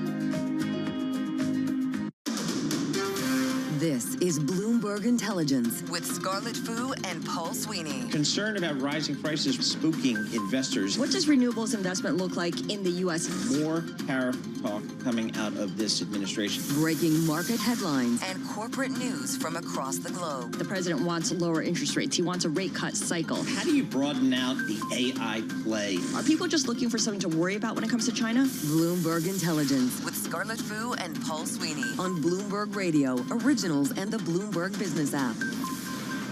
Good Friday morning from the Bloomberg Interactive Brokers studio in New York City. It is dry here, much drier than out in Jackson Hole. Scarlett Fu is out, and she's getting ready for her TV show that starts at noon. Tom Keene. Judy LaGrue sitting in for Scarlett for the next hour. This is the Bloomberg Intelligence program. Coming up, we're going to check in with Tom Orlick, chief economist for Bloomberg Economics, get his thoughts and reactions to this speech from Fed Chairman Kevin Warsh. We are going to check in with Tom Keene. Hopefully he hasn't washed away. Lots of heavy rain out there, but we're going to check in with Tom Keene and get his thoughts on his couple of days out there in Jackson Hole and what he's hearing from the Fed chair and some other participants there. It is Friday, which means we talk municipal bonds. Municipal bonds today. Nick Carollo, Bloomberg Municipal Finance reporter. Ira Jersey's going to join us, Bloomberg's interest rate strategist, get his thoughts on Fed Chairman Warsh and the speech. And later in the hour, we're going to hear from Bank of England Governor Andrew Bailey. He's going to speak with Bloomberg Television anchors Tom Keene and Lisa Bronwitz out in Jackson Hole, and we will bring that to you as well. So a lot going on in the next hour. We're going to kick it off with Charlie Pellet in a Bloomberg Business Flash. Charlie. Hi, thank you very much, Paul and Judy. And right now we do have the S&P 500 index best level of the day. S&P at 77.70 now, up 39. Fed Friday up 0.5%. Our Jackson Hole coverage will continue. Dow Industrials up 226 on the Dow. That is a gain of 0.4%. NASDAQ up 56. NASDAQ 100 index up 0.3%. But gotta tell you, not all stocks taking part in this rally. The Russell 2000 index of small cap shares down by 0.5%. 2-year 4.29%, with the 10-year 4.67%, the 30-year 5.16%. Gold meanwhile down 0.5%, 45.75 the ounce, and West Texas Intermediate crude down 0.7%, 82.98 a barrel. Barrel of Brent 89.38 right now, down by about 0.4%. Traders are pricing at about a 50% chance now of a Fed rate hike in September. Fed Chair Kevin Warsh at Jackson Hole saying inflation is not slowing. He also vowed to hit the 2% target. There should be no misunderstanding. The Fed's price stability objective of 2%, as measured by the PCE price index, is a firm, fixed target. Fed Chair Kevin Warsh at Jackson Hole. Chevron and other U.S. energy companies are close to finalizing deals to invest billions of dollars to help rebuild Venezuela's oil field. Chevron shares, they're up 0.7% among the other oil supermajors. ExxonMobil down 0.4. ConocoPhillips up by 0.7%. Recapping, we've got the 2-year yielding 4.30%, the 10-year 4.67%.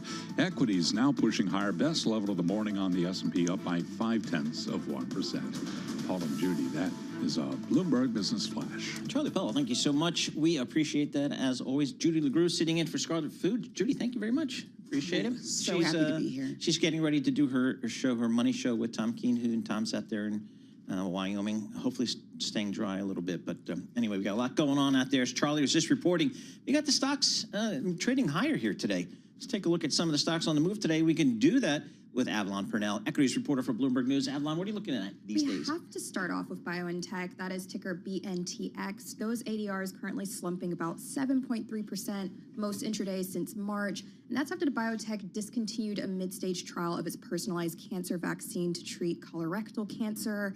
This news is also sending shares of Merck and Moderna lower, despite them actually having positive data earlier this month for their personalized vaccine to treat skin cancer. Wow. And I mean, we've been seeing many of these companies just becoming household names during the pandemic and now trying to find new ways to monetize this technology. BMO actually noting that the trial termination obviously is a clear setback. However, they're highlighting that investors are definitely going to be raising questions about whether this vaccine-induced immune responses can actually prevent the recurrence of cancer, and that is definitely going to be a big question going forward. Wow. What else are you looking at, Avalon? PayPal, that's ticker PYPL. Currently dropping about 12% most intraday since February. And that's after Bloomberg exclusively reports that a consortium of buyout firm Advent and also Stripe decided to abandon its pursuit of the fintech firm. The group previously offering more than $50 billion for PayPal, according to those people familiar. KBW actually noting that it isn't too surprising that PayPal decided to pass, given they probably wanted to get the company for a fairly cheap valuation, but that analyst still continues to see PayPal as an attractive M&A target that we should keep in mind for the next couple of months. Yeah, I just didn't see these buyers as really that credible, given the market cap here we were talking about. So, Really? okay, one more. Gap. That's ticker GAP. Got it. Currently soaring about 14% most intraday since 2024. And that's after the clothing retailer boosted its profit and adjusted gross margin outlooks for the year. The company also named an industry vet to head up Old Navy, which is spurring a lot of positive sentiment across the street as well. Barclays highlighting that the second quarter results already show Gap's brand momentum and also some sequential improvement at Old Navy. Worth noting that we've been seeing a lot of them leaning into the celebrity and influencer advertising in recent quarters, with Cardi B being the head of Old Navy's denim campaign, and also popular musicians like Cat's Eye and Young Miko sporting Gap products as well in their music videos. So definitely something we're going to be keeping an eye on as they try to lean further into the Gen Z. Very good, Avalon. We appreciate that. Avalon Purnell, she's equities reporter for Bloomberg News. For more conversations like this, subscribe to our Stock Movers Reports. Listen for 5-minute audio reports on the biggest winners and losers in the stock market.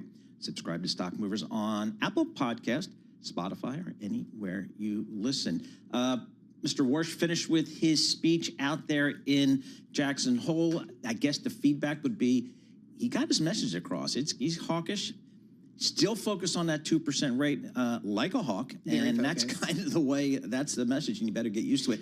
Tom Orlick, he joins us here, chief economist for Bloomberg Economics. Tom, I'd love to get your thoughts on this speech. You've heard them all for many, many years. What did you take away from this speech?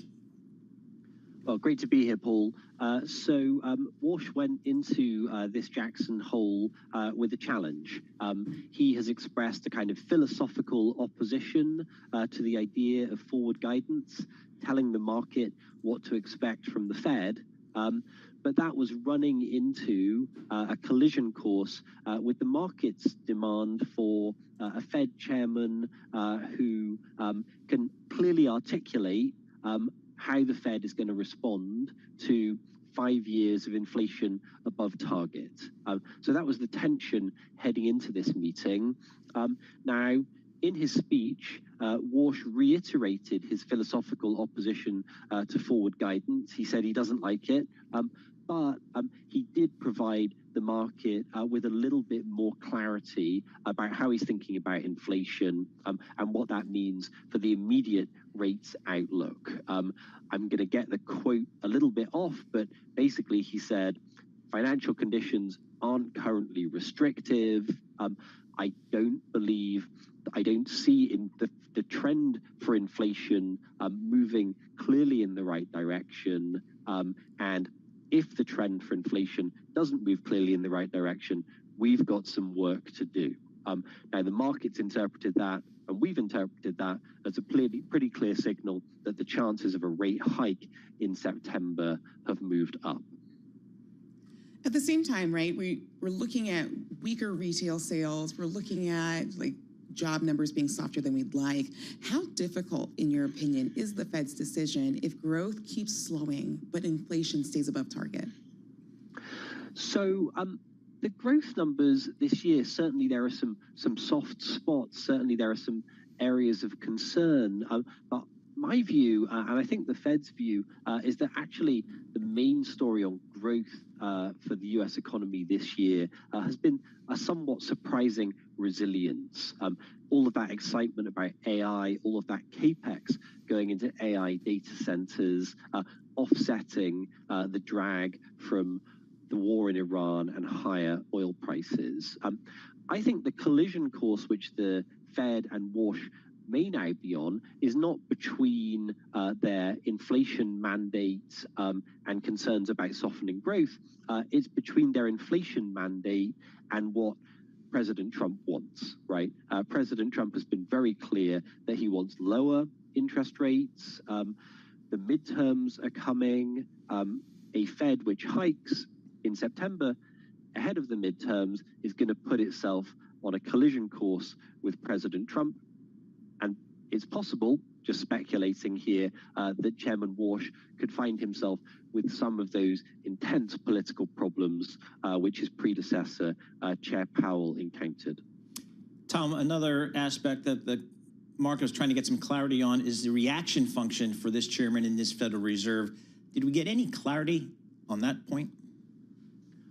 So, again, Walsh has a kind of a philosophical view here that the world is very complicated. It's more complicated than can be captured in any simple rule, a reaction function, a Taylor rule. So part of his speech was kind of devoted to that kind of philosophical opposition to thinking or being too kind of presumptuous about how much we can understand about what's going on in the economy. At the same time, he also said, well, inflation's too high, and we need to see it coming clearly back to target and coming back to target at the required pace. So I think you can kind of distill a couple of lessons on his reaction function from that. Firstly, he doesn't like inflation above target. Secondly, he needs to see inflation moving back towards target sufficiently clearly and sufficiently rapidly. Otherwise, as he said himself, the Fed has work to do. He didn't quite say it, but I think the markets have interpreted work to do as rate hikes. And we're certainly seeing that in two-year yield up 8 basis points to 4.31%. Tom, thanks so much for joining us. Really appreciate getting a couple of minutes of your time. Tom Orlik, he's the chief economist for Bloomberg Economics. He's based down there in Washington, D.C. Let's head back out to Jackson Hole, but for a dry Jackson Hole. That's because Tom Keene has found shelter. He's in from the elements, and he joins us right now. Tom Keene, co-host of Bloomberg Surveillance. Tom, I'm glad you guys found some dry ground here. I'd love to get your thoughts here on what was an eventful morning for you guys out there in Jackson Hole. Eventful morning. I think we've covered it a lot, but what really matters now, Paul, is the opinion of Wall Street. I'm reading some of the research notes coming out right now. Pretty much the same tone, which is this is a more restrictive. Kevin Warsh is the chairman, not throwing a bone, but clearly tilting towards the obvious length of the inflation trend that we've seen. I'll let the markets decide what the betting odds are on this meeting or the next meeting or that. But the clarity here is surely homage to a more restrictive Fed. I didn't hear much dovish there this morning. Tom, quick question about the pricing in of a September rate hike. So can you talk to me a little bit about what it would require for that rate hike to happen or the chances of that rate hike to go up? Yeah, this is a really, really important question, is if we've got the betting, the parlor game of what the Fed is going to do, what's the data that's going to matter.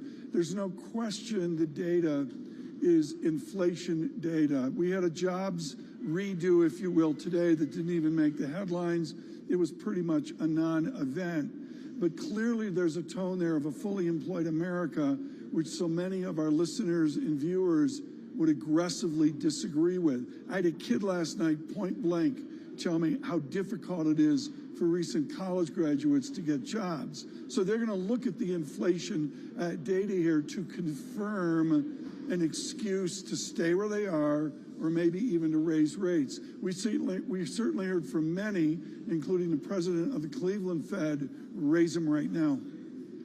Tom, one of the, I think, objectives a lot of folks hoped that Mr. Warsh would achieve with the speech is to maybe regain a little bit of the credibility that he may have lost in some people's minds from his initial communications with the market. From the folks you're chatting with out there, do you think he did regain some of the credibility that perhaps may have been lost? Yes.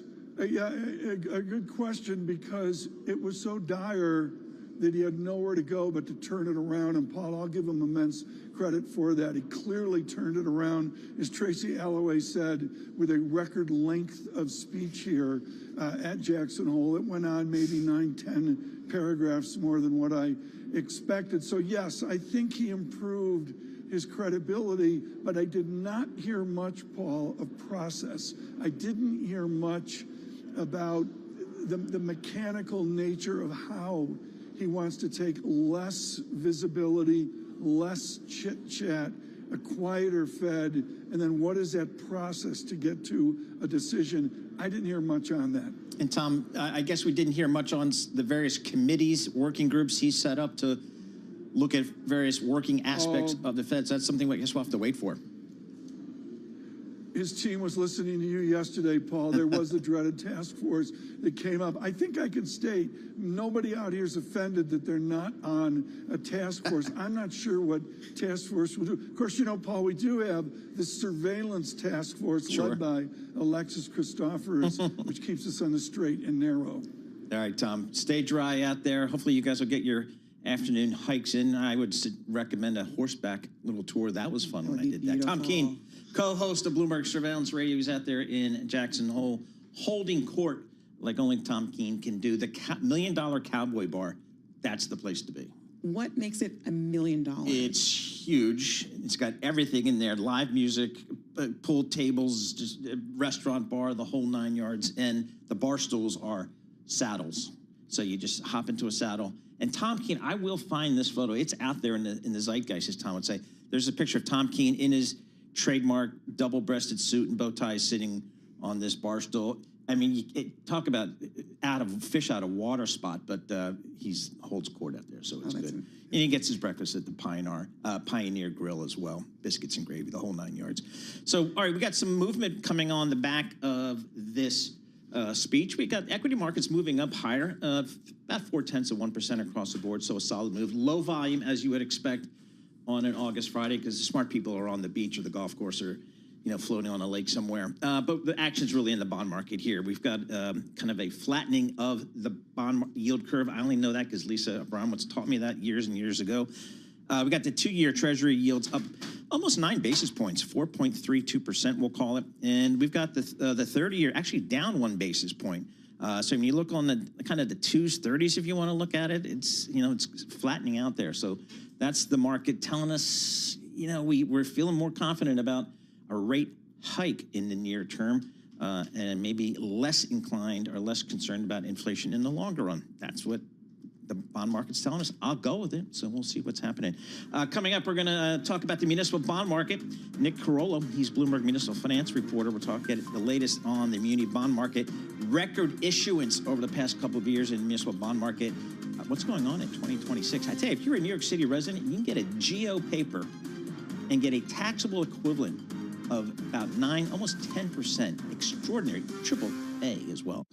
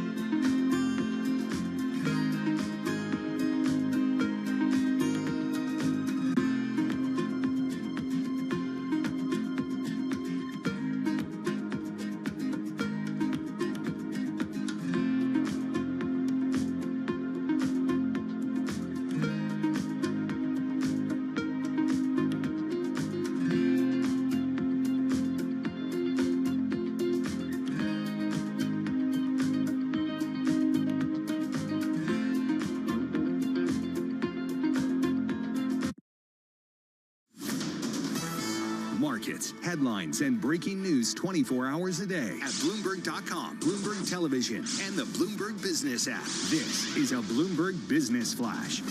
It's 11:21 on Wall Street. We do check markets all day long here at Bloomberg. We've got stocks higher. A Fed Friday. This Bloomberg Business Flash is brought to you by Golden Quest Metals. Inflation, tariffs, and volatility have some investors turning to gold for stability. To get a free gold and silver info guide and learn how to add metals to your IRA or 401k, tax and penalty free, go to goldencrestmetals.com/guide. goldencrestmetals.com/guide. S&P 500 index up now by 31 points. We're off session highs at 77.62, up by about 0.4%. Dow Industrials up 224, now up 0.4%. Nasdaq Composite up 0.4. All of this with the 2-year 4.32%, the 10-year 4.69%, the 30-year 5.17%. Traders sending stocks higher as Fed Chair Kevin Warsh's vow to bring inflation under control sends long-dated bond yields further away from multi-decade highs. Right now, we do have spot gold down $36 the ounce to $45.62, drop there of 0.8%. West Texas Intermediate crude just above 83 a barrel, down 0.5%. Barrel of Brent holding below 90 at 89.42, down now by 0.3%. Eli Lilly's blockbuster diabetes drug Mounjaro has won U.S. approval to reduce the risk of serious cardiovascular problems, broadening the medicine's reach beyond controlling blood sugar and strengthening its position in the increasingly competitive market for GLP-1 drugs. Shares of Eli Lilly, they're trading lower right now on an update for much of the market. Lilly down by 0.2%. Recapping, we've got the 10-year yielding 4.69%. The S&P 500 index at 77.65, up by 0.4%. Judy and Paul, that is a Bloomberg Business Flash. Now on Bloomberg Intelligence, Munis in Focus. All right, the focus on Munis today is brought to you by BAM Mutual. Put America's strength to work in your portfolio with BAM-inspired municipal bonds. Protect your investment with an added layer of security and guaranteed income. Invest with strength. Build a stronger tomorrow with BAM Mutual. Let's get right to it. It's Friday. We do Munis like nobody else. Nick Carollo, municipal finance reporter for Bloomberg News, joins us here. Nick, thanks so much for joining us here in studio. How's the muni bond market doing this year? It's doing okay.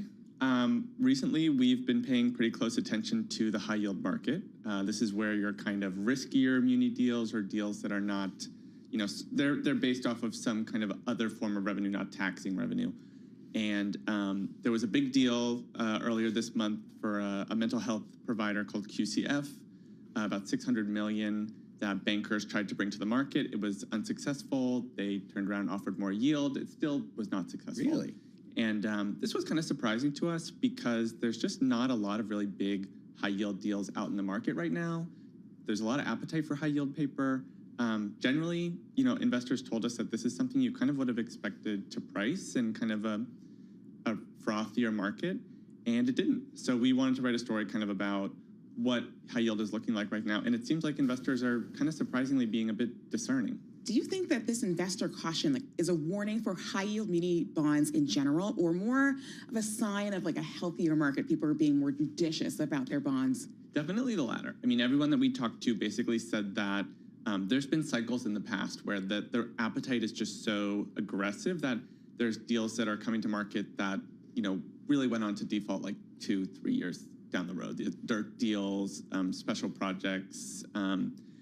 Most people viewed this kind of as a sign of health in the market, and that it's not to say that all high yield deals are struggling, but you know, you really have to have the kind of yield or the interest rate to back up the financials that your deal has. Brightline. This is the private railroad company, right? They got a railroad line in Florida. Exactly. What's going on there? Brightline is kind of one of the troubled children in the market. It is one of the most important kind of marquee high yield deals in munis. And there has just been recently a development where Brightline reached an agreement with an insurer to provide financing in the event that it were to enter restructuring. So that's not to say that that's necessarily going to happen, but investors generally see that as kind of a potential sign of what's to come. And people are just watching this really closely because Brightline has over $5 billion of debt outstanding. It's a mixture of corporate and muni bonds, and they've been kind of perpetually struggling. And if they were to restructure, it would be one of the biggest muni restructurings of all time, up there with Detroit or Puerto Rico. Really? I mean, it just shows you yet again, like we needed any more evidence. We don't do the train thing in this country very well. I mean, I'm on the train every day for 40 years because I New Jersey Transit, but we are by far the minority, man. Nobody uses the train or even thinks about it. So if you're in Florida or California, they're like, nah, I'll just drive. It's a shame. I mean, people in this country love their cars. Brightline connects Orlando to Miami, and I think the ridership numbers have kind of gone up and down. But yeah, I mean, creating that kind of cultural shift is tough, getting people to abandon their cars and take a train somewhere. But I would have loved to see it. When I worked in investment banking at Morgan Stanley and I was on the Munis team, there was so much excitement around Brightline because it was right after the pandemic and there was this sort of flight down to Florida and people thought, okay, this is the future, that we're going to use this Brightline. It's going to reinvigorate Florida's economy. So this is so interesting, like how this sort of reversal of fortune has really taken place. What bearings do you see this having on the bond market generally as it pertains to projects like this, bringing transportation to places that don't necessarily or don't historically use it? Walk me through that. Yeah, well, I actually kind of relate to what we were just talking about. So the big investors in Brightline are firms like Nuveen, Invesco, First Eagle. These are kind of your principal risk takers in the municipal bond market. And right now, how that Brightline deal is going to unfold, what the losses are going to look like for those investors is still really unclear. And so we were wondering, is this having some bearing on the ability of other deals to get done if that money is tied up in Brightline?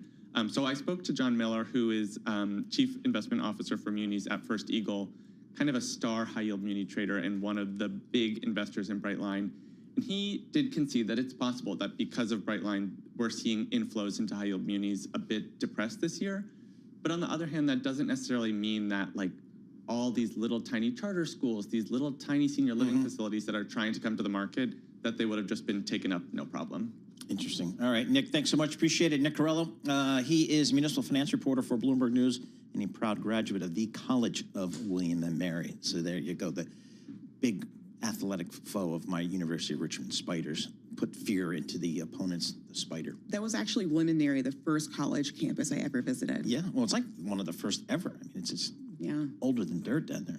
So good stuff. All right, let's get back to these markets. Again, the short end of the curve rallying, selling off, and the yields are pushing higher, 0.9%, 9 basis points higher for the 2-year bond, 4.32%. Those numbers mean something to our next guest, Ira Jersey, interest rate strategist for Bloomberg Intelligence. I would love to get your reaction to Fed Warsh's speech here this morning.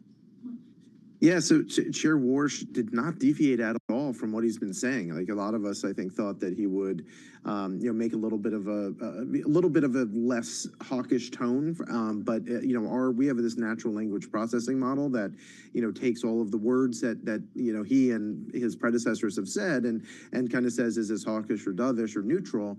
And this speech was the same hawkishness as his Humphrey Hawkins testimony in July, the press conference from at the July meeting, and then also the minutes, which were also pretty hawkish. I do think, Paul, that he has to be very careful because, yes, he's not giving us forward guidance, but he actually is suggesting a reaction function by continuing to say they have a 2% target. They are committed to getting back to that target. So if they don't hike in the next meeting or two, then they're going to start to lose credibility around that target. Could you talk to me a little bit about how you see the Treasury's action on the long end of the yield curve in light of today's comments, right? How are we looking at the yield curve really moving, and what ramifications will that have on the market? Yeah, so the long end and the feeling has been for a lot of people that basically if the Federal Reserve were to hike interest rates, that you'd wind up seeing long end yields rally a little bit. So what tends to happen is that the front end is obviously very keyed in and tends to move quite a lot on short-term monetary policy moves as well as near-term inflation outlooks, whereas the long end tends to be more influenced by not as much inflation and inflation outlook because that tends not to change over 30 years.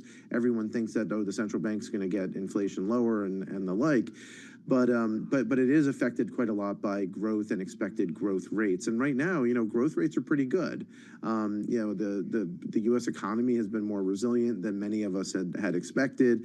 Continues the outlook for growth over the next few years, at least. It also seems to be decent, particularly with all of this AI investment. So you wind up in a situation where long end yields, might come down a little bit if the Fed does actually hike in anticipation of somewhat slower growth than what we would have had.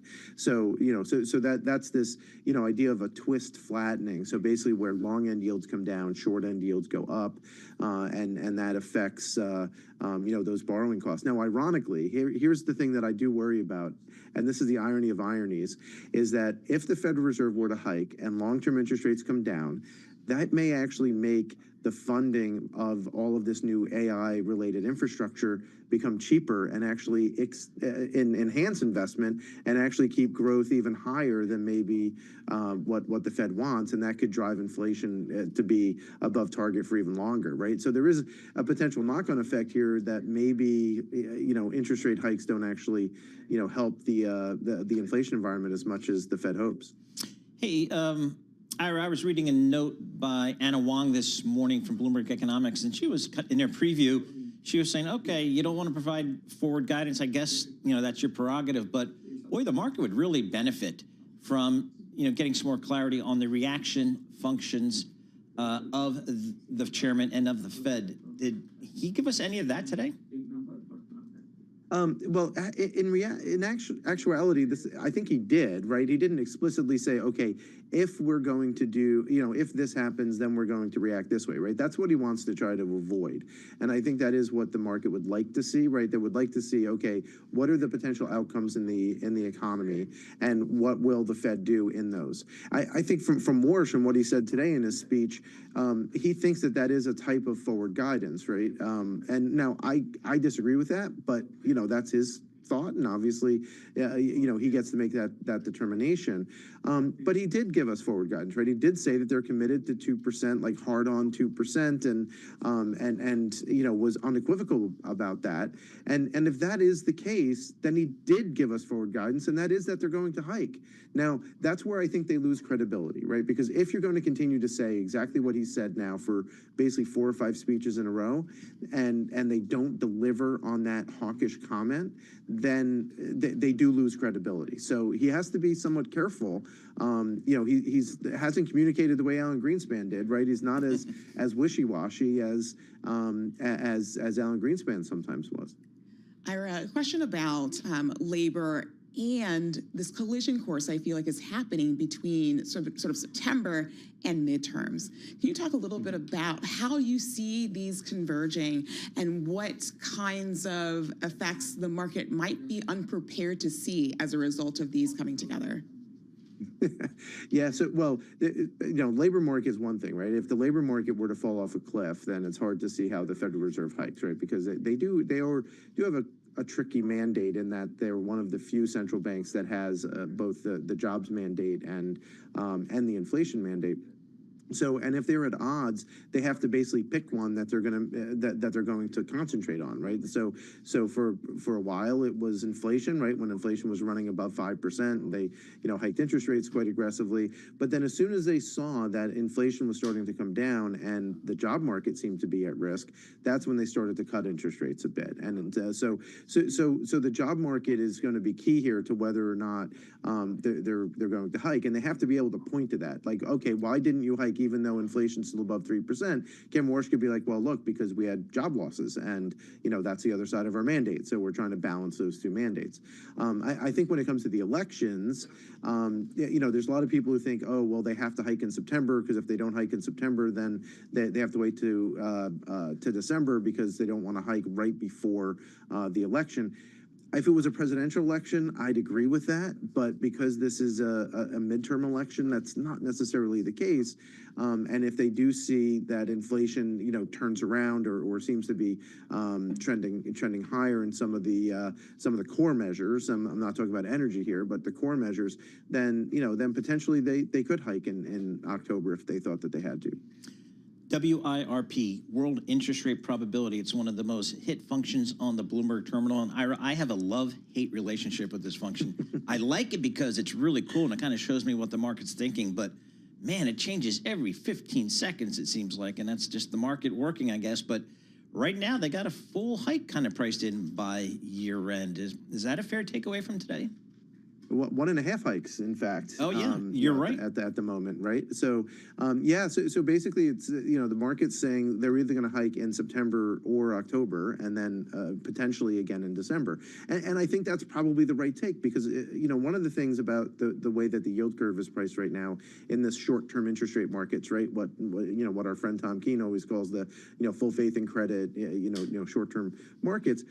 They're only priced for 2 interest rate hikes over the next year plus. If the Federal Reserve hikes, it's not only going to hike 25 basis points, wait 6 months and hike another 25 basis points. That's not going to happen. They're going to hike 75 or 100 basis points, basically take out the cuts that they did the last time that they moved interest rates, and in doing so, that may actually have the desired effect of potentially slowing the economy. Now, I think the risk there is, like I mentioned, that it doesn't actually work because if they do that and they hike interest rates that much, it is possible that long end interest rates come down. You get a very flat yield curve, and you wind up with the hyperscalers and all these other people who are doing these corporate investments end up issuing a whole lot of debt further out the curve, which is kind of the lifespan of some of these expected investments. And so it makes perfect sense for them to do that. Right. So anyway, right. I'm just thinking that they could backfire. All right, Ira, thank you so much. We appreciate that.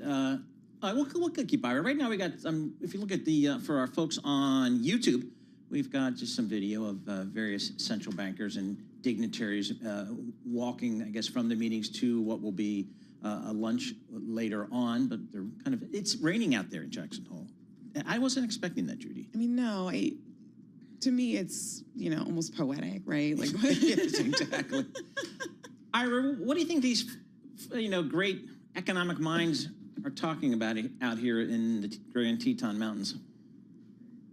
Yeah, so, well, they're obviously, the symposium is about things like stable coins and different payment functions. But, they're going to be, talking behind the scenes about, what the global economic environment is, right? And you do have significantly different, more changes in economic trends that have occurred over the last couple of years that you haven't seen in decades, right? So, and when you wind up speaking, to, Andrew Bailey from the Bank of England, or you wind up speaking with one of the central bankers from Japan or the ECB, you wind up with an environment where some people are saying, okay, the ECB and the Bank of England maybe have to be somewhat hawkish because of their, inflation-only mandate and the fact that inflation has been running hot. Like they have to be increasing interest rates, whereas, in Japan, yes, they've increased interest rates a bit. They might increase a little bit more, but they could slow down because you have seen a little bit of a moderation in their economy. So they'll talk about all of these things, and they'll probably talk a little bit about how often we want to speak offline, because they do often speak with each other outside of these formal environments, but it's just nice to meet face to face. Yeah, we see a shot of Kevin Warsh, Fed Chairman Kevin Warsh, walking. It looks like the rain has abated here, and Andrew Bailey as well, and just spectacular location out there, and I guess that's one of the reasons they choose it here. I'm seeing a red headline across the Bloomberg terminal. The yen weakens to 160 per the dollar for the first time since July 31st. Ira, some folks were suggesting he needed this speech, this conference, to maybe reestablish some credibility in the marketplace, and you were talking about that a little bit earlier. Do you think he achieved any of that and regained any credibility he may have lost? I don't think so. Just the idea that, again, like I mentioned, I think that there's the risk that they could lose it. I think he has it. They have it now, but the risk is that they can lose it if they don't deliver on the promise of that 2% inflation target. I suspected that he would mention things like, if he likes the market so much, use the markets. Use the markets to make your case. Like if Kevin Warsh wants to leave rates where they are, you could say, like, look, one of the reasons why we don't think we need to, we want to get back to the 2% target, and the market is pricing for that. When you look, and I put on our T-Live blog, if you have a Bloomberg terminal, go to T-Live, you can see this chart, or you can look at the research that I just put out a couple of minutes before we went on air. And, we have a chart in there showing how the inflation swaps market is priced for CPI to be 2% by this time next year. So, point to that. You can say, like, hey, I'm using the markets to guide, what our policy action should be. And the markets think that we're going to be, have lower inflation. But the market's also priced, as you mentioned, Paul, you look at WIRP, for them to hike interest rates 2 times to get there. All right, very good. Ira, thank you so much for your time. Always appreciate it. Ira Jersey, Chief Interest Rate Strategist for Bloomberg Intelligence. We appreciate getting some of his time. All right, let's get back to the markets here, get a little bit of a reset. We'll check in with Charlie Pellet. Hi, thank you very much, Paul Sweeney. Recapping, resetting here with the Dow, the S&P, NASDAQ, they're all higher. NASDAQ 100 index just turning negative since our last update. Little change, perhaps the key takeaway on the NASDAQ 100, but down nonetheless, down now by under 0.1%, down by 6 points. Traders sending stocks for the most part higher as Fed Chair Kevin Warsh's vow to bring inflation under control sends long-dated bond yields further away from multi-decade highs. Right now we got the 10-year 4.70% with a 30-year 5.19%, the 2-year 4.33%. S&P is a baseline at 77.48 now, up 17. That is a gain there of 0.2%. Dow Industrial is up 98, up by 0.2%. We've got NASDAQ up 53, up by 0.2%. Again, NASDAQ 100 index just turning negative, down under 0.1%. Spot gold down $60 the ounce to $45.38, drop there of 1.3%. A retreat for West Texas Intermediate crude, 83.24 a barrel, down 0.3%. Barrel of Brent, 89.34, down by 0.4%. Cannot ignore the move in Gap shares today, surging 13.3%. It has named Michael Francis to head Old Navy, and profit at Gap outpaced estimates, offsetting a sales decline at the chain and lower sales guidance. Francis, by the way, is a retail industry veteran. He'll take over as CEO of Old Navy on November 2nd. Old Navy Gap shares today up by 13.3%. Recapping, S&P up 0.2%. Paul and Judy, that's a Bloomberg Business Flash. All right, Charlie Pellet, thank you so much. We appreciate that. Judy LaGrue sitting in for Scarlett Fu here on Paul Sweeney. We're live in our Bloomberg Interactive Broker Studio in New York City. We're streaming live on YouTube as well. We're waiting in just moments. We're going to bring you a simulcast with Bloomberg Television. Bank of England Governor Andrew Bailey will be speaking with Bloomberg Television's anchors Tom Keene and Lisa Abramowitz, and we'll give that to you as soon as it starts in several minutes. One of the top stories on the Bloomberg terminal has to do with a biotech pharma company, BioNTech, and Roche. They are abandoning a trial of a personalized cancer vaccine, dashing hopes that had been raised by a rival drug maker's recent success in the same field. So let's see what this means for the players. BioNTech shares are down. The ADRs are quoted in the U.S. are down about 7.4% today, but still up about 8% year to date. Sam Fazeli joins us, Director of Research for Bloomberg Intelligence. He covers all the pharma and biotech stuff for Bloomberg Intelligence. Sam, what happened with BioNTech and Roche and this partnership? Yeah, so Paul, I remember Moderna had that great news. Everybody went berserk thinking cancer vaccines are going to solve more problems. We're, as usual, a bit more measured than that. And here we come with a trial from BioNTech where the vaccine failed. Now, very quickly, this has already failed. This failed back in October 2025 in terms of not the monitoring committee that looks at trials on an ongoing basis said, there's no safety issues here, but we don't think you're going to be able to make it on efficacy. That was October 25. Company said, I'm going to carry on. They carried on. I think April, May, they had another look, no safety issues. And suddenly today, they were told you have to stop because there seems to be an imbalance. That's even worse, i.e. patients who were taking the vaccine were surviving less than the control patients. Now, this is just the vaccine, no other drug added. So it does raise a few questions. And last point I want to make, colorectal cancer is the toughest one to treat when it comes to immunotherapy. All right, Sam, we're going to have to leave it there today. We have to head out to Jackson Hole. Sam Fazeli, Director of Research, covers all the healthcare stuff for Bloomberg Intelligence, joining us there. Let's head back out to Jackson Hole. Bank of England Governor Andrew Bailey speaking with Bloomberg Television anchor Lisa Abramowitz. Let's listen in.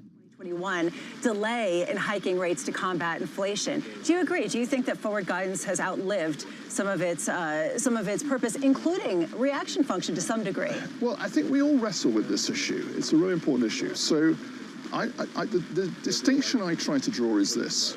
Monetary policy, by its nature, is in the business of making policy forwards.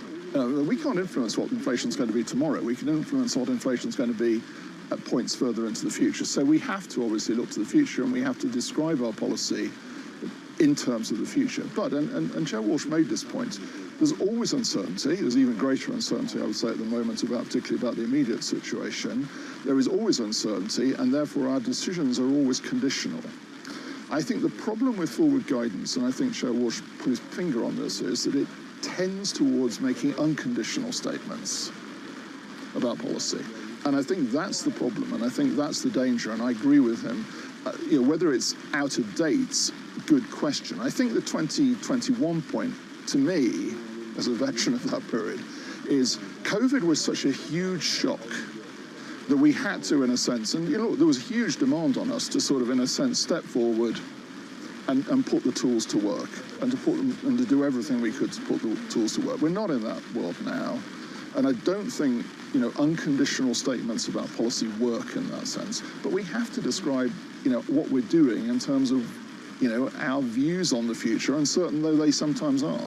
It was notable to me that Chair Walsh talked about the components of PCE and that it was broad-based in the U.S.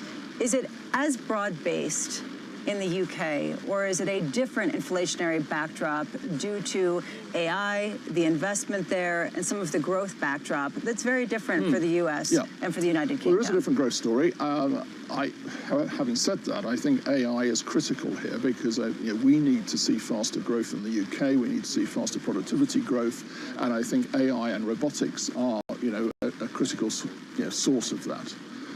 I think the point that Chair Walsh made, which is very important, and I'll apply this to the UK, is he made a key point that, he is looking to see whether, I think he used the word trend inflation, but, underlying inflation is going back to target.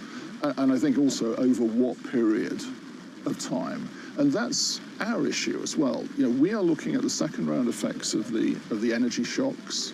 We're looking at the question, over what, do we expect inflation to return to target? Over what time? And is that time and that trend, sustainable and consistent with the inflation targets? Now, in the UK situation at the moment, I would say, so far, I think we're seeing quite subdued second round effects. I think we've seen a softening labour market for some time now. I think the second round effects are at the moment quite subdued. And that's why I've taken the view that I think we can we can watch this situation for the moment, but we have to, every meeting we have to come back to it.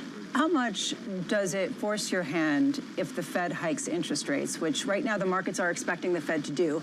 Does it put pressure on you to match that in some capacity, partly because of the currency differentials, partly because of this race for capital, this competition for capital?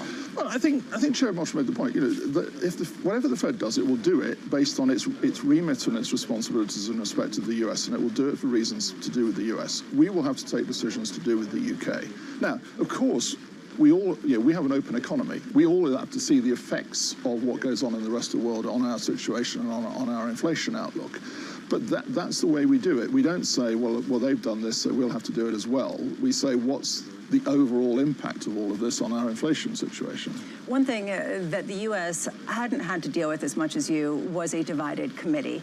It was normal to get unanimous after unanimous after unanimous decision, and then we would get the BOE's decisions, and it would be, 4 people voted for this, 3 people said they were nuts, 1 person said, why am I even here? And then there was a big brawl. I'm just wondering, from your perspective, is there any advice you'd give Chair Kevin Walsh about how to handle this sort of division that you get on the Central Bank Committee? Absolutely. Well, no, I think, but let me say, I think each of us obviously takes our own approach towards chairing the committees.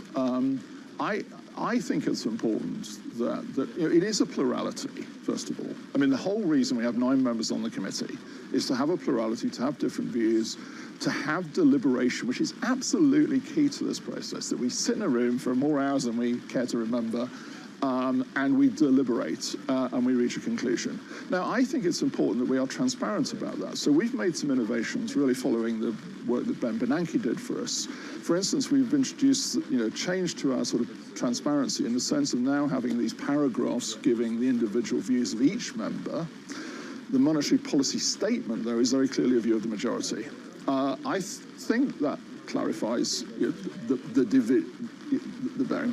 sort of division of views. But my view in our setting is I think it's very important that we're transparent, and I encourage, as I say, this plurality to come out. And then I have to try and steer it to a conclusion. Well, question for you. We were talking about how we're hearing from a lot of hawks. We heard from a lot of hawks today. Yeah. Your own colleague, Catherine Yeah. Mann, she describes herself as on the hawky side. We heard from earlier this morning, Beth Hammack of the Cleveland Fed also talking about how it's just been too high for too long when it comes to inflation. Do you feel like you're in a minority saying, hold on a second, wait, we need to really watch this because we don't want to torpedo the economy before it has a chance to really right-size? Well, look, I don't characterize myself as a hawk or a dove. What I do think, and by the way, the majority of our committee is, has been in the same places. As I said, I think we are seeing, at the moment, relatively muted second-round inflation effects. But obviously, this is an evolving situation. I can't give you any, and this comes back to the forward guidance point, I can't give you any promise that that will continue. What I can do is, our job is to get inflation back to target. We will do that. We will consider not only the path back, but as I say, how long that path takes, and is that consistent with price stability. How complicated is the job of central bankers globally, particularly from developed markets, given how much debt has been incurred over a pretty low-rate period for a number of decades? Does that create a difficult issue with accusations of politicization, given that what the Fed or the Bank of England does has a pretty direct ramification on the overall budget of different governments? I think probably the most complicated area for that is balance sheet management. We have been reducing our balance sheets. We will have a decision in September. I'm not going to prejudge what that decision is, but my view is that it's important that we have a balance sheet that gives us scope to do whatever we need to do in the future. But it is important also that we reduce the interest rate risk on our balance sheet. So that's important. I think this debt question, I think you have to put into the broader context of the challenges that we all face, I think, in developed economies. And look, there are very sort of big long-run challenges. So I think aging populations is a big long-run challenge. I think the turnaround of the post-Cold War defense expenditure dividend, if you like, it's now gone obviously into reverse, is a very big challenge. And these are challenges, they're not direct challenges for monetary policy, but they are obviously challenges for economic policy, and they are having an impact on fiscal policy, and they are having an impact on debt levels. And if you look at the long-run projections, they tell you these are issues that we are going to have to seriously manage. Well, it really is notable that normally this is much more attended by global central bankers, but a lot of people are distracted because they have to go to Asheville for the G20 meeting, which you're heading off to tomorrow morning. It's sort of notable at this moment. It's rare for this to happen, for this meeting to be so close to that meeting, both in location as well as in timing. But it sort of indicates the moment that we're in, and really this idea that the finance picture, the fiscal backdrop, can't be extricated as cleanly from monetary policy as it could be, say, 20 years ago. We've got a slightly different cycle this year. I mean, normally we have the G20 meetings in February and July, whereas this year we're having it end of August. So that's caused the sort of look. In some ways, this works quite well because we're in the US. So here we are. So it cuts down on the extensive travel that we do. I wouldn't really interpret it any more strongly than that, really, in terms of the meetings. Do you think that in the UK, just switching gears a bit, in the US, people are talking about AI being the holy grail of productivity? You were touching on this and saying that you hope that it would be the case. Do you see AI as being more disinflationary than inflationary in the United Kingdom? Do you see it sort of being inflationary in the short term to the same degree that it's being seen in the United States? So I think the interesting question there is there will be both demand shocks and supply shocks from AI. I mean, if you look back in, economic historian in me always comes out at this point, I'm sorry. If you look back at general purpose technology innovations in the past, actually they don't have the same pattern, but in terms of the sequencing of shocks. If we get the demand shocks ahead of the supply shocks, then you will get pressure on inflation upwards. And of course, those can come through in terms of asset markets. If you get the supply shocks first, you'll get the opposite. Well, we've got more from Jackson Hole next on Bloomberg after the break. Brilliant. Thank you so much, Governor You're very Andrew welcome. Bailey. Really appreciate it. Yeah. This is Bloomberg. All right, that was Bank of England Governor Andrew Bailey. Speaking with Bloomberg's anchor Lisa Abramowitz out there in Jackson Hole, giving his thoughts of kind of what he's heard from Chairman Warsh here and what the Bank of England is likely to do in terms of trying to get inflation down. That is clearly the message coming out of Jackson Hole. I think certainly the comments around supply and demand shocks, I think, were particularly poignant. I think when we talk about the pressures on the yield curve, we really need to look at that more. And so I'm really glad that that was mentioned earlier, just to keep that in context. Yep, and we're seeing it in the bond market. It's that flattener that Ira Jersey was talking about. You look at the short end of the curve, which is really more reflective of kind of what near-term Fed policy may be, and it's up 10 basis points here. That's the first time we've seen that in a while, up to 4.32%. So that's a big move on the short end. You look at the longer end, the 30-year, it's basically flat here. So that tells you all you need to know in terms of inflation expectations longer term, kind of staying where they were, but clearly in the front end of the curve, it's the market telling you, we think this Fed is going to raise rates. That's kind of what we heard here today from Fed Chairman Warsh. And when you do look at the WIRP function, which reflects the market's expectations for Fed rate changes, it's pricing in 1.5 rate hikes for the remainder of this year, or by the end of this year, probably the best way. I mean, one asset class that I don't think anyone else has talked about quite yet on air, at least today, is a rate-sensitive asset like Bitcoin. So Bitcoin actually went under 80,000 today. Good point. Kind of in response to Warsh's comments. And while that's not typically like a terrible move for Bitcoin, I think that it's really interesting to know that it's certainly, it's a blip compared to the rebound this month. Bitcoin is up about 25%. So yeah, it's a good point. So, and right now we got Bitcoin, as you mentioned, down about 2% here, just about 78,400. So that is a move in Bitcoin. So we'll keep an eye on that. S&P 500 down 3. We've got the Dow up 63 points and the NASDAQ down 58 points. So not a lot going on out there. For our listeners in the U.S., a reminder, you can listen to us via satellite radio on Sirius XM channel 121. Access the world's only global auto business network, coast to coast, 24 hours a day. Bloomberg Radio on Sirius XM channel 121 is presented by Golden Crest Metals. Stay tuned for the latest market news and industry research. Your top stories, global business headlines are coming up in just a moment here. Judy, thank you so much for sitting in for this hour. That was great. Appreciate it. We heard some interesting speakers there and got a sense of what's going on out there in this markets. It's all about the bond market here and kind of what the market thinks the Fed is going to do. And Fed Chairman Warsh warned inflation isn't meaningfully slowing and said policy makers must be confident that it is. Otherwise, the central bank has, quote, work to do. In a sweeping speech, his first since becoming chairman of the central bank in May, Warsh reiterated that policymakers will return inflation to their 2% goal, which he said is a firm and fixed target here. That does it for us at Bloomberg Intelligence. Looking at these markets, again, kind of red and green on the screen here with light holiday volume as well. So that's to be expected. Bloomberg Balance of Power. Actually, it's Bloomberg Money coming up. Tom Keene and Scarlett Fu. That's going to be coming up at the top of the hour. This is Bloomberg. Good morning.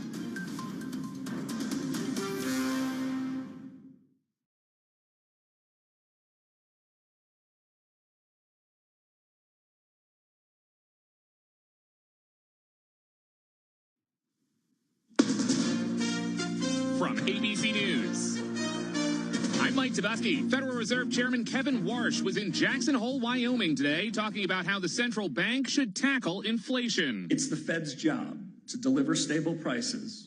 No excuses. More from ABC's Elizabeth Schulze. When you think about the fact that inflation prices have been above where the Federal Reserve wants them to be now for years, Kevin Warsh is acknowledging that this needs to be priority number one for the central bank. So in pretty firm words, he said that the Fed needs to be confident that inflation is moving back towards where it wants to be. In other words, the prices are going back in line where they want, not so high. Warsh also spoke about how artificial intelligence is impacting the economy, saying that more than half of capital expenditure growth this year has been attributed to AI build-out. Today, the Bureau of Labor Statistics revised down its job growth estimate. The U.S. likely added 79,000 fewer jobs than previously reported from last March to this March.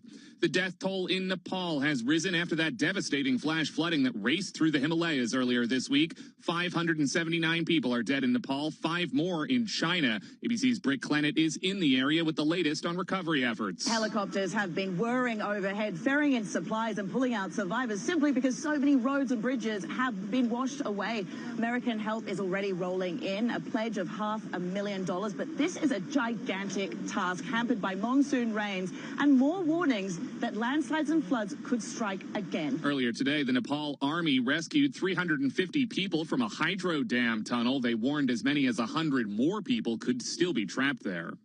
The Union of European Football Associations is now considering pursuing criminal charges against Gianni Infantino, the head of FIFA, for allegedly soliciting $4 billion for the sale of the commercial arm of that sports organization. You're listening to ABC News.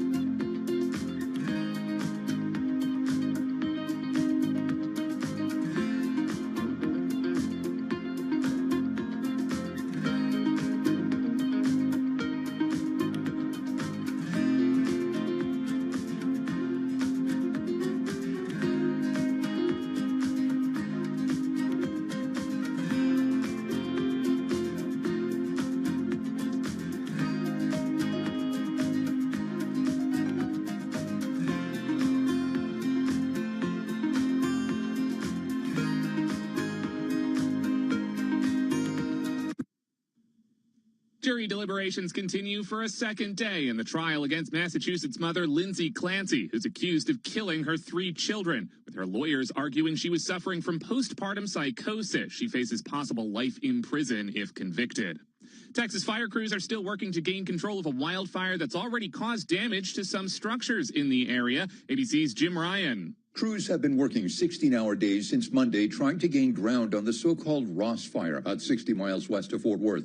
The latest assessment from the Texas A&M Forest Service puts the wildfire at just over 85,000 acres, but now 26% contained. The flames have largely destroyed a Boy Scout camp that's been operating for nearly a century. Fallout over a controversial golf ad that critics say depicts violence against women and has the golf company Callaway apologizing to its customers and cutting ties with the partner responsible. ABC's Hannah Battah. Callaway, which acknowledges it approved the ad, is now cutting ties with Good entirely, ending a 3-year partnership. And it's pledging $1 million to groups working to prevent violence against women. The company's saying these actions do not undo the harm caused or excuse our role in it. Good is also stepping away as title sponsor of a PGA Tour event this fall. And there's a new king in Norway after the country announced its longtime monarch, King Harald V, passed away. His son, now called King Haakon VIII, automatically took over. Mike Dubusky, ABC News.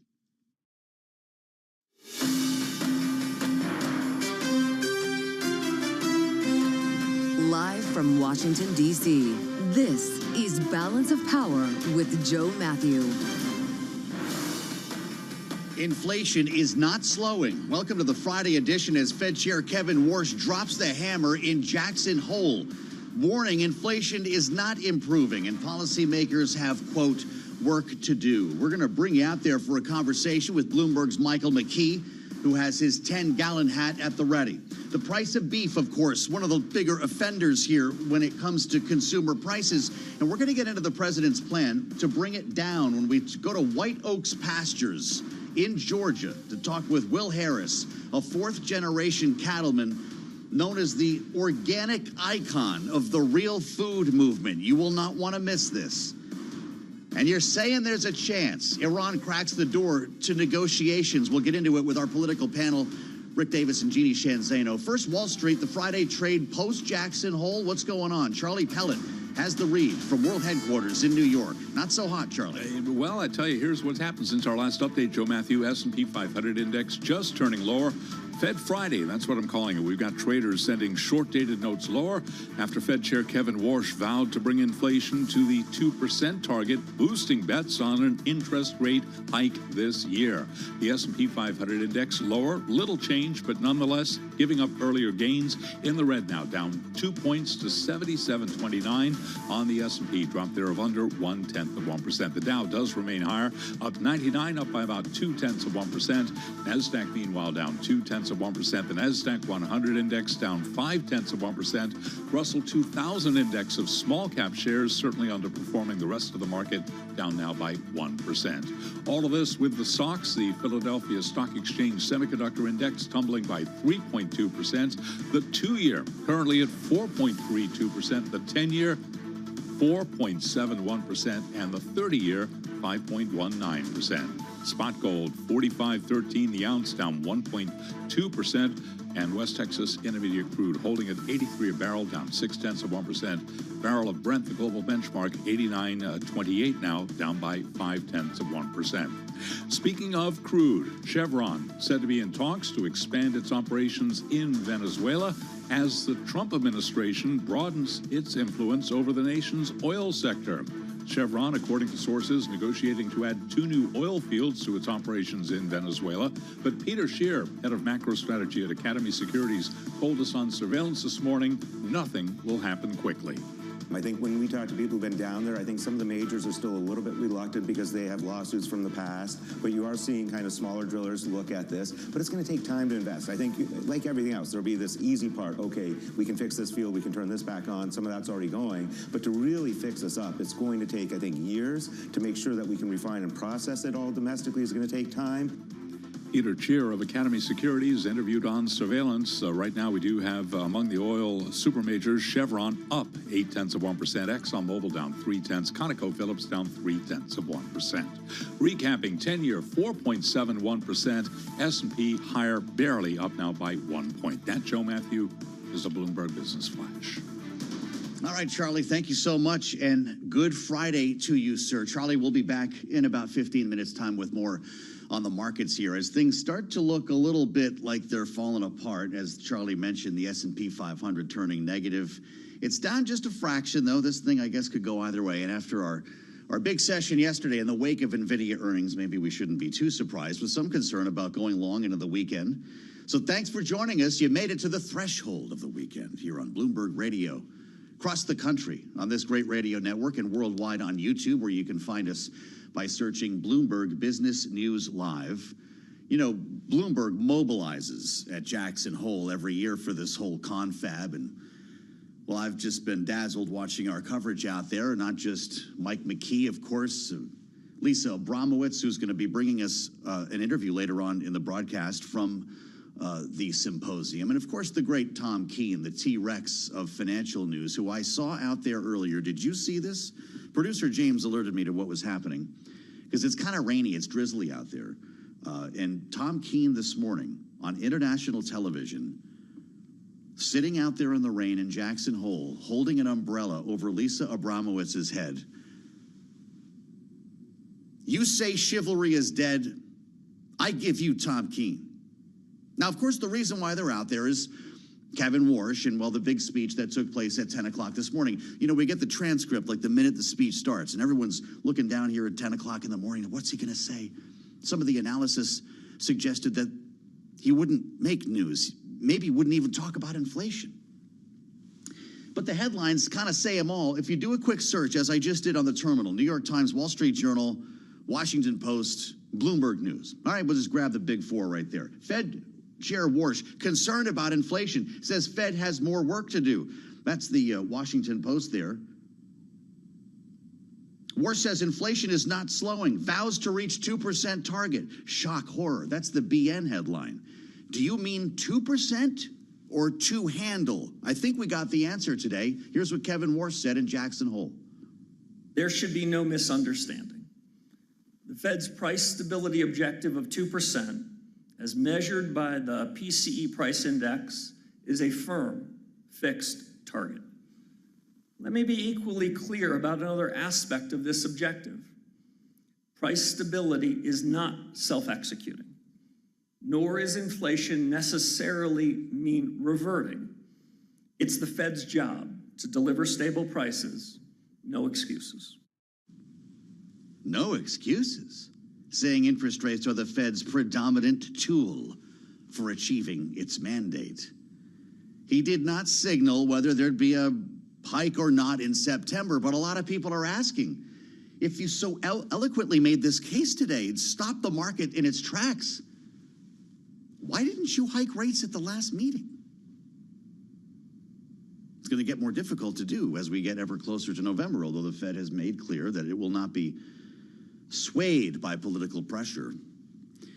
Let's get out there right now because we've got the best team in the business, and as I mentioned, Michael McKee is joining us, Bloomberg International Economics and Policy Correspondent. Look at him in the lodge there at Jackson Hole. Mike, it's great to see you. How are you framing this in level of importance to the markets here? I'm looking at bonds right now, looking at treasuries, the 30 years at 519, the 2 years up almost 10 ticks here at 432. What's the market think of this? Market is very happy because they got what they wanted. They got a commitment from Kevin Warsh to actually care about inflation and do something about it. He has said they're going to go down to 2%, but he's tried to avoid any kind of indication about what he thinks of inflation now and what the Fed could do about it. Today he came out and he said it's not good enough. Inflation's not coming down fast enough, and if it doesn't start doing that, then we're going to have to take action. He didn't say we're going to have to raise rates. He didn't say anything's coming up in September specifically, but he's done what many Fed chairs and Fed governors have done in the past, and that is basically give the markets something to infer. So now the markets are happy because basically, Joe, they can set a baseline for where they think the Fed is, and from here on out, we'll see the yield curve shift up and down based on the economic data we get, rather than people wondering if Kevin Warsh is more dovish than he is hawkish. Today he said hawkish. And that's what he wants, though, right? He made that pretty clear today. Now the bond market is speaking honestly. Mike McKee, is he right? He's right.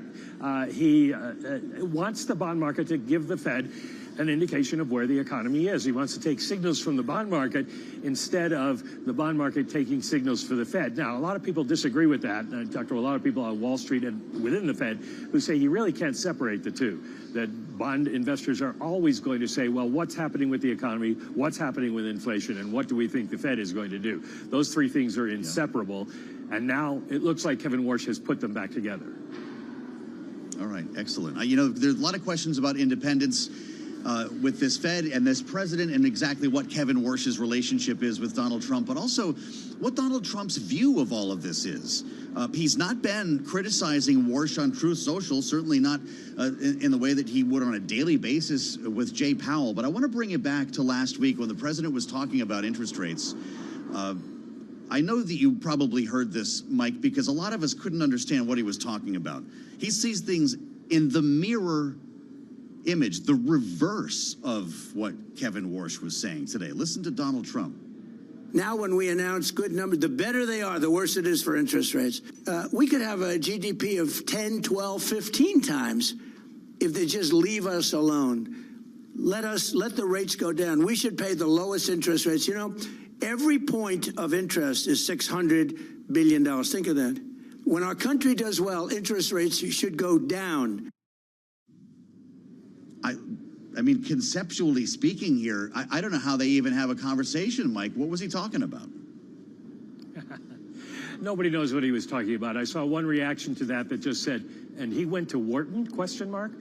He's completely wrong about why interest rates go up and down. If the economy is hot, then interest rates go up to cool inflation. So he's got it backwards in that sense. But it did show his concern and what some of his concern may be based on in terms of higher interest rates, and that is that it does cost the government a lot more money to finance its debt. And of course, under the Trump budgets and tax cuts, the debt has skyrocketed. So a lot more money has to go to debt payments that can't be used for other things. They need to sell more debt to pay for the debt, which is a problem. And so no doubt he would like lower interest rates. But the Fed's job, as Kevin Warsh emphasized today, is to focus on inflation and not other things like the national debt.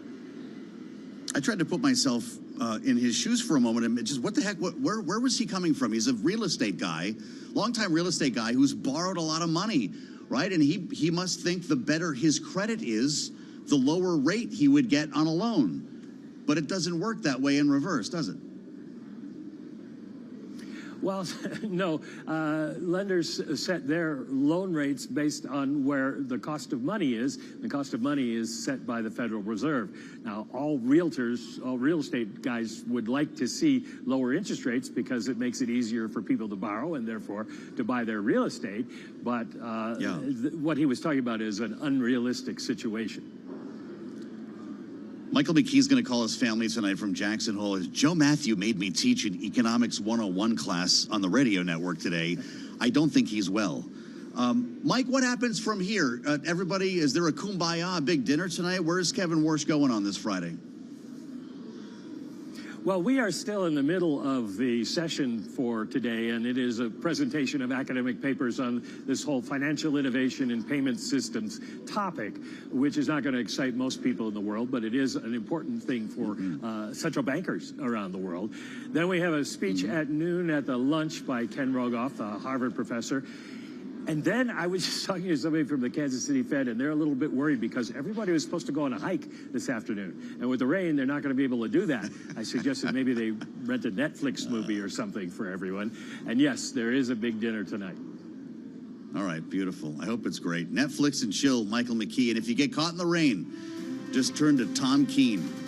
If you're with us on YouTube, you see what I'm talking about here. One of the last of the romantics. The T-Rex of financial news, keeping you dry and informed at Jackson Hole. Maybe we'll bump into Tom a little bit later. I hope so. I hope he's having a good time out there. And I hope you're having a great Friday. Thanks for being with us on Balance of Power. We're going to head to the farm next, talk about beef prices right here on Bloomberg.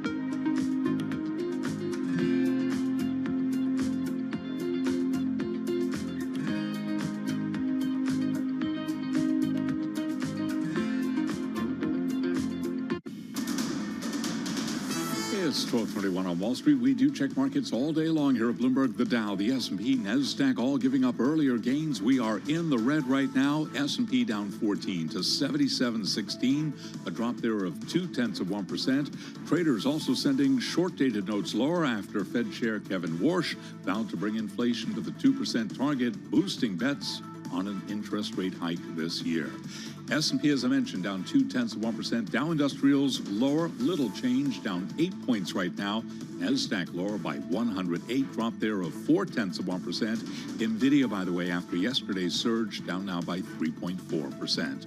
We've got the stocks, the Philadelphia Semiconductor Index, it is moving lower by 3.4%. The 2-year, 4.33%. The 10-year, 4.72%, and the 30-year, 5.20%. Gold is down $128 the ounce, dropped there to $44.69 the ounce, a decline of just about 2.8%. West Texas Intermediate crude down 0.4%, 83.18 a barrel on WTI.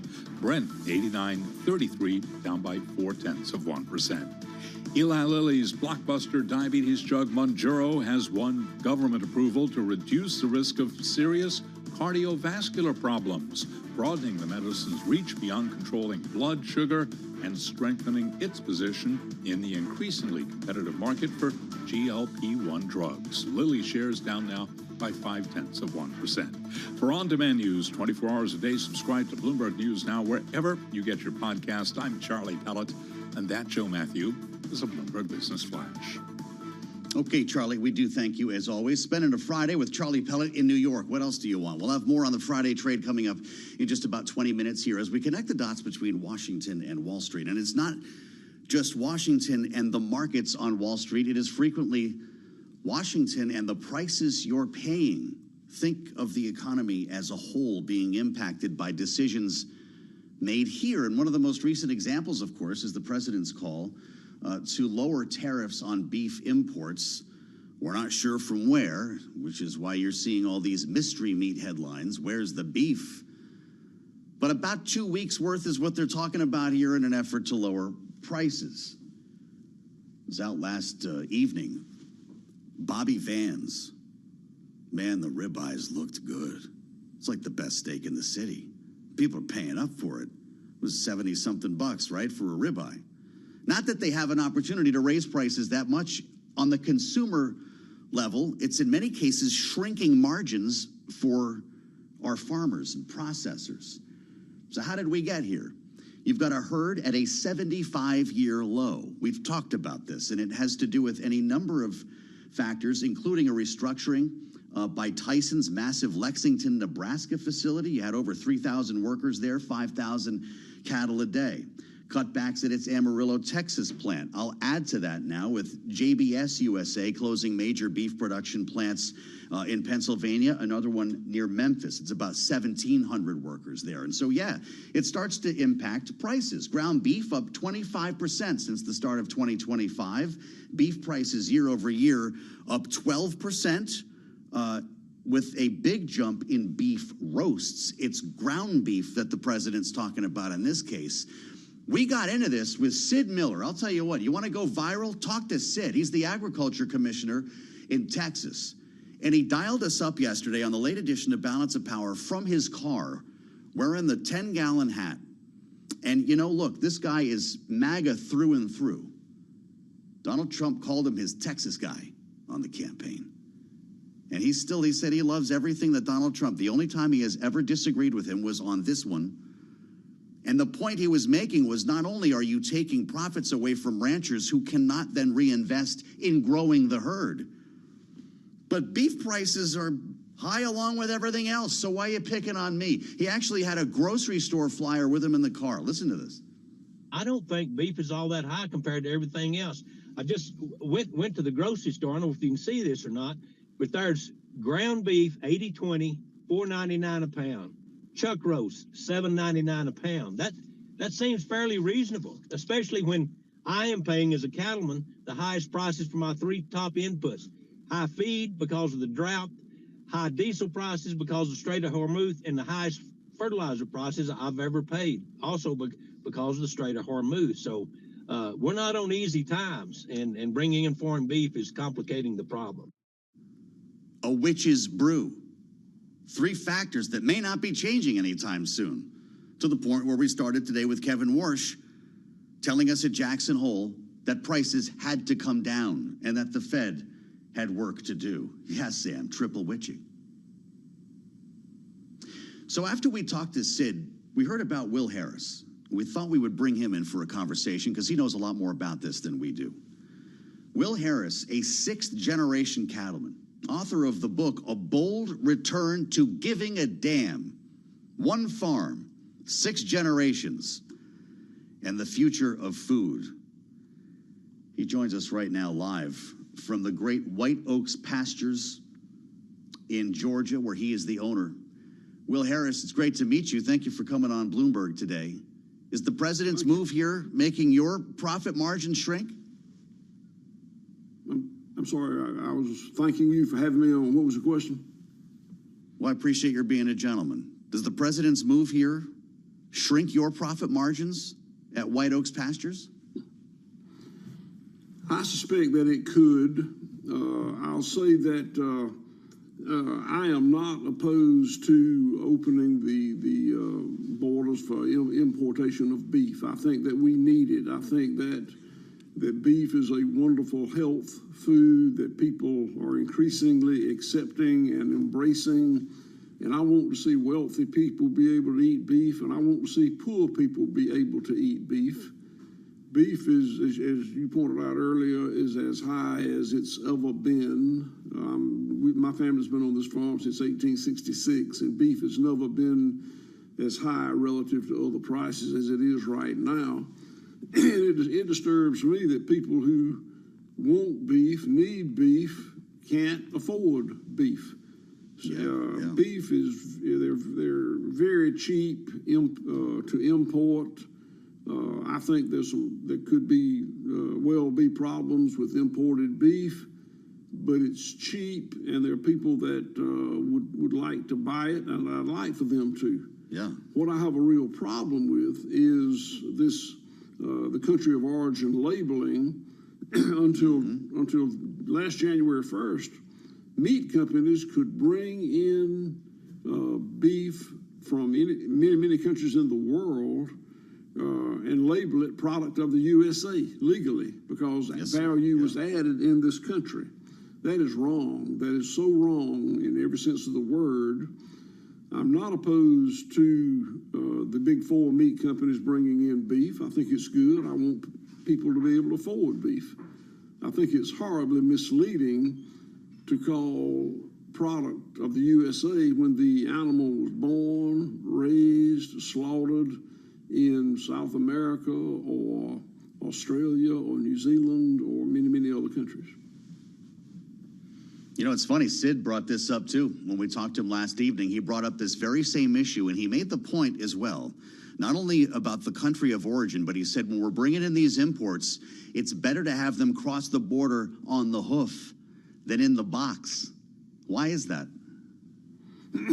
Well, I think it would be because you're spared, depending upon other governments, for the manufacturing process of slaughter.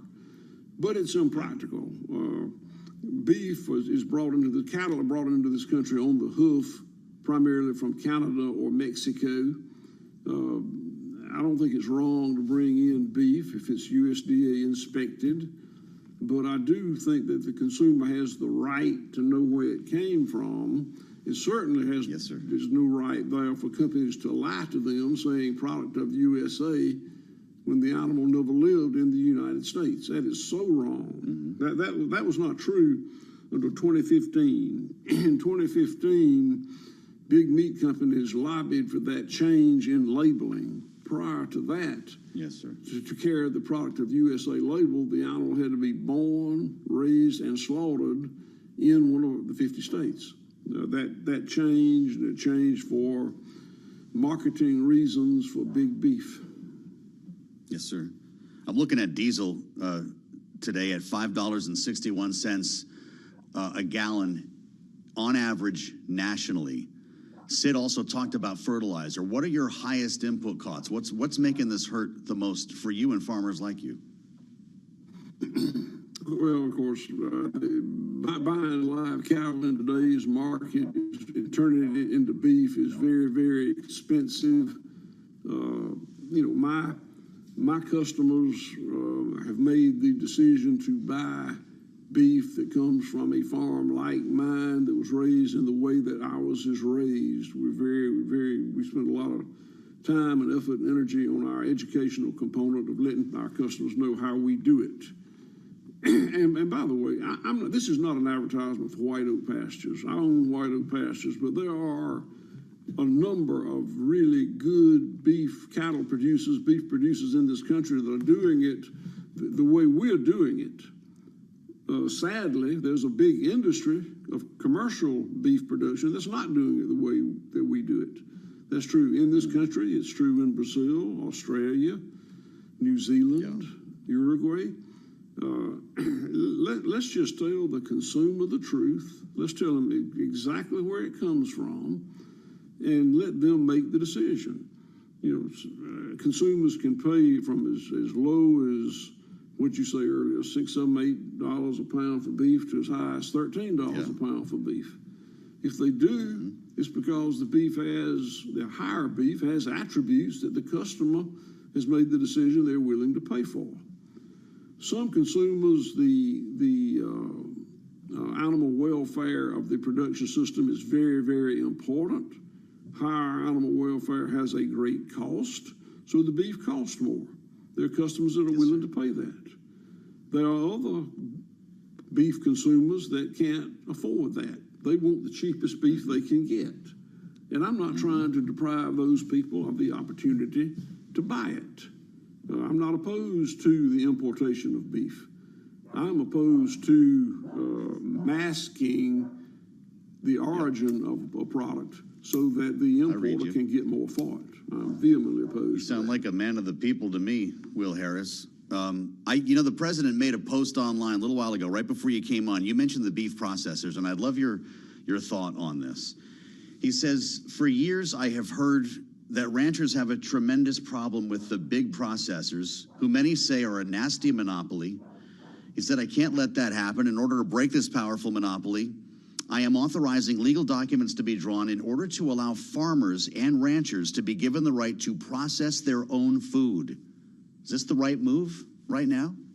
It is, and I was there when that document was signed, and I'm in favor of it. You know, 85% of the beef in this country comes from 4 major international beef packers. 4 control 85%. That level of market concentration is, I mean, that just hadn't happened much since the Depression. But it's what we've evolved into. And, you know, all beef is not created equal. You know, there's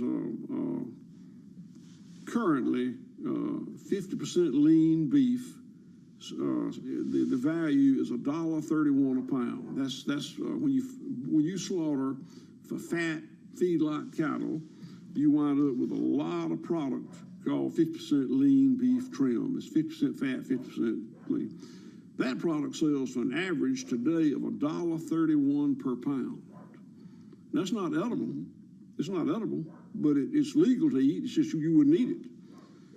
But what the big international packers do is bring in super lean beef, 90% lean beef, 95% lean beef, which is about $4 a pound.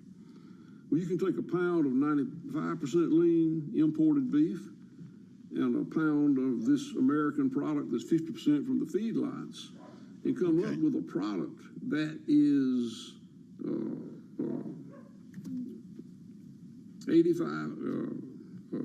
72% lean beef, and the cost is $2.66 per pound.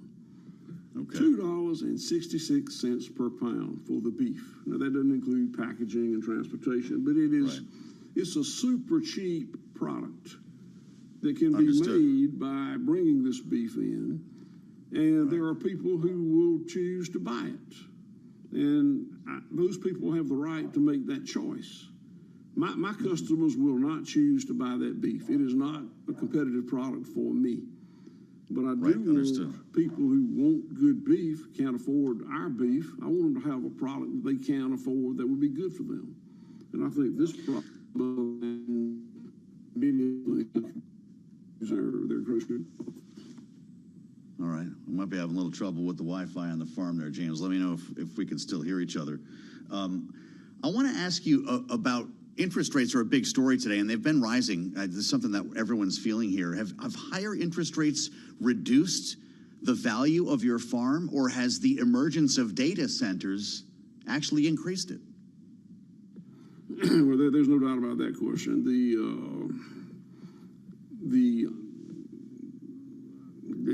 burgeoning of these things like data centers and to a lesser extent solar voltaic arrays and other non-agricultural uses has really caused land to not be affordable by farmers anymore. It's very disturbing to me. I am the fourth generation to own this farm. I have grown daughters with spouses and children who will be the fifth generation. The children will be the sixth. And that just doesn't happen much anymore. And it doesn't happen because land has become so expensive that even if you're farming the land yourself and doing a good job, it yields a very low return on investment. But it's a very attractive investment for very liquid entities, very wealthy people to buy. It's a non-depreciating asset. Land is a non-depreciating asset. There aren't many. Land, precious metals, gems, not much else. So when a very liquid entity, person, company wants to invest capital in a non-depreciating asset, land is the ultimate. So there's a great demand for it. It makes it hard for farmers to be able to afford it. I worry a lot about the succession plan for most families. The old European way was the eldest son inherited the estate. And the eldest son part was very sexist and all that, but leaving the land to one sibling kept it from being divided up and ultimately liquidated. I'm 71 years old. I've got peers who are retiring or dying, and they leave their farms. I've got 5 children, and I love them all, so I leave 1/5 of it to each one. I find that to be so wrong. If you've got one child, male, female, oldest, youngest, doesn't matter, or 2 children who want to come back and operate the farm, I think that person should be the recipient of the inheritance. Yeah. This has been a fascinating conversation, Will Harris, and I was looking at your bio. It says your favorite place in the world to be is out in the pasture, where you have a big coffee at sunrise and a 750 milliliter glass of wine at sunset. I love the sound of it. Do you work 7 days a week? I'm between the coffee and wine right now. Do you work 7 days a week? I'm 71 years old. I'll be 72 in December. Do you work 7 days a week? I work 7 days a week if you want to call it work. I love what I do. I do what I want to do. I wear the same clothes 7 days a week, and I do what I want to do 7 days a week, which is run this farm or help my managers run this farm. Strip or ribeye, Will Harris? Well, we've got 150 or 60 employees, and they're good people, wonderful people. There's no one I'd rather be with than them. Yeah. There's nothing I'd rather be doing than running this farm. So I got a pretty good gig any way you want to look at it. Well, you look like a happy man and a man of the people. And I appreciate your being with us, Will Harris. Next time, let me know, strip or ribeye. We have a lot to learn from Will Harris. He's fourth-generation cattleman, White Oaks Pastures. Look him up. This man is an icon, as I said, in what they call the real food movement. And I was looking forward to that conversation. We got to get him and Sid together at some point here, right? This is like, take this thing on the road. Many thanks, Will. Go take care of that dog. It wouldn't have been the same without him. Our panel's been listening. Rick Davis and Jeannie Shanzano are on the way in. But first, the great Charlie Pellet with his view of the markets with or without beef prices. Let's get down to it on Kevin Warsh Day. Charlie, how's it going? All right. I thank you very much, Joe Matthew. I like that guy, by the way. If you call it work, great philosophy of life right there. We've got the Dow higher. I tell you, this market's been all over the map today. A Fed Wednesday, Kevin Warsh out in Jackson Hole. We are there. We got you covered. Right now, though, we got traders sending short-dated notes lower after Fed Chair Kevin Warsh vowed to bring inflation to the 2% target, boosting bets on an interest rate hike this year. S&P down 15, 77.15 where we stand right now, down 0.2%. The industrials higher, little change right now, up 5 points. Got to keep in mind that after Warsh spoke, we did see stocks moving higher. NASDAQ down 114 right now, drop there of 0.4%. NASDAQ 100 index down 0.7%. The 2-year currently at 4.33%, with the 10-year 4.72%, the 30-year 5.20%. Spot gold down $125 the ounce, 44.73, down 2.7%. West Texas Intermediate crude 83.45 a barrel, down 0.1%. Barrel of Brent 89.39 right now, drop there of 0.3%. Marvell Technology shares hard hit today, down 10% after reporting second quarter results that modestly beat expectations. It also gave an outlook that was above the analyst consensus. However, shares are trading lower. Marvell down by 10.2%. Also trading lower today after yesterday's more than 7% surge, shares of NVIDIA down now by 3.5%. Recapping here, S&P down 0.2%. Right now we got the S&P at 77.13. For on-demand news 24 hours a day, subscribe to Bloomberg News Now wherever you get your podcasts. And that, Joe Matthew, is a Bloomberg Business Flash.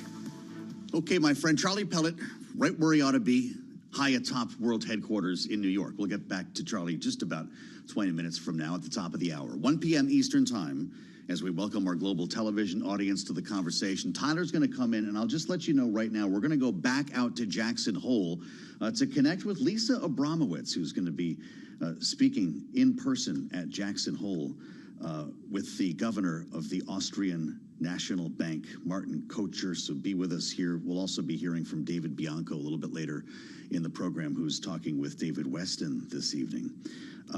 Where else are you going to hear a conversation like that? With Will Harris. Really appreciated that. He sat down in his breakfast nook there and dialed us up on the computer between his cup of coffee and his glass of wine. Dog was barking outside. And look, that was not a political interview. It was just a very real one. And pretty interesting, by the way, to hear him say that he welcomed the beef imports. This is a man of the people, right? He said, he's making this beautiful grass-fed organic beef. He wants other people who can't afford that to be able to have what he calls a health food, the great health food that is beef. And when you think about what Sid told us, I don't know if maybe we should play that back. I already did. But he talked about the inputs. Remember, this is the ag commissioner in Texas. High feed because of the drought, high diesel because of the Strait of Hormuz, highest fertilizer prices I've ever paid, he said, as well because of the Strait of Hormuz. Then you add these plant closures I'm talking about, you've got a big capacity issue. And this is something you cannot fix between now and November. Keeping all of that in mind, we're going to get into what's happening in the Strait of Hormuz in a moment, because the administration is doubling down here on the fact that it has been demined. There have been some folks questioning the president's repeated statements about that. So they actually had Admiral Brad Cooper, make a video about it. But I want to bring in the panel first. Bloomberg Politics contributors Rick Davis and Jeannie Shanzano are back together here for our Friday edition. Jeannie is our Democratic analyst and democracy visiting fellow at Harvard Kennedy School's Ash Center. Rick Davis, Republican strategist and partner at Stone Court Capital. Rick, there's nothing more authentic than talking to Will or Sid. And in the case of Sid, in Texas, MAGA told us last evening that the president could lose the midterms over trends like these, and he agrees with Donald Trump on just about every single other thing. Has the president lost the American farmer? Well, he's certainly losing the American farmer.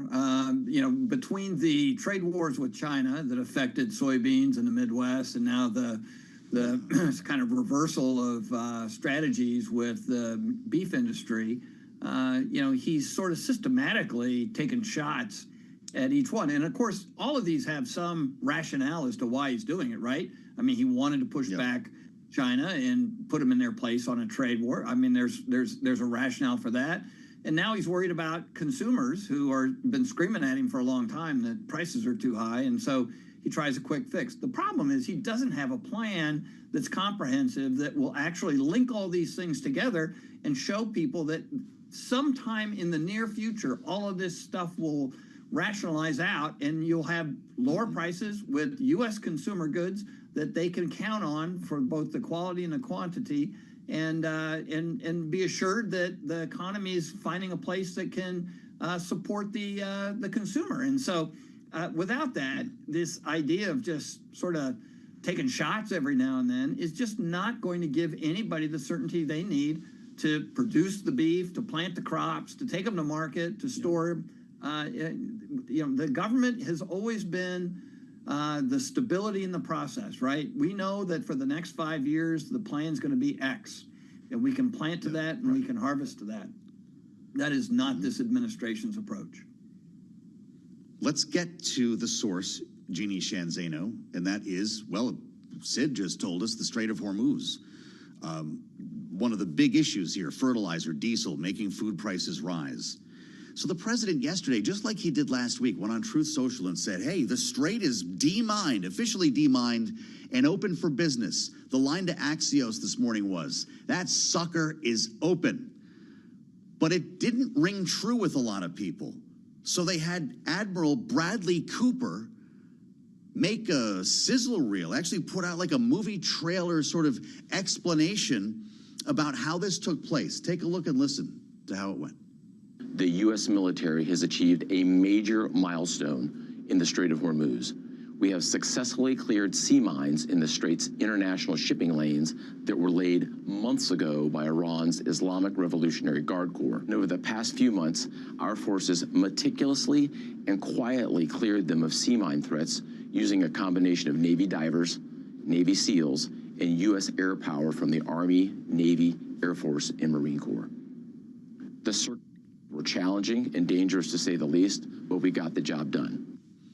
We got the job done, Jeannie, and, I think that Admiral Cooper has quite a bit of credibility. By the way, if you were listening on the radio and not watching on YouTube, as he said, Navy divers, you see a diver getting the helmet fastened on. Navy SEALs, you see them jumping out of the helicopters into the ocean. Air power, squadron flying over a naval vessel. Is this what it takes to convince the American people what's going on, Jeannie? What it's going to take to convince the American people is that we get oil moving again. And that is going to be up to these companies who have these ships and these tankers in the strait, and they're people who insure them. Do they feel confident and comfortable insuring these tankers to go through? Throughout the last 6 months of this war, the issue has never been whether the U.S. military can achieve the objectives that are set out for them. The real question has been, can the administration achieve the objectives that they set out? And that has been the problem right along. And so, of course, if they have demined successfully, the next step would be that we would see these ships moving through, and eventually over the long term, oil would start moving and prices would go down. If that is in the best case scenario achieved, we should see that happen going forward. But that is what it's going to take politically to assuage the American public that this thing is turning a corner. The problem for President Trump is not the things he says, but what we are experiencing. And, Joe, I look at Wednesday, the president posts on Truth Social I was stunned that it was the president. I thought somebody had taken over his Truth Social. Mission accomplished. Well, why on earth would you evoke images of the worst Republican president's, experience overseas, which would be George Bush in 2003, and say mission accomplished. Why would you want that in people's minds when they're thinking about this war? They have been off message and politically unable to address this with the American public. Hence, support for this war is just lower than, I think, about 31% now. So he's got a lot of ways to go if he wants to convince the American public to think anything. And these kinds of videos, they're not going to move those polls. What's going to move them is the price of oil and the price of fertilizer and the price of goods. None of that is going to happen in the long term or the short term. You've probably seen the headline. A lot of us woke up to it. Today marks 6 months. 6 months of the Iran war that the president on February 28th said would last 4 to 5 weeks. 6 months later, we're talking about demining the strait. And by the way, with regard to that, more than 200 objects have been swept from the main lane of the strait, Rick Davis. Officials say only 11 of them were actual mines, suggesting that Iran put decoys all over the place here, and it took us actually going to, to detonate them to find that out. In the past couple of weeks, traffic through the Southern Channel has grown to 20 to 30 tankers every night, according to Bloomberg, carrying an average of 9 to 10 million barrels. That is roughly half the pre-war volume. 6 months later, Rick Davis, what have we learned? What we've learned is a lot harder to manage the Strait of Hormuz and the commercial traffic through it than what clearly this administration expected at the start of this war 6 months ago. Everybody knew that the Strait of Hormuz would be affected by an American incursion into Iran, and I think it's pretty clear that whatever the plan was to keep commercial shipping open fell apart pretty quickly. And of course, that's always the problem with war, right? You don't really know what you're going to get once you get punched in the face. And all the war plans, kind of go in the trash as soon as the shooting starts. And look, I like the videos from CENTCOM. I think America should see how talented and skilled our U.S. military is. I think we should be applauding their conduct in this war because they've shown the world that they are the preeminent military service around the globe. So I'm for that. I think America should understand what our service people do for a living. It's incredibly risky, and it's not just a day job where they go in from 9 to 5. Tribute to Dolly Parton. So at the end of the day, I'm hopeful that this administration can find a way through this. But as long as you have Iran as an attacking influence in the Gulf, I don't see how you get much past this sort of 50% levels of shipping in the Strait. And of course, we want to see everything back to normal. And certainly for this president in these midterms, he needs to see that in the next 30 days. And so the likelihood that that's going to happen, from a political point of view, is nil to none. And so I really do worry that if this is the deck of cards that the American voter gets on the midterm day, he's going to get punished and the party's going to get punished for it. Boy, that's really something. Rick Davis and Jeannie Shanzana walking us through our first hour here on Balance of Power. They're going to be back in our second hour with much more to talk about on this Jackson Hole Day. Checking oil prices, just following our conversation with Rick and Jeannie, they're basically flat. WTI West Texas Intermediate, 83.41. Brent is just below $90 a barrel, with headlines crossing the terminal now from the Washington Post. U.S. would acquire contracts for a third of Venezuela's oil, access to about 90 billion barrels of crude. This is Bloomberg.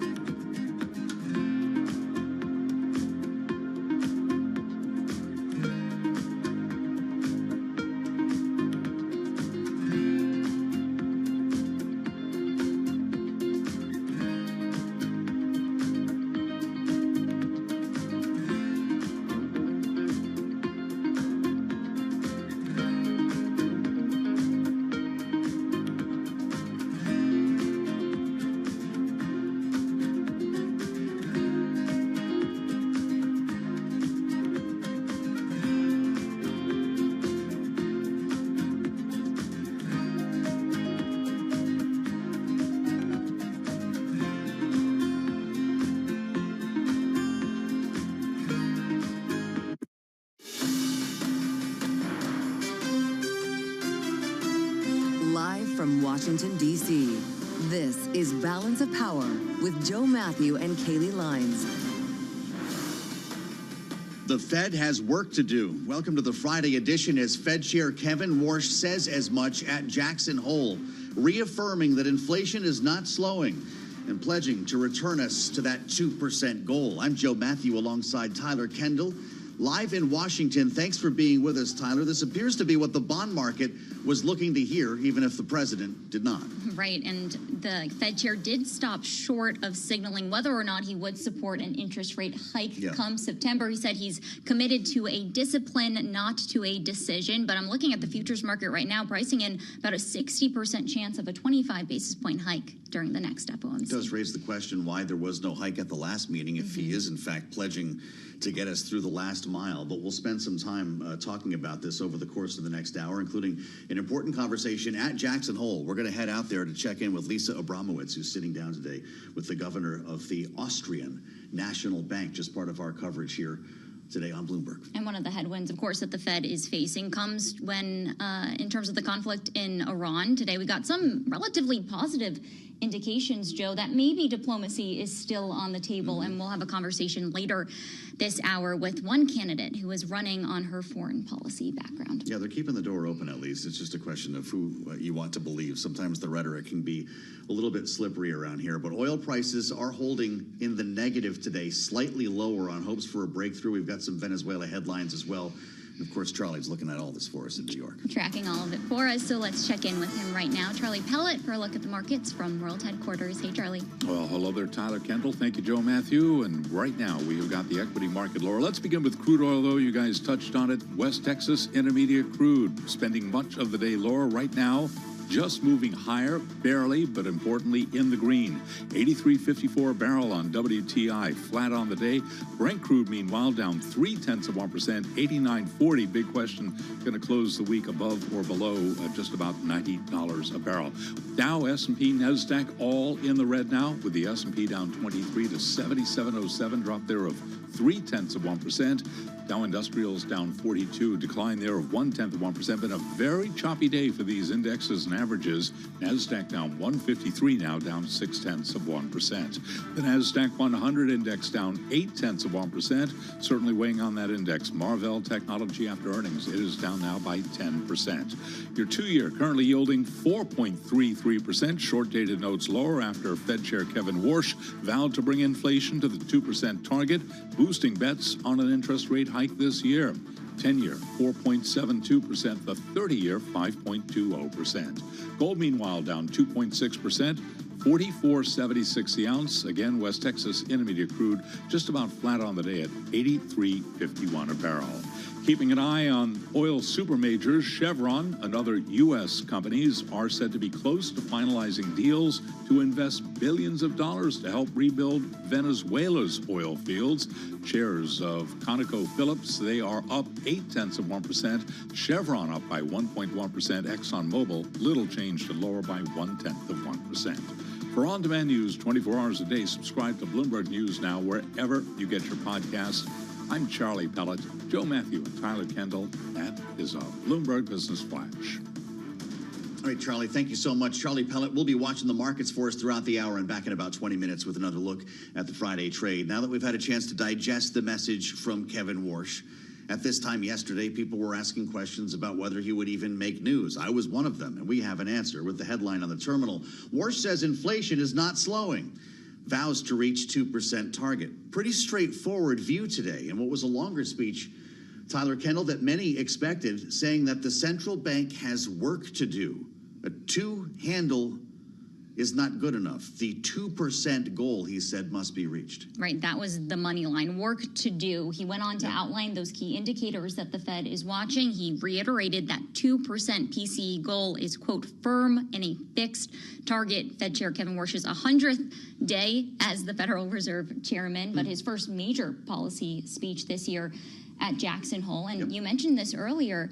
Interesting to see how the White House may soon weigh in on what we heard from him. Well, I guess we'll find out. This is not really the conversation, obviously, that the president wanted to be having today, with hopes for lower interest rates, a case he was making just as recently as last week to suggest that a stronger economy should encourage lower rates. But of course, it kind of works the opposite in this case, and with price pressures that we cannot deny, it's something that the Fed may well need to handle. It's also why Bloomberg has mobilized this week at Jackson Hole, not only to bring you the speech, but the conversations and the analysis around it. We're going to go back out there right now with our colleague Lisa Abramowitz from Bloomberg Surveillance, who brings us a conversation with the governor of the Austrian National Bank. Lisa, it's great to see you. Go ahead.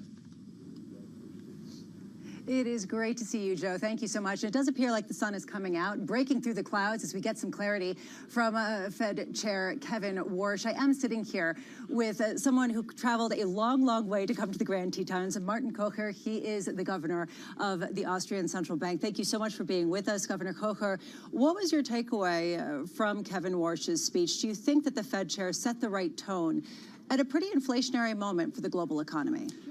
First of all, thanks for having me. It was very interesting to hear his assessment of the state of the economy in America. It was interesting to hear what he thinks drives growth and what kind of uncertainties and what kind of challenges are out there. And he was very clear about the target, the 2% inflation target of the Federal Reserve and the commitment of the FOMC to deliver.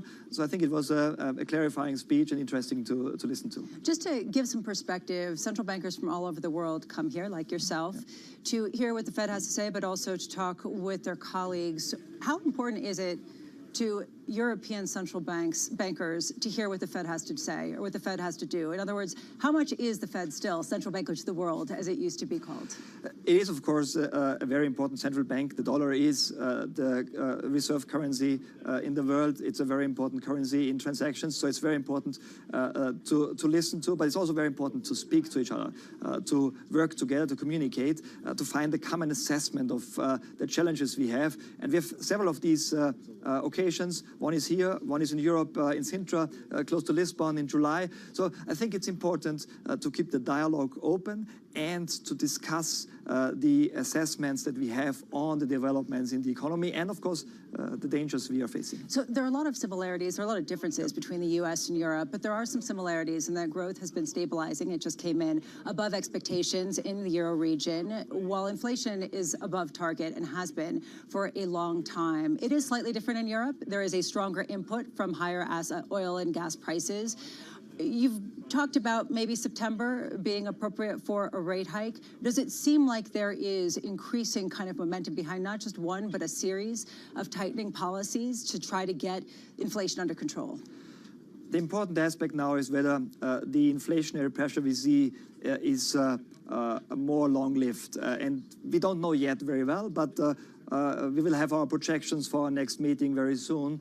And we see that oil prices are on a higher level for an extended period. We see natural gas prices in Europe going up and the forward prices going up. So there is, of course, a certain threat to price stability. On the other hand, the ECB is fully committed to its 2% target. Our current inflation rate is around 3%. We'll see the new readings for August very soon.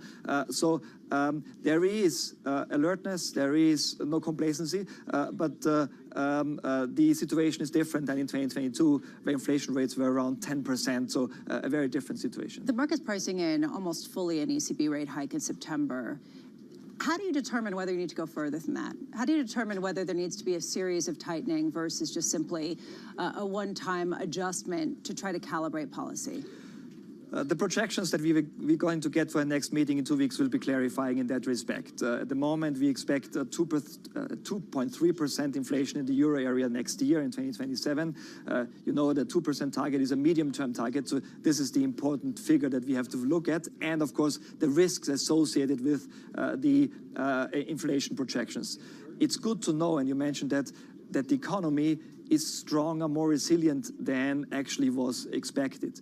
But clearly, we deliver on our target, and we will do everything necessary to bring inflation down to 2% in the medium term. What would you have to see to go further? I mean, what are you looking at to determine whether it really does require greater tightening? So what we're looking at the moment is, of course, the developments on the fossil energy markets, but we also look at indirect and especially second-round effects. So wage bargaining in autumn will be important. important in determining whether there might be longer-term effects of this inflationary pressure that we're seeing at the moment on the markets. There's other, of course, second-round effects in manufacturing, in food prices that might appear. There is no clear evidence yet, but this will become much clearer during autumn, and that will determine the rate path in the future in 2027. It's incredibly appropriate that this August gathering is occurring right before the G20 meeting, where finance ministers and central bankers get together. And the reason why it's so salient is because of the fiscal overhang in developed markets right now. That a lot of governments are dealing with deficits that have deepened significantly in the Euro region. France is a serious concern right now. In the U.S., the $40 trillion debt pile, not exactly comforting. How difficult is it for central bankers to set policy purely looking at goals when there is this fiscal overhang that kind of creates this instability, just sort of not necessarily taking into account inflation the same kind of way? There's clear responsibilities. The central banks are responsible for monetary policy and inflation. The governments are responsible for their budgets. But it's clear that there are interlinkages. And we've been saying that repeatedly, and the IMF has been saying that it's important to keep public finances in a sustainable, on a sustainable path. Otherwise, there might be spillovers in other areas.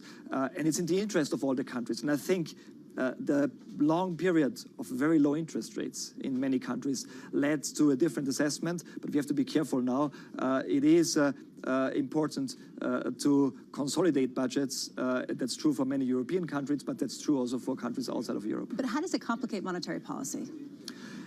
It is, of course, there is long-term effects that matter for monetary policy. In the short run, we have we need to coordinate what we're doing in terms of the effects on the economic activity. That works very well. It's a long-term perspective, and it's a long-term aspects that are interlinked with financial markets, for instance, that are important. And there is, of course, important decisions to be made. And I'm sure that the G20 are talking about the imbalances that we are facing. It's not only fiscal policy and budgets. It's also, of course, other imbalances in trade that we have been talking a lot about, and we need some solutions to. You were talking about how it's important for global central bankers to come together and to have a conversation. And a big part of that conversation is artificial intelligence and how that's transforming the landscape in ways that are somewhat unpredictable and difficult to discern. Do you get the sense that there is agreement that it is more inflationary than disinflationary? Where is that debate kind of coming down during your discussions here? So my personal take on it is we don't know, and there might be different points in time where it has different effects. Perhaps at the beginning, it might be more inflationary because you need resources to build data centers and so on, and that could increase inflation, at least slightly. In the long run, of course, it increases productivity. It allows for higher growth levels. It might be disinflationary, but it's really too early to say. We have lots of academics around us during the meeting, and there's different opinions. I think this conversation continues for sure. The other difficult aspect is that a big driver of inflation has been these supply shocks, consecutive supply shock after supply shock. It's come to the point where you can't look through them, and that's kind of what people are saying. How much are you reframing your view of supply shocks, and how much do you think that the ECB has to reshape its view, or do you think that ultimately, if inflation is too high, it's too high? It doesn't matter what's driving it. You need to raise rates and lower it, period, the end. So first of all, I think there's one aspect that you mentioned. We have more supply shocks than before. That's something to take into account. The second aspect is more psychological. If you have these supply shocks repeatedly, then the price level becomes more important for consumers, not the inflation rate, the price level. So it's even more important to be credible as institutions, to anchor inflation expectations and to make sure that there's clear commitments to the target. And if you have repetitive supply shocks that we've been seeing recently, this is even more important now. So central bank independence, central bank credibility becomes more important than in times where you have fewer supply shocks and fear of these instances. How solid do you think that the European economy really is? Or how much do you think that you're seeing a blip upward, but there still is this instability or at least fragility under the surface tied to all these supply shocks, tied to the vulnerability with higher oil prices, tied to some of the questions around China and the price shocks coming in and some of the trade aspects coming there? I think the European economy is more resilient than many people think. It is showing some momentum now, more momentum. It has been showing that already at the end of last year and beginning of this year, but there was the interruption of the Iran war. We don't know what's going to happen. There's lots of uncertainty. There is structural challenges for Europe, but overall, I think the European economy is better than many people think. Do you think that the currency is in a good place to try to not affect necessarily inflation one way or another? How closely do you watch the euro as sort of a gauge of that? You know, it's not a policy variable for the ECB. Of course, it's one of the variables we're looking at, but there is no development at the moment that I would highlight or flag. But again, as I said, it's not a variable that we are using as a policy variable. Do you envy the fact that the Federal Reserve just has to deal with one country versus the myriad countries that make up the European Central Bank with very different views on their local outlooks as well as what they would like interest rates to be? The fragmentation in Europe is sometimes, of course, a bit of a challenge, but it's not so much for monetary policy. The developments are much more homogeneous now, and within the US, there's also differences in terms of economic activity and economic developments. So it's a bit different. There's more homogeneity, but it's just a different scale.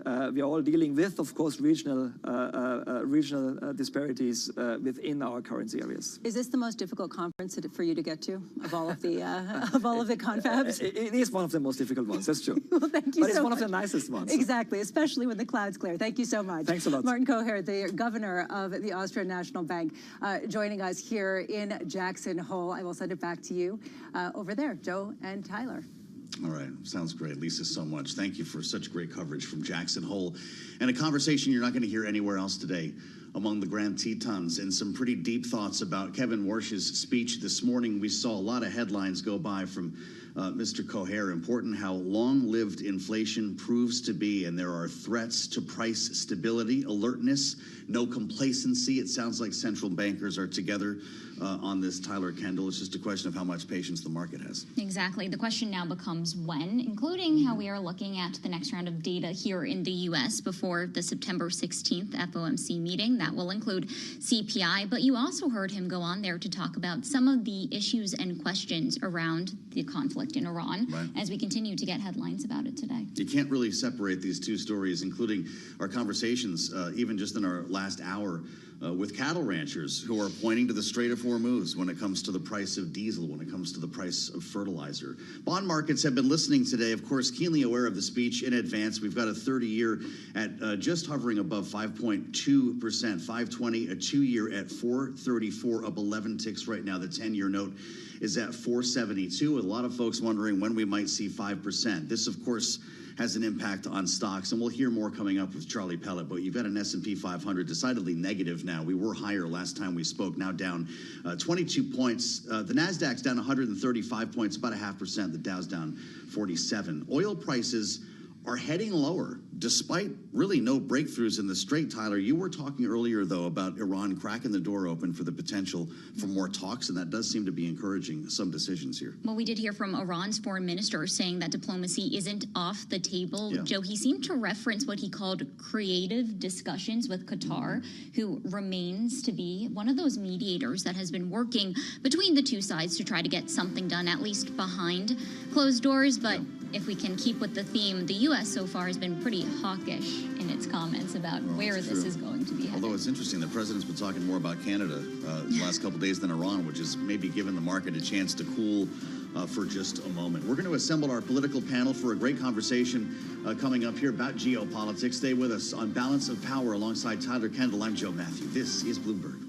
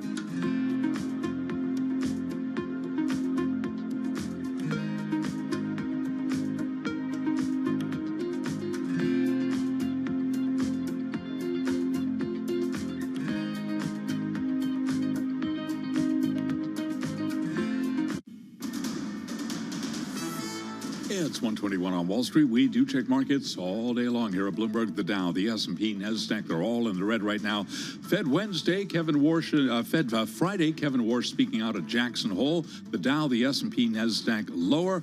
This right now with a 2-year currently yielding 4.34%, the 10-year 4.72%, the 30-year 5.20%. We have got stocks declining today. The S&P down 24 points right now, very close to session lows, down 0.3%. The Dow down 0.1%. Dow has been swinging between gains and losses, and NASDAQ down 0.5%.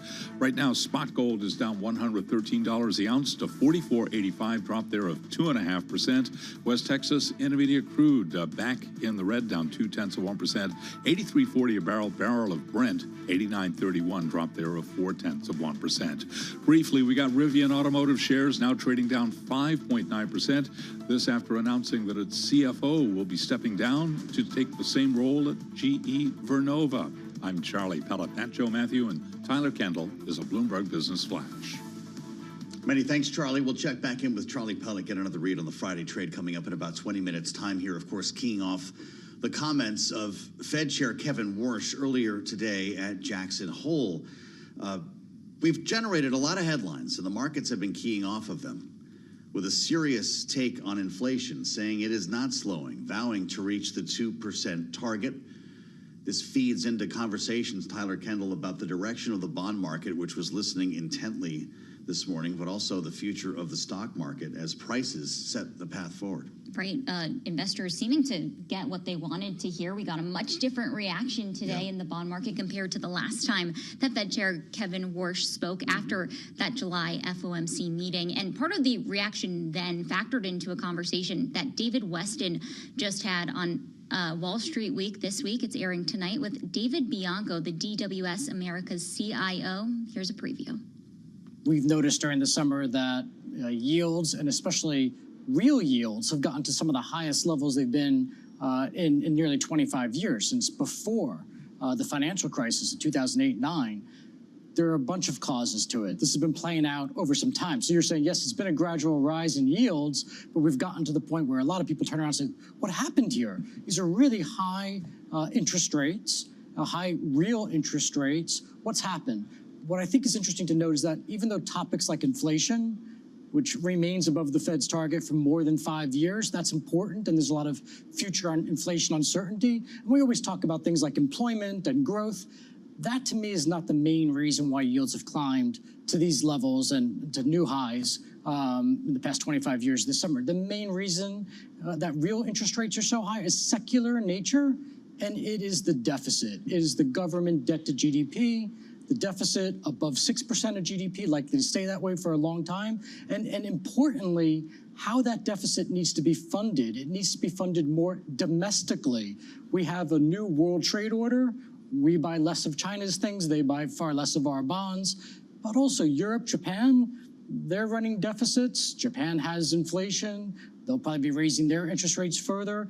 And even in Germany, my colleagues at Deutsche Bank, even the Germans are Keynesians now, a lot of fiscal deficit spending. When we think about the yield on treasuries, we tend to focus on the Fed, even as they meet in Jackson Hole this week. But we had the Secretary of Treasury, Scott Bessent, last week, sort of get in the game, it felt like. Got in the game, with his move that appeared to be directed toward the long end. What do you make of that? I mean, it's ironic to me, at least, that after we'd had Kevin Warsh say, pay attention to the ball, not the referee, we had the referee in the form of the Treasury Secretary jump in the game. Oh, you're reading my mind. I was thinking the same thing. Exactly. Now, there are a lot of things that I admire and respect about Treasury Secretary Bessent. Really energized Treasury Secretary, a lot of great ideas and targets. One of my favorite things is the 3-3-3. Let's get real GDP growth to 3%. Let's get the deficit down to 3%. That'll be hard from over 6. Increase more oil production. Those are great ways to really bring this problem to control. But this particular idea, I don't like at all. I don't think it's going to work. Maybe our Treasury Secretary's, taking inspired by our president to jawbone the market and tell the market what it wants to hear. But I don't think it would take a lot more money than they've talked about to drive longer-term Treasury yields down. And it's inappropriate for the Treasury Department to do that when that's monetary policy. The Fed should be doing it.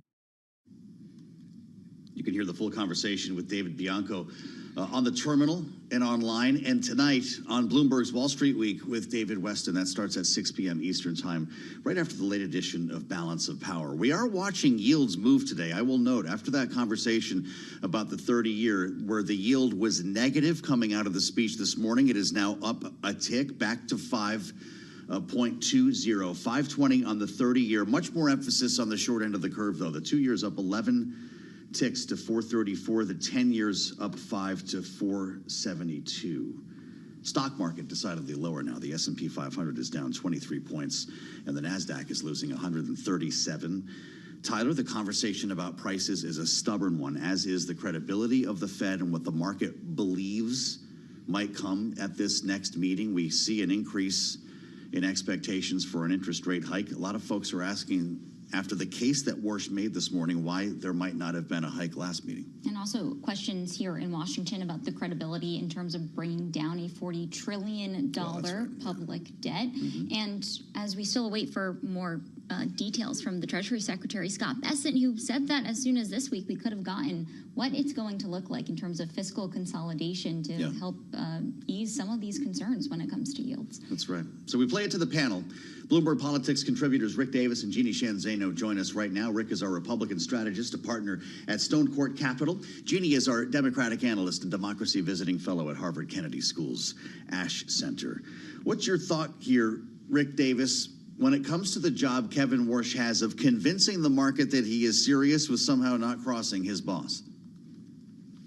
Yeah, the hawks have landed at the Fed, it sounds like. And look, I mean, he has been not the kind of Fed chair that wants to spend a lot of time communicating. And that means that we're going to have a little bit of a vacuum when it comes to reassuring consumers. And that is clear, too, in the Michigan Consumer Confidence Index, Sentiment Index, where this latest numbers out of Michigan indicate that consumers are thinking long term that interest rates are going to be sustainable over 3.5% to, in many cases, 4%. That's gonna mean someone has to have a conversation with consumers even while monetary policy is being affected. I don't know if he can actually play the ref and convince Donald Trump of the merits of higher interest rates. Even this afternoon, Donald Trump was out flagging lower interest rates at a time when his Fed chief has done exactly the opposite. So I think he's got the same uphill slog on that case that the previous Fed chairman had. Well, so Jeannie, to Rick's point, what does an effective conversation with consumers actually look like for those that are running for office this year? Yeah, it's going to be really difficult because, Tyler, people are so unhappy with the state of the economy. I mean, you look at the latest CBS poll, 69% of Americans dissatisfied.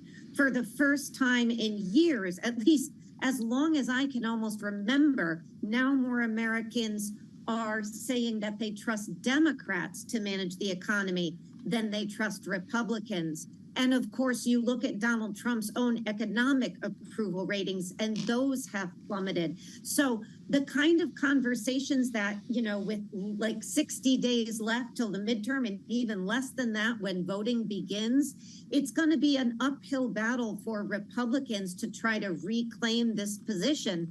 And so I think what we're going to see in the election, at least, is to try to deviate to other issues. Like we listened to Ted Cruz talking about the Senate race in Texas. He's not going to focus on the economy. He's focusing more on Tallarico and you know, trying to paint him as extreme and red versus his counterpart there, Ken Paxton. So I think they're going to try to deviate from it.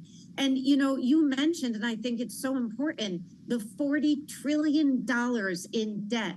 That is an astonishing number. And even as we move away from the electoral aspect of this, what does this do as Congress comes back and tries to deal with a plan by the White House for more spending as we remain in this war with Iran and on the military? These are big policy questions, going to be very hard to deal with. Does Kevin Warsh dare hike interest rates in September, Rick? When you start getting that close to an election, it becomes a question about the political implications of a move like that. And if he does, there will be a period of time in which we have high prices and even higher interest rates. What's the impact on the voter?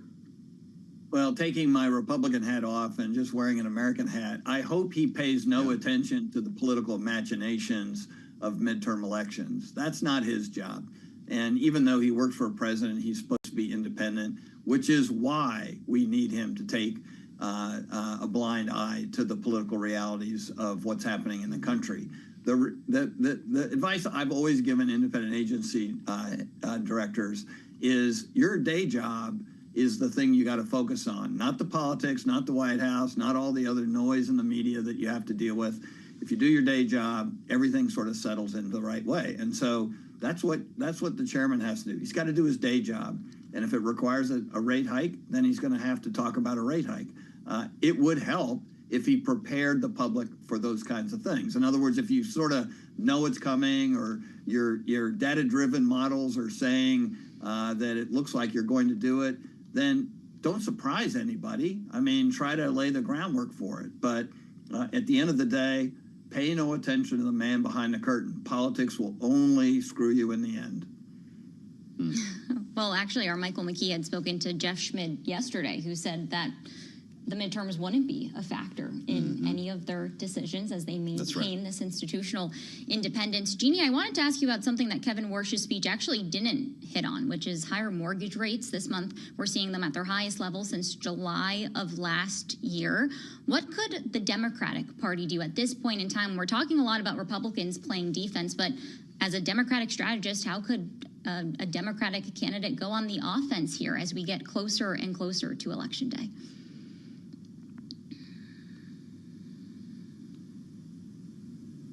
You know, the housing issue is one that is so stunning because, of course, this was the bill that the president held up after a bipartisan passage. It doesn't address, obviously, interest rates directly, but it does address the cost of housing, which remains a critical challenge for Americans across the country. And even the other week, he was speaking ill about that particular bill. And it's something that Republicans would certainly want to run on. But for Democrats, I think what they need to do is highlight the fact that a lot of the economic pain we are feeling, in fact, most of it, which has led to these higher mortgage rates, and they are high, I can personally attest to, is the fact that this president has gotten into a tariff war with all of our allies and across the world, and he has gotten us into a war in Iran. All of that has helped spike these costs, and they have to be controlled. All right, our political panel today, both Bloomberg Politics contributors Rick Davis and Jeannie Shanzano. Thank you both so much. Stick with us. We're going to head back to Jackson Hole for another update from Mike McKee. This is Bloomberg.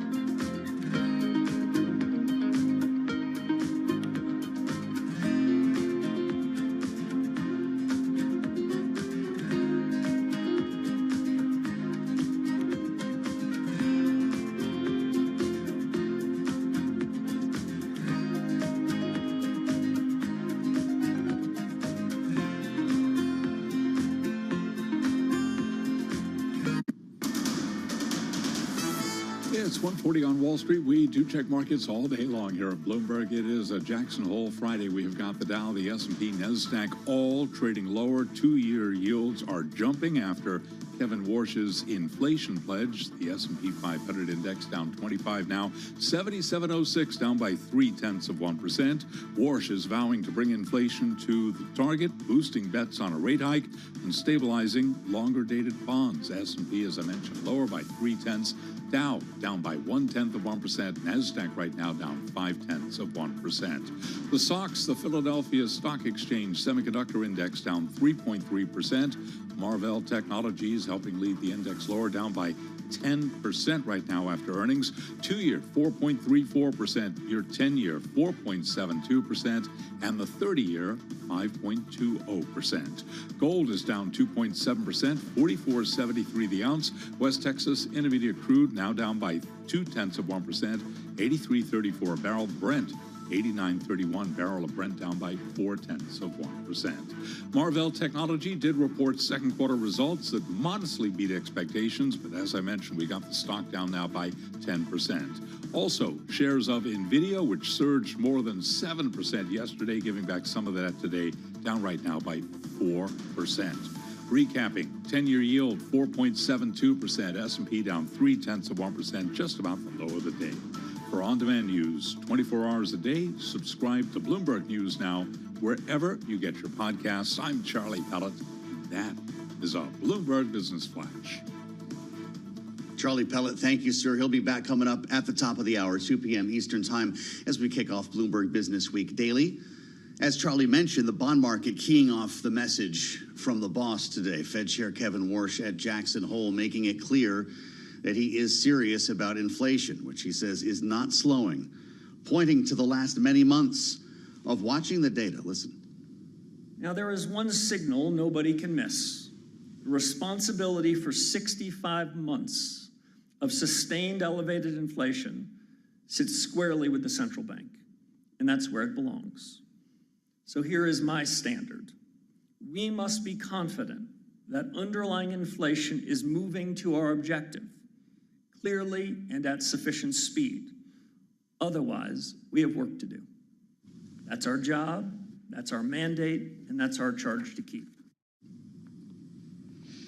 The Fed Chair Kevin Warsh on his 100th day as the head of the central bank, speaking from Jackson Hole earlier, which is where we now find our Bloomberg's Michael McKee, Bloomberg's international economics and policy correspondent. So, Mike, we've been talking all day about what the Fed Chair said in terms of there maybe needing to be work that has to get done in order for inflation to fall. But what happens here next? Because now the question seems to be when. What are those data points that you're going to be watching ahead of that next FOMC meeting?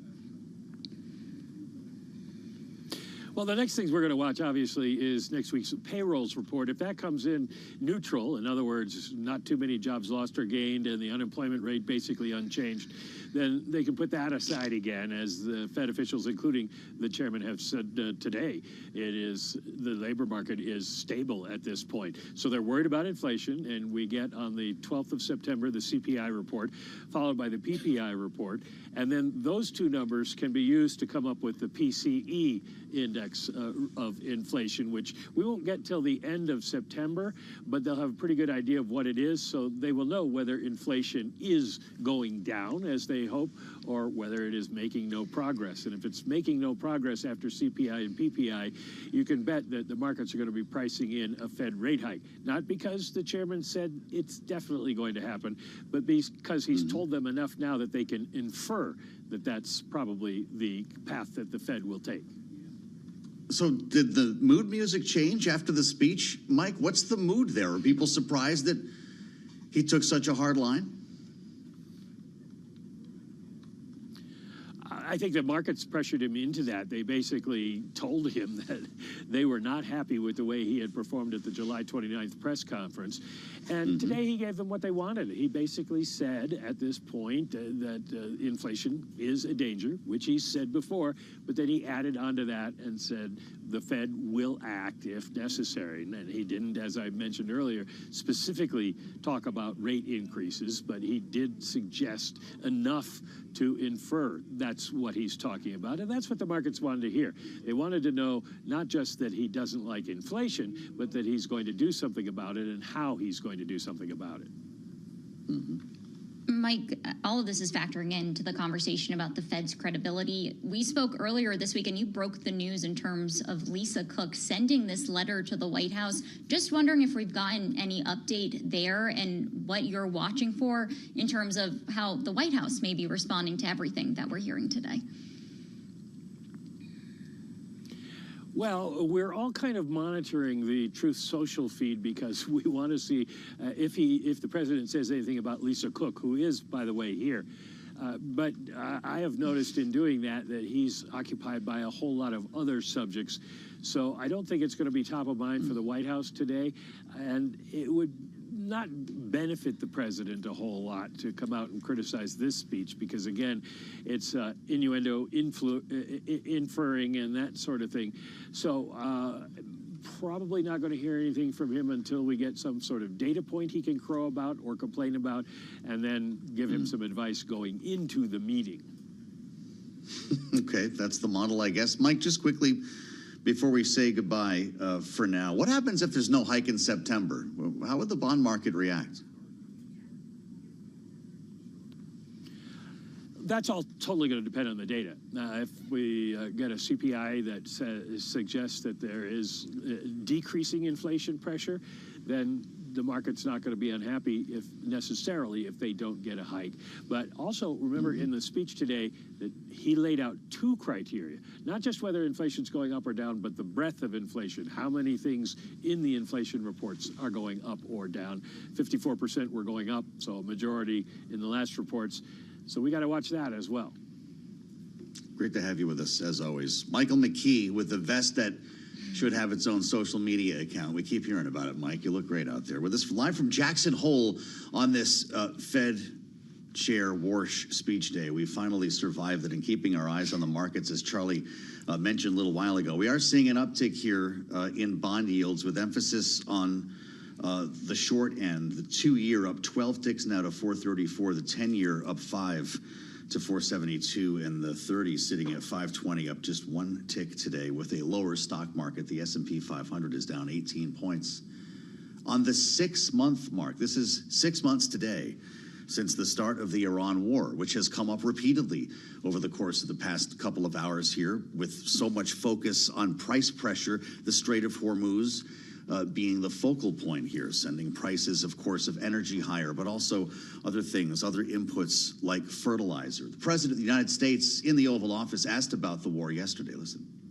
Iran is right now, they're in deep trouble. They have very little capacity. It doesn't mean we're finished with the military, but the Strait of Hormuz is open. We have control and we have the blockade. We're taking a lot of boats. Millions and millions of barrels of oil are coming out of the strait every day. There has been a question about the extent to which oil flows are resuming, depending on who you ask, to about a halfway point or 2/3 of where we were before the war effort. We frequently bring on military experts here, retired generals, to tell us about what's happening. And in this case, we speak with retired Army Brigadier General Leela Gray, who is also in the center of the political storm as a Democratic candidate for Florida's 13th Congressional District. It's great to have you, General. Thanks for joining us today on Bloomberg TV and radio. We'd like to get to the issues that are, of course, driving decisions in your campaign, and we'll be hopefully speaking with your opponent as well in the near future, Anna Paulina Luna. But I'd like to ask you about what your thought is 6 months into a war that the president initially said would last 4 to 6 weeks. Are we closer to the beginning or the end?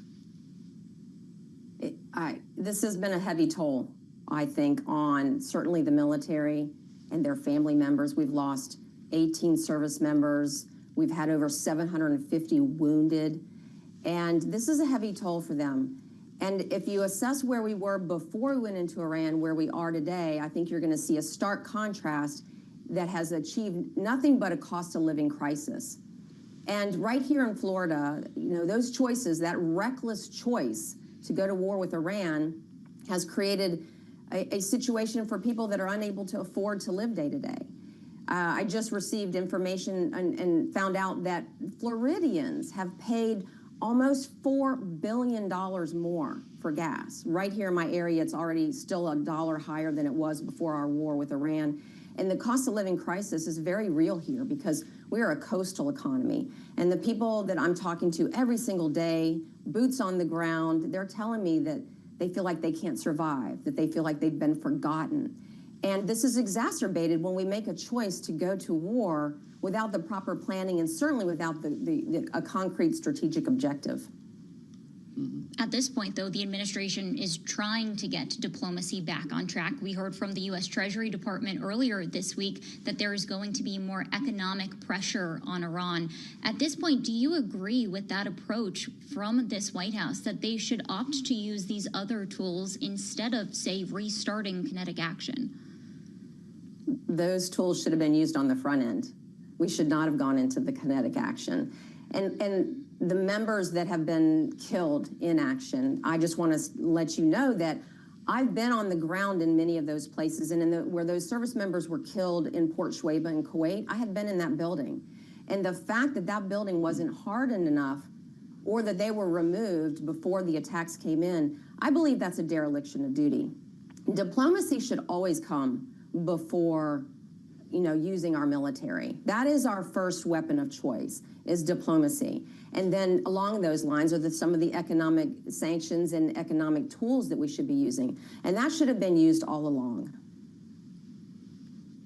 I know that you've been deployed repeatedly throughout what was a 27-year Army career, General. You also spent some time in a very different capacity, which I'd like to ask you about here, having dealt with the cyber threat that's facing this country, and something that we hear about quite a bit more recently because of this. You were an advisor to the U.S. Army Cyber Command after you left active duty, and there is a great concern that Iran's offensive capability could interfere with municipal water sources and any number of things that we take for granted. Do you worry about this escalating beyond the battlefield into an asymmetric space like cyber?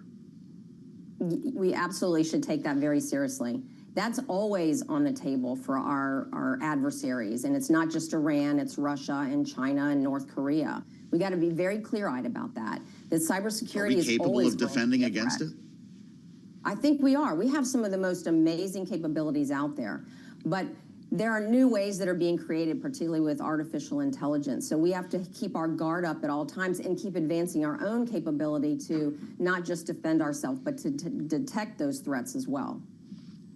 Well, part of this is that the Pentagon is asking for more resources to help bulk up capabilities. When it comes to the conflict in Iran, the administration is asking for about $67 billion in supplemental funding. If you were elected to Congress, would you vote for that? I would take a hard look at the defense budget. We need to be modernizing in ways that are for future wars. And we've seen the future of warfare right now. Drones, cyber, and we need to be investing heavily in that. Those particular lines of ability to attack or defend ourselves.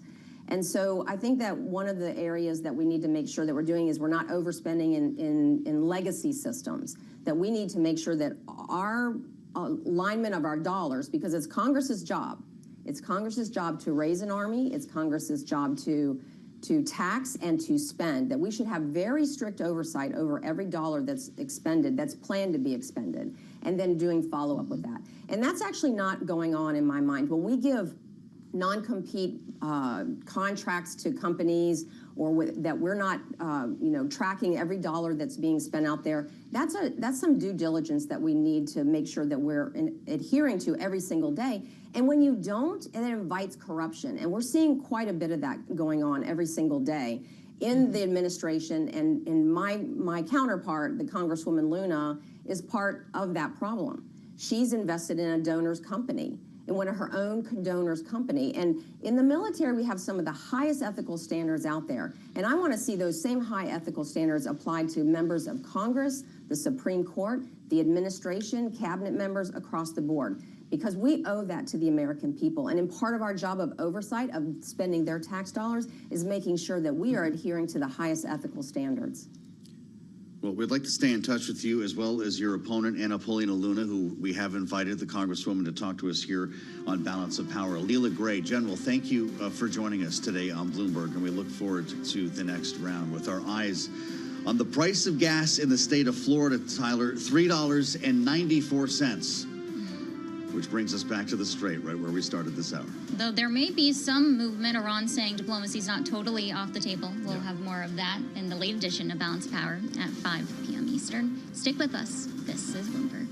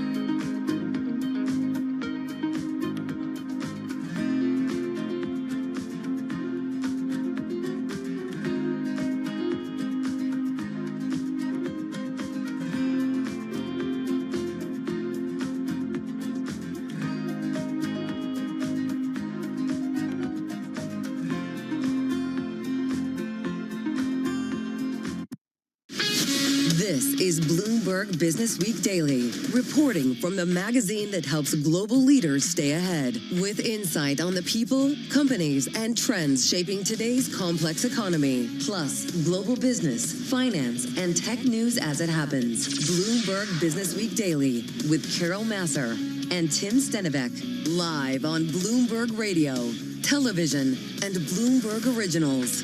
It is Bloomberg Business Week Daily. It is Friday, August 28th, 2026, a Jackson Hole Fed Friday. That's Lisa Mateo. She's in for Carol Masser. Lisa, you can check her out on a Bloomberg this weekend, 7 a.m. Saturday and Sunday. But she's hanging out with us on this Friday. Happy And what a Jackson Hole Friday, Day. I know. What a day, truly. It is. All the talk is about that. The market reaction, that's what we're going to get to. Yeah, Charlie Pellet's going to have an update on the numbers. Suffice it to say, though, the S&P 500 under a little bit of pressure, down 0.2%. Bond yields, though. Yeah, that's where you see the difference. Look at the Yeah. 2-year, 2.78%. That's higher. Wow, okay. We're going to be covering it all in just a few minutes. As I said, Charlie's going to have an update on the markets. We are going to go to Jackson Hole, though, and talk to Mike McKee. He's out there in the shadow of the Tetons, if the sun is out. I don't know if the sun is out. He's going to have the latest from policymakers. I know.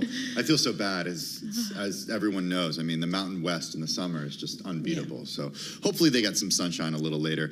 On those yields, though, Brooke May is going to be stopping by of Evans May Wealth. She's going to talk about investor reaction and if there's any portfolio repositioning as a result of what we heard from the Fed chairman. Also, a couple of distinct views from executives a little later. We're going to get the executive chair of the Canadian auto parts manufacturer, Linamar. She's going to be joining us to talk about those U.S.-Canada tariffs. Yeah, it'll be interesting to see how it's changing our business, but also what it's doing for U.S. manufacturers and the consumer, too. Are we going to pay higher prices for cars? Speaking of the consumer, Max Levchin of Affirm is stopping by a little later this hour. That stock was up as much as 17% earlier in the session. It's given back a little bit of that, but we always like talking to Max for a view on what that consumer is doing with this buy now, pay later firm. All that and more coming up over the next hour right here on Bloomberg Business Week Daily. First up, though, a check of the day's trade and top business stories. Here he is, Charlie Pellet. Hi, thank you very much, Tim and Lisa. Happy Friday. Not so happy for the bulls today. We're trading very close to session lows on the S&P 500 index, down 19 right now. It's 77.11, a drop there of just about 0.2%. We've got the Dow lower by 20 points. Little change, down under 0.1%, while NASDAQ down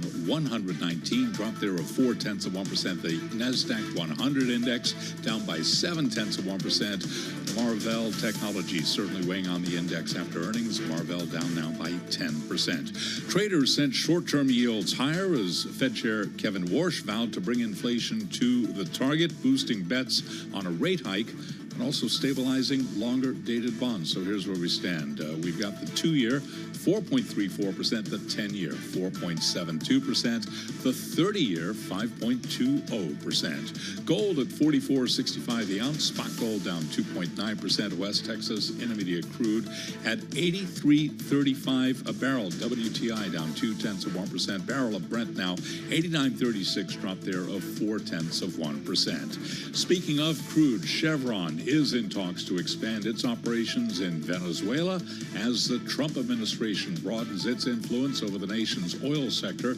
Now, sources tell Bloomberg Chevron is negotiating to add 2 new oil fields to its operations in Venezuela. They say other U.S. energy companies are also in discussions to make new investments in the country. So right now, among the oil supermajors, Chevron higher, up 0.9%. ExxonMobil lower by 0.5%. ConocoPhillips up by about 0.8%. Recapping, S&P does remain lower, down 0.2%, just about 2 hours to go ahead of the closing bell. The 2-year, 4.34%. For on-demand news, 24 hours a day, subscribe to Bloomberg News Now wherever you get your podcast. I'm Charlie Pellet, Lisa Mateo, and Tim Stenovic. That is a Bloomberg Business Flash. All right. Thank you, Charlie Pellet. Let's get right to that speech. Okay, so it was his first speech. We're talking about Fed Chair Kevin Warsh. He warned about a couple things. Okay, so first he warned inflation isn't meaningfully slowing. He also stressed that policymakers are going to return inflation to that 2% goal. But here he was earlier. You want to listen to him. He was speaking at the Fed's annual conference in Jackson Hole, Wyoming. Take a listen. We should not indulge a regime in which market participants are looking primarily to the Fed for their next trade. The Fed's a decision-making agency. We make choices amid uncertainty, and the data upon which we draw must be relevant, contemporaneous, accurate, and as actionable as possible. The Fed's price stability objective of 2%, as measured by the PCE price index, is a firm, fixed target. Achieving both sides of our mandate over the medium term is not an either-or proposition. We must be confident that underlying inflation is moving to our objective, clearly and at sufficient speed. Otherwise, we have work to do. That's our job, that's our mandate, and that's our charge to keep. Fed Chair Kevin Warsh earlier today, this morning from Jackson Hole, Wyoming. In Jackson Hole, Wyoming, we bring in Michael McKee, Bloomberg TV and Radio International Economics and Policy Correspondent. He joins us from a still rainy day, unfortunately, Mike. Hopefully when you're done talking to us over these next few hours, the sun will come out a little bit. In the meantime, I do want you to just give us some detail about what we learned new about the way that this Fed chair looks at the Federal Reserve's role and how he plans to bring inflation down. Well, I think we learned a lot. The issue is, should we have learned it earlier? That's what Wall Street was complaining about. But he made it clear that he's looking at the data and that he is focusing on inflation. And one of the things he clued us into is he's not just looking at the level or the change on a month-to-month basis, but he's also looking at the breadth of inflation. How many components are going up? How many components are going down each month? And he noted that the number going up was 54% in the last month, which is more than half. So that told him that the economy still needed help, that inflation was still rising. So that gives the folks on Wall Street something to hang their hats on. They can look at the same indicators and infer from that, when we get new data, what the Fed might do. He made no promises about what they're going to do, but he did give them sort of a roadmap to how he's thinking about it, which is what they were asking for. Yeah, so he did kind of say, you know, if inflation isn't slowing, he said, we have work to do. He basically went out and said that. Do you think that he loses credibility if the Fed decides not to hike come September? No, I think it's all going to depend on the data. He made it clear that at this point, the inflation rate is still too high, and it hasn't been moving in the right direction. And so if we don't see progress in the CPI and PPI reports coming up in 2 weeks, then there's probably going to be a market move to price in a rate hike. And if one didn't come, then he might lose some credibility, but he probably would follow through if it was pretty obvious that inflation's going in the wrong direction. You know, the Fed chair's speech is a big part of the Jackson Hole Economic Symposium, Mike, but it's not just about the chairman of the Federal Reserve. I believe everybody from the Fed is there except for Jay Powell. What is the other chatter that's happening on the sidelines right now? Well, the most important chatter is that it is raining here, so the hike that usually attracts most of the participants at this conference is likely going to be postponed, and I don't know what they're going to do with all of them. Maybe rent a Netflix movie or something. But beyond that, there's obviously questions about the topic of the conference itself, the symposium here, which is financial innovation in payment systems, which sounds very wonky, and it is, but for people who are in this business, it's important. And then there's a sort of undercurrent of, we're wondering what's going to happen with Lisa Cook. Is the president going to come out and try and fire her again? And is there going to be any drama on that score while we're here? And finally, you know, a lot of central bankers aren't here this year from other countries because there's a G20 meeting in Asheville, North Carolina, starting on Sunday. And a lot of the finance ministers just went directly there. The Treasury folks will be there. And given what Scott Bessent has been doing and messing around with the bond market, there'll be a lot of focus on that as well. I mentioned Jay Powell not being there. The reason that is of interest is because he is still a member of the Federal Reserve, and he has not stepped down. I'm curious if that is at all part of the conversation or what we need to know about him not being there. No, I don't think so. It's certainly noted by everybody, and I think everyone agrees here that it would have been very awkward for him to show up. It's very, very unusual for a former chairman to stay on the board. He has good reasons for doing so with all of the Donald Trump stuff, but he doesn't want to take the spotlight away from Kevin Warsh, and he certainly wouldn't want to do it for Warsh's maiden speech because as Warsh were speaking, everybody would be looking at Jay Powell. So he made the decision to stay home, and nobody's begrudging him that at all. All right, Mike, I have one more question before we let you go. I know you've been talking about all the things that Warsh did say and everything he did, but is there anything that he did not touch upon that you were thinking, well, maybe he would have? What did he not talk about? You know, I don't think there was anything in particular that he didn't talk about. He touched on a lot of the issues that he's been talking about for quite a while, the Fed reforms, the 5 task forces, the idea that the Fed wants to develop an up-to-date measure of inflation. He didn't say they wanted the trim mean or anything like that, but he wanted it to be updated and modernized. And those are all themes he's been hitting. What had been missing is how is he going to attack inflation given the tools that he has, and he did come through with that today. Mike McKee, Bloomberg Television and Radio, International Economics and Business and Economics and Policy Correspondent out there in Jackson Hole. He is going to be joining us just a little later in our program at the top of the 3 o'clock for some updates from the Mountain West. Well, we do stay on Jackson Hole, not necessarily in Jackson Hole, because that is what traders and investors are focusing on today. For more on policy, we're joined by Brooke May, Managing Partner at Evans May Wealth. She joins us from Carmel, Indiana. Brooke, good to have you back on the program. You know, we saw what happened to bond yields today, especially at the front end. We're seeing some pressure on tech stocks over concerns about rates moving higher. Are you making any changes to client portfolios as a result of what you heard from the Fed chair today? Good afternoon, Tim. You know, right now we're not making any changes. We're going to be in a wait and see. Right now, we're pricing in about a 60% probability of a rate hike in September and even higher probability of a rate hike before year end. So it's not imminent at this point. Odds went up today based on Warsh's comments. However, I think that we've got a lot of good momentum across the market, not only in large cap, but also in small cap and international. And so I think that you can continue to be an equity investor.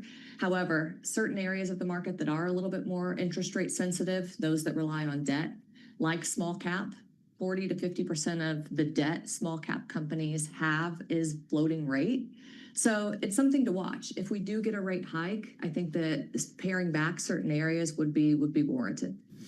Brooke, I have to ask you, Warsh reiterated that policymakers are going to return inflation to that 2% goal. After hearing everything he said, I mean, are you convinced? No. That was quick. We need more from you, Brooke. This is TV and radio. You know, I think that, you know, it's hard to move rates. You know, if it was easy to get there, we would have been there by now. We've been battling inflation now for several years. The fact that we've got now labor market stability is nice. However, I don't know that we've really made much in the way of progress, especially with what's going on in the Middle East. Oil prices are playing a role, and it's rippling through to the rest of the economy. And so until we see resolution there, I don't know that we're going to see a meaningful decline in interest rates. So yes, ideally we will get there. We might end up settling around 2.5% instead of the 2%. That would be ideal. But you know, Warsh did indicate that inflation is a concern and that they've got work to do. Is it a concern until there is a total resolution out of the Middle East? Yeah, I think so. I think that, you know, we're going to continue to have uncertainty. And we've seen that. If you look at gold and Bitcoin, there's concern right now around the debasement of the dollar and what that would do for purchasing power. And rates are going to stay elevated if inflation is elevated. And so I think it's going to continue to be a concern as long as we've got uncertainty in the Middle East. All right, Brooke, I want to switch over to tech and to AI and to that trade. Got to talk about the NASDAQ. It was lower before. It's still lower now. Then we go to NVIDIA shares. NVIDIA shares right now, they're down about 4%. So quite a difference from what we've seen, right? NVIDIA added $442 billion to its market value on Thursday. All this said, I mean, what is that telling you? Mm-hmm. Earnings are strong, and the AI trend is real. When we look at NVIDIA, you know, they're expecting to have 72 to 73% profit margins next year. That's incredible for a company their size that's growing at the pace that they are. And it says they've got pricing power, they've got demand, and they're broadening their customer base. There's been a lot of publicity around circular financing and some of the debt instruments that are going to be out there to allow them to serve more customers. So not just the hyperscalers, but now the neoclouds and other customers. So we think that demand is real and that we're going to see AI-related earnings continue to be very strong for a prolonged period of time. So what's your take on why you think that the shares are lower? Sorry, I didn't mean to jump on you. Oh, no, that's right. They, we had such a surge after their earnings announcement. I think that there's probably a little bit of profit taking there. I don't think that there's anything systemic that's a concern right now. It could be somewhat interest rate related, but I think the overall momentum is very strong and earnings are going to be very strong going into 2027. Yeah, I mean, we're at the tail end of third quarter earnings season, or second quarter, I should say. We're into the third quarter. We'll start to hear from some of the big companies in the beginning of October. Given that we heard from the Fed chair today, NVIDIA's behind us, we have a policy meeting in the middle of next month. Between now and then, what is the next catalyst that we should be on the lookout for? I think it'll be midterm elections. Really? And you're already looking to November. Yeah, there's not a lot. If there's not a lot between now and then, it tends to be the unforeseen that gets you. But really on the horizon right now would be midterm elections and what potential policy initiatives could come about through the results. And Brooke, where do you think the next wave of investors will come from? Can you say that again? Where do you think the next wave of investors will come from? Because we've been talking about AI and tech, and where's the next wave come from? I think the cash on the sidelines. There's a lot of FOMO out there. A lot of people have missed this rally, and there's $7 trillion right now in cash and money markets on the sidelines. That money, at some point, will be redeployed into the market, and those that have been waiting for a pullback have really missed out. So I think that continued good earnings momentum will push some of that cash into the market, and that could be another catalyst for a leg up. That cash pile, though, Brooke, has just grown over the last 6 years. And I'm wondering, we've been waiting for it to get on the sidelines. Does it keep growing, or does it eventually deplete? In the near term, it could keep growing, but I do think that there's tremendous opportunity with earnings being this strong to get a better return for investors. And so I wouldn't expect it to grow at the same pace that it has. It's frankly shocking that it's grown to the level that it's at right now. Yeah, it's remarkable. I mean, every time we see another $1 trillion added to it, I'm just like,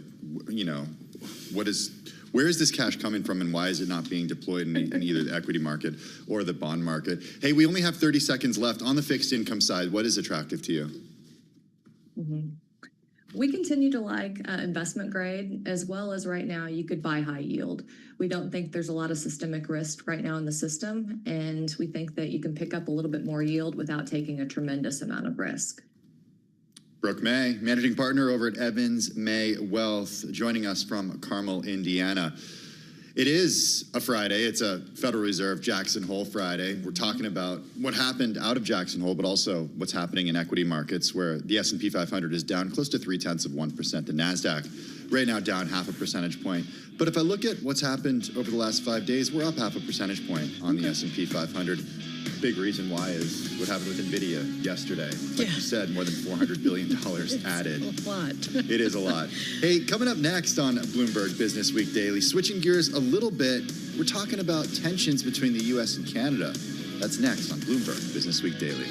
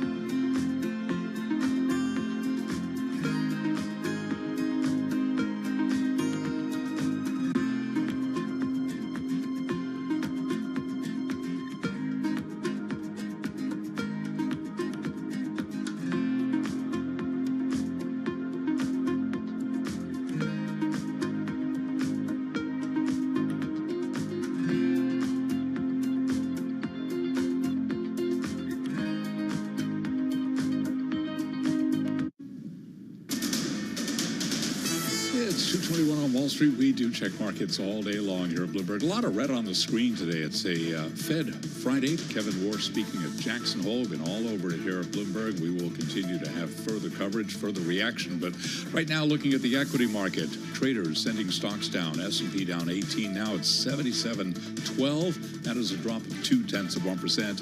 Dow Industrials down 28. Little change, down under 0.1%. Nasdaq is down 123. A drop there of 0.5%. The Nasdaq 100 index down 0.7, certainly weighing on that index. Shares of Marvell Technology after earnings plunging now by 10%. The SOX, the Philadelphia Stock Exchange's semiconductor index down 3.2%. The 2-year right now, we've got short-term yields. The 2-year 4.34%. The 10-year 4.72%, the 30-year 5.20%. Gold is at $44.62 the ounce, lower by 3% today.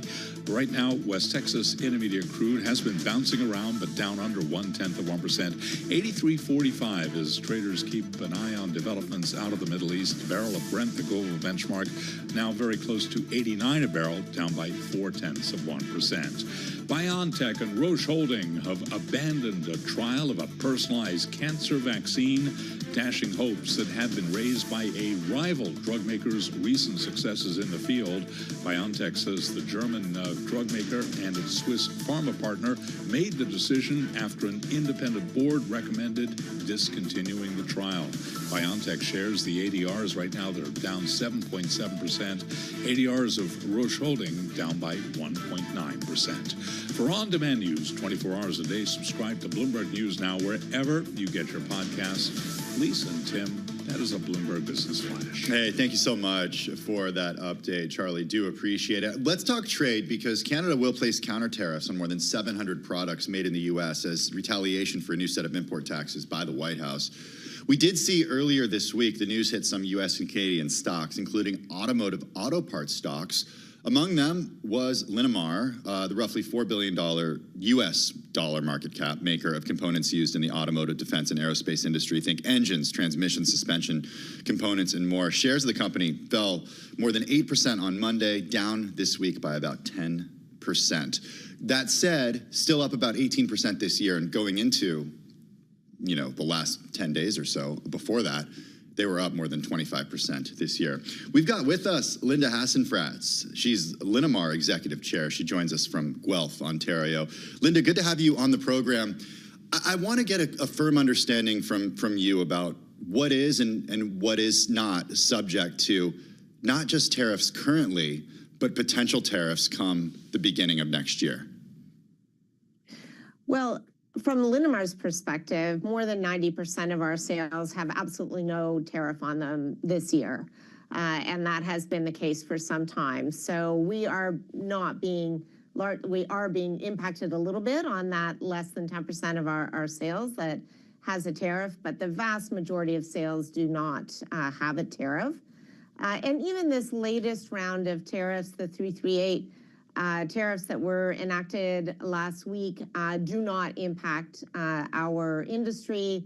The retaliatory tariffs, we also believe, will not be impacting us due to exemptions that are in place for manufacturing in certain sectors. So we feel we're in as good a position as we could be at the moment.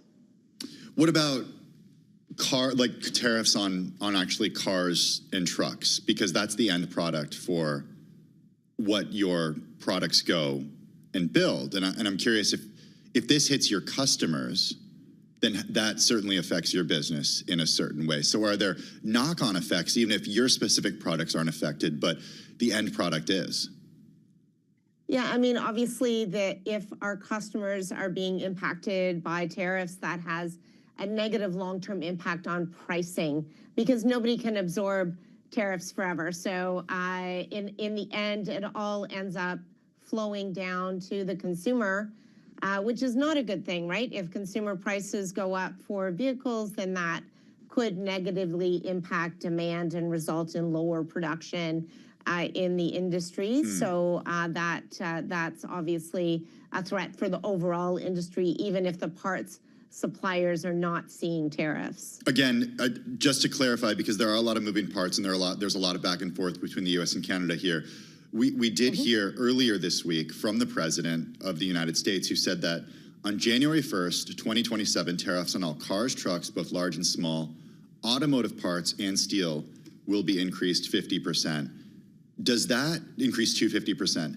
Will that, if there is not an agreement reached between now and the end of the year, will those tariffs affect your company? Yeah, I mean, up until the moment and until this latest potential tariff, there has been no tariff on auto parts. So if a tariff is imposed on auto parts as of January, it will obviously have a big impact on the industry. I mean, the industry is incredibly integrated from a supply chain perspective across really all three countries, not just Canada and the U.S., but also Mexico. But I mean, just Canada and the U.S., I mean, we've had free trade in automotive with the U.S. since the mid-1960s. I mean, this is decades and decades of supply chain integration. So parts are going back and forth over the border 6, 7, or more times. To incur a tariff at each border crossing will cripple the industry. It'll bring it to its knees. So, I mean, I understand it's a powerful threat that the president is bringing to bear, but the negative impact to the industry, the vast majority of employment of which is in the United States, will be very negatively impacted. So I think that certainly the U.S. administration is going to need to give very careful consideration before they decide to impose such tariffs, just because of the blowback on their own country and their own businesses and workers. So at what point would tariffs affect production on your end? What's your take on that after all we've been talking about, all we've been hearing you talk about? Yeah, if tariffs are imposed on auto parts, and this is a position I've held for since tariffs first started to be bandied about, at the beginning of this administration, it would be a matter of weeks before the industry would be on its knees. In my opinion, it would shut down within a matter of weeks. Wow. Have you heard anything from companies, the automaker, the car companies? Have you heard anything from them? Are they thinking of changing plans? Have you heard anything? Absolutely not. Okay. I mean, our type of product in our industry are highly engineered products. They're products that you spend years tooling up and getting qualified for with your customers.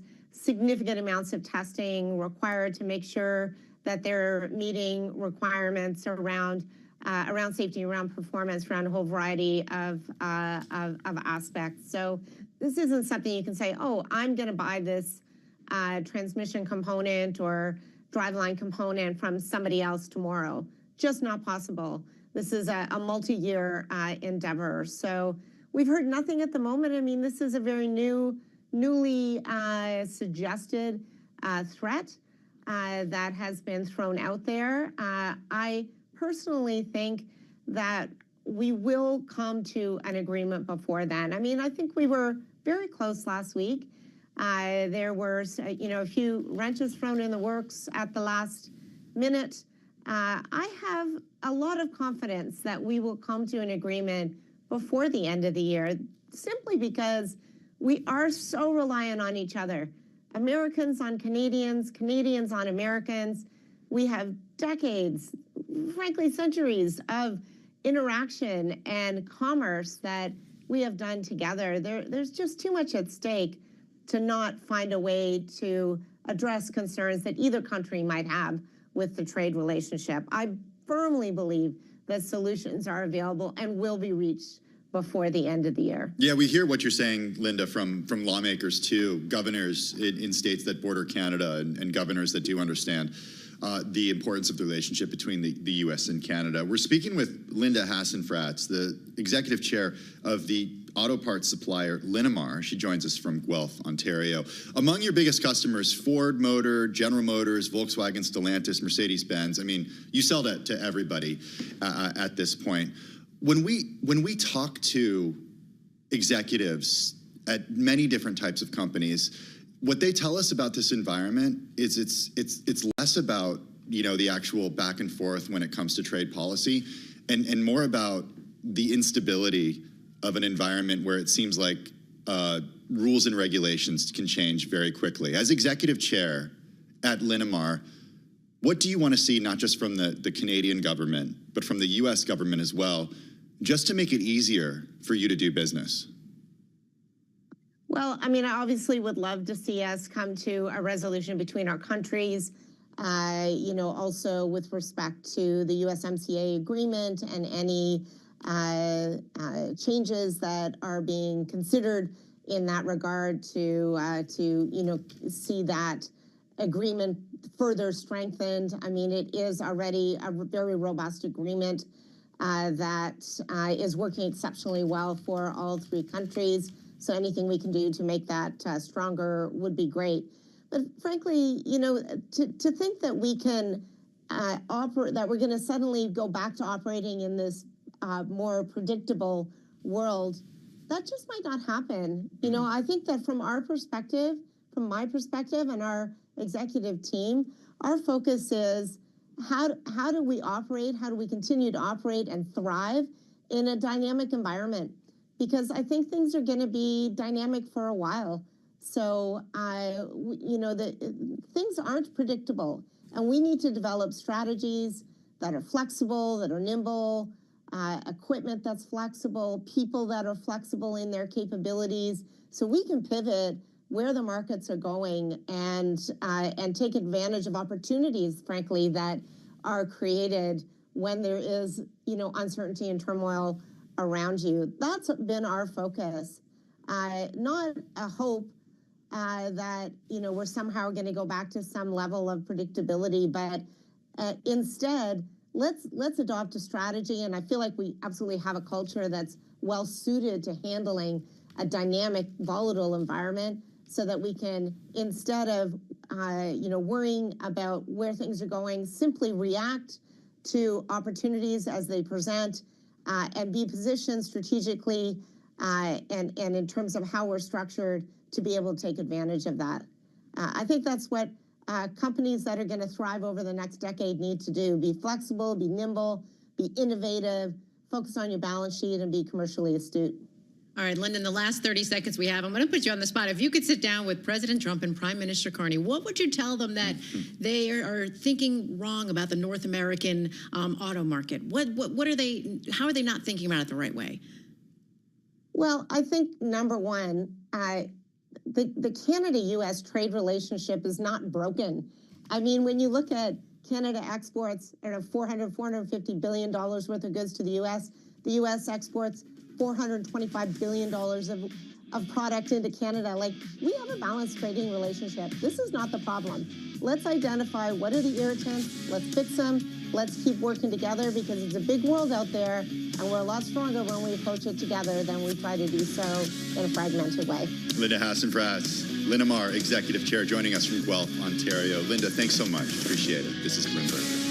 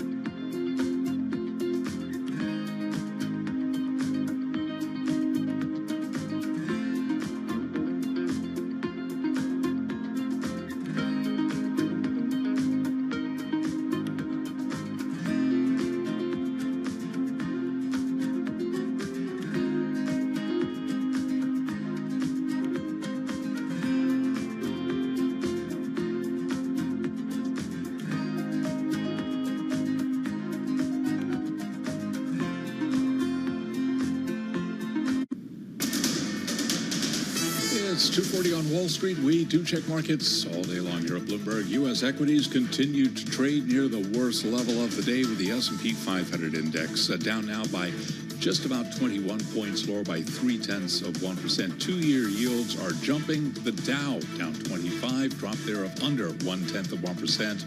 NASDAQ lower by 0.5%. NASDAQ 100 index down 0.7%.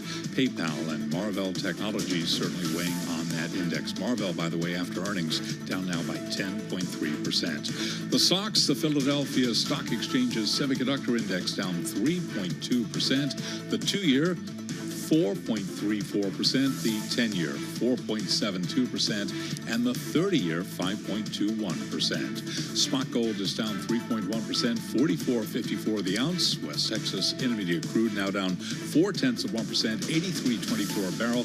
Brent crude 89.37 barrel of Brent, down by about 0.4%. Bottom line here, traders sending short-term yields higher as Fed Chair Kevin Warsh vows to bring inflation to its target. Again, we've got the 10-year at 4.72%. Keeping an eye on Gap shares, certainly bouncing higher by 13.2% right now. Gap jumping after naming Michael Francis to head Old Navy, and also it reported that profit outpaced estimates, offsetting a sales decline at the Old Navy chain, along with lower sales guidance. Again, Gap shares, they are higher by 13.2%. For on-demand news 24 hours a day, subscribe to Bloomberg News Now wherever you get your podcast. I'm Charlie Pellet. Lisa and Tim, that is a Bloomberg Business Flash. Charlie, appreciate the update. I'm watching shares of Affirm. They jumped as much as 17% in trading to the highest intraday going back to September of 2025. This after the fintech company forecast revenue for the first quarter that beat the average analyst estimate. Shares now higher by about 2.4%, so giving up some of those gains. Separately, the company and Shopify expanded their global partnership to launch Shop Pay installments in Australia. We got with us Max Levchin. He's the CEO of Affirm. He joins us from our San Francisco bureau. Max, welcome back to Bloomberg Business Week Daily. Always good to see you. We're going to get to the results, but before that, I want to talk about the consumer, because you have this great real-time view using what many people would argue is, crucial alternative data to understand the view of the consumer. How would you describe the American consumer right now?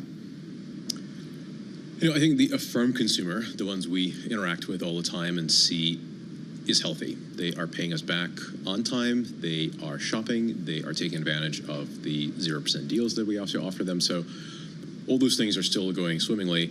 I think it's impossible to ignore that gas prices are elevated for them, just like anyone else. I think inflation, as you just heard Chairman of the Federal Reserve tell us, is still stubbornly sticking above its target. I think they are stretching their budgets when they need to do it, and frankly, that actually accretes to the demand for Affirm. So in some ways, we are asked by our consumers to step up to the plate and help them manage their family budgets more often in the current environment, but by and large, they are healthy.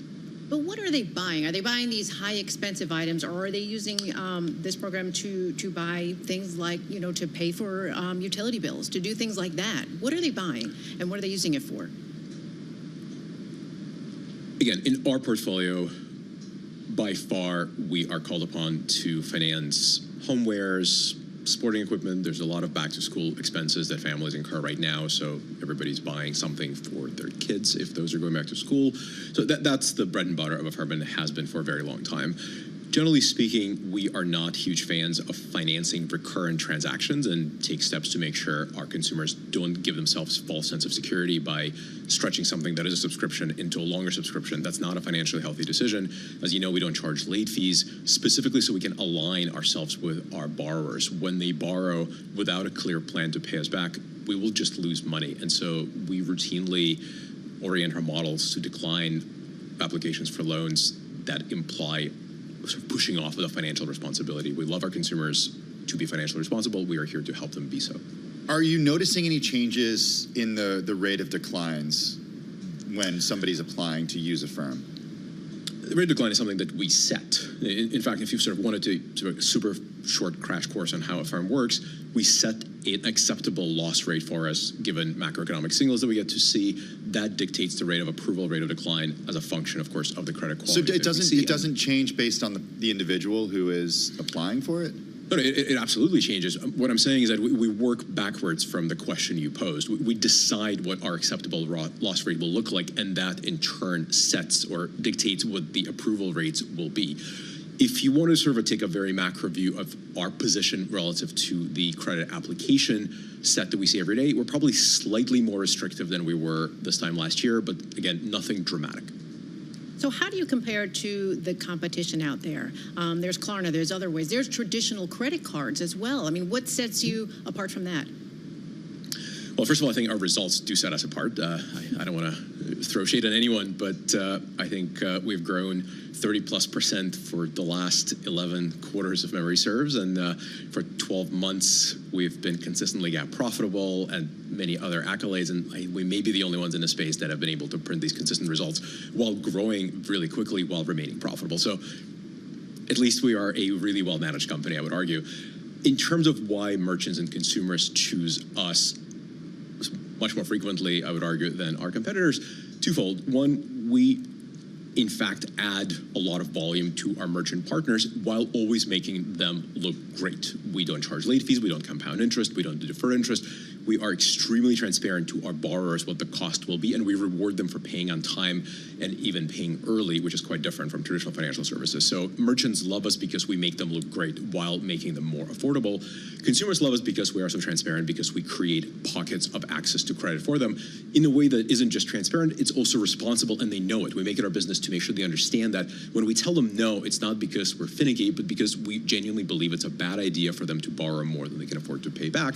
And most of them really appreciate that. And so I think we're quite different. We're a different breed, and the DNA of the company is in underwriting and precision and transparency and, frankly, quality. So that's what's driven our success in this market and beyond. Perhaps one way you could differentiate from the competition would be to get a bank charter. You applied for a bank charter earlier this year. Can you give us the status of that application? It's in process. It's exactly the sort of thing that you're not done until you are. It's a very, very rigorous process that the regulators make sure you have to go through without any shortcuts, and we certainly appreciate that. So I can't tell you very much about the state of the process. It is ongoing, but it's a thing that we don't require to operate, but we certainly would absolutely welcome being members of that particular club. It certainly helps clarify our exact regulatory status, and over time it will feed into our cost of funds as Bank of Affirm, should it be granted, over time becomes a source of funding for our loan portfolio. So if you don't get it, it's fine? Yeah, but we certainly hope to get it. Okay. Do you think you will get it? I think I will report back if and when we do. Fair enough, fair enough. You're trying, Tim. You're trying. I love it. I love it. We all do our jobs. Yes, exactly. Max, I got to say, you've been doing, the company has been doing very well with e-commerce. What's your strategy for in-store spending? I'm a huge believer in relevance of Affirm in store. It's actually something that I am personally very focused on. We just announced this very minor reorg, but allowing me personally to spend more time inside our innovation lab called ZT1, 0 to 1. And one of the many projects we're working on is making Affirm in store even better than we've been online. Online, we add 30% more volume through better conversion, through access to credit to consumers. Offline, we do more or less the same, but the participation in the offline world for us right now is quite de minimis, other than our Affirm card. So we're going to invest heavily in making the card even better, even more rewarding. But we also have some really clever ideas on how to make the in-store experience just a standout great thing. I don't want to front run anything, but if you can't tell, I'm very excited about what we're going to do in store. So watch this space. Ask me again in a quarter, and I'll show some real results, I think. Well, are you also excited about? I think it was last September you allowed users to put the card on Apple Pay. How is that coming along? It's great. We love all of our digital wallet partners. It's just another way of bringing Affirm with you in store. We're seeing really healthy growth, not just through the plastic taps and swipes, but also through digital wallets, online and offline. But offline in particular is just such a big unlock. And so we're doing really well there and quite excited to do more. Max Levchin. Max, always good to check in with you. Appreciate you taking the time on this Friday afternoon. Max is the CEO of Affirm, and he joins us from our San Francisco bureau. Taking a look at markets on this Friday afternoon with just a little over an hour to go until the close of equity trading. We're seeing some pressure on tech stocks, perhaps concern over higher rates in the short term. The S&P down 0.3%. The NASDAQ Composite down 0.6%. When we come back, a check of stocks on the move. It's Bloomberg Business Week Daily.